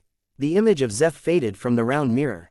Joash once again contacted all of his allies and asked them on what course of action they were planning to take. The main reason why Joash had volunteered to become the gatekeeper of the south was due to the discovery of the ancient ruins. From the very start, he had a feeling that, sometime in the future, a great calamity would happen in the Northern Territory. This was why he decided to create a stronghold in the south, in preparation for what was about to come. His fortress was not made to only keep the invaders of their land away from their domain, it could also be used as the last line of defense to contain whatever evil might be born from the ancient ruins that had made him feel inexplicable danger back then. I just hope that Adam can become the chosen one, Joash muttered as he thought about his disciple. But, that half-elf is also a good second choice. Regardless of who remains in the end, I just hope that they will be on my side. If not, the black dragon closed his eyes, as he clenched his fist. He didn't dare voice out the rest of the words he wanted to say for fear that they would come true. Dark times were upon them, and soon they would be given a choice between what was easy, and what was right. Chapter 1059, Let the Killing Begin. Where are we? William asked as he scanned his surroundings. How should I know? Chloe replied with a frown. Wherever this is, I sense a dark presence in our surroundings. We're probably inside the ancient ruins, Celine answered. Do you feel something? No. How about you? William answered. Celine pointed in the distance where a black pyramid-like structure could be seen. I feel something calling out to me in that direction. William frowned as he gazed in the direction she was pointing in. Try as he might, he couldn't feel anything in his surroundings, or feel any particular attraction to the pyramid in the distance. Optimus, can you scan that pyramid for me? William asked. The half-elf waited for the system's answer, but no answer came to him. This was not the first time that this had happened to William, so he understood that he was in a place where Optimus was blocked by some kind of powerful law, just like had happened in the Deadlands. What kind of feeling do you get from that pyramid? William inquired of the beautiful elf that was standing beside him. Celine narrowed her eyes as she tried to understand the faint feeling that was calling out to her. It's not hostile, or threatening, Celine answered after a while. I feel that if I go there, I will be playing an important role. A role that was given to me by birth. The frown on William's face deepened. Alarm bells were ringing inside his head, telling him that going in that direction was a very, very, very bad idea. Making up his mind, he held Celine's firmly and looked her in the eye. Let's not, William said as he shook his head. Don't go there, Celine. Celine immediately understood what William was trying to say. She glanced at the pyramid in the distance one last time before shifting her gaze towards the red-headed teenager who was looking at her with a worried expression on his face. Okay, I won't go there, Celine replied. Just as the two of them were about to discuss what they were going to do next, a hoarse laughter was heard behind them. William immediately stood in front of Celine as he faced the dark wraith who was hovering several meters away from them. Welcome, the dark wraith bowed towards Celine in a respectful manner. I have been waiting for you, sacrificial bride of darkness. After gazing at Celine for a few seconds, it then shifted its attention to the black-haired teenager who was now holding a golden staff in his hand. Tell me, boy, the Dark Wraith said in a teasing voice. Do you believe in dark magic? Chloe flew in front of William and transformed into a 14-year-old girl. She no longer had a playful expression on her face, as she took a guarded stance against the creature that was in front of them. Yes, William replied. He had a feeling that if he said no, something terrible would happen to him. Beads of sweat had formed in his forehead as he gazed at the apparition in front of him. Although he didn't have the system to help him gauge the level of the Dark Wraith whose golden eyes were looking straight at him, he knew, with utmost certainty, that he was looking at a pseudo-god.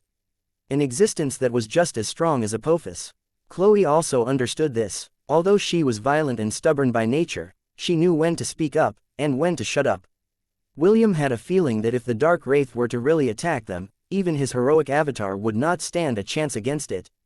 The only thing he could do was summon Sun Wukong, so the Monkey King could fight in his place. Right now, Enuma Elish, the 7 tablets of creation, was only charged halfway. Its divinity was not enough to deal with the being in front of him, so he had no choice but to call upon his trump card if things went south. Fortunately, the Dark Wraith didn't seem to have any intention of attacking him. It just laughed hoarsely as a devilish grin appeared on its horrific face. We will know, soon enough, if you truly believe, the Dark Wraith stated. You may do as you please, but know this, the Chosen One will have his bride. Since you are also a candidate, it will not be fun if you don't participate in the selection. The Dark Wraith snapped his fingers, and William disappeared from where he stood. Celine glared at the Dark Wraith as she channeled the dark powers in her body. Where did you take them? Celine asked with a trace of killing intent. To a game, the Dark Wraith replied. A wonderful game, of life and death. The winner takes all, and the losers lose everything. Worry not, Destiny's bride. You will soon meet your destined one. William found himself in what seemed to be an open plain. Several demons were also standing near him, as they, too, looked around them in confusion. On a raised platform overlooking them, all, over a dozen young individuals stood. They were looking down on the newcomers with complicated looks on their faces, as the dark stars on their shoulders glowed faintly. Recognizing one of the people on the platform, Felix stepped forward and voiced his question. Adam, what is going on here?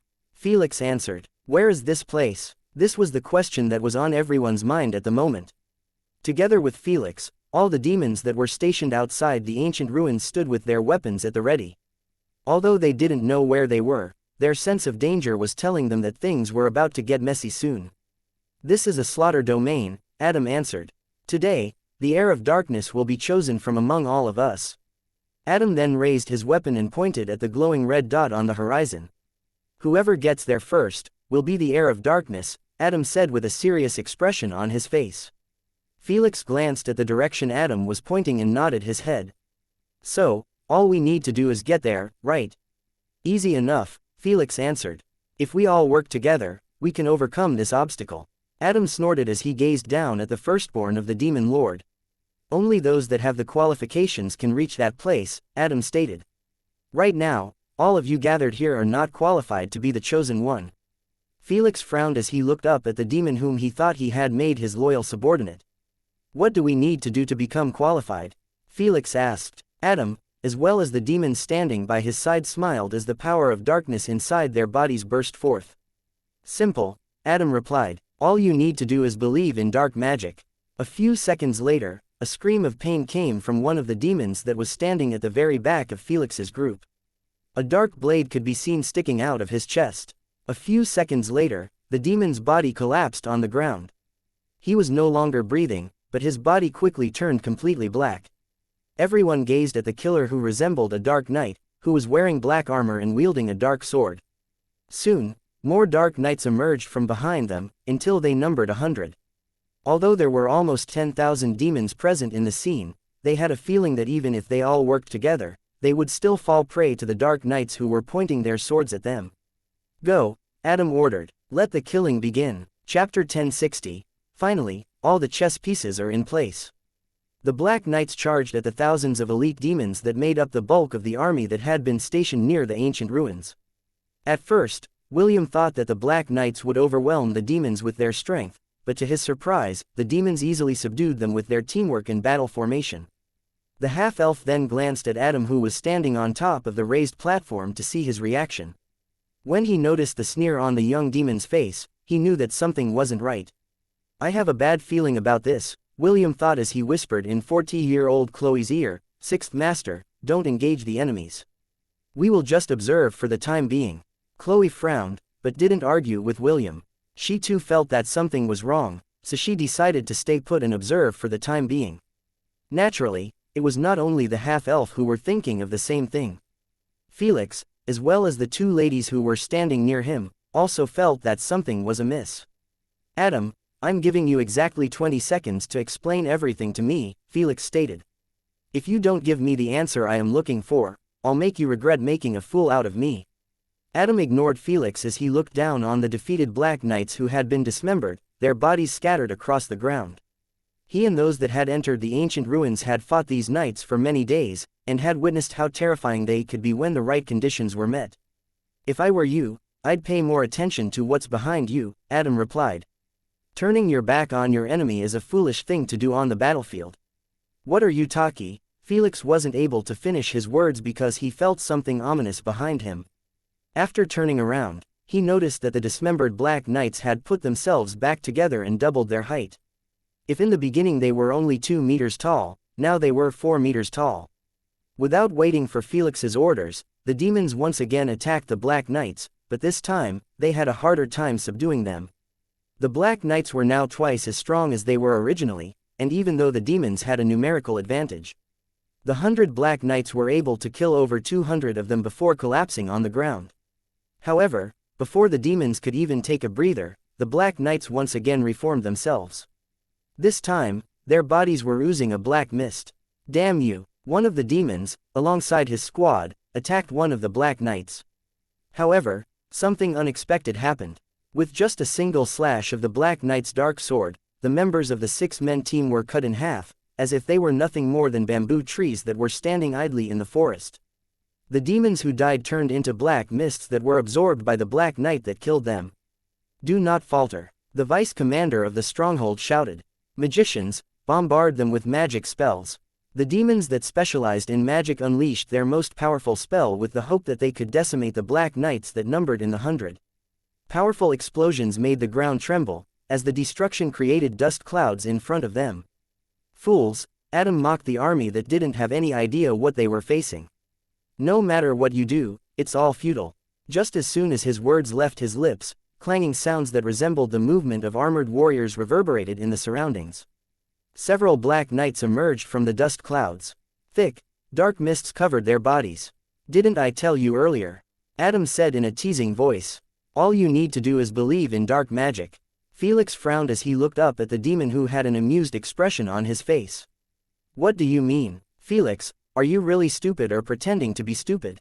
Adam answered in a teasing tone. "Must I repeat myself? All you need to do is believe in dark magic." "You mean, these creatures can only die from dark magic attacks?"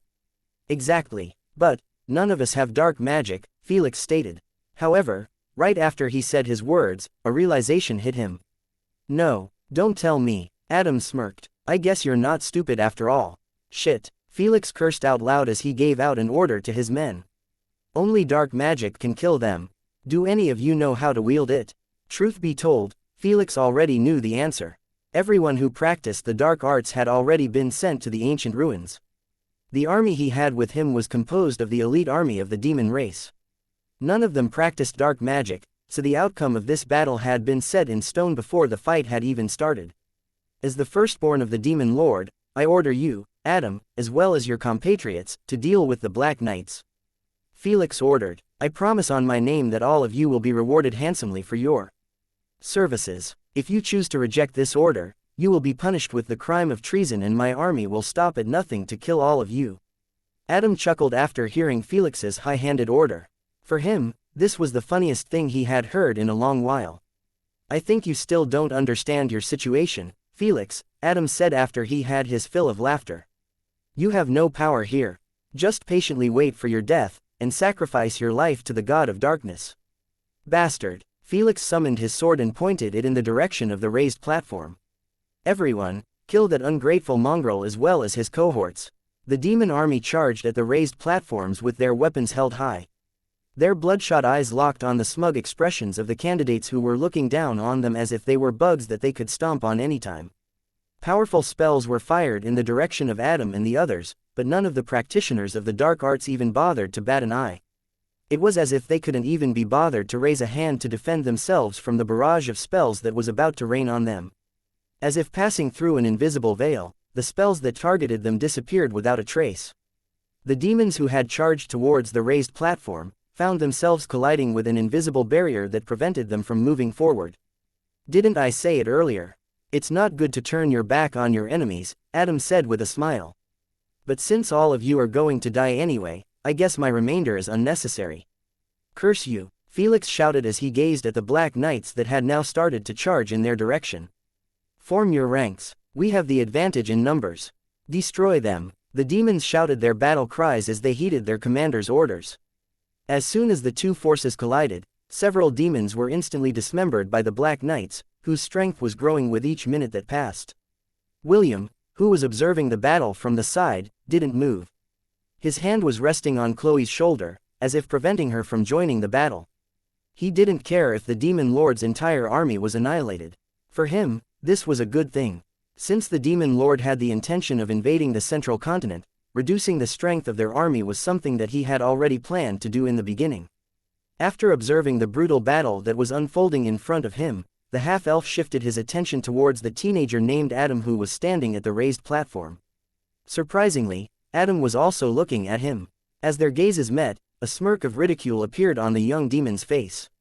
"So, you are the son of the Dungeon Conqueror," Adam thought as he looked down on the black-haired teenager with contempt. "Since he is here, it means that the Bride of Destiny is also here.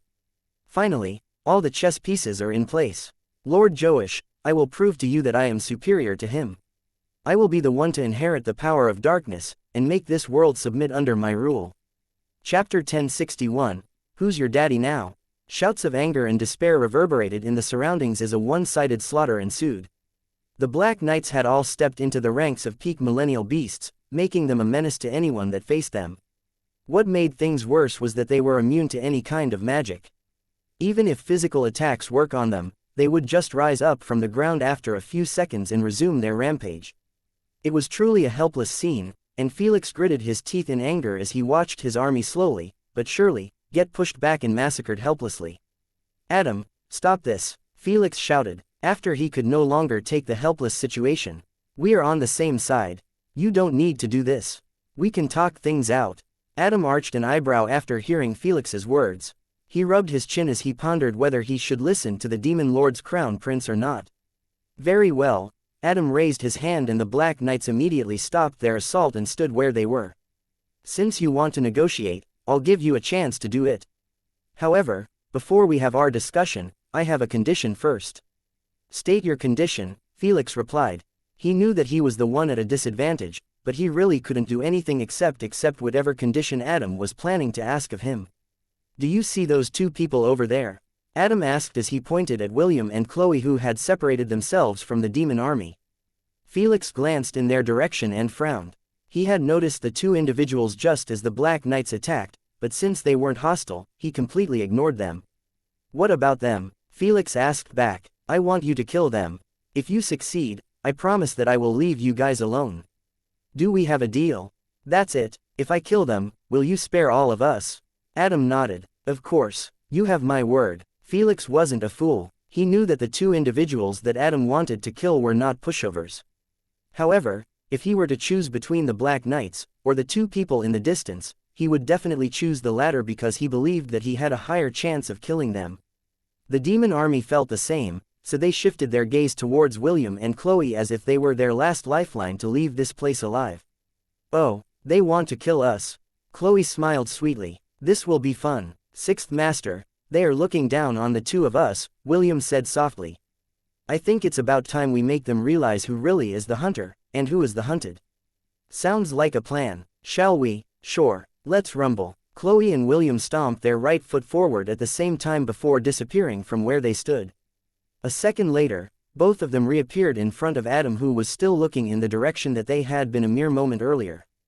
Chloe gave a powerful shout as she smashed her fist towards the young man's face. However, a barrier appeared to block her punch. As soon as Chloe's fist collided with the barrier, a resounding cracking sound filled their surroundings. The barrier shattered like a crystal glass, taking Adam by surprise. Just as he was about to use his dark magic to protect himself, William's foot stomped on his face, sending his whole body flying off the raised platform. Everything happened so fast that nobody was able to react in time. The only thing they heard was the shattering of the barrier, and Adam's pained scream as his body flew several meters away from the platform before crashing into the ground, creating a crater around his body. "Why you?" Adam hatefully glared at William as he spat out a mouthful of dark blood. "Me, what?" William asked back with a sneer. "You've been looking down on us from the very beginning. How does it feel to eat the dirt under my feet?" Chloe crossed her arms over her chest as she raised her chin in arrogance. "Who's your daddy now, huh?" Adam could feel his cheeks burning due to anger and humiliation. He was confident that nothing could break past the barrier that protected the platform, and kept all the candidates of the dark arts safe from the final phase of the selection. He didn't expect the young girl's punch to be strong enough to shatter it completely, which made him unable to react in time. "I'll kill you," Adam shouted. "I'll kill you, William Von Ainsworth." Adam's hateful shout was like the sound of thunder that reached everyone's ears. All of them gazed at the black-haired teenager who had stomped on Adam's face and was now standing on top of the platform. "I guess there's no need for me to hold back then," William replied as the color of his hair and eyes changed. It's really him," Felix said with a solemn expression on his face. "The son of the Dungeon Conqueror and the Saintess of the World Tree." As someone that belonged to the current ruling clan of the demon realm, there was a family name that they hated the most. There is no demon clan in the demonic continent who hadn't heard of them, especially since it was the name of the family that was responsible for denying them of their ultimate goal of world conquest. "Ainsworth," Felix muttered. "William Von Ainsworth." All the demons looked at William with bloodshot eyes. If earlier, their hatred had directed at Adam, now it was all locked onto the red-headed teenager who was arrogantly looking down on all of them. "To those who want my autograph, please line up," William said in a teasing tone. "There's no need to be shy, I won't be going anywhere." "Kill him," Adam ordered, and the Black Knights who had remained stationary in the distance all flew towards the raised platform like wraiths, with a black mist trailing behind them. "Kill him," Felix ordered. The mages in the demon army hatefully fired their spells at the half-elf who had now gathered the aggro of everyone on the battlefield. Even the candidates of the dark arts unleashed their dark spells in order to end his life. "You sure are popular," Chloe said as she flashed William a mischievous grin.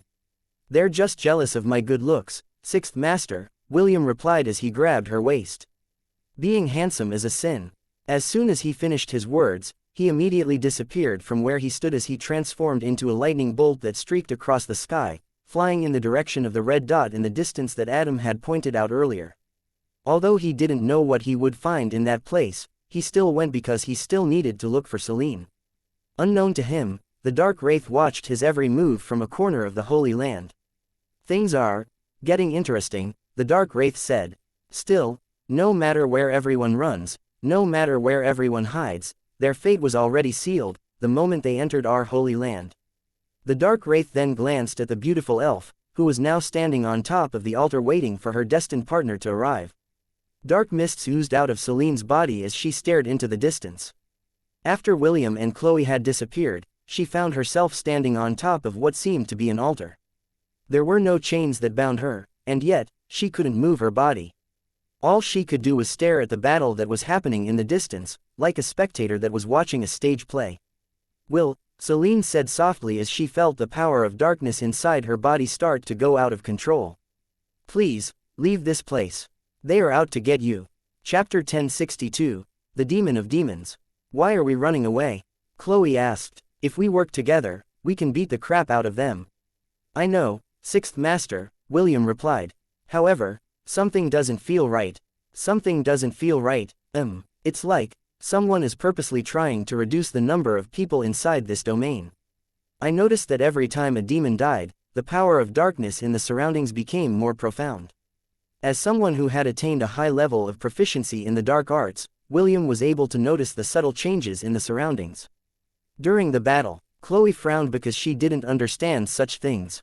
She was confident that no matter how powerful their enemies became, she was confident that she could send them all to Kingdom Come. Even so, she trusted William, so she no longer argued about his intention to escape. "We're almost there," William said as he saw the red portal that was hovering above a black pyramid. According to Adam, this was the place that they needed to go. However, he didn't specify whether they should enter the portal or not. "What do you think, Sixth Master?" William inquired. "Should we enter the red portal or not?" "Let's enter," Chloe answered.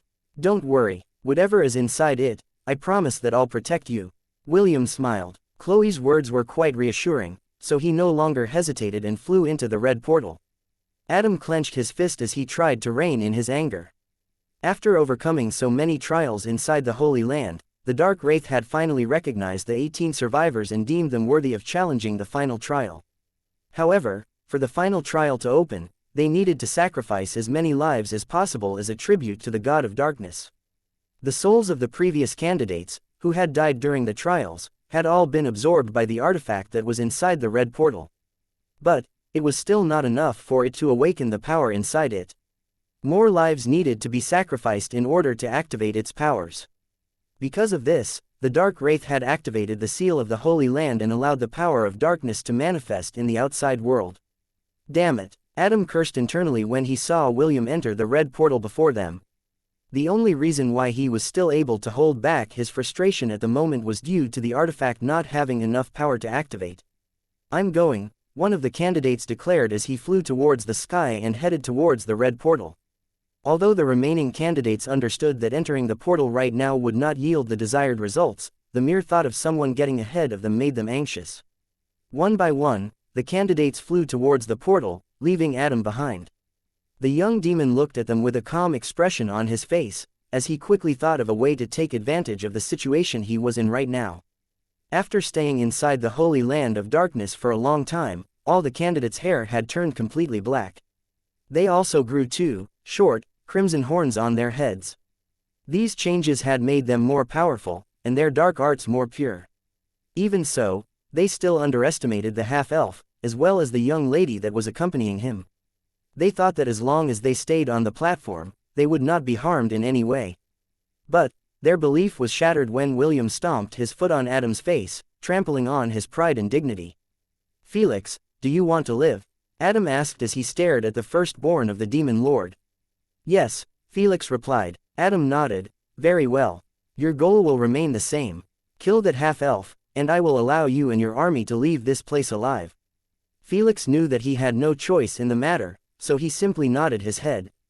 However, deep inside, he was already thinking of ways to make Adam pay for treating him in this manner after he had given him his trust. "What in the world?" William muttered as he gazed at a gigantic black throne that was right in front of him. Seated on it was a giant demon with long black hair, and two crimson horns protruding on the top of its head. On its back was a pair of red wings that were lightly spread out, showing his magnificence. The giant demon had his eyes closed, but even then, the overwhelming power that was radiating on his body was enough for William to understand that he was in the presence of a very powerful god. "Will, is that thing alive or not?" Chloe asked as he stared at the giant demon in front of her with a guarded expression. As someone that pursued strength, she had fought many adversaries, as well as helped William fight against Apophis in the void. However, compared to the giant serpent, who had regressed its rank to a pseudo-god, the being in front of them was a bona fide god. Apophis was nothing more than a little worm, compared to the being in front of them. "I don't know," William said in a volume that was only loud enough for Chloe to hear. It was as if he was afraid that his voice would awaken the god in front of them and make it pinch them to oblivion. "Don't worry, he is currently in a very deep sleep. He won't wake up no matter what you do to him." A voice spoke behind William, which almost made the half-elf as well as Chloe jump up in fright. They hastily looked behind them only to see two beautiful ladies, who were looking at the giant demon in front of them with reverence. "Who are the two of you?" William asked. For some reason, he could sense a similar power coming from the two ladies that resembled the divinity of his wives. "It's an honor to meet you, son of the Dungeon Conqueror and Saintess of the World Tree," one of the ladies with long dark green hair and eyes, replied. "I've heard that my sisters have become your wives. Ah, before I forget, you may refer to me as Invidia for now." The young beauty with dark green hair appraised William from head to foot as a mischievous smile appeared on her face. "Well, I can tell why they are smitten with you, Invidia said with a smile. Your face is not half bad. Suddenly, Invidia spun around. When she once again met William's gaze, the half-elf was surprised because Invidia had taken on his appearance. I wonder if my sisters will be able to tell the difference when I stand next to you, Invidia chuckled using William's voice, which made Chloe frown. Oi, ugly. It will be best if you return to your original appearance before I smack your face, Chloe declared as she raised her fist. How barbaric, Invidia shook her head. However, she still spun around and returned to her original appearance. After doing so, she winked at William, which made the half-elf arch his eyebrows. William then shifted his attention to the other beauty that was standing next to Invidia, who was standing as straight as a sword. She had long purple hair, which was similar to Princess Aila. However, her eyes were golden in color, which made anyone that looked at her feel her overpowering presence. You must be Superbia, William commented after taking a good look at the purple-haired beauty, whose prideful demeanor didn't escape his eyes. The purple-haired beauty didn't affirm or deny William's words. She continued to stare at the giant demon, who seemed to be fast asleep. A minute later, she opened her lips and a confident voice who seemed to ridicule the entire world reached William's ears. His name is Ahriman, Superbia stated. He is the demon of demons, and dwells in an abyss of endless darkness in the north, the traditional home of those who wield dark magic. Ignorance, harmfulness, and disorder are the characteristics of Ahriman. He can change his outward form and appear as a lizard, a snake, or a youth. His aim has always been to cover the world in darkness, and make all of creation submit to his will. Ahriman creates death. For health, he produces disease. For beauty, ugliness. All man's ills are due entirely to Ahriman. He is also the reason why the era of darkness began, as the gods fought against each other in order to decide which race would sit on the top of this world, and rule everyone. Superbia then pointed at Ahriman's right hand that was resting on his lap. Hovering above the palm of his hand was a crimson crown. William felt the dark magic inside his body fluctuate the moment his eyes laid on the divine artifact that belonged to one of the strongest gods in creation. According to the prophecy of the demon race, he who wears the crown of darkness will become Ahriman's heir, Invidia commented.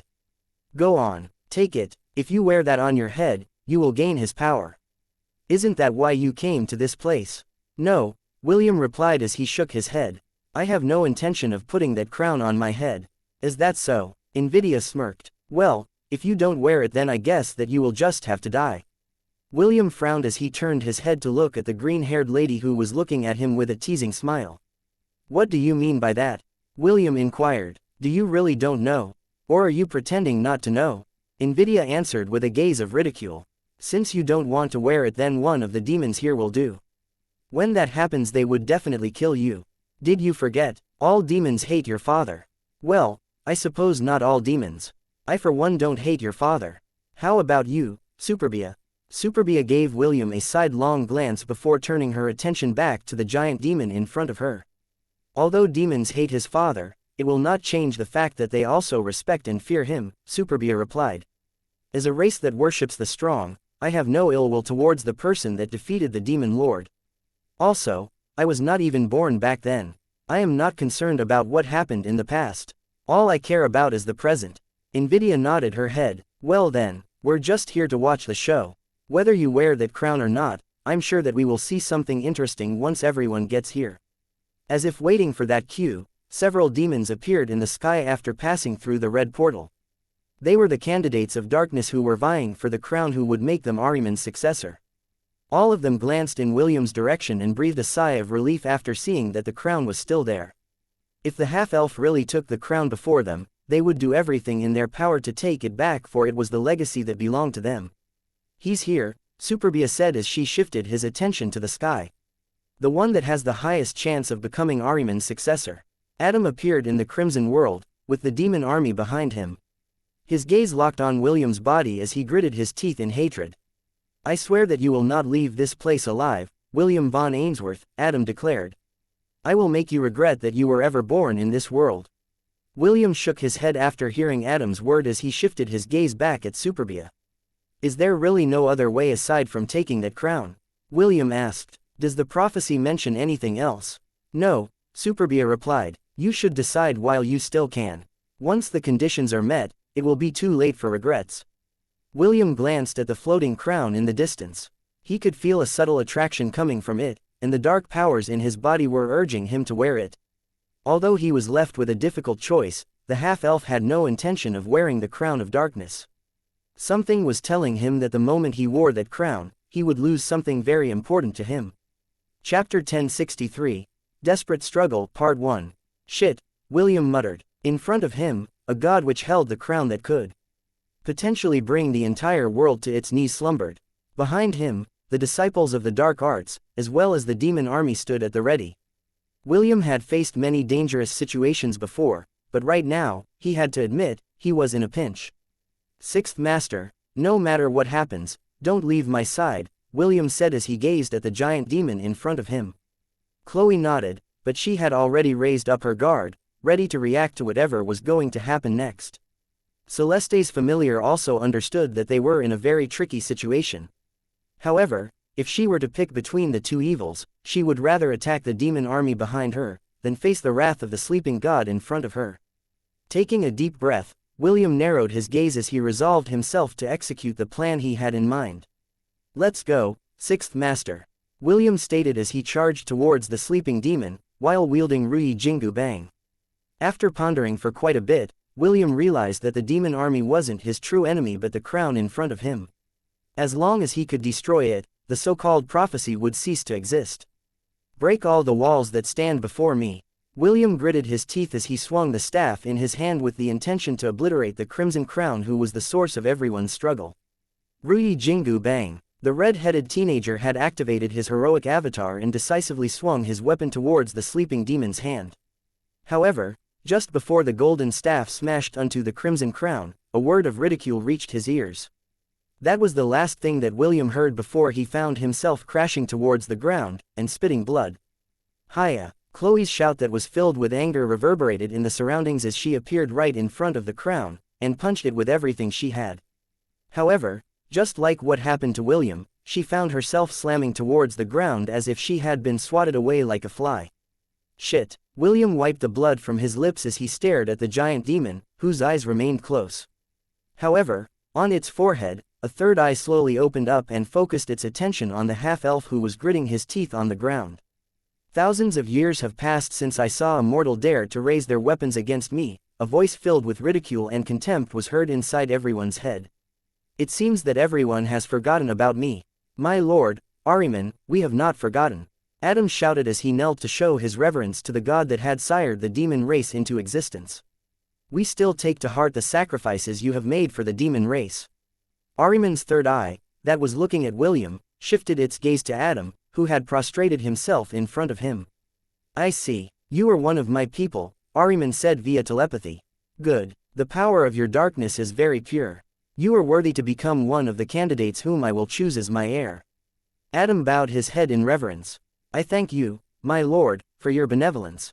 As for you, the giant eye once again focused on William who was gathering his power for one full-powered attack. Well, you also have the qualifications. If you kneel and worship me as your lord, I will turn a blind eye to your transgression and allow you to compete fairly to become my heir. William ignored Ahriman's words as he thrust his golden staff forward for the second time. The staff extended, and increased its size becoming as big as a castle. For some reason, William had a nagging feeling that Ahriman wasn't in the capacity to fully use his powers, due to the chains that bound his body to the throne. At first, William didn't notice it, but after activating his heroic avatar, the invisible chains that held the giant demon in place became visible. They were unable to escape his fiery golden eyes, which could see through all falsehoods. Insolent mongrel, Ahriman's disdainful voice was like a thunderclap that descended on everyone's head. Know your place. Ahriman's third eye glowed, and a barrier enveloped the crown that was resting on his hand. He had waited thousands of years for this fated day, and he would not allow anyone to disrupt his plans no matter what. A metallic ring spread across the domain as Rui Jingu Bang collided with the barrier that Ahriman had summoned to protect the crown in his hand. A few seconds later, cracks started to appear on the barrier as William willed his staff to shatter the barrier. Just as William was about to succeed, he felt something dangerous coming from behind him. At first, he thought of stopping his attack to dodge, but decided against it. He had complete faith in his partner, so he continued to push the golden staff forward to destroy the crown, and end all the madness. A powerful shockwave erupted behind him, as Chloe clashed against the dark wraith who had tried to sneak attack William from behind. Both held their ground as the barrier shattered into 100 pieces. "Break!" William shouted as his weapon headed towards the crimson crown that was on Ahriman's upturned palm. Just as the red-headed teenager was about to succeed, the crimson crown glowed and disappeared from the giant demon's hand. A few seconds later, it reappeared in front of Adam, who stared at it in shock and disbelief. The half-elf knew that things had gone south, so the next thing he did was turn around in order to help Chloe deal with the dark wraith that she was facing. However, just as he was about to do that, he felt the fairy's body slam against his back, sending both of them flying several meters away from where they originally stood. "Ha!" Chloe propped herself after rolling on the ground for a few seconds and stared hatefully at the dark wraith that had overpowered her in their clash. A pseudo-god, Chloe thought as she fully realized that she and William were in a hopeless situation. "Celeste, I might not see you again after this." Chloe knew that if she really wanted to escape this place with William, she had no choice but to use 100% of her powers. However, if she did that, she would only be able to live for a day, before her body crumbled into pieces. Chapter 1064, Desperate Struggle, Part 2. "Will, I have a plan," Chloe said as she clenched her fist tighter. "But, I don't know if it will work." "No." William shook his head as he rested her hand on Chloe's shoulder. "I know what you're thinking, Sixth Master. However, even if you unseal your powers, it will be useless if we don't find the method of leaving this place. Also, don't worry, we're not out of options just yet. We can still overcome this obstacle as long as we work together." Chloe didn't agree or disagree with William's words. Deep inside, she understood that as long as they didn't find the exit of this domain, everything they tried to do would be for naught. Fighting against a demon army, a pseudo-god, as well as a chained god, was too much for the two of them to handle. "What do you suggest that we do?" Chloe asked. "Our objective still hadn't changed," William replied. "No matter what, we need to destroy that crown." William's gaze was locked on the crown that was currently in Adam's hands. The young demon sneered at the half-elf whose dire circumstances almost made him laugh out loud. "Felix, order your army to kill him," Adam ordered. "That is the only way for you to survive this place alive." Felix nodded as he raised his hand to command the demon army. "Everyone, it is time for us to end the grievances that we've felt all these years," Felix shouted as he pointed at William. "Kill him, so that we can display his corpse for all of Demunkin to see. Kill the son of the man that denied us victory." The demon army charged en masse towards the half-elf who was doing his best to think of his next move. The dark wraith chuckled before reappearing beside Adam, who was currently holding the crown of darkness. It was born to protect the crown and help Ahriman filter through which candidates would be worthy to wear it upon their heads. Since the crown was now safe, it no longer needed to attack the half-elf and the young lady beside him. Although things might have not gone according to plan, the fact still remained that the trial was still ongoing. Amongst the thousands of demons within this domain, one of them would be wearing the crown of darkness before the day was over.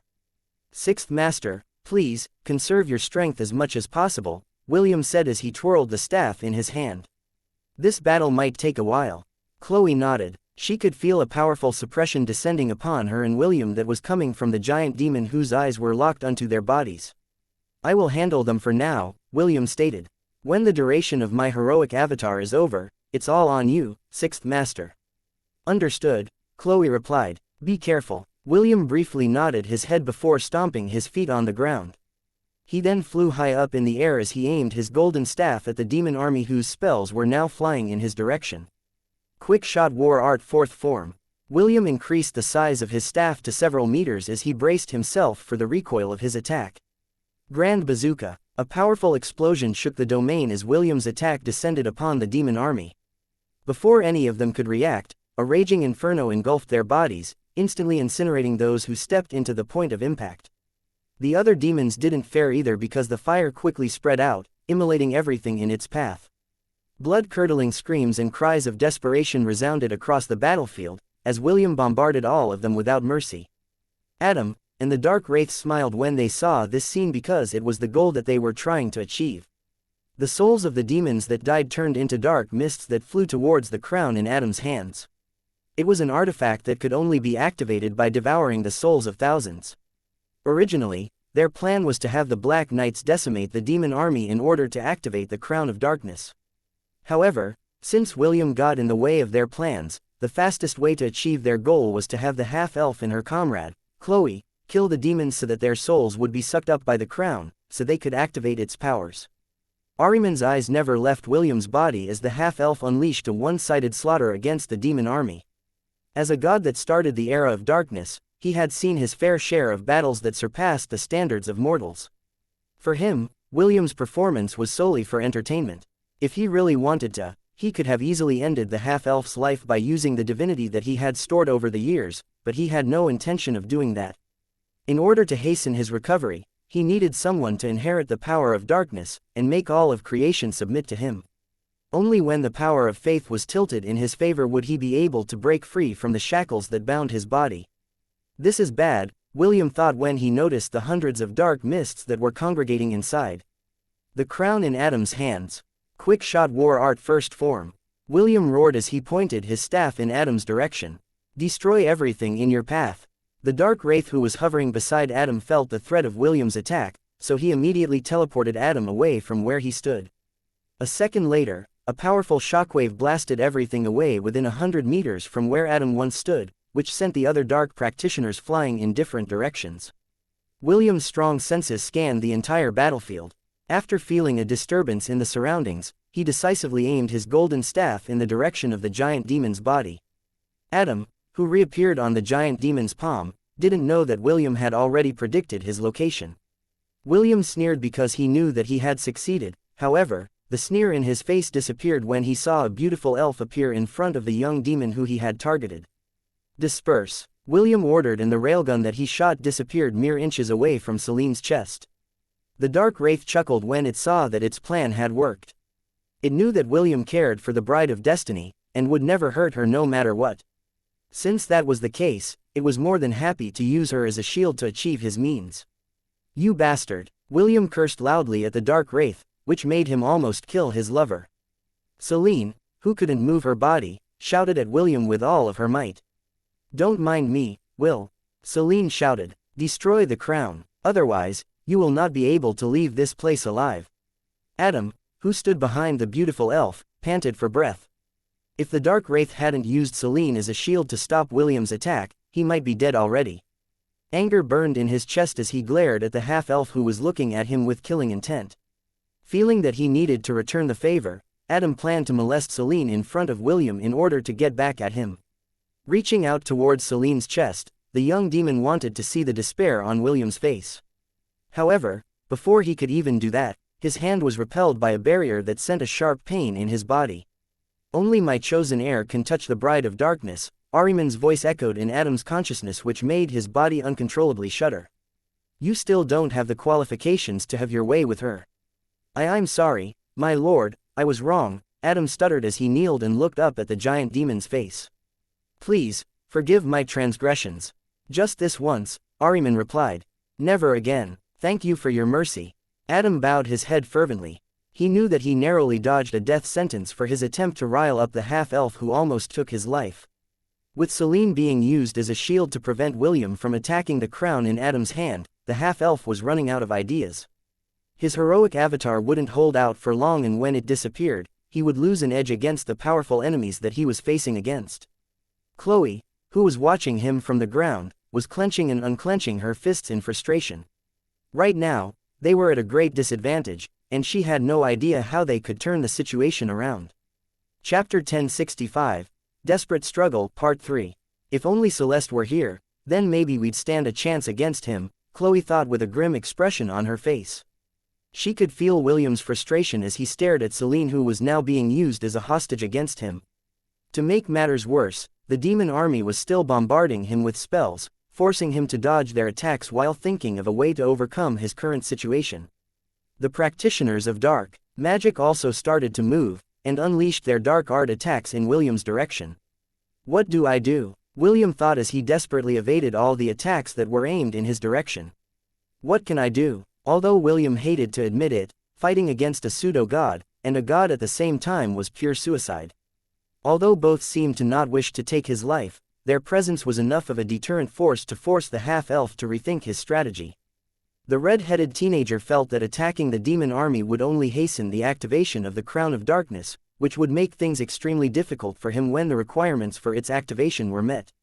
I need to do something, and I need to do it fast.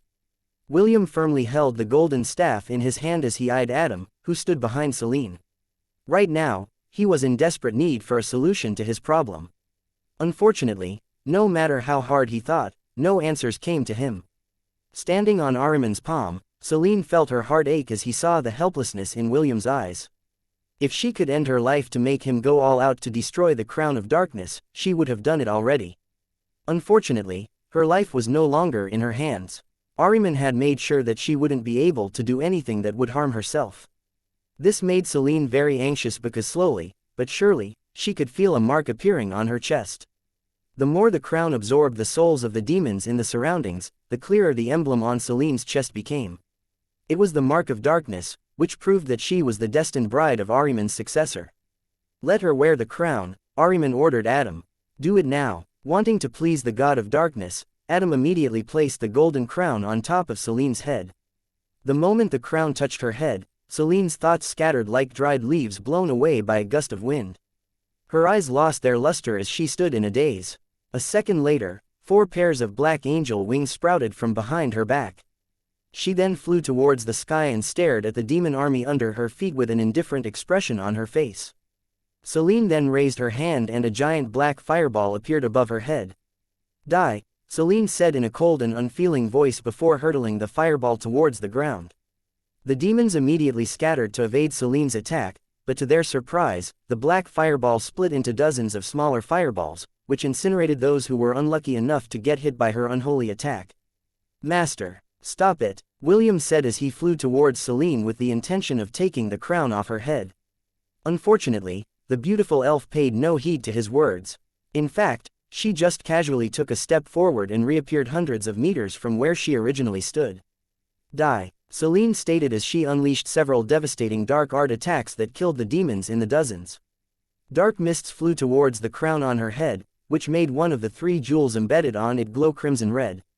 The first seal has been unlocked. The dark wraith nodded its head in satisfaction after seeing the gem on the crown light up. 2 more to go. Fading away from its location, the dark wraith reappeared in front of William and used its death scythe to stop the half-elf from interfering with Celine's one-sided massacre. You are one of the candidates, why are you getting in our way? The dark wraith asked as it blocked William's desperate attempts to stop Celine's onslaught. Damn you, what did you do to my master? William shouted in anger as he smashed Ruyi Jingu bang on the dark wraith's head, but the latter easily parried it with the weapon. On its hand, she is merely fulfilling her role, the dark wraith answered. If you become the chosen one, she will belong to you. She already belongs to me.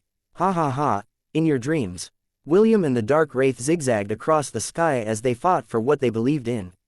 Suddenly, a scream of pain reached William's ears, and his blood turned cold when he realized who the owner of the voice was. In order to sneak up behind Celine, Chloe reverted to her small fairy form and flew high in the sky. Due to the chaos that was happening around them, everyone had completely forgotten about her, so she was free to do what she wanted. Her plan worked perfectly. No one was able to see her descend from the sky and grab hold of the crown on Celine's head. However, something unexpected happened after the little fairy took the crown off Celeste's head. The crown of darkness disappeared from Chloe's grip, and reappeared on top of her head. Celine's body fell from the sky, but the dark wraith waved its hand and made her reappear on Ahriman's palm. 6th Master, William cried out in alarm after seeing the little fairy squirm in the sky. A few seconds later, Chloe floated completely still. Her body then glowed briefly before transforming into her 14-year-old form. Die, Chloe said indifferently as she descended towards the demon army like a meteor. Fountains of blood rose up in the air as she cut through the demon army like a railgun, annihilating everyone in her path. William stared in horror when he saw his happy-go-lucky master kill the demons in front of her with a coldness that didn't match her usual personality. Damn it, William cursed as he flew in her direction. The dark wraith didn't bother to stop him because it was also interested in how things would turn out. Although this was something unexpected, it didn't care as long as the end result remained the same. Celeste clutched her chest, as a pained expression appeared on her face. It was a pain that came through her very soul, and it made her nearly faint due to how intense it was. "What's wrong?" Claire asked as she looked at her master with concern. "It's Chloe," Celeste replied as she took deep breaths as she tried to endure the painful feeling in her chest. Something happened to Chloe. Claire's eyes widened in shock before a resolute expression appeared on her face. "I think it's time," Claire said in a serious tone. "We need to make our move." Celeste closed her eyes before resolutely nodding her head. Now that it had come to this, there was only one thing they could do, and that was to play their part in order to give their side a small chance at victory. Chapter 1066. I am the chosen Onia. Sixth Master, snap out of it. William shouted as he flew towards Chloe, who was currently under the influence of the Crown of Darkness. Although she was strong, the demons weren't pushovers either. They fought her with everything they had, which injured the young lady, who didn't have full control of her senses. Her clothes were now stained with her own, as well as her enemies' blood as she fought like a robot that was devoid of feelings. Two glowing gems shone in the crimson crown on her head, signifying that its second seal was now unlocked. Sixth Master, stop it. William appeared in front of Chloe and attempted to swat the crown off her head, but the young lady blocked the golden staff with her hand, before unleashing a quick kick in William's direction. The half-elf managed to use the staff to block her attack, but it still sent him flying several meters away from her, but towards the demons. "I forgot that the more injury she sustains, the stronger she becomes," William thought as he tried to regain his footing by skidding on the ground. However, before he could try again to stop Chloe from her one-sided slaughter, the demons around William shifted their attention to him and attacked him without a care for their lives. Seeing this scene, Adam wasn't able to stop himself from laughing. It was quite ironic to see William desperately try to stop Chloe from killing the demon army, but the demon army wished to kill him as well. The half-elf gritted his teeth as he blocked and dodged Chloe's attacks, as well as the spells that the demon army fired at him. It was truly a helpless situation and William was being attacked on all sides. "Sixth Master, please stop this," William pleaded. "Don't you recognize me? It's me, William, your disciple." Chloe's fist, that had managed to get past through William's defenses after he dodged a sneak attack from one of the demons behind him, stopped mere inches away from his face. "Why?" Chloe asked. "Is it because I am not human that you don't think much of me?" "Sixth Master." William was shocked to see tears streaming down the side of Chloe's face as she looked at him with dazed eyes. "Is it because I am not human that you don't look at me the way that you look at your lovers?" Chloe asked once more as the two gems embedded on the golden crown on her head glowed brightly. "Unforgivable. I won't forgive you for not treating my love seriously." William instinctively felt that his life was in danger, so he immediately somersaulted upwards as he tried to create as much distance between himself and Chloe as possible. However, just as he was about to leave her attack range, a cold and chilling voice reached his ears. "Duel X," Chloe declared as she took a pose to unleash her ultimate combo. "Shit," William cursed internally as his body was pulled back in Chloe's direction by an invisible force. He watched as Chloe's right fist shone radiantly as she prepared to unleash one of her most powerful moves, which was the overwhelming strike. This was an attack that William was quite familiar with and, to be perfectly honest, he was very afraid to face it head-on, even if he was in his heroic avatar form.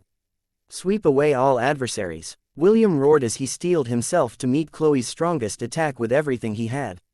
Overwhelming strike. A loud explosion made the entire domain tremble as the golden staff collided with Chloe's fist. William shot backwards like a cannonball due to the incredible power that Chloe's punch possessed. He flew for hundreds of meters before crashing on the ground and rolling for dozens of meters before he came to a complete stop.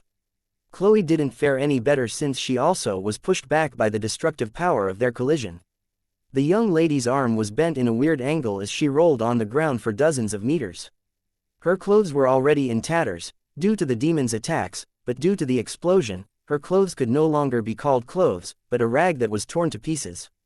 The crimson crown that was on her head lay harmlessly a few meters away from her. Clearly, it had been forced off her head after her powerful clash with William. A few seconds later, a dark whip coiled itself around the crown, and held it in a firm grip. One of the candidates to become the heir of darkness took this opportunity to steal the crown, to the surprise of everyone. "I will be the Lord Ahriman's heir." The candidate who was in his mid-20s shouted as he flew towards the sky holding the golden crown in his hand. All of you will submit to me. As everyone's gazes locked onto his body, the candidate placed the crown on his head without batting an eye. Although he had seen how the golden crown had controlled Selene and Chloe earlier, he thought that since he was once of the chosen ones, he wouldn't be affected by the corruption of darkness. A minute passed then too, but the candidate wearing the crown didn't lose his senses. I did it, the candidate shouted. I am the chosen one. Adam clenched his fist in frustration as he gazed up at one of his acquaintances whom he didn't think of much in the past. Impossible. Adam couldn't believe what he was seeing. This is impossible. The candidate gazed down on Adam, who was currently standing on the palm of Ahriman's hand, with a sneer. Truth be told, he had long wanted to put Adam in his place because he acted as their leader, even though all of them were candidates to become Ahriman's heir. Impossible, the candidate said with disdain. The only thing that is impossible is your delusion. Did you really think that you alone can become the heir of darkness? I'm sure that you already thought that you got this in the bag, but joke's on you. Time for you to die. The candidate decisively flew towards Adam with the intention of taking his life. The dark wraith chuckled as he watched this scene with great interest. Anyone with the power of darkness inside their body could wear the golden crown without being corrupted. This meant that everyone had a fair chance to become Ahriman's heir, as long as the right conditions were met. While all of this was happening, William had forced himself to go to Chloe's location. Although he wasn't seriously injured, he did receive significant damage from the Little Fairy's Law-Breaker ability, which passed through his defenses. Sixth Master, William said as he gazed at Chloe's disheveled form. He immediately took out several advanced potions from his storage ring and poured it over her body. For some reason, he couldn't use his job class, Life Wizard, to help cure her injuries. As the potions started to take effect, Chloe slowly opened her eyes and looked at William in a daze. The half-elf then took out a blanket from her storage ring and used it to cover Chloe's body, whose clothes were already in tatters. Chloe couldn't muster any strength on her body, because the crown had drained most of her power when it took control of her. Even so, she still gazed at William as she felt her cheeks burn due to shame and embarrassment. About what I said earlier, Chloe said softly. You can for. William pressed his finger over Chloe's lips before shaking his head. Let's talk about that later, Sixth Master, William replied. For the time being, wear these clothes first, and drink these rejuvenation potions. Our situation is not too optimistic at the moment. Chloe knew that William didn't want to talk about her earlier outburst, so she decided to drop the topic for the time being. After drinking the potions that the half-elf had given her, she then wore the tight training clothes that William had bought from the god shop a long time ago. They were the clothes he wore whenever he sparred with Selene, and since they had the auto-fit function, Chloe was able to wear them without any problems. I'm sorry, Chloe stated. Even though I drank the potions, I can feel that it will take some time before my strength returns. I'm sorry for being a useless master. You're not useless, Sixth Master, William replied as he gazed at the battle that was currently happening around him. My heroic avatar is also about to end. For the time being, let us leave this place until you fully recover your strength. Since they are hell-bent on killing each other, let them kill each other as much as they want. William carried Chloe like a princess and flew in the opposite direction of the battle. Right now, he still wasn't sure about what action he should take. All he knew was that whoever wore the crown in the end would definitely massacre everyone else inside the domain. Selene, wait for me. William gritted his teeth as he glanced at the direction of his lover. I will come back for you. Now that the Dark Wraith had confirmed that Selene was indeed the Bride of Darkness, William would do everything in his power to take her away from this place. What William didn't know was that there were 4 individuals that were paying extra close attention to his actions. Invidia, Superbia, the Dark Wraith, as well as Ahriman were paying attention to every action he made. Although none of them made any move when William escaped carrying Chloe in his arms, all 4 of them knew that he wasn't the type to leave someone important to him behind. Do you think he will return? Invidia asked Superbia through telepathy. I don't know, Superbia answered. In front of overwhelming odds, my pride won't allow me to back down and lower my head. Such is the sin I carry. How about you? Me. The moment things don't go in my favor, I will immediately leave. What's the point in dying a martyr's death when you can live to fight another day? At least, I am not delusional enough to think that I can win against a god. Superbia lightly nodded her head in acknowledgement of Invidia's words. She could understand that if anyone were in William's position, they would have done the same thing he did. After all, how could they possibly fight against a god, a pseudo-god, and an army of demons all alone? Still, if he really doesn't save Selene, I will look down on him for the rest of my life, Superbia declared. I will never acknowledge such a man. I guess you have a point. I also feel the same.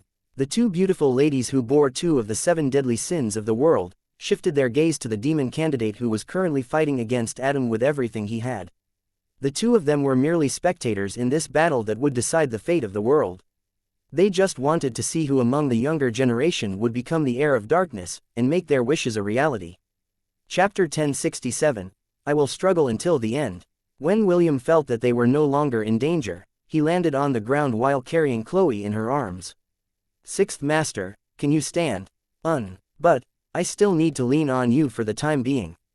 Chloe sighed as she weakly rested her head on William's chest, while the latter held her waist to help support her body, so that she could lean on him properly. Both of them stared in the distance where Ahriman's giant body was located. Although they were quite far away, they could still feel the fluctuations of magical energy as the battle between the candidates intensified. I hope that they kill each other, Chloe said as she narrowed her eyes. Wouldn't that be wonderful if it really happened? Well, we can dream, William replied with a wry smile on his face. He knew that even if Adam and the crown bearer were both to die in battle, there were many other possible candidates that could take their place. Right now, the battle had become a free-for-all, with the demon army, as well as the demon candidates fighting each other for the possession of the crown. The demon army wasn't stupid. They knew that they were being used as living sacrifices in order to unlock the seals that were placed on the crown of darkness. Since that was the case, they would join the battle for the possession of the crown, and kill everyone that stopped them from doing so. A 3-way battle for the crown of darkness started. One faction supported the crown bearer, while the second supported Adam. The last one was the demon army being commanded by Felix. All of them knew that if a good opportunity presented itself, they would not hesitate to grab the crown that would decide their destiny with their own 2 hands. From a good distance away, the half-elf and the fairy who was weakly leaning on his body looked at the battle with solemn expressions on their faces. Is there really nothing that I can do? William sighed internally as the power of the heroic avatar slowly left his body. Right now, his strength was at the peak of the myriad rank with his vampire progenitor job class. However, having that kind of strength was not enough to win the battle that was right in front of him. Should I use my last resort? William frowned as he weighed the pros and cons of what he was about to do. In the end, he knew that this was the only way in order to turn the tide of battle in his favor. However, for that to happen, he would need to wait for the right opportunity to strike. I only have one shot at this, I better make it count, William thought as he clenched his right fist tightly. Since Selene was part of his familia, he could tell that she was currently safe. He already tried to recall her using the power of their bond, but something was preventing her from appearing by his side. It must be some kind of law, similar to the chains that bind Ahriman to this place.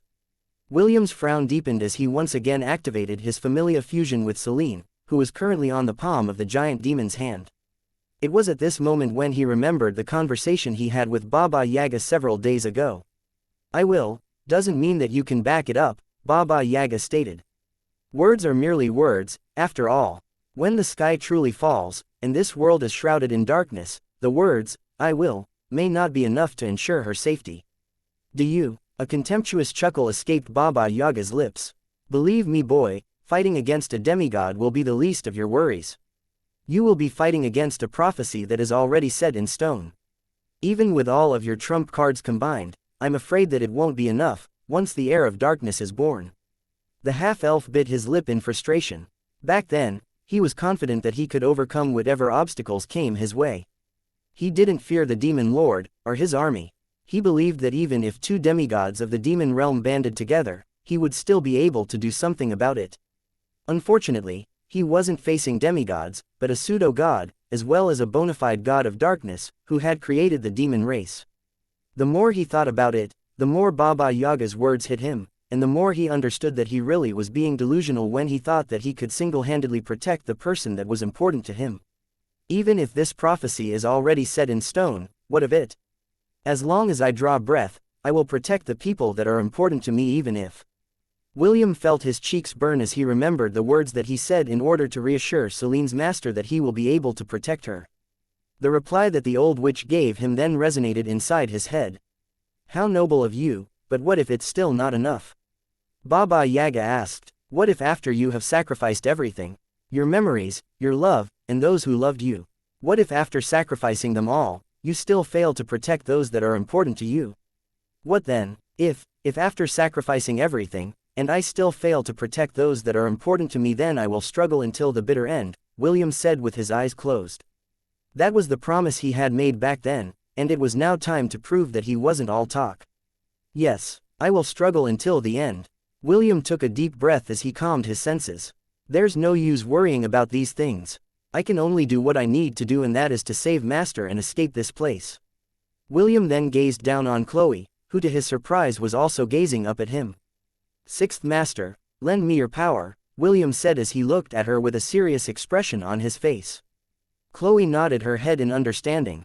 Even though William didn't specifically say what she needed to do, she had once lent her power to him when facing off against Apophis in the Deadlands. Fortair Desert, well, I guess it's time for us to go, Elliot said as he patted Conan's shoulder. William needs us, Kekaki. Conan chuckled as he gazed at Princess Aila, who had a worried look on her face. Don't worry, we will be back before dinner time.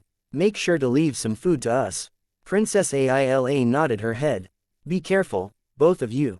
Shannon gave the two familiars a sidelong glance before nodding her head at the two of them. She was currently in the middle of painting William's struggles in the Holy Land of Darkness, which allowed everyone in the room to see what the half-elf was currently going through. Elliot and Conan exchanged a glance before firmly nodding their heads in unison. Familiar Fusion, Chapter 1068, Dawn of a New Era. You don't deserve that crown. Adam roared as he shot several dark lances at the candidate who was currently wearing the crown of darkness on his head. Futile. The crown demon waved his hand and a barrier of darkness blocked the dark lances, making them dissipate instantly. You should have worn the crown when you had the chance, but you didn't. Since you tossed the opportunity away, don't regret your stupidity. The crown demon lashed out at Adam using a dark whip that extended hundreds of meters. It was like a black snake that relentlessly destroyed everything in its path, before heading towards Adam, who dodged it by blinking away. You're only good at running away. The crown demon spat before a devilish grin appeared on his face. Since you're so scared to fight me, then I will no longer play with you. The crown demon knew that he needed to unlock the final seal on the crown in order to become the true heir of darkness. Because of this, he shifted his attention to the demon army that was desperately trying to break through the dark barrier that protected his body. Your souls are mine. The crown demon then lashed his gigantic whip at the demon army, reaping lives in the hundreds. Adam, who saw this, felt his blood turn cold because he noticed a small radiance in the center of the last gem that was embedded in the crown. Everyone, let's work together and stop him from taking any more lives. Adam shouted. The last gem is slowly being filled up with dark energy. If he succeeds, all of us will die. Ha ha ha, your cries of desperation are music to my ears, Adam, the crown demon crooned with a sneer. Do not worry, those who wish to become my subordinates will be spared, and will all become part of the new empire that I will build. Everything you've ever wanted, be it power, women, or riches, I will give it to you without fail. So, stand by me and witness the dawn of a new era. My era. The demon candidates who had already sided with the crown demon, encircled him in a protective formation. In the beginning, they thought that they could steal the crown from him, but as the battle progressed, they understood that doing that was almost impossible. A powerful barrier was protecting the crown bearer, and any form of magic, be it dark magic or other elemental magic, were unable to shatter its defenses. Although they were not willing to admit it, they realized that if they didn't side with the crown demon now, they would face his reckoning once the third and final seal on the crown was unlocked. Die for my empire, the crown demon shouted as he raised his right hand. A giant ball of darkness slowly expanded over his right hand, which made everyone who saw it feel the hairs on the back of their necks stand on end. Judgment of darkness. The crown demon hurled the giant ball of darkness towards the ground with a look of contempt on his face. Ever since the second seal had been unlocked, he could feel a limitless amount of dark magic in his body. The crown also directly implanted information about all the powerful spells that it was capable of doing inside the demon's head, allowing him to wield them as he pleased. Invidia and Superbia immediately turned into green and purple beams of light as they shot towards the sky to evade the incoming attack. The two of them were merely spectators in this struggle, so they had no intention of becoming part of the sacrifices that were needed to restore the crown of darkness to its former glory. The moment the giant ball of darkness hit the ground, no explosions were heard. A pin-drop silence descended onto the battlefield as the entire domain was covered in darkness. "Commander, where are you?" one of Felix's subordinates shouted in fright as he looked around him. He could see nothing but pitch-black darkness, and it filled him with dread. He couldn't even see his hands, or any part of his body. The only thing that remained persistent was the silence in the maddening world that was bereft of light. Soon, the sound of laughter reached his ears. At first it was only a slow chuckle, but as the seconds passed by, it grew into crazy laughter which drove the demon into a panic attack. Soon, he felt hands touching his body, but he couldn't see any of them. Soon, the number of hands that were grabbing hold of his body multiplied. No matter what he did, he couldn't budge from their grip, and the maddening laughter that was getting stronger and stronger broke whatever resolve he had left. "No, don't kill me," the demon shouted. "I don't want to die. Save me, Commander, save me." The crazy laughter that was laughing at his suffering once again intensified, which made him feel as if his head was going to burst from its intensity. After struggling for an unknown period of time, the demon went limp as his entire body slowly turned into a dark mist. The same thing was happening to the rest of the demon army, and slowly, but surely, the last gem embedded in the crimson crown was slowly gaining its radiance. The crown demon who was at the center of the world of darkness couldn't contain the excitement that he was feeling. He could feel his power getting stronger with each minute that passed. "Just a little more," the crown demon muttered. "Just a little more and I will be the king of this world."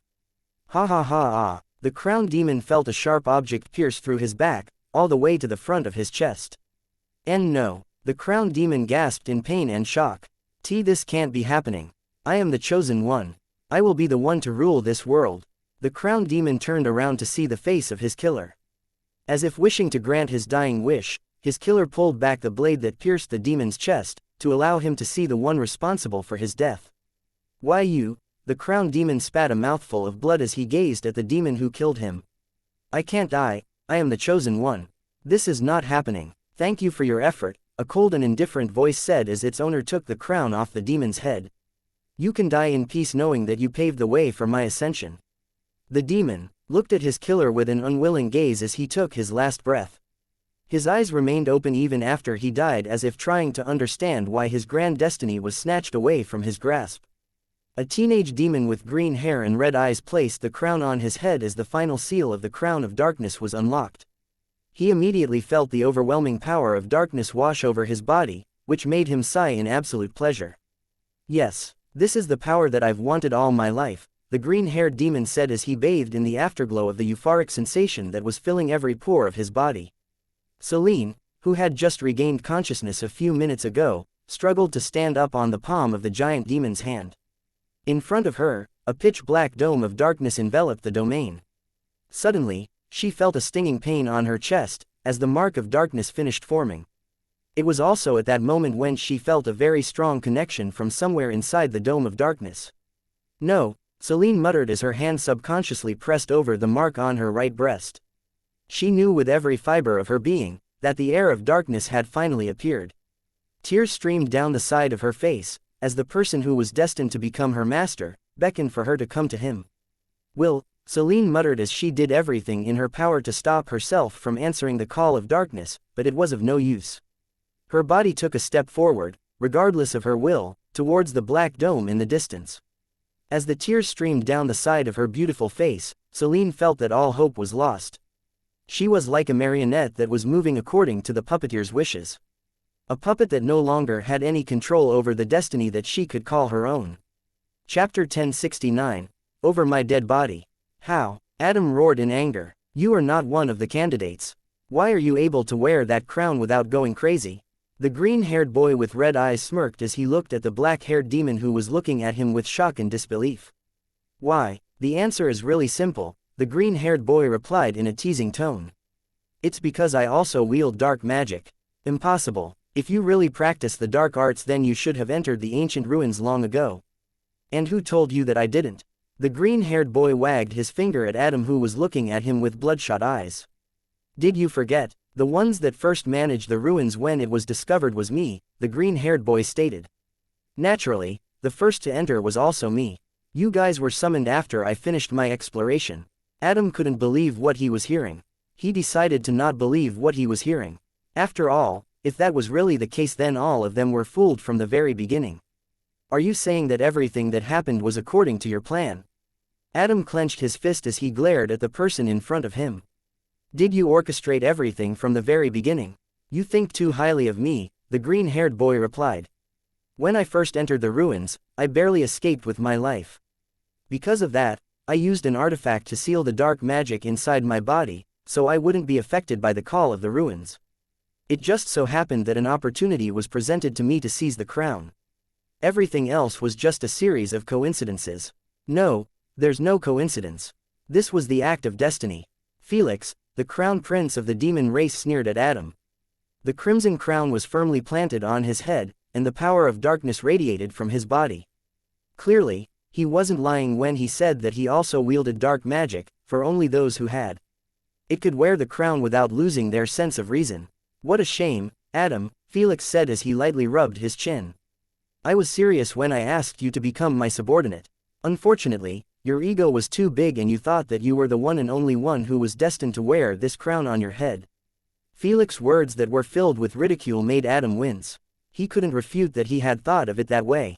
For him, he was the one and sole heir of darkness, and everyone else was just a stepping stone that would take him to greatness. I'll give you one last opportunity, Adam, Felix stated as he gazed at the demon that had betrayed him. Submit to me, and I will turn a blind eye to your transgressions. Never. Fine. Don't regret it. Felix raised his hand as a devilish smile appeared on his face. A moment later, Adam's body trembled uncontrollably as black mists oozed out of his body. What are you doing? Adam asked as he endured the excruciating pain inside his body. What are you doing to me? Felix sneered as he looked at Adam with contempt. I am just taking your power away. Since you wish to defy me, then I will take your dark arts and make it mine. Don't worry, I will not take your life. I want you to see and regret the choices you made as I conquer this world and build my empire. Adam cried out in pain because he felt as if his very soul was being stripped from his body. A few minutes later, he collapsed on the ground, panting for breath as blood flowed out of every orifice of his body. Felix chuckled as he gazed at his surroundings. The other candidates were also looking at him from inside the pitch-black world. Only those who wielded the power of darkness could navigate in this world bereft of light. They had all witnessed what had transpired between the two, and the aftermath made them shudder internally.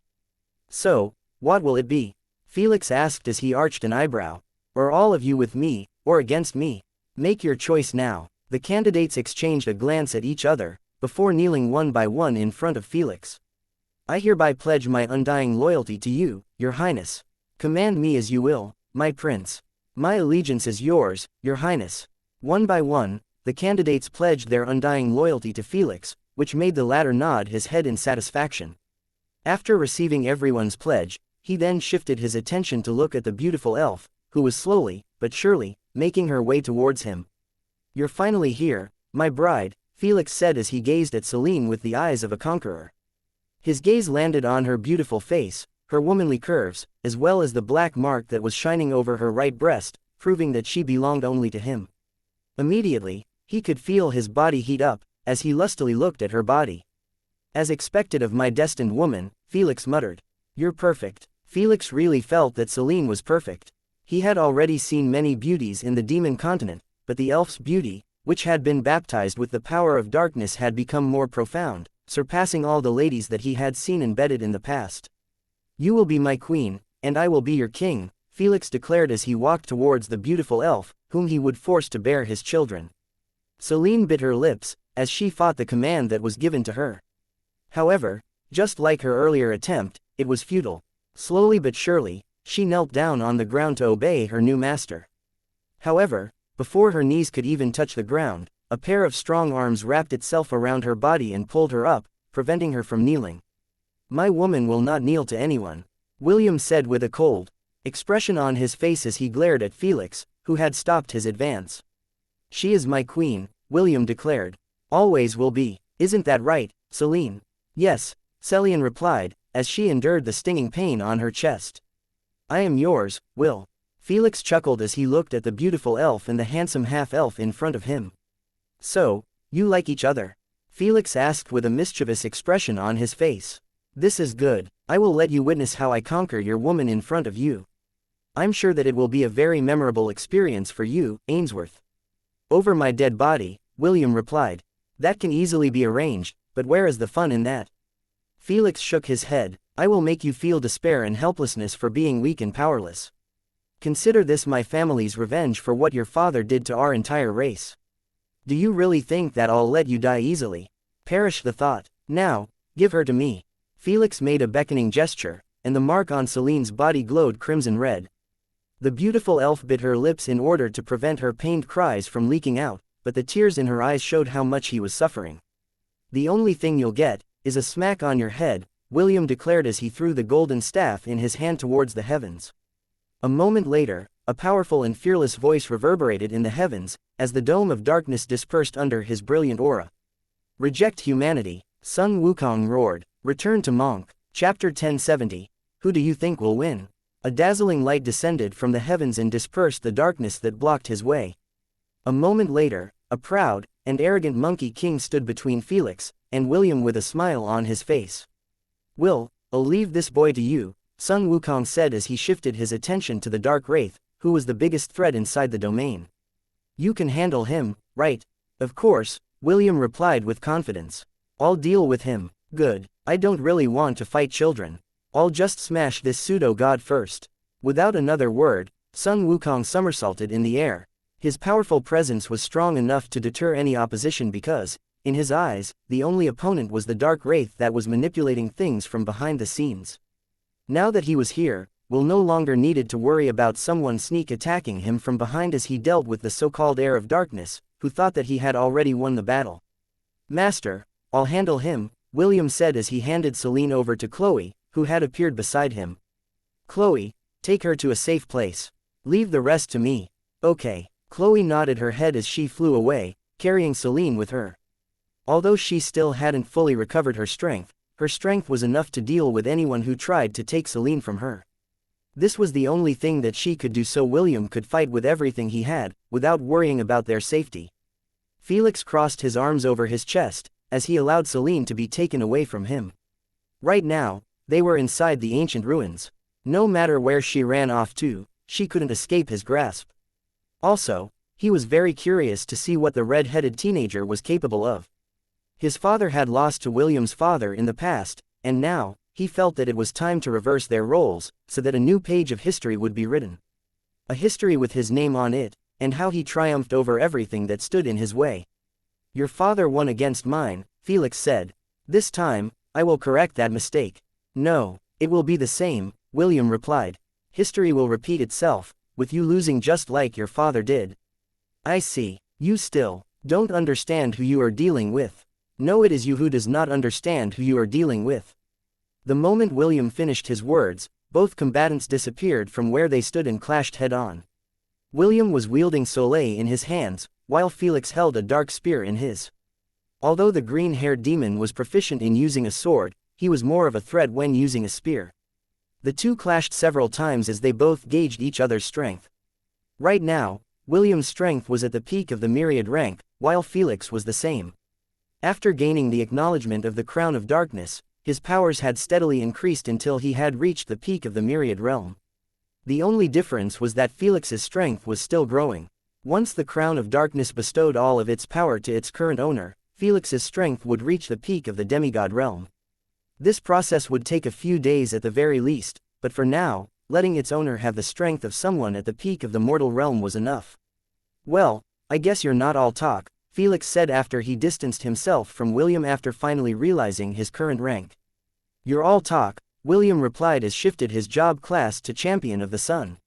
Solar Flare. A miniature sun appeared above William before he smashed it towards Felix, who had also summoned a giant orb of darkness. Dark Void. The two powers clashed, creating a powerful shockwave in the air. Everyone within a 1,000-meter radius of both fighters were blown away helplessly due to the overwhelming power of their attacks. William and Felix roared as they tried to push their attack against each other. After half a minute of struggle, a powerful explosion made the domain tremble as both fighters were blown away from the aftermath. Felix was able to recover right away as he hovered arrogantly in the air. A defiant smile was on his face as he clenched his fist tightly. "Yes, this is it," Felix said with excitement.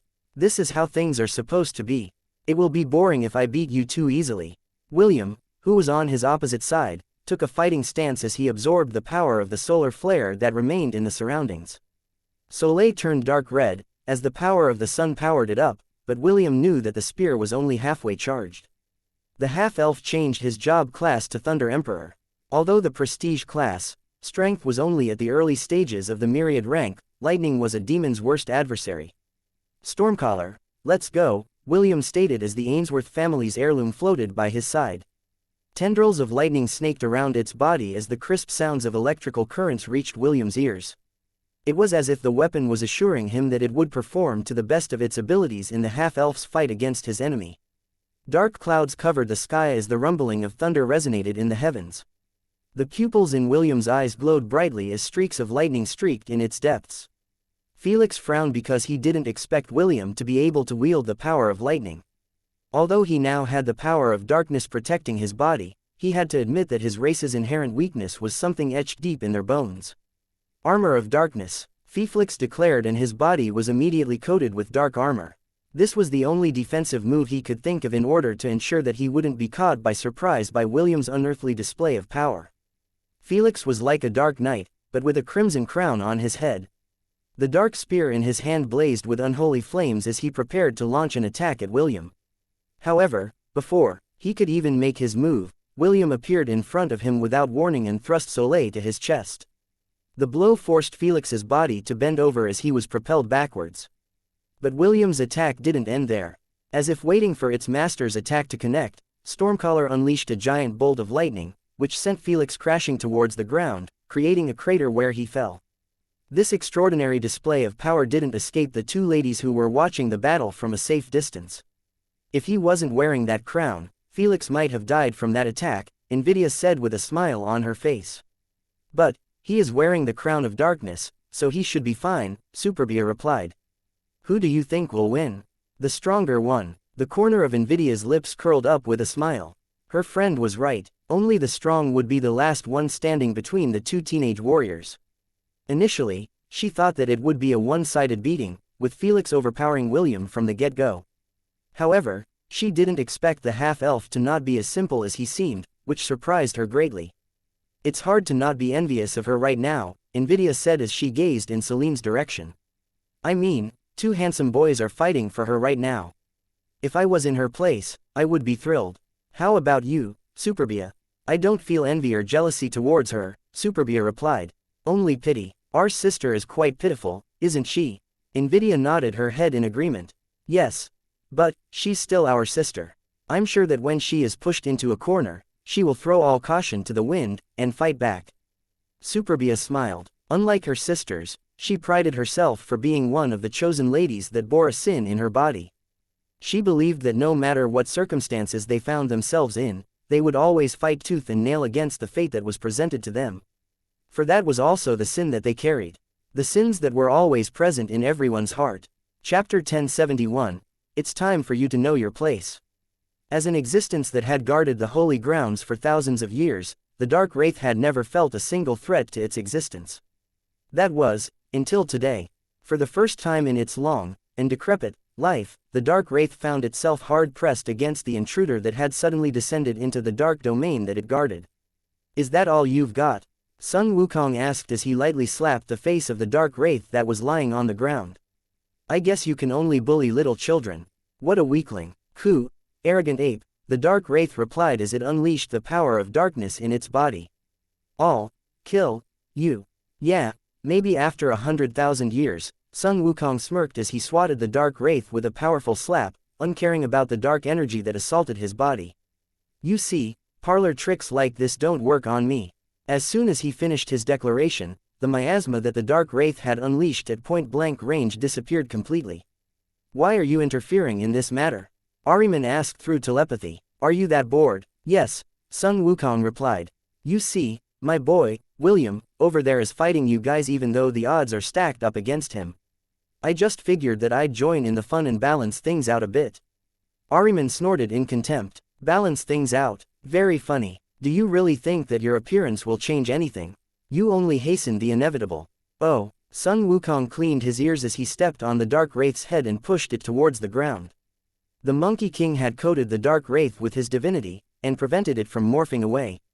Like that ghost-like entity it was. I'd like to see what you're talking about, Sun Wukong stated in a casual manner. Ahriman chuckled. Very well, it's time for you to know your place, monkey. Sun Wukong was about to yawn, but he stopped midway after he felt 13 powerful presences that were coming from the heavens. 6 of them were almost as strong as him, which made the Monkey King frown. The rest were beings who were at the initial stages of the demigod rank, which made the frown on his face deepen. Although the other 7 demigods weren't a threat to him, they were a big threat to William, who was fighting all alone. It looks like you are having fun, Wukong, a bull demon laughed as he looked at his mortal enemy with a gloating expression on his face. Do you mind if we join? Dear, stop teasing him, a beautiful demon with a fan in hand commented. Since we're already here, wouldn't it be boring if we didn't teach this monkey a lesson or two? Bull Demon King, and Iron Fan bitch, Sun Wukong snorted. Looks like you are both here to get beaten up. That's Princess Iron Fan to you, monkey. Princess Iron Fan shouted as she pointed her fan at the Monkey King. Today will be the day we finally settle the score. Prepare yourself. Shut up, bitch, Sun Wukong replied. You and that bull is a match made in heaven. Both of you are merely dogs that wag your tail in front of your master. The Bull Demon King laughed as he rested his war axe over his shoulder. We are a part of Ahriman's faction. It is about time that the demons finally show the world who's boss. You are a demon yourself. Why not just join our side and drink wine with me like old times? Sun Wukong ignored the Bull Demon King as he gazed at the 4 other enemies that had encircled him. Da Peng, Kinkaku, Koriki, and you. I didn't know that you are also part of their faction. Sun Wukong spat on the ground as he glared at the demon whose appearance resembled his. Why not? You already know that I hate you with a vengeance, the fake Sun Wukong smirked before passing his right hand over his face. His transformation was undone, and he appeared using his original face in order to spite the Monkey King who had thwarted his plans in the past. 6-eared macaque, at your service. The 6-eared macaque made a curtsy filled with sarcasm before laughing out loud. The 6 powerful demons who had fought against Sun Wukong over the past hundreds of years looked at him with eyes devoid of mercy. The Bull Demon King, a demon whose strength almost equaled Sun Wukong's. The irony of it all was that although they were enemies, the 2 of them were sworn brothers as well. Princess Iron Fan, a beautiful demoness who was neither evil nor good. She cared deeply for her family, so when the Bull Demon King accepted Ahriman's offer to descend to the mortal realm and make him one of his commanders, Princess Iron Fan decided to come with him to ensure that he wouldn't cheat on her. Da Peng, most commonly known as the Golden Winged Peng, which was similar to a giant golden eagle, was an ancient being and had immense powers. Even so, Sun Wukong had gotten in his way a few times in the past, which made Da Peng hold a grudge against him. Koriki was a demon that Sun Wukong had encountered in the past, and was also a troublesome one. He had almost been beheaded after losing to Sun Wukong, but he had somehow escaped in order to seek revenge against him. As for the last, Sun Wukong had mixed feelings about the 6-eared macaque.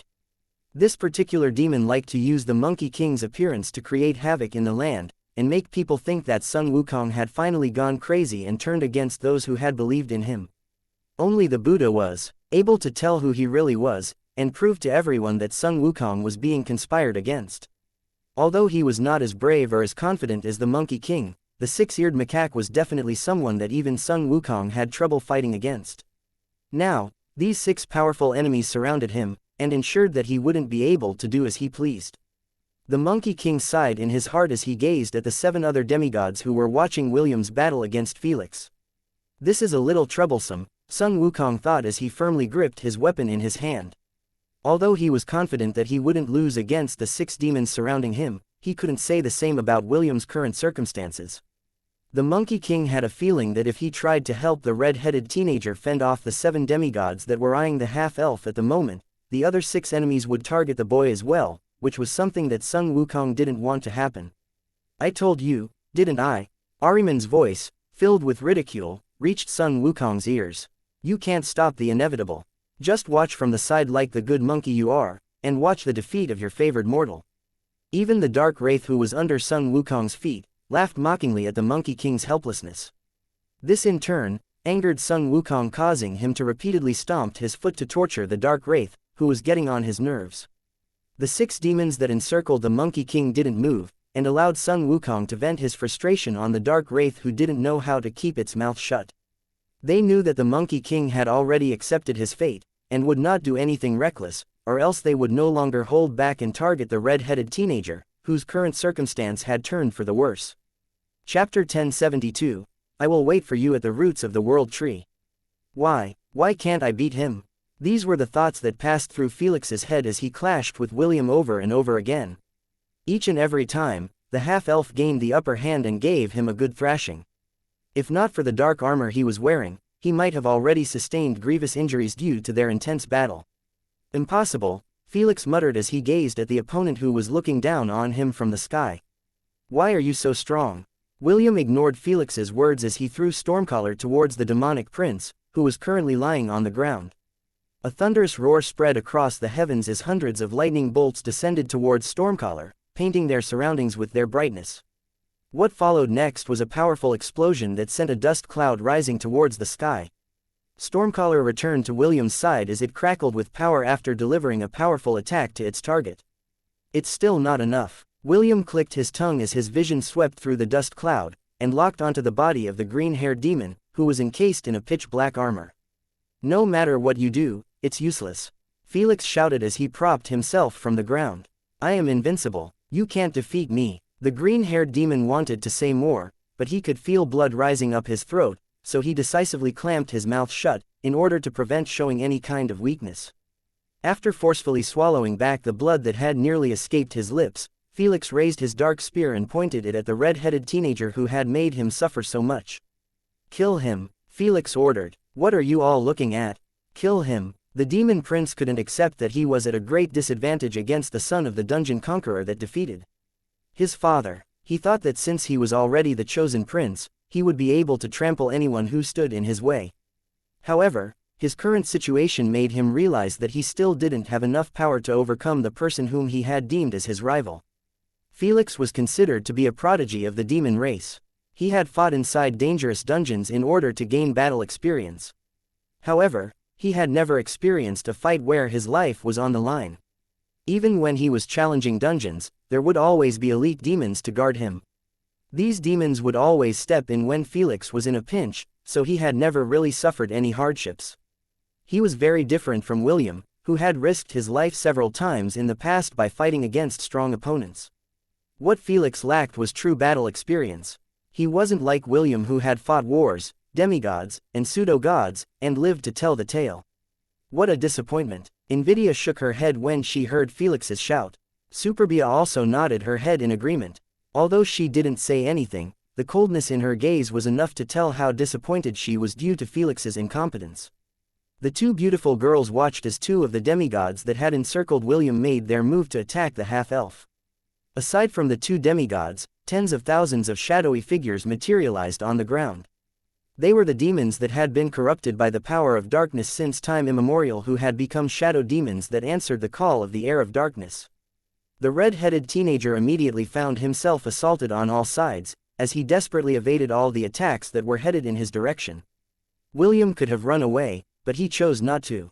He knew that the moment he did, Celine and Chloe would be targeted by the demons, so he decided to endure and look for an opportunity to land a decisive blow on Felix, who was laughing on the ground, while being guarded by the 5 remaining demigods.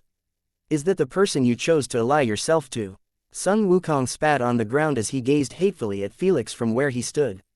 Pathetic. The Bull Demon King, as well as his wife, Princess Iron Fan, frowned. As beings that were almost as strong as Sun Wukong, they also felt disappointed at Ahriman's chosen heir. However, since they were on the same side, they merely kept their silence as they stood their ground and prevented the Monkey King from aiding the half-elf. Yes, quite disappointing, but so what? The 6-eared macaque said with contempt. It's not his fault that he is on the winning side. Since we already have the advantage, why not use it to the fullest? Do you really think that we will take pity on someone who opposes us? Wukong, I didn't expect you to still hope for a miracle to happen. The Monkey King ignored the six-eared macaque as he gazed at William's desperate struggle. He knew that it was only a matter of time before he was cornered due to the sheer disparity in numbers. Celine and Chloe, who was observing the battle in the distance, felt an ache in their hearts as they gritted their teeth in frustration. The beautiful elf knew that if William wished it, he could probably escape this place if he left her behind. However, she also knew that William wouldn't do that. This was why she was hurting so much. Chloe, on the other hand, blamed herself for not being strong enough to help due to her weakened state. They could only watch helplessly as William fought tooth and nail against his enemies. He was like a lone lightning bolt streaking across the dark sky. Although he was still shining brightly, it was only a matter of time before his brilliance faded. The two demigods decided to become serious and collaborated with each other in order to trap William in place. Their plan worked, and the half-elf was bound with dark chains that held his arms, legs, and waist, preventing him from moving. Die, Felix shouted as he threw his dark spear towards his adversary, who was unable to dodge his attack. It was at that moment when time suddenly stopped. The dark spear, the shadow demons, as well as the demigods had come to a complete stop. The gem on William's chest glowed brightly and a silver-haired elf materialized in front of him. Kenneth's long silver hair fluttered in the breeze, as he turned around to face William. Smile. The world is not ending just yet, Kenneth said as he looked at William with a smile on his face. I will wait for you at the roots of the world tree. Before William could even understand what was happening, Kenneth's body slowly dispersed like ashes being thrown in the wind. Only an oval red gem that shone brightly remained behind. I will wait for you at the roots of the world tree. Kenneth's words reverberated for the second time, before William heard a dull cracking sound. The red gem shattered and ripple-like fluctuation spread across the surroundings. Soon, time once again started to turn, as the dark spear, the shadow demons, as well as the two demigods, charged towards William as if nothing had happened. Suddenly, a pink-haired girl carrying a mace in her hand, deflected the spear that was aimed at her husband's heart. An old witch with a crooked nose materialized behind William as she used her mortar and pestle to block one of the two demigods who had intended to crush William's body. Bind the world in your embrace and hold it in place, Lilith shouted as he lashed her treasured weapon at the second demigod who thought that it could hurt the man she loved. Devastate, Gleipnir, let's go, everyone, Princess Sidoni ordered as she flew in the air throwing fireballs at the shadow demons with a hateful glare. Several shards of ice pierced the body of the demigod that Lilith was facing. The otherworldly beauty looked at the enemies around her with a chilling gaze as her long, light blue hair fluttered in the breeze. It was also at this moment when hundreds of portals appeared just above the land, and in the sky as William's herd and King's Legion came to protect him. Die motherfuckers, B1 shouted as it unleashed a barrage of magic missiles towards the tens of thousands of shadow demons as soon as he appeared in the sky. Fucking pieces of shits. B2 unleashed several alchemist fire bottles that Celine had provided them when she was still doing her experiments in the Thousand Beast domain. I'm rolling. Kusaganaga steamrolled the shadow demons on the ground, as Urcha-2, Soglav, as well as the ants' army descended from the sky to join him. They had long wanted to help William, but the restriction in the Holy Land of Darkness prevented them from leaving the Thousand Beast domain to come to his aid. Surprise had flashed across Felix's face when his sister, Chiffon, materialized out of thin air and blocked the attack that was meant to take William's life. However, his surprise didn't last long as a look of disbelief appeared on his face when Baba Yaga, several beautiful ladies, as well as hordes of monsters appeared to protect the red-headed teenager whom he thought was a goner. Sun Wukong's loud laughter reverberated inside the domain when he saw the sudden change come to the battlefield. He knew that this was no longer a one-sided battle. The Monkey King was quite aware of the forces that served under William's command, and with this, he no longer needed to worry about the red-headed teenager, who had been freed from the chains that bound him, by the people who loved him. Chapter 1073, Please remember my name. My name is Acedia, Thousand Beast Domain. 20 minutes before William's King's Legion appeared to help him. Ash, Princess Sidoni, Chiffon, and Lilith looked helplessly at the sky. They were able to witness William's battle, but they could not go and help him. Even the beasts inside the domain were getting restless as they watched him get encircled on all sides by his enemies. Is there really nothing we can do? Kusaganaga angrily stomped its little paw on the ground as it shouted in its adorable voice. We need to help Will. Urchitu and Soglav, whom he considered as his two best friends, also had grim expressions on their faces. All three of them wanted to aid William in his fight, but no matter what they did, an invisible barrier was preventing them from leaving the Thousand Beast domain. Even Ella, who rarely showed an expression of anger, looked at the sky with a frustrated look on her face.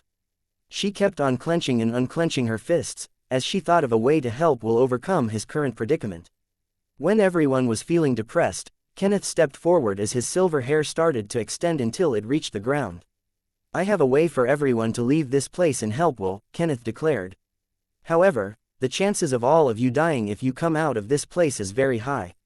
Kenneth turned around to look at the people, and beasts, who cared about William with a calm expression on his face.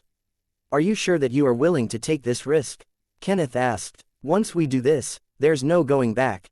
Ash stepped forward as he looked at Kenneth with determination. If you have a way to break the barrier that prevents us from helping him, please, do it, Ash stated. I would rather fight by his side than watch him suffer all alone. I feel the same, Chiffon declared as she also stepped forward. I would not be here if not for William. He is my husband. No matter where he is, that is my place. He still hasn't given me his babies, Princess Sidoni said as she crossed her arms over her chest. I will not let him die on my watch. Although we are still not married, he is already my life partner. Lilith summoned Gleipnir and held it firmly in her grasp. Also, Amazons don't shy away from battles.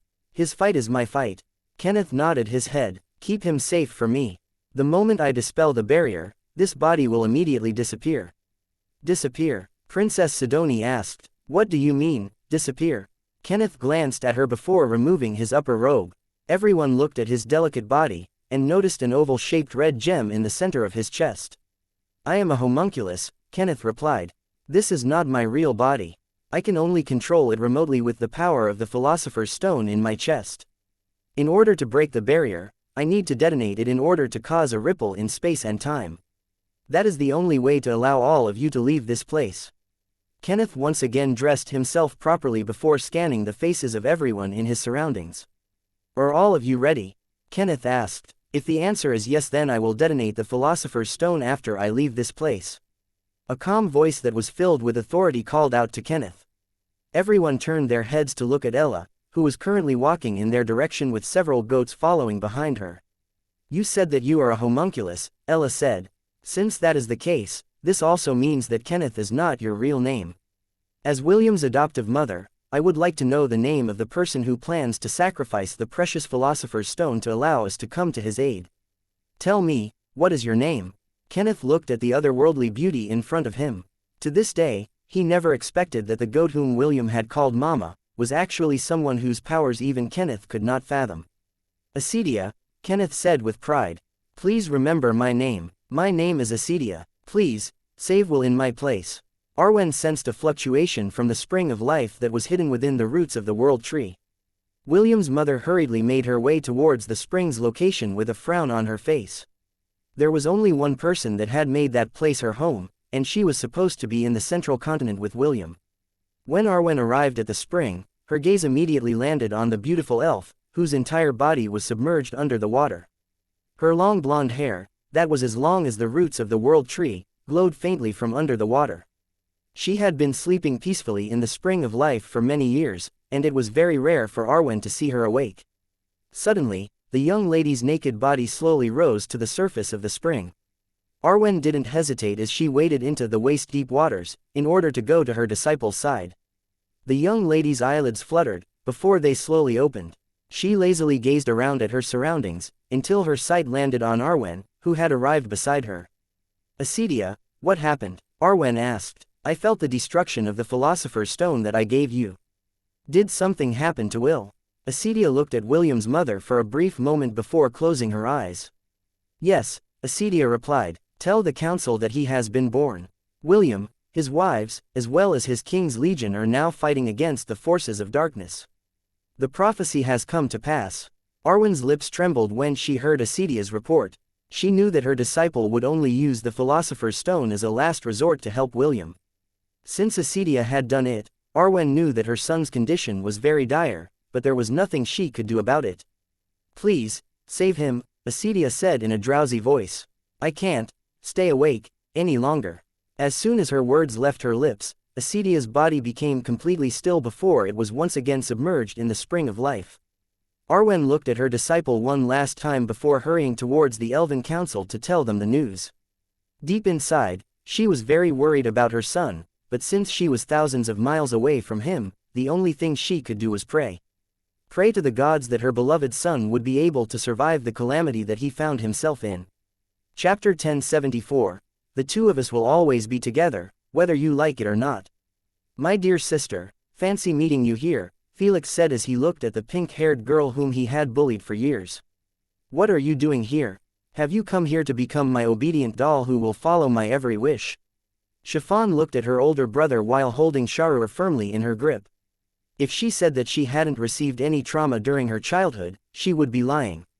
Even so, she was surprised to find herself not shaking in fear when facing the brother that had made her life difficult when she was still in the demon continent. "No," Chiffon replied, "I came here to pay you back for the suffering that I experienced during my childhood." "Chiffon, my sweet little sister. Don't be too attached to the past. Your big brother is now a changed man," Felix stated with a smile. "I will no longer mistreat you. In fact, I am willing to make up for the years of suffering that you experienced. If you want to blame someone, you should blame our father instead. You already know that I also suffered in his hands, no?" Chiffon looked at Felix with a calm expression on her face. She was no longer the gullible little girl that would do everything for pieces of scraps that she could eat when her hunger reached its peak. "Just like you, I'm also a changed person," Chiffon replied. "I am no longer that little girl you bullied long ago. I will no longer listen to your lies." Felix arched an eyebrow as she gazed at his little sister who was now looking back at him with a defiant gaze. The old Chiffon would always cower whenever their eyes met. However, the pink-haired girl who was staring at him right now didn't have any fear in her eyes. Instead, what he saw in her eyes was a defiance that she had never shown to him in the past. "What is he to you?" Felix asked as he pointed at William. "He's the reason you're no longer listening to me, right? He is my husband." "Husband? Him? Are you joking?" Felix laughed as he looked at Chiffon and William with contempt. However, after seeing that the half-elf didn't deny his sister's words, the crown prince stopped laughing. "I guess half-breeds tend to like each other." Felix rubbed his chin with interest. "How about this, Chiffon? You come to my side, and I'll let your husband live after I strip him of his powers. As long as you obey my every word, I will ensure that the two of you can be together." "How about it?" Chiffon pointed Charur towards Felix as her expression became cold. "I don't need your permission to be with him," Chiffon replied. "The two of us will always be together, whether you like it or not." "Ha, we'll see about that," Felix sneered. "I no longer need your protection. Bring that rebellious sister of mine to her knees. Make sure not to kill her. I will re-educate her that going against me is a bad idea." Three of the demigods nodded their heads as they flew towards the sky. Two demigods remained by Felix's side because Ahriman ordered them to do so. The battle was getting intense as Baba Yaga and Lilith fought against the first two demigods, while Ella shifted her attention to the two demigods that were approaching their location. "I unlock your seals," Ella declared. "Deal with the other demigod, I will handle this one." Aslan, Kronos, and the rest of the goats transformed into their demi-human forms. Although they were weaker than the demigods, the 12 of them had a unique synchronized ability that allowed them to fight against one, as long as all of them were together. It didn't take long for Felix to realize that even with 4 demigods on his side, the battle was still at a stalemate. William's King's Legion fought against the shadow demons using battle formations that they had used from their previous battles. Although the shadow demons were strong, they were just fighting as individuals, so they were nothing compared to William's organized army that was outclassing them, even though they were fewer in numbers. None of the demon clans that had joined William's ranks were present in the battle because Princess Sidoni had forbidden them from joining. She knew how dangerous the upcoming battle was going to be, so she ordered them to stay put and wait for their return. While the others fought against the demigods, Ash, Princess Sidoni, Chiffon, Charmaine and the rest of the elves joined the fight against the shadow demons.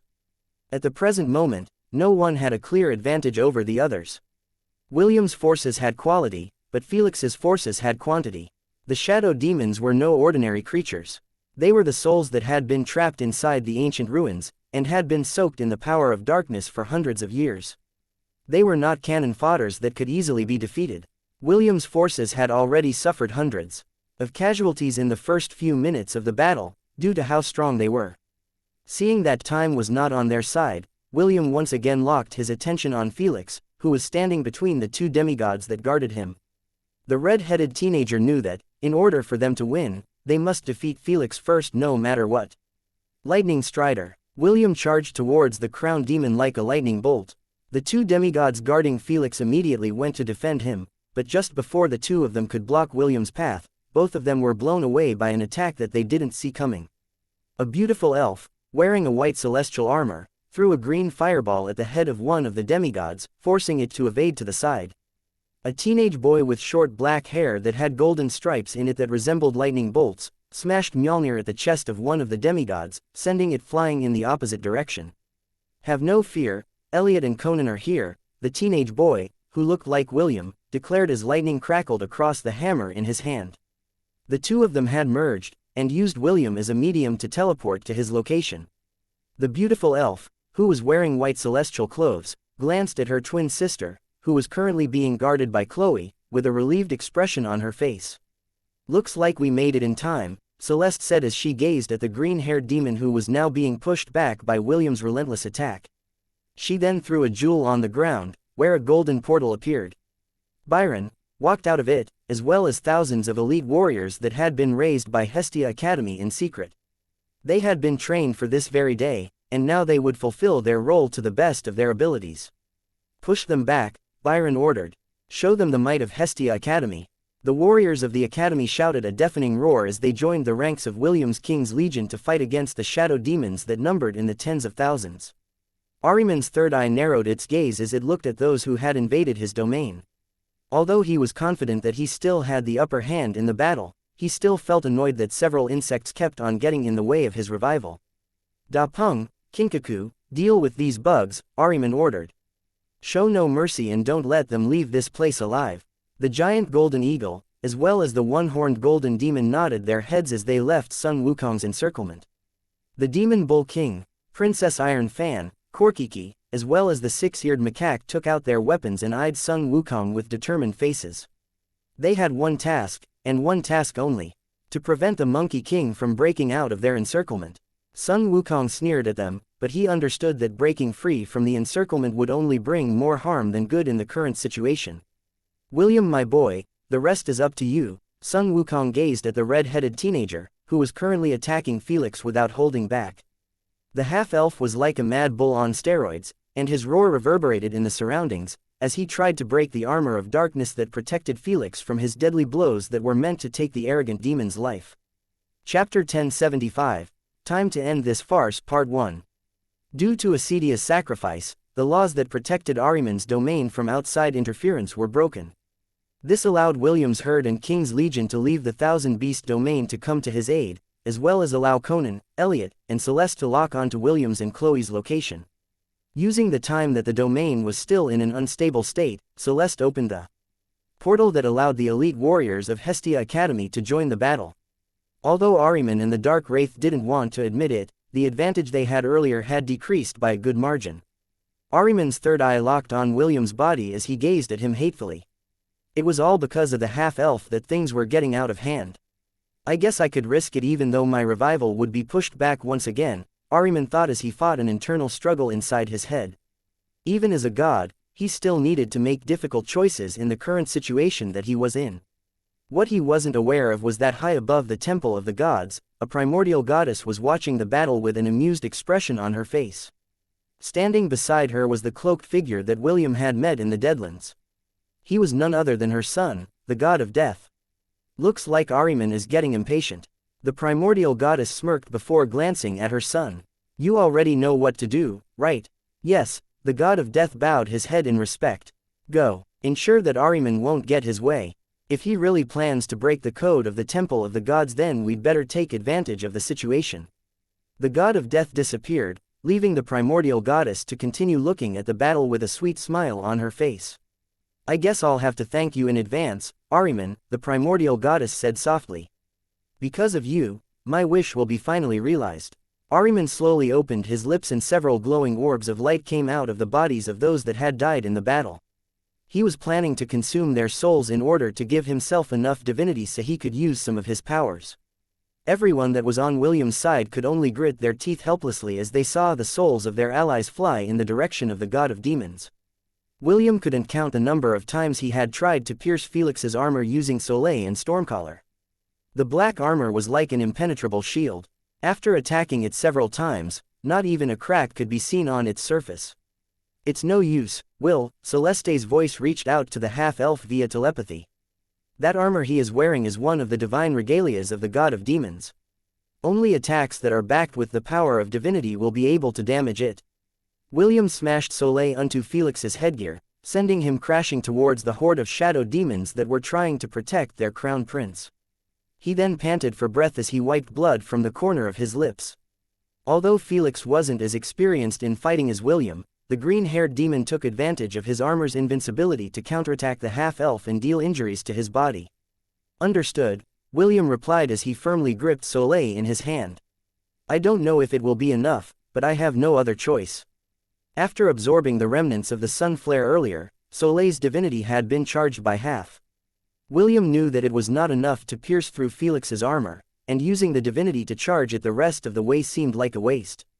However, in the end, he decided to take a gamble and use the last trump card he could use in order to channel divinity into the spear of the sun god. Several stone tablets flew out of the gem on William's chest, and hovered around him, forming a circle. Celestial God, ruler of the skies that has long been forgotten, may you hear my desperate prayer, William chanted. Grant me your strength, so I may slay the enemies that bring chaos upon the world.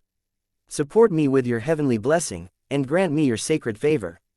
The half-elf then charged towards the horde of shadow demons who were instantly obliterated by the radiance that was being emitted by the tablets around William's body. Let your eternal light pierce through the darkness, and burn my foes in glorious flames. William roared, obliterate all who stand before me. Felix's face immediately became pale when he sensed the divine powers that were being channeled through William's spear, which was now burning brightly. Spear of Lazarus, Felix shouted as he summoned the second divine regalia of Ahriman, which the Crimson Crown had bestowed upon him. The spear in his hand blazed with hellfire as he charged forward and thrust his sword towards his enemy. When the two teenagers were only dozens of meters away from each other, their powerful shouts resonated within the minds of those who heard them. Bloom in the battlefield, William pulled back his spear as he prepared to unleash the attack to kill the demon that threatened those who were important to him. Fleur du Soleil, the green-haired demon knew that if he didn't stop William's attack, his life was going to end, even though he was wearing the armor of darkness. Because of this, he also activated the strongest skill of the Spear of Lazarus and clashed with William's attack head-on. Ravager of the King, Felix roared as he thrusted the spear on William's chest. Bring an end to the living. Lazarus. Suddenly, several dark chains appeared out of nowhere and grabbed hold of William's left arm that was holding Soleil, preventing him from thrusting it towards his opponent. Blood flew in the air as the Spear of Lazarus pierced through William's chest, surprising everyone who was paying close attention to the duel of the two teenagers. No, Ash shouted as she ran towards William. The moment the spear hit William's chest, she clearly felt that her other half was slowly losing its vitality, which meant that her beloved was slowly dying. A hate-filled cry spread across the surroundings as Chiffon suddenly turned into a giant, and smashed Sharur on Felix's body with all of her might, sending her brother flying in the opposite direction. Princess Sidoni and Lilith also ignored their opponents and went to their beloved's side, hoping to save him. It was then when it happened. Ahriman's chilling voice echoed across his domain. The first one to fall was Ash, who was just a meter away from William's body when a spear pierced through her chest, pinning her to the ground. Will, Ash said as she tried to reach out to the red-headed teenager whom she had loved for a very long time. Soon, her hand fell down on the ground, as her blood pooled under her body. The next one to fall was Princess Sidoni, who was pierced by two spears while flying towards William's direction. She fell from the sky and landed dozens of meters away from William. Her body lay motionless, for everyone to see. Damn you, Chiffon shouted as she tried to block the rain of spears that was flying towards the three people that were important to her. She was too preoccupied with protecting everyone from the spears that she didn't notice the one-horned golden demon that had snuck up behind her. I do not like this, but it has to be done. Kinkaku thrusted his golden sword forward behind Chiffon's back, piercing through her chest. Forgive me, little one. The pink-haired girl's giant body slowly shrank in size before collapsing on the ground. A bloody hole could be seen in her chest, where her heart used to be. A single tear fell from the corner of her eyes, before they completely lost their luster, as they stared blankly at the dark sky above her head. Lilith cried out in sadness as she deflected the dark spears that had tried to take her life as well. Fortunately, Gleipnir was powerful enough to keep her life safe as she headed in the direction of her fallen sisters who had tried to protect the man they loved. A moment later, several dazzling orbs of light flew out of Ashes, Princess Sidoni's, and Chiffon's bodies. All of them flew in the direction of the god of demons who was eyeing their souls with greed. Chapter 1076, Time to End This Farce Part 2. Divine Souls. Ahriman rejoiced internally when he saw the souls that were giving off a radiance that couldn't be compared to ordinary souls. They were the souls that held powerful divinities inside them, or souls that had been chosen by the gods to become their followers. Although he had expended most of the souls he had absorbed to meddle in the fight between William and Felix, the payoff was worth it, for every divine soul was equivalent to tens of thousands of souls. Although some gods had many followers, they also had core followers to whom they gave special care, as if they were their own children.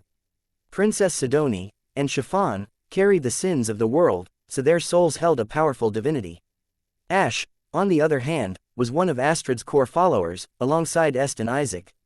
Although the power of divinity inside her body wasn't as strong as the souls of the 7 deadly sins, it didn't change the fact that it still contained a part of Astrid's power, leaving her soul with a trace of divinity inside it. No, Celine shouted as she flew towards the sky. Black flames erupted from her back and formed 6 pairs of black angelic wings. She flew towards the 3 souls and forcefully contained them using the power of her divinity. I won't let you have them, you bastard. Celine roared in anger as she allowed her sealed divinity to burst forth from her body. Dark flames raged for hundreds of meters around her as Celine's wrath intensified. Kneel before me, you wench. Felix ordered as he gazed at Celine hatefully from a distance.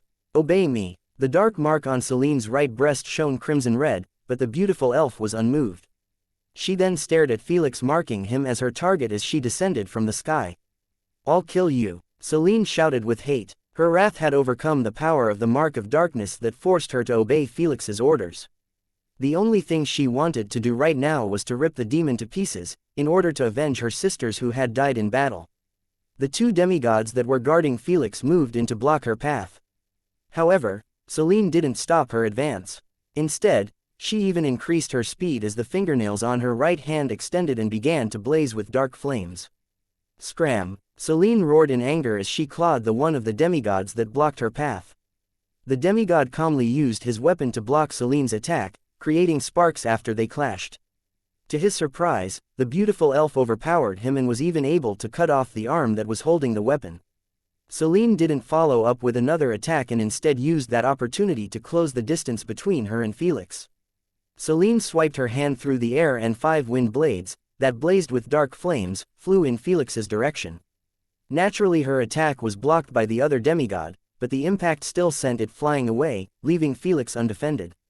Die! Celine's hand turned into a claw as she hatefully swiped down at the demon that dared to control her destiny. A scream of pain spread across the domain as Felix's blood gushed out of his body. His right arm, which was still protected by the armor of darkness, fell on the ground before Felix disappeared completely. Celine's attack created 5 deep fissures in the ground that extended for hundreds of meters. Growling like an animal, she turned her head to look in the direction of the god of demons and saw Felix's body lying on the palm of his hand. Blood was still flowing from the shoulder she had sliced his arm from with her last attack. Bitch, how dare you? Felix shouted as he propped himself up with his remaining arm. You dare hurt your master. You dare hurt your lord. You are not my master. Celine shouted. I will kill you. However, just as Celine was about to attack again, several dark chains bound her arms and legs. Give them to me, Ahriman ordered. Give the souls in your possession to me and I will overlook your transgression. 3 dazzling souls with different colors were encased in an orb of dark flames that held them in place. No matter what Ahriman did, he couldn't absorb the souls because Celine had used her own divinity to block his actions. Never! Celine shouted as she gathered the dark flames around her to form a giant fireball. She had infused the fireball with the power of her wrath, which made even the demigods that were on Ahriman's side frown. None of them dared to block this attack which contained a powerful divinity. Die for me. Selene threw the giant fireball towards Felix, who was in the midst of trying to reattach the arm that had been cut off from his body. The third eye on Ahriman's forehead shot a red beam of light that pierced through the giant fireball and through Selene's chest. The beautiful elf's body was then set ablaze with dark flames, making her scream in pain. "Fool," Ahriman said in a voice filled with disdain. "You dare challenge a god with this feeble power? Know your place. You are merely a pawn. My pawn. You just have to do what you were born to do, and submit to your destiny." Selene's body collapsed on the ground as the power that encased the three souls in her left hand dispersed. The three divine souls that Ahriman coveted once again flew in his direction. Selene gazed at them as her vision blurred due to tears.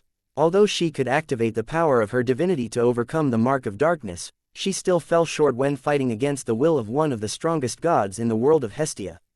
Ahriman's lips opened as the three souls neared him. However, just when the souls were a dozen meters away from his mouth, they changed direction and headed towards the sky. Ahriman's third eye widened in shock because he didn't understand what was happening. However, his shock turned into disbelief when he saw a cloaked figure hovering in the middle of the sky. "These souls are mine," the cloaked figure said as he gazed at Ahriman in contempt. "You broke the code of the gods.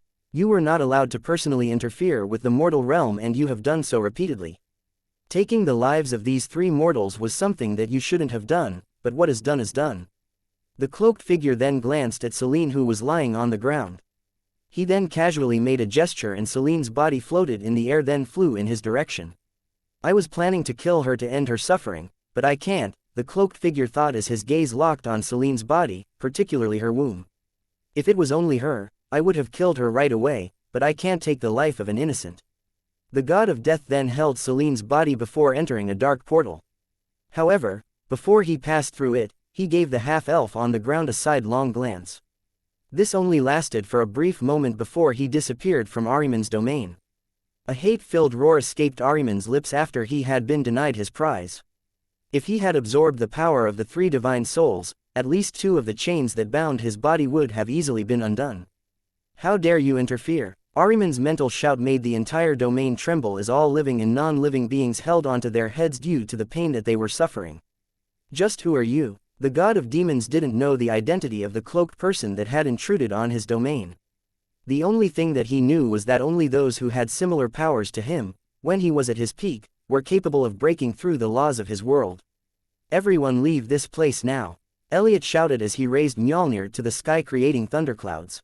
"Hurry." He had already seen what was going to happen next, and the only thing he could do was buy everyone time before the god of demons threw caution to the wind, and annihilated everyone that was inside his domain due to his anger and frustration. Chapter 1077.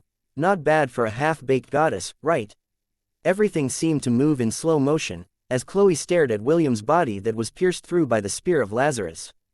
As someone who was experienced in battle, she knew that there was no way William was going to lose in that clash, but at the last moment, several dark chains grabbed hold of his arm, preventing him from unleashing his attack. The little fairy knew that the one that summoned the chains wasn't Felix. The crowned demon didn't have the leisure to do something like that in the midst of battle. It was then that Chloe glanced at the giant demon god that was seated on the throne. Even though she was quite far from him, she clearly saw that the corner of the demon's lips was slightly raised. "You," Chloe shouted as time reverted to its normal speed.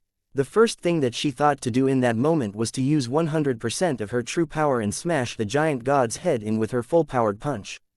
However, that thought didn't last long before she once again shifted her attention to William in the distance. "I need to save him." Chloe tried to gather what little strength remained inside her body in order to fly in William's direction. However, just as she was about to run forward, her legs gave out, and she found herself crashing towards the ground, face first. Just as soon as she raised her head, what she saw next made her heart tremble. William's wives died in front of her, while attempting to go to his side. This scene made her heart turn cold, as she was momentarily frozen in disbelief that what she was seeing was real. Beside her, Selene released a blood-curdling scream before unleashing the power of her divinity. The beautiful elf's divinity was wrath, one of the most powerful sins in existence because everything that blocked its way would be burned to ashes. Chloe's heart beat faster inside her chest when she saw that Celine seemed to be winning against Felix.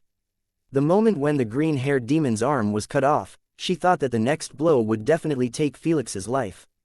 Unfortunately, the god of demons didn't allow that to happen, and immediately saved Felix from the brink of death by teleporting him to his side. Damn it, Chloe gritted her teeth as she forcefully propped herself to the ground. Although she was still feeling weak, the fire burning inside her chest was forcing her to move her body. When the souls of William's wives, as well as Celine, were taken by the cloaked figure, the world suddenly trembled. It was as if an earthquake was taking place, which forced Chloe to change back into her fairy form. She then flew towards William with the intention to keep him safe. Chloe knew that, at this point in time, the red-headed teenager's life was hanging on by a thread. No, I won't let that happen. Chloe desperately flew towards William with tears blurring her vision. I won't let that happen. Conan, who had separated from Elliot, immediately flew towards the ground in order to take William away and flee. Kill everyone, Ahriman shouted as his bloodshot third eye locked on William's body on the ground. Bring him to me, I will personally torture his soul for eternity. The 7 demigods, as well as the 2 other celestial spirits, Da Peng and Kinkaku, all nodded their heads simultaneously and headed towards William's location. The shadow demons also stopped attacking their opponents, and charged towards the fallen half-elf like a black tide that was planning to drown him completely. Scram, you bastards! A mighty roar filled with anger reverberated in the battlefield. Suddenly, a giant golden cudgel swept all the demigods and sent them flying in the distance. Sun Wukong's entire body had turned golden, while blood seeped from the corner of his lips. His eyes burned with fury after witnessing everything that had transpired. Ahriman, you fucking bastard! Sun Wukong shouted hatefully as he swatted Da Peng and Kinkaku like little flies. Careful, he is burning his life force to boost his strength. Bull Demon King warned his comrades as he prevented his wife, Princess Iron Fan, from joining the battle. He has gone crazy, the 6-eared macaque exclaimed. This might get a little bit dangerous. Ruyi Jingu Bang was set ablaze as Sun Wukong smashed one of the demigods with his gigantic golden cudgel, turning it into meat paste. The Monkey King's anger had gone off the roof that he no longer cared if he would suffer greatly once the effect of his blood sacrifice ended. All he wanted to do was to kill as many enemies as he could in order to avenge William's wives, as well as vent the hatred in his heart. Die! Sun Wukong swept countless shadow demons away, making them explode into a shower of sparks before they disappeared completely. Da Peng and Kinkaku wisely backed off because they knew that if they tried to fight Sun Wukong while he was in this state, their chances of dying were very high. Kua, Sun Wukong was doing his best to hold back when it came to smashing Ahriman's face with his weapon. Since Ruyi Jingu Bang was a weapon that held divine power, it had the ability to injure, and even potentially kill gods. However, since Ahriman was an ancient god, the Monkey King knew that he couldn't take any chances. Although he didn't want to admit it, he was afraid that his attack on the god of demons would break the chains that bound his body, freeing him from the seal that held him in place. Shit! Sun Wukong shouted as he transferred his hatred to another demigod and pierced its chest with his weapon, killing another one of Ahriman's minions. Because of this, all the demigods, as well as the shadow demons, retreated in haste. The Monkey King wasn't moving from his place, and his intent to defend William could be seen in his face. If Sun Wukong wanted, he could probably kill a few more demigods, as well as his hateful enemies if he tried. However, he didn't do that. He was afraid that if he left William's side, the god of demons would try to sneak attack the fallen boy again and end his life once and for all. Ahriman grunted as he gave a new order to his forces. This time, the ones they attacked were William's King's Legion as well as the elite warriors of Hestia Academy. Celeste and Byron faced the incoming threat together with William's King's Legion, but they were no match for the quantity and quality of Ahriman's forces. Celeste, we need to retreat. Byron shouted. If we stay, our forces will be annihilated. Celeste nodded before glancing in William's direction. She could see Chloe desperately flying towards him, which made her hesitate. Headmaster, retreat with our forces, Celeste said. I will rescue William first. Byron glanced in William's direction and nodded his head. You still have the group teleport scroll that I gave you, right? Byron asked. Yes. Celeste nodded. I know what to do, Headmaster. The two once again nodded at each other before flying in opposite directions. Retreat everyone, Byron ordered as he threw 5 crystal beads on the ground. Return to Hestia Academy. The warriors of the academy immediately entered the portals, while some of their comrades guarded the rear. Ella pushed the demigods back, alongside Baba Yaga and William's King's Legion. Although she wanted to go to the half-elf's side so badly, she couldn't leave the others behind. She and Baba Yaga were the only two beings that were preventing her adopted son's forces from being massacred by the demigods who surpassed them in power and rank. Ella had already sent Kronos, Aslan, and the rest of William's herd to rush to his side and protect him. In truth, she couldn't fight in her current vessel for long because it was not capable of handling her divinity. With every passing second, she knew that she was a second closer to her body disintegrating. "You can hear me, right?" Ella asked as he summoned several giant ice spears to repel the demigods that had advanced in their direction. "Yes," the primordial goddess seated on the throne replied. "That being that took the souls of William's wives, as well as Selene, he works for you, right?" "You could say that. Can you promise me one thing?" Ella frowned as her left arm hung limply at her side. She could no longer move it because it had already reached its limit. "What promise do you want me to make?" The primordial goddess replied. Although she was Ella's rival, she knew that both of them only wanted what was best for him. "Don't let him die," Ella replied as she summoned a dome of ice to allow the warriors of Hestia Academy to retreat safely. "So, it's my win, right? Very well. Die in peace." Ella smiled bitterly as she ordered William's legion to head in his direction. The warriors of Hestia had now safely returned to their academy. The goddess of the world, Hestia, asked her to help them in return for a favor. Ella readily agreed to her request. Even though the goddess Hestia wasn't as powerful as she was in the past, a promise made by her would be fulfilled without fail. After the warriors from the academy had safely retreated, the attention of Ahriman's forces was now focused on William's army. Kasaganaga led them to William. Ella ordered as she activated the power of her divinity.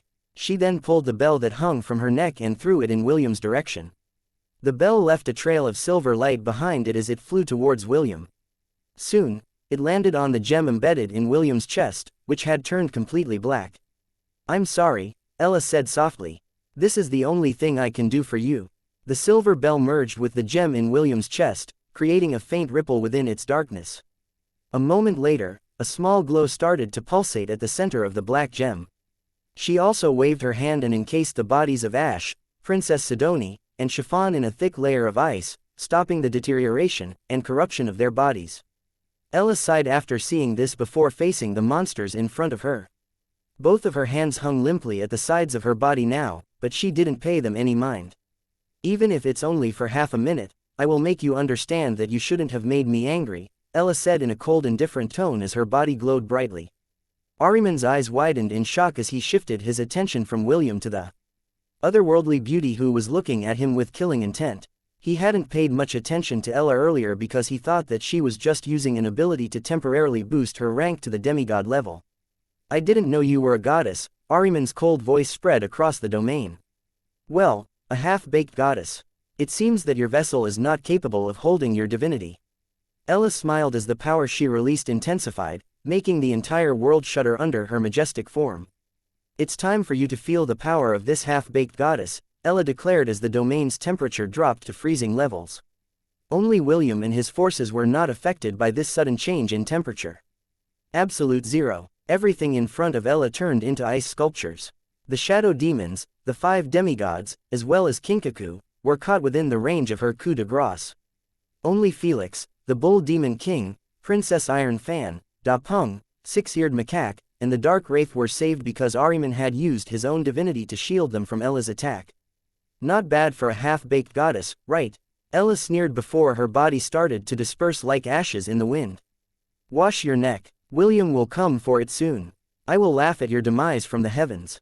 Ella's parting words echoed through the heavens, making those who heard it feel their hearts tremble. A prophecy that the goddess of tenderness believed would come to pass, regardless of how long it would take. Chapter 1078, You Are Never Alone.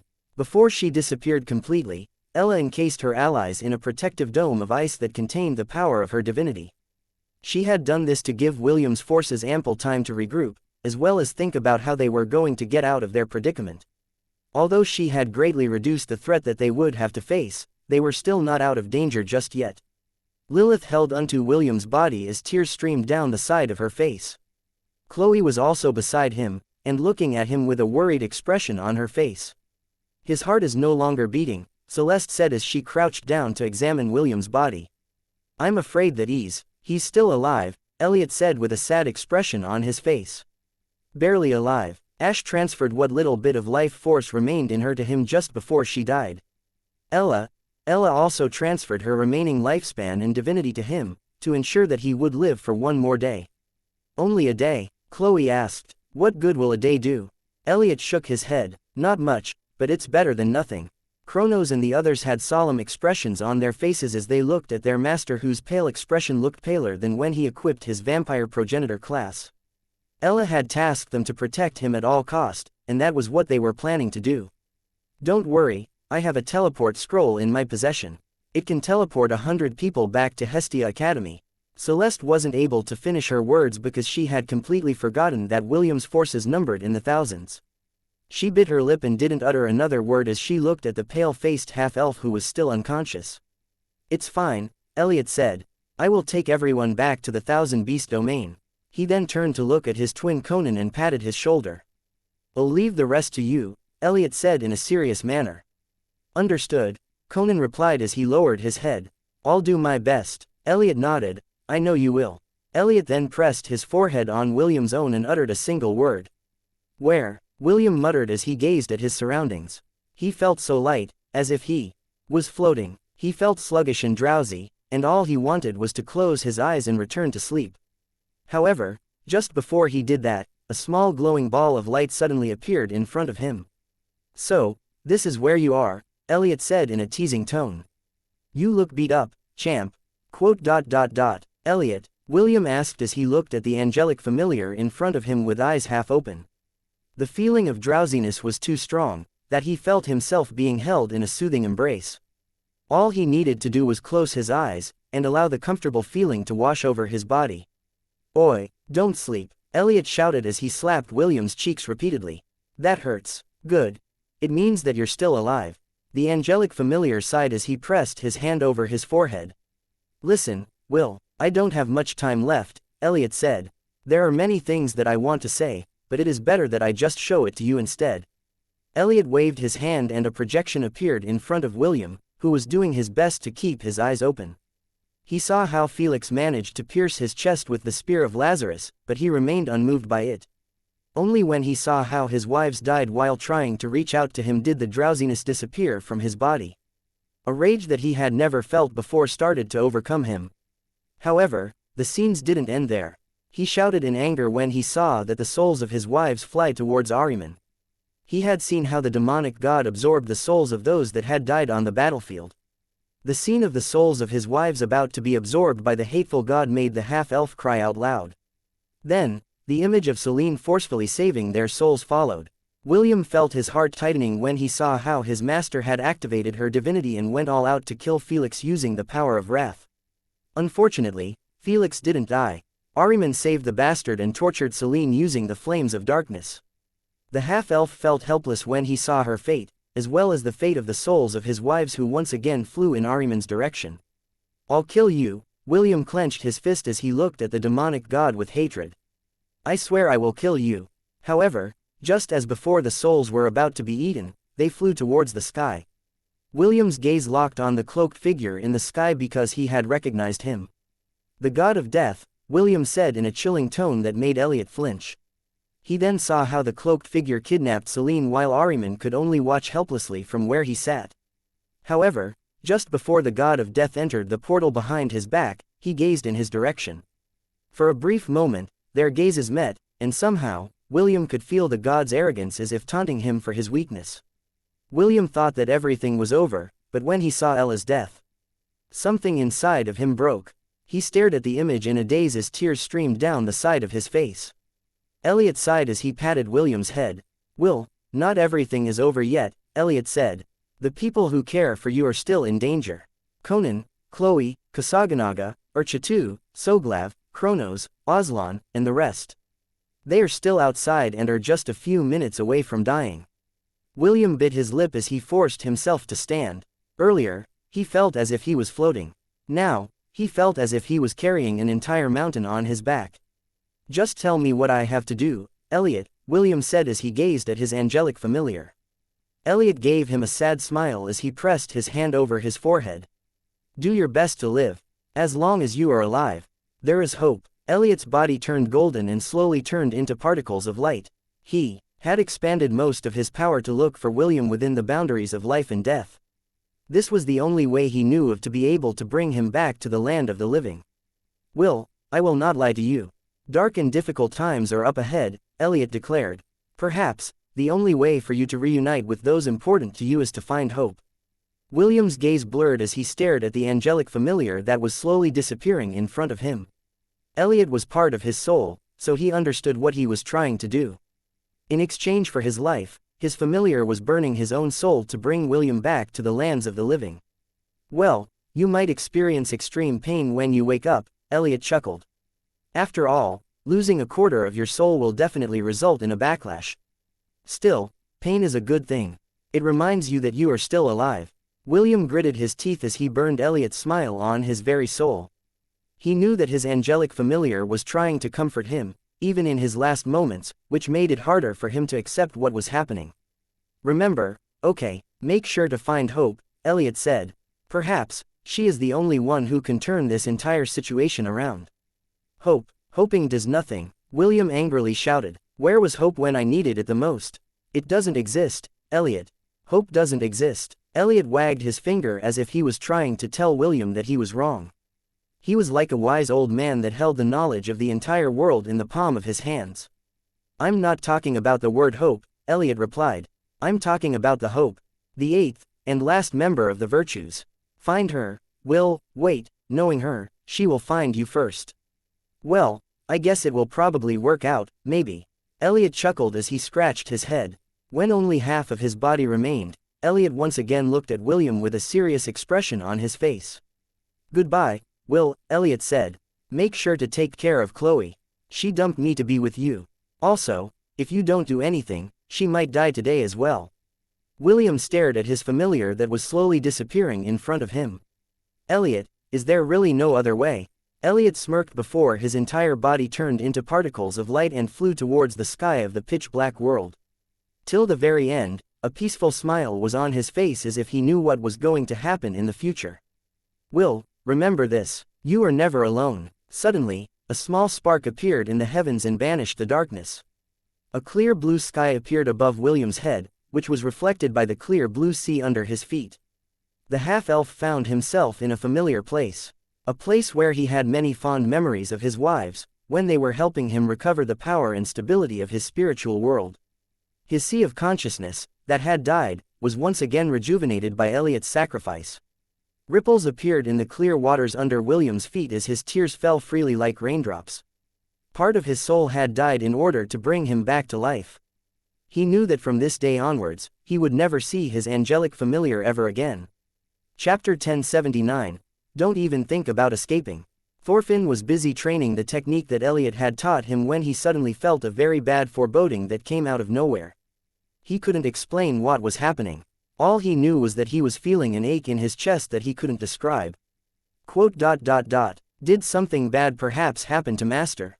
Thorfinn muttered before shaking his head. Impossible. How can Master possibly get into trouble? I might just be feeling tired. Yes, I'm just feeling tired. Thorfinn tried to shake off the feeling of anxiousness that was starting to rise in his heart. However, no matter what he did, he felt as if someone very important to him had disappeared from his life. William slowly opened his eyes, and found himself wrapped up in a tight embrace, by the Amazon princess whose tears were trickling down his face. Just before William could say anything to comfort Lilith, a stinging pain erupted inside his head. It was as if someone was pushing a knife to his skull, and peeling back the pieces of his scalp as slowly and as painfully as possible. KH. William hissed in pain as he endured the painful sensation that he had never experienced in his life before. The soul-stirring pain made him unable to speak, as well as unable to breathe properly, making him shudder uncontrollably. Will, what's going on? Lilith held William tighter in an effort to stop his body from shaking. Conan pressed a palm over his chest because he was also feeling great pain, but his pain was nothing compared to what the red-headed teenager was experiencing at the moment. He is suffering from a soul backlash, Conan said through gritted teeth. Just give him a bit of time. He will recover in a few minutes. Sun Wukong's fiery eyes gazed at William and saw the great damage to his soul.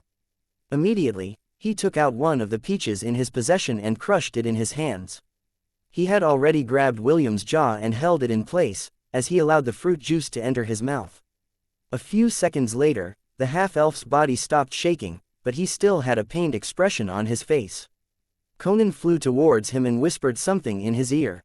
"I know that you're in a lot of pain right now, but we don't have much time," Conan whispered as the dome of ice that Ella had erected trembled. "For now, take your king's legion back inside the Thousand Beast domain. If you don't, they will die a meaningless death." William gritted his teeth as he recalled his army back into his Thousand Beast domain. Due to the scenes that he saw earlier, he already had a general idea of what was happening around them. The gem on William's chest that had been completely black earlier, now turned dark gray. His army turned into particles of light and flew towards it, leaving Ahriman's domain behind.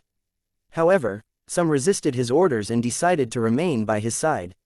Among them were Kasaganaga, Urchatu, Soglav, Jareth Goblin Paladin, Skadrez Blood Eagle, Kronos, Oslan, and the others in their demihuman forms, as well as Charmaine, and the rest of the elves alongside their winged horses. "We're not going back," Kasaganaga declared as it stomped its adorable foot on the ground. "We will make sure that you safely leave this place." The others also nodded their heads in agreement, and all of them had the expression of not taking no for an answer. William forcefully opened his eyes to look at his dear friends. However, his breath almost stopped when he saw the three frozen figures that had been placed, not far from him. A sob escaped William's lips as tears streamed down his eyes. Although he was in great pain, the heartache he felt was greater than the one he was experiencing right now. Biting his lips until they drew blood, he reached out his right hand and forcefully teleported his frozen wives back to his Thousand Beast domain. "You can grieve later," Conan patted William's cheeks. "If we don't leave this place, more people are going to die." Sun Wukong sighed as he nodded his head. "He's right, Will. I will soon disappear also. I used a bit of my life force, and I am unable to remain in this place for long. At most, I can only stay for 10 minutes. After that, all of you are on your own." William's heroic summoning had ended the moment he died. But, Sun Wukong burned his life force in order to remain, and protect everyone to the best of his abilities. He was barely maintaining his form, and doing his best to minimize the consumption of his powers. "Right, Den," William said through gritted teeth. Immediately, a black beam of light shot out from his gem and materialized as the Black Qilin, Raiden. "Let's leave," William forced himself to utter the words as his face contorted in pain. "Let's enter the red portal that led to this place." Everyone nodded their heads in agreement. Lilith carried William and mounted the Black Qilin, while Celeste merged with Claire, allowing her to grow a pair of green, flaming wings, behind her back. Kasaganaga mounted Skadrez's back. Sun Wukong summoned 3 flying clouds to allow Soglav, Urchatu, and Jareth to accompany them on their journey. "Okay, listen to me," Sun Wukong said. "The moment the dome breaks, all of you will make a run for it. I will hold them back for as long as I can, but remember that I will probably be able to hold them for 5 minutes at best. We will leave this place together." Kasaganaga shouted, before looking at his 2 best friends, Urchatu and Soglav.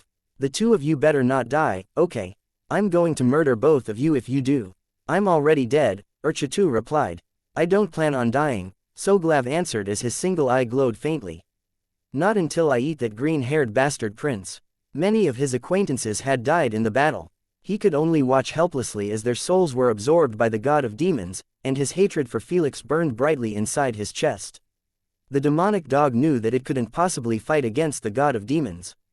Since that was the case, he then chose to vent his frustrations on the only one that he could attack, and that was none other than Felix.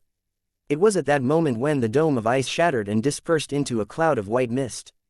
Immediately, the Black Qilin pierced through the white haze, alongside several others, flying in the opposite direction of the god of demons. They only had one destination, and that was none other than the red portal in the distance, that would take them to the first level of the ancient ruins. "Don't even think about escaping." Ahriman's thunderous voice boomed like thunder. "Get them." The Dark Wraith, the Demon Bull King, and the rest of the forces that Ahriman had invited from the celestial realm followed behind William's entourage. However, they still kept a safe distance from Sun Wukong. They knew that the Monkey King had thrown caution to the wind and was prepared to fight them to the death. If only they knew that Sun Wukong was on borrowed time, perhaps they would have been more aggressive in their approach to capture the red-headed teenager and his entourage. Chapter 1080. Just try dying once. Sun Wukong trailed behind the group and acted as a rearguard. His mere presence was enough to deter Ahriman's remaining forces, who could potentially eliminate William's group if they all worked together. Baba Yaga was flying beside him. She was grieving what happened to Celine, and wanted to avenge her. However, she understood that even if she was strong, she couldn't possibly face the other beings, whose strength was similar to the Golden Monkey King beside her. The old witch was the second strongest in William's group. Sun Wukong had already told her that he wouldn't be able to stay for a long time, so he entrusted William's safety to her. Halfway along their journey, a sigh escaped Sun Wukong's lips as he looked at William with regret. "I'm sorry, this is as far as I can go," Sun Wukong said before stopping midair. "They're all yours, Baba Yaga." The old witch nodded her head and hastened towards William's group. The Monkey King stood straight as a sword as he held Rui Jingu Bang firmly in his hands. He only had a minute left before he disappeared completely, and he planned to use that remaining time for one last hurrah in an attempt to seriously injure or kill any of their pursuers. Bull Demon King frowned when he saw Sun Wukong suddenly stop escaping and felt that something was wrong. He hurriedly grabbed hold of his wife's, Princess Iron Fan, body and flew backwards, retreating as far away as he could from the golden monkey who was giving him the feeling of impending death. The six-eared macaque was a cowardly being. The moment he saw the Bull Demon King backing away, he immediately followed suit. A moment later, Sun Wukong's arrogant voice filled with killing intent resonated across the heavens. "Annihilate all those who stand before me." Sun Wukong's fiery eyes blazed fiercely as his muscles bulged. "Slay the heavens." The giant golden cudgel in his hand blazed brightly like a burning sun, momentarily blinding his pursuers. Da Peng and the Dark Wraith already had an idea of what Sun Wukong was planning, so they had already prepared their strongest defensive abilities to block his attack. Da Peng covered his entire body with his wings, as he hovered midair like a giant golden ball. The Dark Wraith on the other hand, enclosed itself into a shield of darkness, preparing to resist Sun Wukong's attack. The sky was split apart as Sun Wukong unleashed his strongest attack, catching Da Peng and the Dark Wraith by surprise. The giant golden cudgel smashed both of them into the ground, destroying the geography completely, and creating a powerful earthquake, which was strong enough to make Ahriman's giant throne shake. "Crazy monkey!" Princess Iron Fan gasped as she looked at the destruction that Sun Wukong had unleashed. Almost half of Ahriman's domain was destroyed in that single attack, which proved that the Monkey King wasn't someone to be taken lightly. She was quite thankful that her husband had noticed Sun Wukong's peculiarity and retreated as fast as he could. The six-eared macaque was also thanking his lucky stars for being able to escape such a terrifying onslaught. Although he was strong, he didn't have the confidence that he could take Sun Wukong's final attack head-on. "Just you wait, I'll pay all of you back once you return to the celestial realm." Wukong's threat reached their ears before his entire body dissipated. The Bull Demon King flew towards Da Peng and the Dark Wraith to see if they were still alive or not. All of them were pseudo-gods, so, although they weren't gods, their strength had surpassed the demigod rank. Sun Wukong's weapon was one of the extremely few weapons that could harm gods. Although the Bull Demon King felt that the Monkey King wasn't able to use his full strength on that final blow due to his current circumstance, it was nevertheless a very deadly blow that could potentially deal serious injuries to beings of their rank. Da Peng's golden wings had been completely crushed, and his body was bleeding all over. Although his life wasn't in any danger, he would take at least a month or two for him to make a full recovery. The Dark Wraith didn't fare any better. Its entire being was flickering as if it could fade at any moment. As an undead, it was weak against flames, especially flames that held the power of divinities. It was at that moment when a dark beam of light landed on its body, helping it recover at a very fast rate. "Don't let any of them escape. Bring them back to me. Dead or alive." Ahriman's bone-chilling order reached their ears, which made them remember the task he had set out for them. The Bull Demon King, Princess Iron Fan, the six-eared macaque, as well as the newly recovered Dark Wraith once again pursued their targets, leaving Da Peng behind. At that exact moment, William's entourage had just passed through the red portal, leaving Ahriman's personal domain behind. "Where is the exit?" Celeste asked, as she scanned her surroundings. Baba Yaga frowned as she channeled her senses to look for a possible exit within the domain. Suddenly, she felt a very subtle fluctuation towards the south, which she determined to be the exit of the ancient ruins. To the south, Baba Yaga stated, "Follow me." Everyone flew alongside Baba Yaga as they sped up in the direction she had pointed. They had just flown for a minute when they felt several strong presences behind them. Baba Yaga turned her head to look at their pursuers and clicked her tongue. Even if her strength was at the peak of the demigod rank, her opponents were pseudo-gods. It was impossible for her to defeat one of them, let alone four. "Just keep on flying," Conan shouted as he urged everyone. "Don't worry, we will be able to make it." It was at this moment when Kasaganaga, Urchatu, Soglav, and Jareth exchanged glances at each other. "Keep going," Kasaganaga shouted, "we'll buy you some time." "Fools." Baba Yaga rebuked the rainbow-colored anteater who was riding on top of the blood eagle's back. "You can't block them even for a second." "It's fine, Granny." Soglav's voice, filled with determination, reached Baba Yaga's ears. "We don't plan on dying." Without another word, Kasaganaga, alongside his friends, flew towards the approaching pseudo-gods, fearlessly. "Are you sure that we won't die?" Soglav's determined expression suddenly collapsed as soon as he saw the Bull Demon King, as well as his cohorts in the horizon. "We won't die, right?" "Don't worry," Kasaganaga replied. "Even if you die, William can bring you back as an undead as long as I bring you back with me, blah blah blah. Soglav cursed out loud as he tried to maneuver his flying cloud to turn around and regroup with William's group. "Fuck this, I'm out." However, before he could even get away, Urchatu's hand grabbed his body and held him firmly in his grip. "It's fine," Urchatu said as he gazed at his friend with his burning blue eyes that marked him as a revenant. "Just try dying once." "Fuck you," Soglav shouted. "Our friendship ends here." Jareth glanced at his comrades with a complicated look on his face. "I shouldn't have joined these three crazies on their suicide mission," Jareth thought as he held the artifact that Elliot had given him earlier in his hands. "Elliot, I hope you didn't fuck us up." Thank you for listening and supporting the Cultivation audiobook channel. If you'd like to support us, 1 cup of coffee can make a big difference. Please check the PayPal link in the YouTube description.